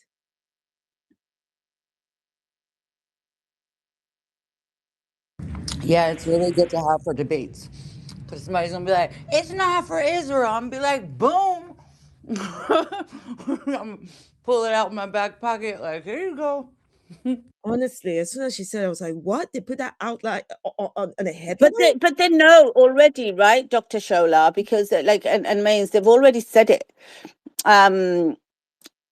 He said Trump said Jared Kushner persuaded me to go. Netanyahu said it's my ambition for 40 years and no US president listened to me. Like he said that on the record after the war began. It was my ambition of 40 years and no other US president would listen to me. He's harped on about it for 40 freaking years. What beef does Trump have with anybody in Iran? What's Iran ever done to anybody? You know what I mean? Sorry, Doc, jump in. Doc, we can't hear you. Is he speaking? No, it looks like you might have to recycle Doc. Oh, did he? Oh, let me send him the mic again. What is wrong with this stupid space? Let's send him. He's here. It's his coffee time, isn't it? He puts his pipe and slippers on, goes and gets his morning coffee, and then comes in here for a little chit chat, you know, with his buds. Then he goes on about his day. Then he comes back at lunchtime, huddles in here for his little, you know, I've just had my lunch. Let's have a little chit chat. It's like a little coffee shop for Doc. Then he pops in the evening with his pajamas and slippers and his pipe, and you know, comes in for his nighttime chat and nighttime update. That's Doc, man. Inevitable. This is going to affect you guys. Apparently, this hit in Qatar. What do you think? Yeah, that's true. China. I've heard about the particular. I think it's about the helium, right? That's coming from Qatar, from the Persian Gulf. Yeah. Yeah. Yeah. Well, China does have some. You know who it's really going to affect way more? It's going to affect Taiwan. Actually, China does have. You know, it has other workarounds. I think from helium, there's been other importers. One of them might actually be the United States. Awkwardly enough. Um, and China's, but in terms of just what took place in Qatar, you know, that's going to be just an example of why the Strait of Hormuz is never going to phase out of relevancy. You're not going to see, or at least not for a long time, right? There are. It's not a matter of oil or liquefied natural gas. You know, even the precursors, for example, to fertilizer, are another major factor that gets sent out of, I believe Qatar as well, actually. And you know, yeah, like again, it's gonna get worse before it gets better.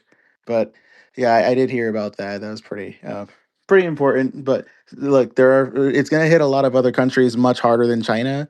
Um, it's not an ideal situation for anybody, but uh, look, Iran's doing what it has to do, and I don't believe that they're going to be this social pariah that like has to, is compromising their place on the world stage or doing anything other than just fighting for their sovereignty. Really, they've been open and transparent about what they're going to do, pretty much the whole time. It's just really over the last, really even since the 12-Day War, they've been very clear about what happens if you use or if you allow the U.S. and Israel to use their airspace. So they're like anybody who is upset about this, and I think most countries understand that, but obviously you're going to have Western assets who uh, sort of pretend and act like they're either going to condemn Iran or they're probably just going to say, hey, we don't want to send any ships there. And I think the US is actually trying to count on that. I think Trump and whoever obviously runs him, they're counting on this dragging out a little bit to foment a ground invasion. Obviously, it would have been ideal if it wrapped up in 4 days the way they wanted to, but I think at this point they're counting on, they're counting on kind of like the pain that affects the European countries, especially. Um, I think that's going to be what sort of helps their case. And their case, then the case that Trump is making is, well, we need other countries to help form a coalition in the Persian Gulf because we are looking to save the world and save the global economy from being held hostage by Iran. That's going to be Trump's messaging. I'm not saying it's going to work, but it seems like they have no other choice in their perspective. They've really crossed the Rubicon, and now they have no choice. They can't really turn back.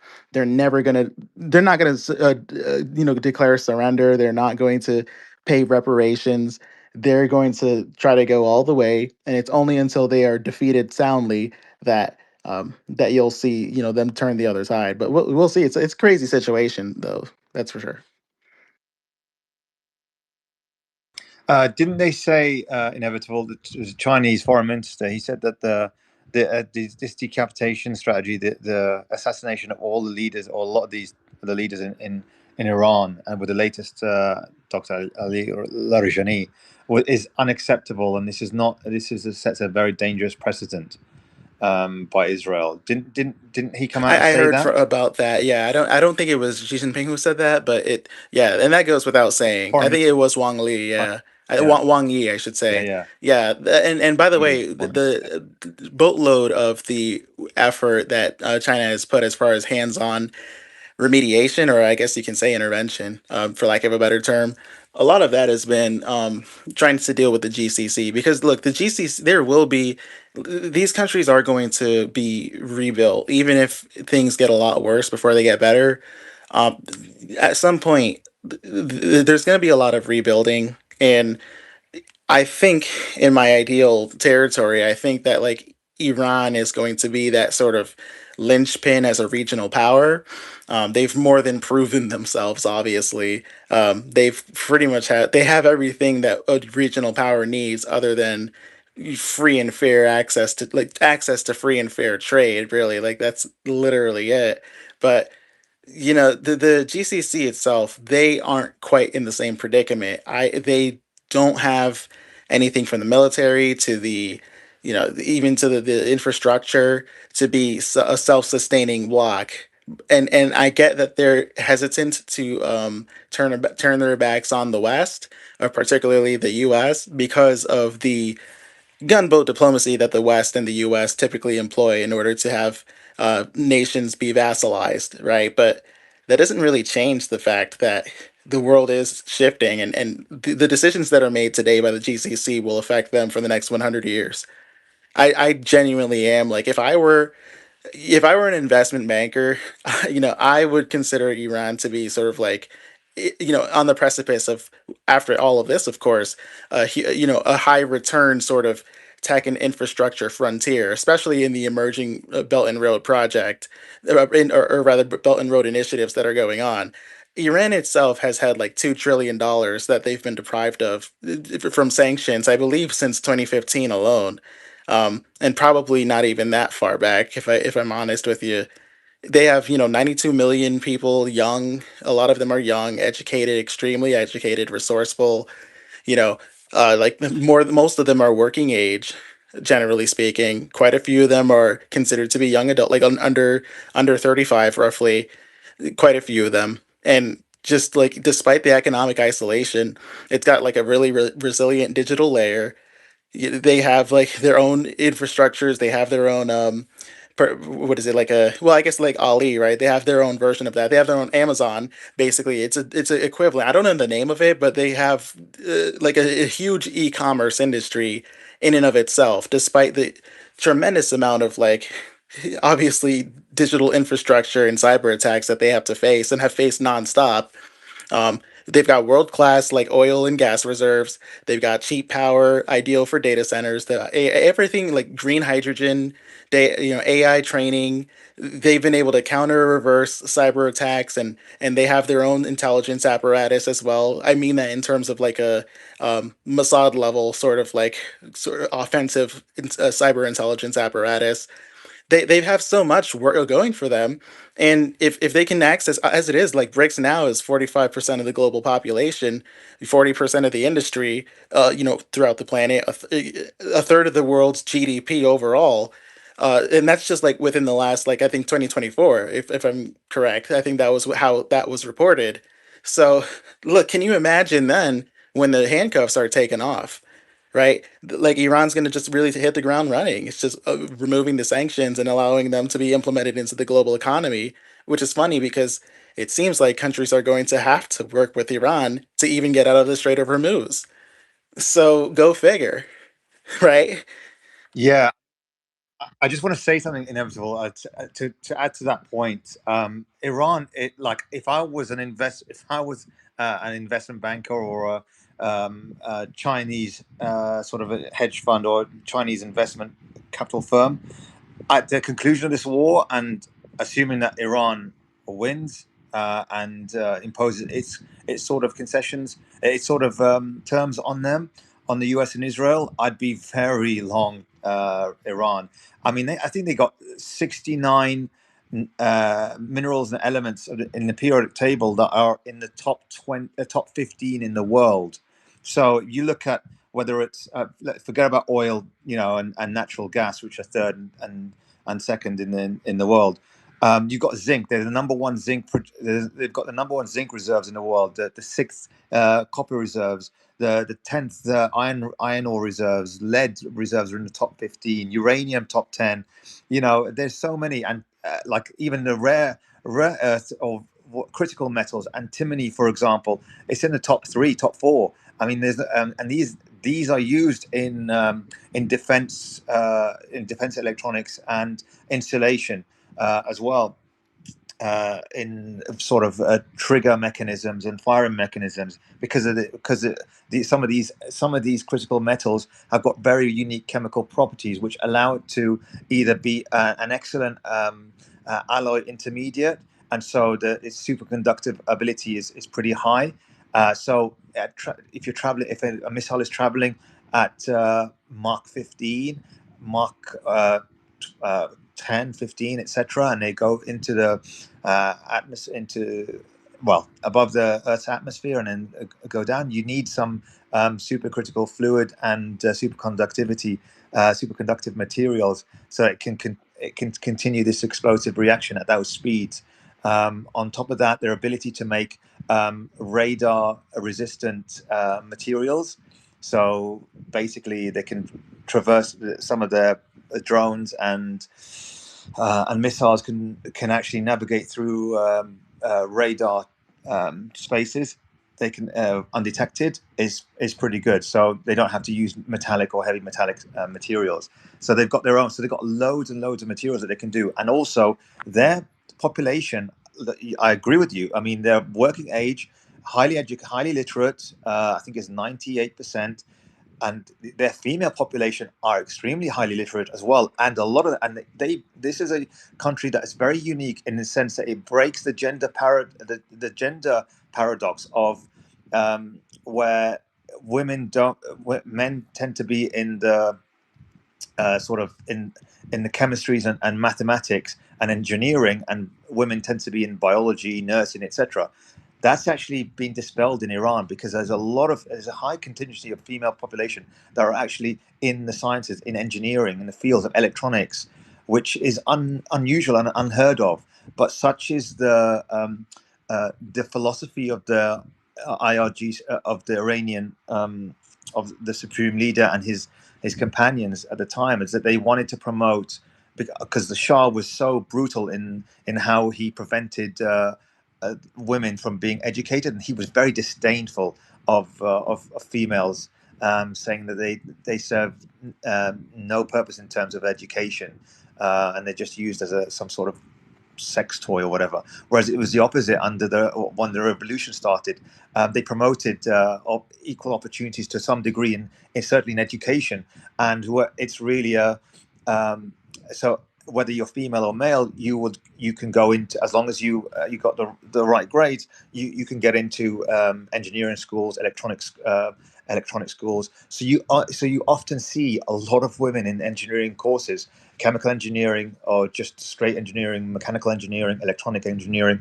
So it was really unusual. I've never seen it. I mean, the only country that comes close, I found, is actually in Palestine. We have got like girls that tend to do chemical engineering and electronics and stuff, but not to the degree that we've seen in Iran. I don't know how it's like in China, inevitable, but Iran is very much a unique case. So it's got a lot of upside, but the key thing is it has to win. And you know what? But the key thing for the US and Israel now is that US are gonna believe they have to win, because they can't be held hostage in the Strait of Hormuz forever. Because even if this war, even if they don't defeat Iran and make concessions, they know that's always going to be the threat that Iran can inflict on the world, is that they can choke the Strait of Hormuz and ensure that the Yemenis can close the Bab el-Mandeb Strait. So, and Netanyahu, you heard yesterday in his speech, he said, "Oh well, we'll just ship. Let's just have an oil pipeline on the land, and it goes west, from Qatar and UAE and East Saudi." Did you hear him in the press conference? He said this as if Yep. the Gulf states only ship to the west. What about the biggest buyers are in the east? They have to go through Asia, or they have to go through the Strait of Hormuz. And if you're going to go through Asia, you really have to go through Iran. So it's ridiculous. Sorry, I'm really sorry to barge in, because I know inevitable you're about to add something, but what I wanted to add was actually directly related to what you brought up, Resistance. So thank you so much for bringing it up. I think the conversation around the pipelines is such nonsense anyways. Like when you look at, I mean, by the way, you brought up chemical engineering. I'm actually a chemical engineer by background, and I'm Iranian. So yes, very true. The stats are definitely adding up, but the whole pipeline conversation is such oil and gas companies opting for shipping is because it gives you flexibility. It's cheaper.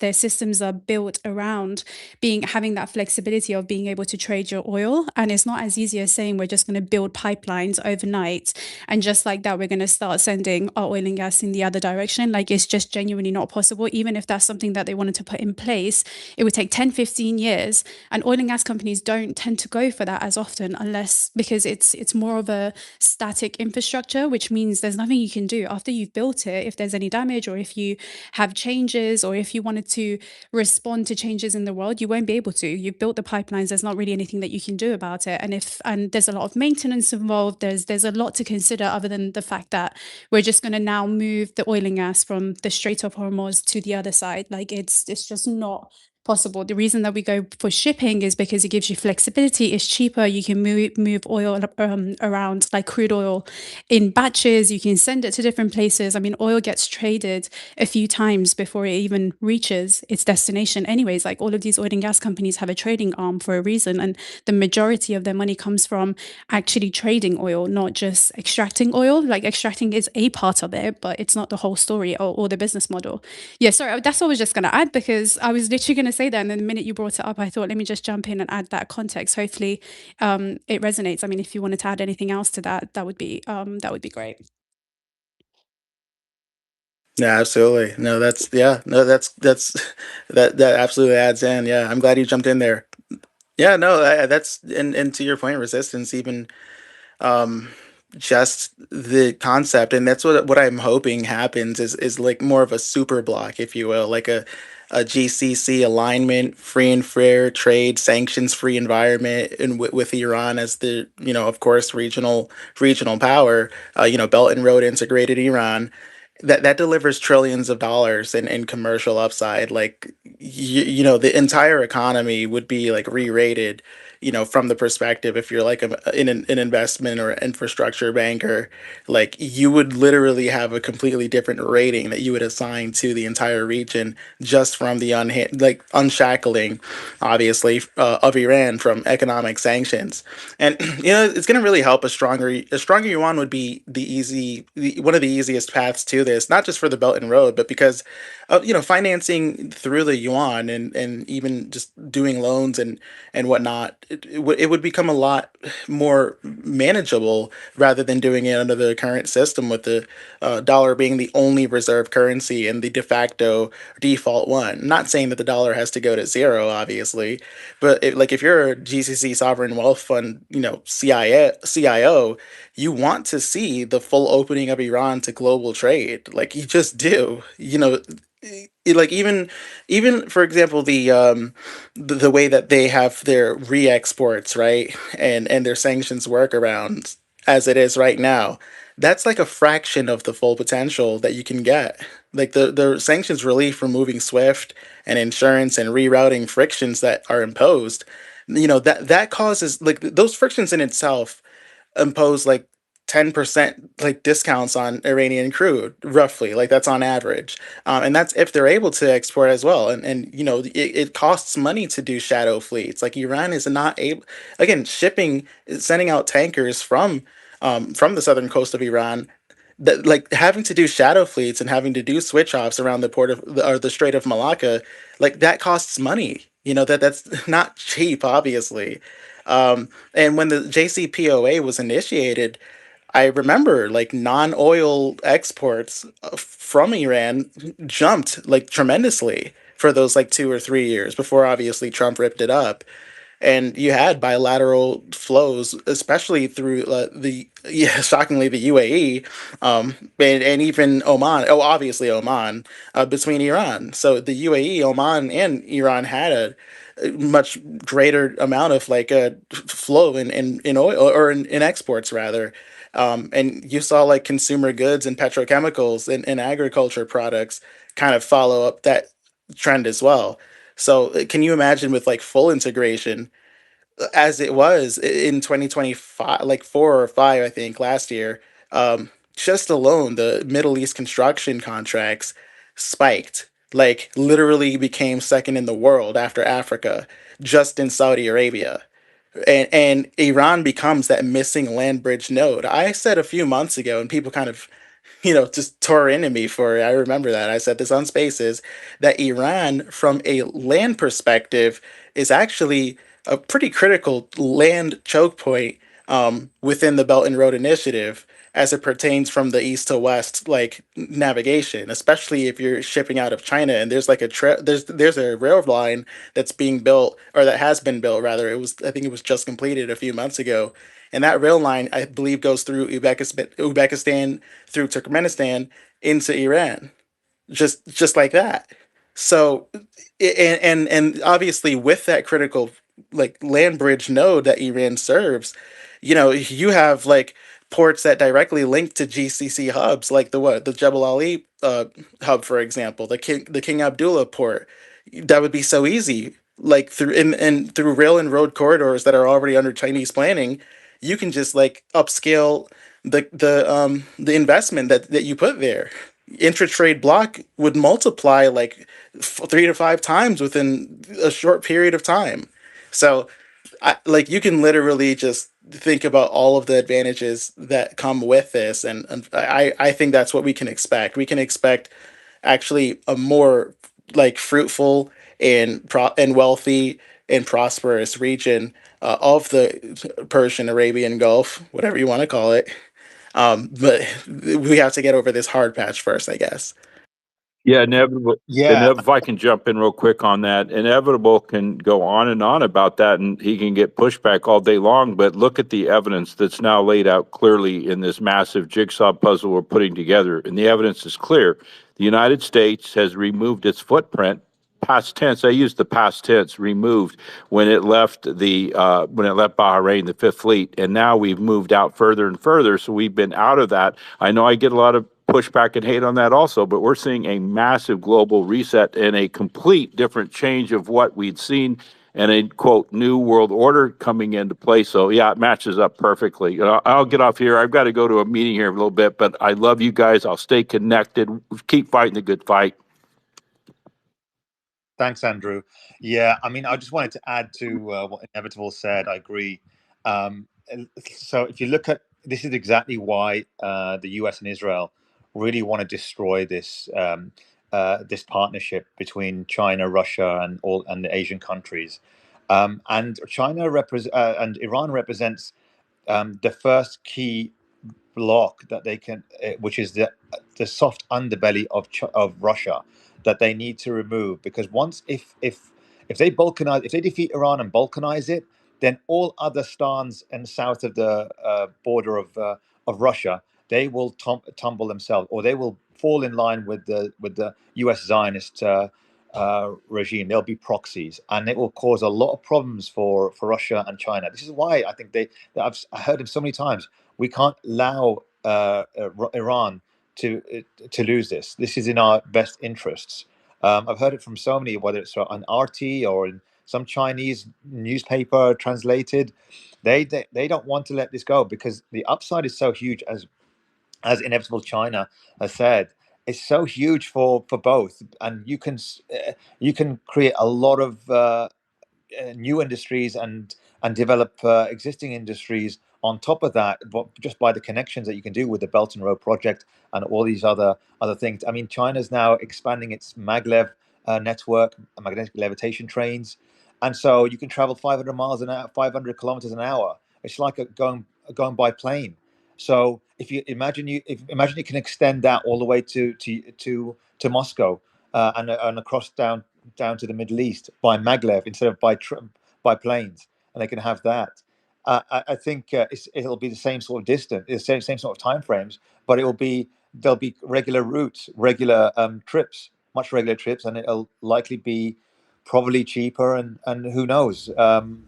So yeah, it's just an alternative. But with these sorts of networking connections, these logistical connections that you do, more industries historically have always been built on top of them. So more trade, more industries, and more development happens on top of that. So you look at, obviously, the Industrial Revolution was built on the railroads, and all these factories started to prosper because eventually businesses started connecting towards each other. Supply chains started building up, and all of a sudden you had the automotive industry, and the aviation industry was built on top of these things. So a lot of things happened as a result of this industrialization through the building of connection terminals. And so in this case, it would be the Belt and Road projects, and various other such massive infrastructure projects that you have there between China, Russia, and all the Asian countries. The only probably sort of snag in that, or the stumbling block in that, is India. India has proven to be a double dealer, a sort of a traitor, so to speak, in the sense that they are historically they've been sort of quasi enemies of China through border disputes on the northeastern border, but I think I think they're sort of embedded with the Zionist regime and US more so than BRICS, I think, and I think they would prefer to be in that alliance than the BRICS alliance. So I would be very wary of them, but again, the ups, and so I would not be surprised if they somehow enter the equation, enter the war, and fight for US and Israel at some point, maybe when they perceive Iran is at its weakest point. So I wouldn't be surprised by that, because it's in US and Israel's interest to break up this alliance between a lot of these Asian countries and this Belt and Road project that the China and Russia have. So yeah, there's a lot of upside for Iran and China and Russia, and then there's also a catastrophic consequences for US and Israel if they lose. So that's why I think this war could continue for a while And I could longer. see Israel like being the last domino, basically. Or not Israel, I'm sorry, India. I could totally see them being sort of the last, like, they're gonna get in line, I think, is basically what I'm trying to say. It's just gonna take them some time. I think when the dust clears, that's when they're going to, and obviously they're not going to get like the best deal. I don't know. Sometimes when you look at pictures of President Xi and Putin and Modi and some of the other world leaders at Victory Day, um, you know, you can kind of see like just even the way that Modi is kind of like the odd man out. And funny enough, Sharif was at Victory Day, What but like there was a SCO summit like the week later, and Modi wasn't there, but Sharif was. I just find that funny. Or, what does the Chinese say about India and I don't Modi? know if I can say it on this space. No, I'm kidding. No, well, Well, Oh my God, don't try to you're trying to kind of do that whole thing, where you try to play India down a little bit. I'm sure it'll be okay one day. They'll come round. No, they won't, inevitable. They will never come round, right? India's gone. It went under Modi, it went under BJP years ago. That's it, it's history. I want to welcome Brother Hussein, and I want to wish him a very, very happy Eid. I did send you a mic, but you obviously are really poor at checking your messages. No, So you Beatrice, decided to learn. I'm sorry. I was just trying to compile this reply back to this dork that replied back to me. I seen it. So Brother Hussein's got a hate relationship, not even a love-hate relationship with Mario Nawfal. So they respond to each other all day long. Quite funny, The pure actually. I used to be on his hypocrisy, spaces. the pure stupidity and hypocrisy of this guy. I mean, he spent all of January advocating um for a regime change in Iran and for American intervention. I mean, he sat there and put up all these propaganda. I put an example in my reply to him because he used he even got community noted on it, and like that's how stupid this guy is. He advocated all of January about these riots, quote unquote protests in Iran, which were riots really, instigated by Mossad and everything. But he's gonna sit here with a straight face and say that he never advocated for intervention. Like, is this guy living in a delusional world? I don't understand. And just first and foremost, I do want to wish everybody Eid Mubarak, Tanad Alaikum, Umar, and all my Muslim brothers and sisters. But yeah, I just cannot believe this guy's response. I like all of Jan, and you can go through his posts in January, and that's what I was doing. And all he was doing was just propping up the Zionist propaganda. He has a big platform, probably mostly bots, but he has a big platform. And he's gonna sit here with a straight face and tell us like he never advocated for this stuff. I mean, is he really this delusional? that's how I feel about Joe Kent, by the way. I think he's just a rat scurrying because the ship is sinking, and he can feel the disbalance or the disturbance in the air. I think that's literally him. He sees that like they've totally screwed up in every way, and he wants to get out in front of it. Same for Tucker Carlson, by the way. I feel that I've never thought I thought Tucker Carlson, you cannot have such a strong ideology on something and then all of a sudden pretend to be on the other side. And Joe Kent is pretending. He doesn't care about the innocent civilians being killed abroad because of the armed forces. He doesn't care about the genocide that was committed and funded by America. He doesn't care any of that. He didn't say any of that in his statement. So where's his humanity? So if he hasn't got humanity, he's still got the same attitude. But I love the way Brother Hussein comes up here, has a rant about Mario Nawfal, in between says, oh yeah, by the way, Eid Mubarak to all of you, and goes right back to his rant about Mario Nawfal. It's so funny. And by the way the guy does it is he does these, it's his team, right? They do it very subtly, the way they write these tweets. Like they'll write tweets about, you know, regime change, and or they'll write really disparaging tweets about the Iranian leaders, or they'll say, whoa, what a way to take somebody out, or something, like celebrating death. And I'll never forget, I never used to speak out about them, but that night when children were burnt in tents in Gaza, his team put out that was a military site. That was Hamas military site. Whilst we were sat here watching children burn real time in those tents. And then he deleted it because I think Suleiman went and bashed him. Or his team deleted it. He's not even there most of the time, to be honest with you, Brother Hussein. It's his team who, you know, post this nonsense. When he responds to me though, I know for sure it's him because he's trying to defend whatever his team is putting out. But Well, he knows who you are as well, isn't it? So yeah, of course, yeah, he does respond to you.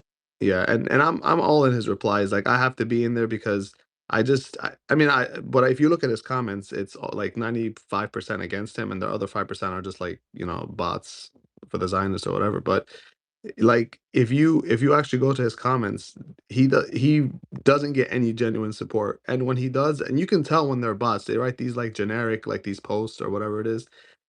But yeah, I mean, like we can't let this guy get away with this propaganda. Unfortunately, he has a big platform, uh, and you know we have to, we have to counter it. But you know, Suleiman Space is here. You know, this is the number one space to counter like all these propaganda talking points from Mario, from all these other Zio cucks, and yeah, but yeah, I know for sure it's him when he responds because like his tone and the way he's trying to defend his team's posts.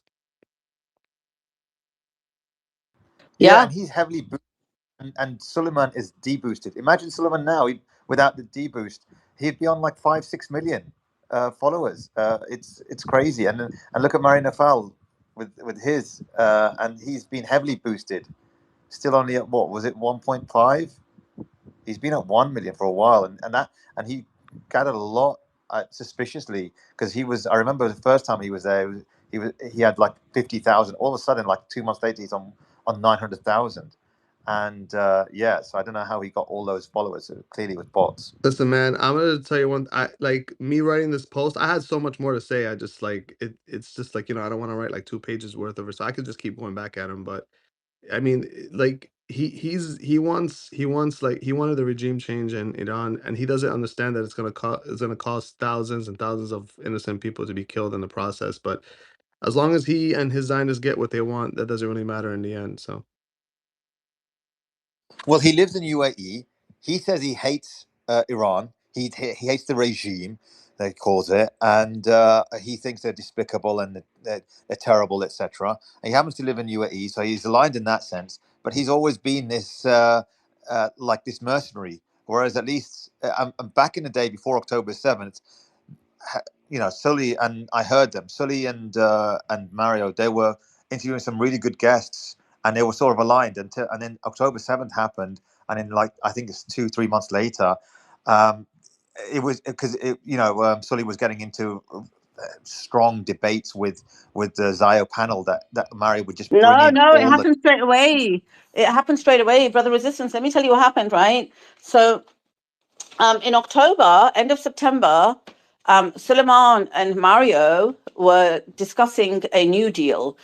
Suleiman was paid very well by Mario because he used to host all of those spaces. Brother Hussein will remember because they're the spaces we used to go to. And we'd had 2 Israel-Palestine debates earlier that year in 2023. There was one about the ADL, and there was one when Gaza was being bombed. And we were all up there, we were all on the panel, and they used to have this rule, which is 5 from either side. So 5 Zios and 5 pro-Palestinians. And a lot of these so-called people that walk around now saying, oh, you know, we've been on spaces the longest, we've been pro-Palestinian. Let me tell you, when Gaza was being bombed in early 2023, Suleiman couldn't get any of these pro-Palestinian people to go on that panel to debate the Zionists. Such was the culture. It was me and a guy called Charles Johnson and Brother Hussein and a couple of other people here who are not here right now, but Brother Public and Rasha, who's not here, but shout out to her. They were on a WhatsApp in the background supporting, providing all the data because you had to provide receipts for any claims you made. And literally me and Charles Johnson were whacking the Zionists out. There was only the two of us on that space, whacking the Zionists out. Then we had a ban the ADL space, which obviously ended up being a debate about Israel, which was really funny because there was a lot of crying. Then end of September that year, Suleiman and Mario were negotiating a deal, which would have given Suleiman like it was like Suleiman would be able to live off that, and his children would have been able to live off that. Stocks, shares, pay rise, everything, because he was managing the back office team. He was managing all the people doing the tweets, every night spaces. He was hosting the spaces. They were the only big spaces here. There literally was, everybody used to go there. 6 p.m. Eastern time is where you'd go for Mario Spaces at that time. And then I was in that contract, right? And on October the 7th, I was in Spain, and I was due to fly back, right? And so I was packing, I was on holiday. So I was joining the spaces from there, and then October the 7th happened.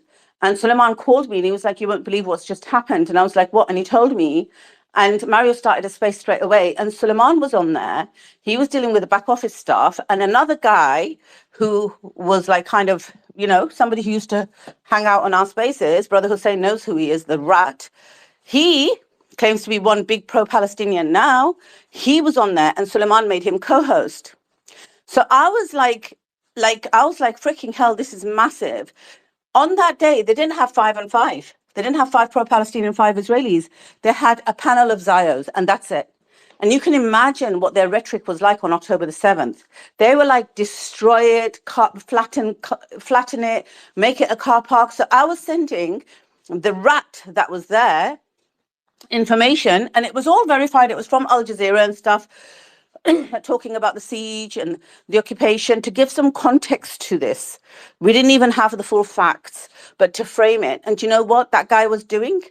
He was censoring what I was sending him because he was too scared to read it out. He wasn't even reading out what I was sending him, and he was taking the Zio position. So I then called Suleiman and I said, listen, I'm sending him the updates and I'm listening to this space and he's censoring it. This is disgraceful. So Suleiman goes, well, send it to me. And then Suleiman started going all in, saying, look, right, these are the facts. They were under a siege and things. And the Zio started crying, saying, our people have been killed. They need to be destroyed. And it was horrible. I then landed here in England, came home, and I started a space because I used to do Palestine spaces anyway.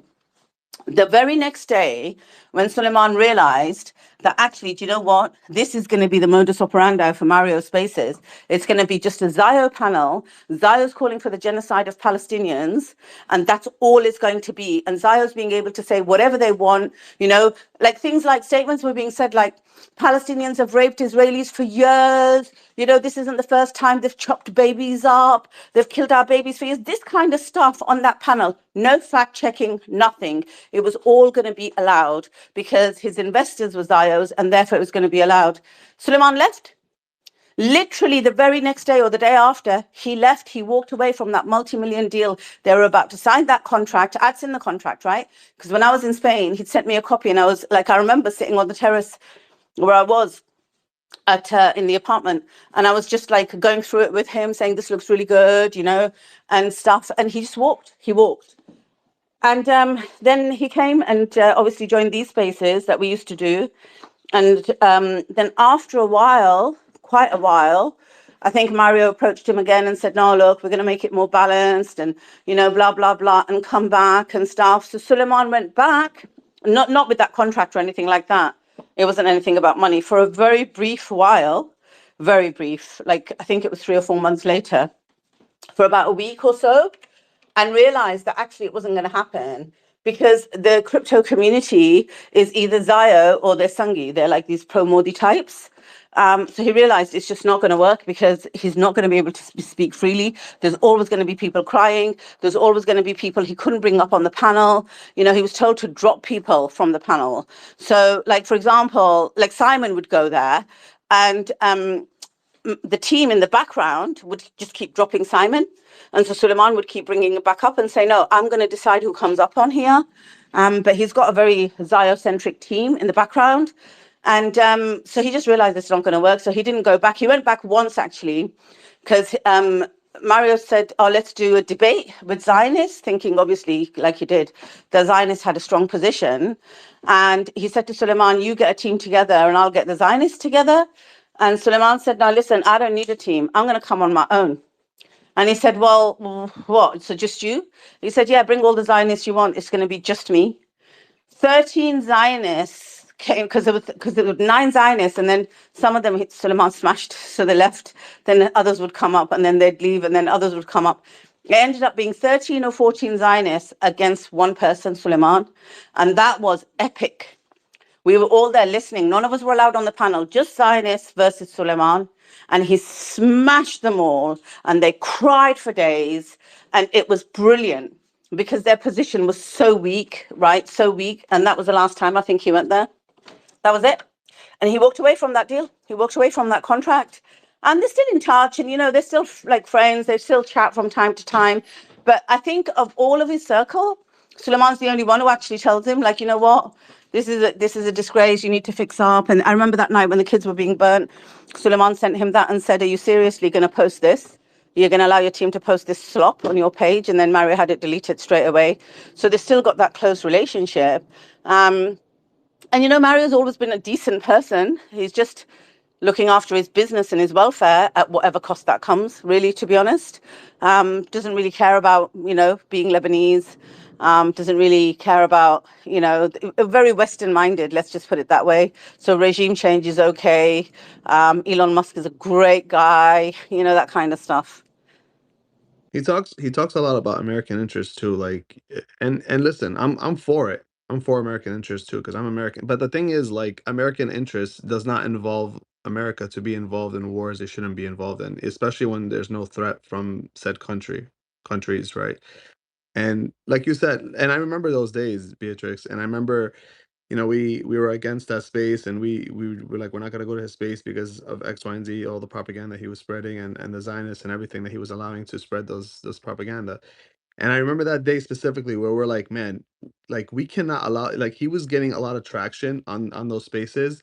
And I remember Suleiman and us, we were just like, no, we gotta stop this. And that's the time when Suleiman said, okay, you know what, screw it. I'm gonna go there and I'm gonna smash all these 13 Zionists by myself.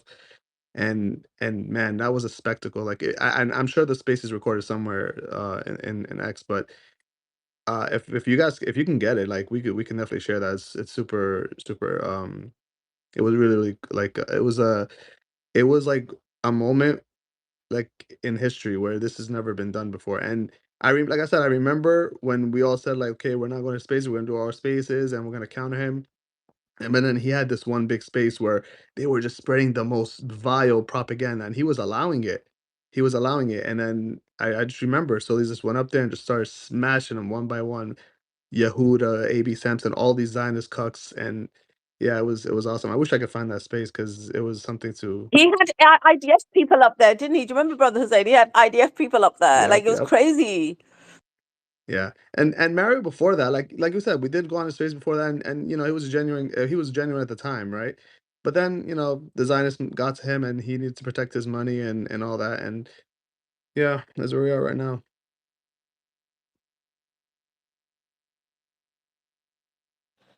Yeah. And it used Yeah, to and be a lot I of was gonna spaces say, on, like, geopolitics, Ukraine, Russia. There used to be a lot of Ukraine, Russia stuff, and there used to be all sorts of things. And then he started turning when he started doing the spaces on what was it, Brazil? Because they were trying a coup in Brazil that Elon and everybody else was supporting. And I co-hosted a few of their spaces, Mario's spaces. I wasn't a regular and I wasn't paid. He just asked me as a favor a few times to co-host, and I co-hosted them. And that day when he asked me to co-host the Brazil one, because Suleiman was on a flight, and I was like, no, I ain't co-hosting it, Mario, forget it, I ain't co-hosting it, because I knew he was running the Zion narrative, and he was like, oh, please. He called me 3 times, and in the end, he was like, oh, come on, please, I'm begging you, like, it'll just come out of, it'll be allocated to Suleiman, it'll come out of his hours and stuff. So I said, all right, I'll co-host it. So I co-hosted it. And one of the kind of Zayo Brazilian guys who wanted to get rid of Lula came in, and he wanted Bolsonaro, and Bolsonaro's a Zayo basically, and Bolsonaro's in prison, and they were crying about him. I tell you, when I co-hosted it, because it was just me, the Zayo started crying, and I was like, yeah, we understand, but the facts on the ground say something else. Anyway, let's move on. It's like, he was so upset with me because I just wouldn't allow the Zayos to run riot in that space. He was like, let's move on. But yeah, it's back those days seems like a long time ago now, long time ago, and then everything changed. One thing I noticed about because I saw that I listened to them, Sully and Mario together as a double act. On was it Spaces, but it was Video Spaces, and they did interviews and one interview I remember it was I think it was Elon Musk's ghostwriter or something. I think they interviewed together. I can't find it anyway. But one thing I noticed is that Elon that his interview skills, Mario's interview skills, was not as sharp or refined as Sully's. So the questions that he was asking was really actually pathetic. That actually the actual the guest that's being interviewed, he actually said no, that's not correct, or dismissed the questions. But when Sully asked certain questions that were actually pertinent to what the ghostwriter was has written about Elon Musk, it was actually he was delving much more deeply, and you could tell that was a really good question. These were really good questions. I found that at the time Mario's interview skills and questions were very surface level, basic, and you can tell who was the more prepared and the better researcher and the better interviewer. And so, but that's what I knew of the dynamic of the two. But I thought Mario was all about publicity, and Sully was more about content and being right and getting to the points, etc. So I liked watching them at the time, and then October 7th happened, and it was good during the Russian war, the Russia-Ukraine war. It's remember with Wagner, the potential coup there. That was really good space with him and Mario, because they were both. We were all sort of aligned, and we were cutting through the crap, except for people like Piotr and stuff like that. But that's another question altogether. But after October 7th, yeah, it changed, and I remember it was probably 1 month, but maybe you remember it was even quicker than that. But yeah, he started having his own space. It wasn't as big, but again, it was just much more comfortable to be in those spaces than be in a jarring space that just gaslights you the whole time with Zaya propaganda. So I'm glad now that this space is much bigger than Mario's bot-filled space. I actually, like before in the 12-day war, I would go there like a couple of times, 3 times, during that 12-day period, and I spend an hour in Mario's space. This time I don't even bother. Like this, I haven't been in any of his spaces since then, because it's just, no matter what, whether it's about technology, whether it's about innovation, whatever it is, right, with Mario, because he's always got these Zayo pro-US panel all the time with one sort of ideology, whether they're pro-crypto, whether they're pro-business, whether they talk about any sort of market or field.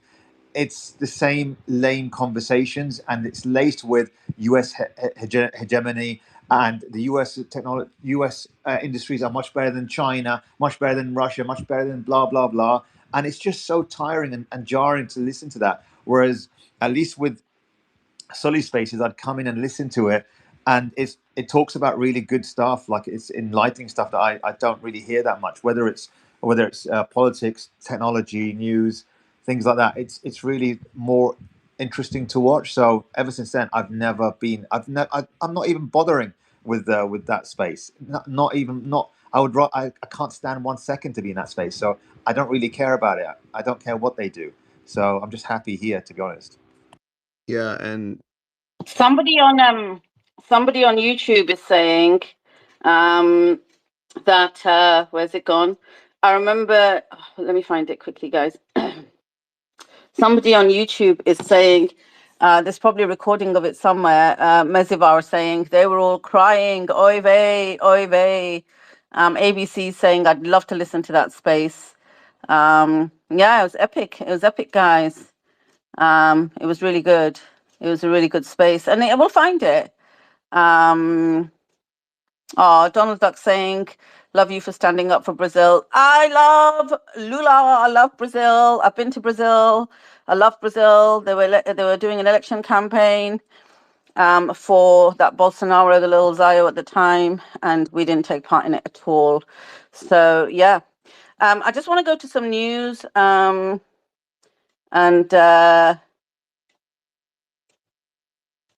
then I'm going to pass it to that girl Casey in a second. Very quickly. So, guys, I've got some news. Somebody's posting some news here in the YouTube chat. I need to verify it. They've done a super chat on it, actually. Let me read it out. Saying, breaking, I posted in the chat link stating NATO has withdrawn from Iraq. This was also reported by Pepe Escobar. Huge if true. Appreciate your super chat. I'm going to check it out if NATO has. I will try to find it. ABC. We'll try to find it, and we'll see. Maybe even we can even play it on one of these spaces so you can hear that, because it was epic. So listen. So Trump has tweeted: "To Save America Act must be the Save America Act must be passed by the Senate. There is nothing that is more important for the USA." I'd say to all Americans that if he's saying there's nothing more important for the USA, then it literally means don't pass it. So the Spanish Prime Minister Pedro Sanchez on the Iran war says this is an illegal war that we do not support. A no to war message that is no longer just Spain's voice, but a call full of conviction and truth that is now embraced by the entire world. Even those fighting don't know how long this war will last. I like this guy. I like this guy a lot. He's the only Spanish leader that I actually like. He's calling it an illegal war. He's saying the no to war message is not just Spain's voice, but a call of conviction and truth that is now embraced by the entire world. That's so true. The entire world is saying no now. Trump has done another tweet where he's lashing out at NATO. He says, without the USA, NATO is a paper tiger. They don't want to join the fight to stop a nuclear-powered Iran. Okay, so we've gone from they have no nukes to now they're nuclear-powered, literally within 48 hours. Okay, fine. Now that fight is militarily won with very little danger for them. They complain about the high oil prices they're forced to pay, but don't want to help open the Strait of Hormuz. A simple militarily maneuver. There is a single reason for the high oil prices. So easy for them to do, with so little risk. Cowards. And we will remember President Donald J. Trump and his book, Cowards in Capital Letters. So he's basically saying that the EU should send their ships to open the Strait of Hormuz, where America won't, right? And he's saying there's very little danger for the EU, but there's obviously America won't do it. So why don't America do it? He says they're complaining about the high oil prices they're forced to pay, but don't want to help open the Strait of Hormuz. The guy's a lunatic, seriously. No tankers loaded with crude oil have sailed through the Hormuz in the past 24 hours. Nada, zero, right? And that's coming from Reuters. Israel has brought football into disrepute, says FIFA. The Israeli Football Association is condemned by FIFA's disciplinary committee, but it's still not banned, and it's fined just $190,000. And do you know what? Zero respect for FIFA, because FIFA stayed quiet during the genocide. Funnily enough, Israel didn't bring football into disrepute when there was 3 years of a genocide. The Palestinians in Jerusalem have prayed their Eid prayers in the streets this morning because the Israelis closed Al-Aqsa to them completely. And I think we need to recognize that's a form of persecution and oppression, that they cannot even go into their holy Happy Eid, mosque and pray. Muslims. Happy Eid, all Muslims, brothers and sisters. That's what they said last night. Yeah, they did. They did. Also, And then the bastards went on to kill the very Muslims they claimed, they claimed to wish happy Eid. Evil bastards. May they all rot in hell. I'm sorry to interrupt. That's fine, Dr. Oh, Shola. I want to say, Beatrix, you know Yeah. the FIFA president is for the peace. Do you know that?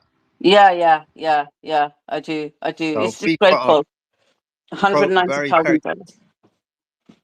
yeah. How does he order peace when he gave Trump that useless peace award? What kind of peace? He didn't order peace. He was ordering pieces, like he was going to KFC for something. The guy's an asshole. How do you now order peace when the architect of this disorder or this evil, you're giving him some kind of useless peace award because he failed to get it from Norway, from that Nobel Peace Prize thing? All of them are a bunch of bloody hypocrites, useless people. So sorry, Beatrix.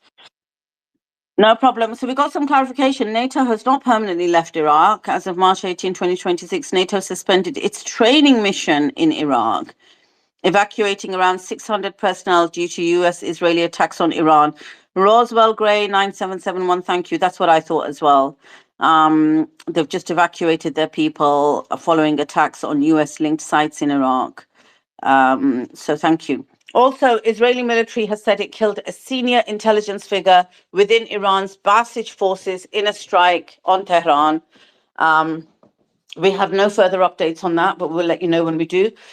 This will make Casey happy. There's footage that's been released from North Korea of their leader, Kim Jong-un, riding a tank alongside his daughter, literally riding a tank with his daughter, like a full-on military tank, and he's released the footage. So funny. So the Bank of America says the Fed rate hike is now back in play if oil shock continues. So the Fed is going to hike the rates if the oil shock continues. I This expect is the market crazy. to tumble. I expect the S&P 500 and Nasdaq to tumble today. Then go down a bit more because of that. Yeah. Let's see what happens. This is crazy times. This is crazy, right? I think this is fake news, right? This is the Guardian in the UK reporting this. And they say two people, a 34-year-old man and a 31-year-old woman, were arrested attempting to enter the UK's Fast Lane nuclear submarine base in Scotland. That's where our nuclear submarine is, right? It's in Scotland. The man is believed to be Iranian. They did not gain access and were detained after acting suspiciously nearby. Authorities say it's too early to confirm espionage. So let me tell you what will have happened. Scotland is where a lot of tourists go. It's very picturesque. It's very beautiful. So there's probably two tourists going around. Somebody heard somebody speak Farsi, reported them, and they've arrested two probably completely innocent tourists, and they've made up this whole story. The man is believed to be Iranian. They did not gain access and were detained after acting suspiciously nearby. Nearby can be 20 miles away. Acting suspiciously could be just looking around and enjoying the scenery. Authorities say it's too early to confirm espionage. Like, seriously, why are you even giving that story out? It's ridiculous. Let me have a look what else has come out really quickly. Who's this? This is Al Jazeera. What are they saying? It's a long post. I'll read it another time.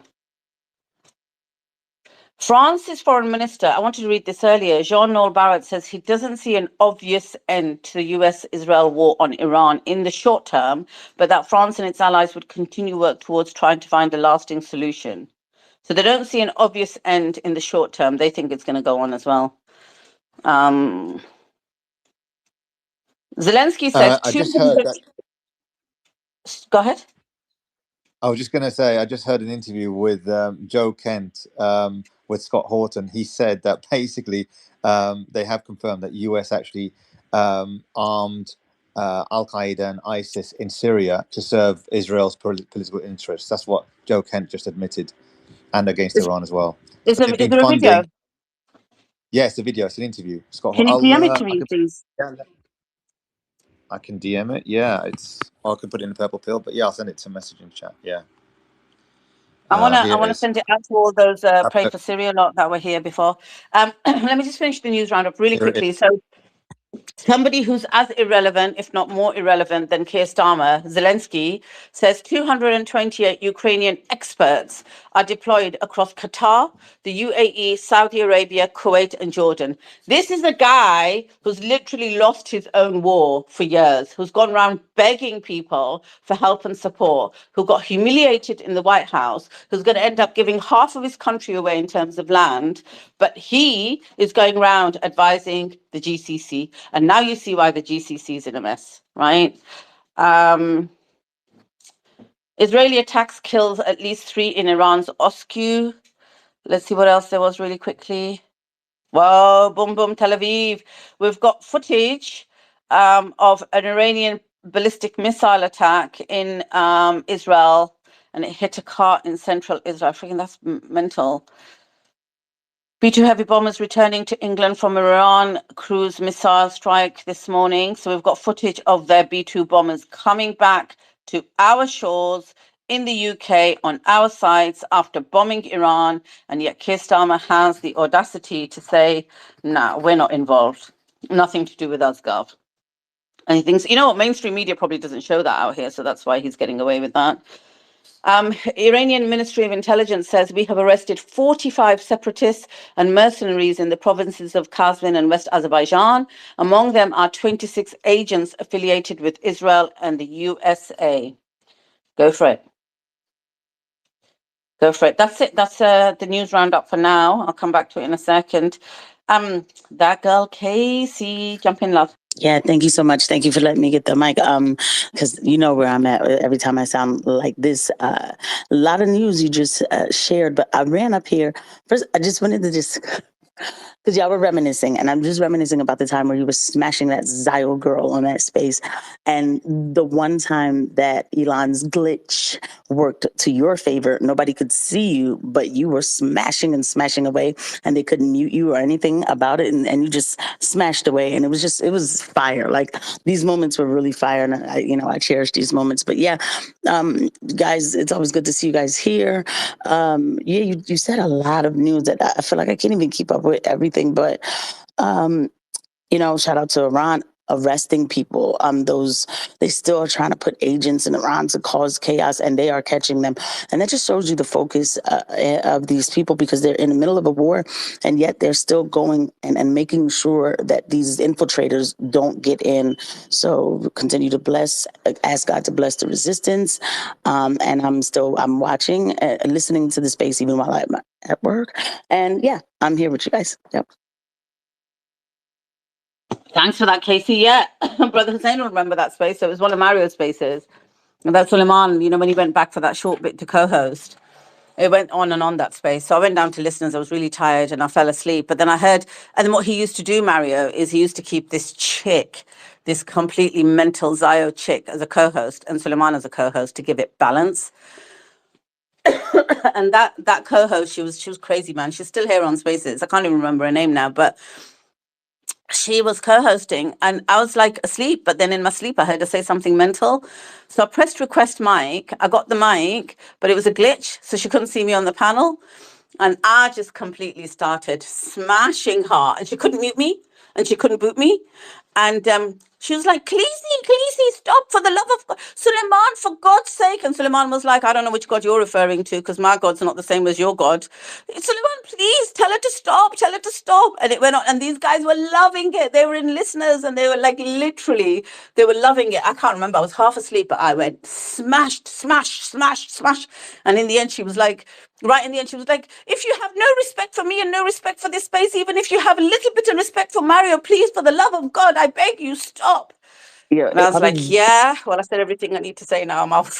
I was dancing in the dining room, and I was like, yo, this is fire.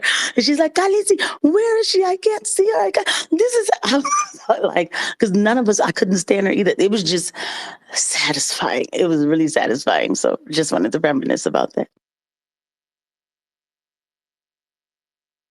Somebody's put here, okay, I'm looking at the tweets. Listen, guys, I've got a message for all of you. So welcome, Manco.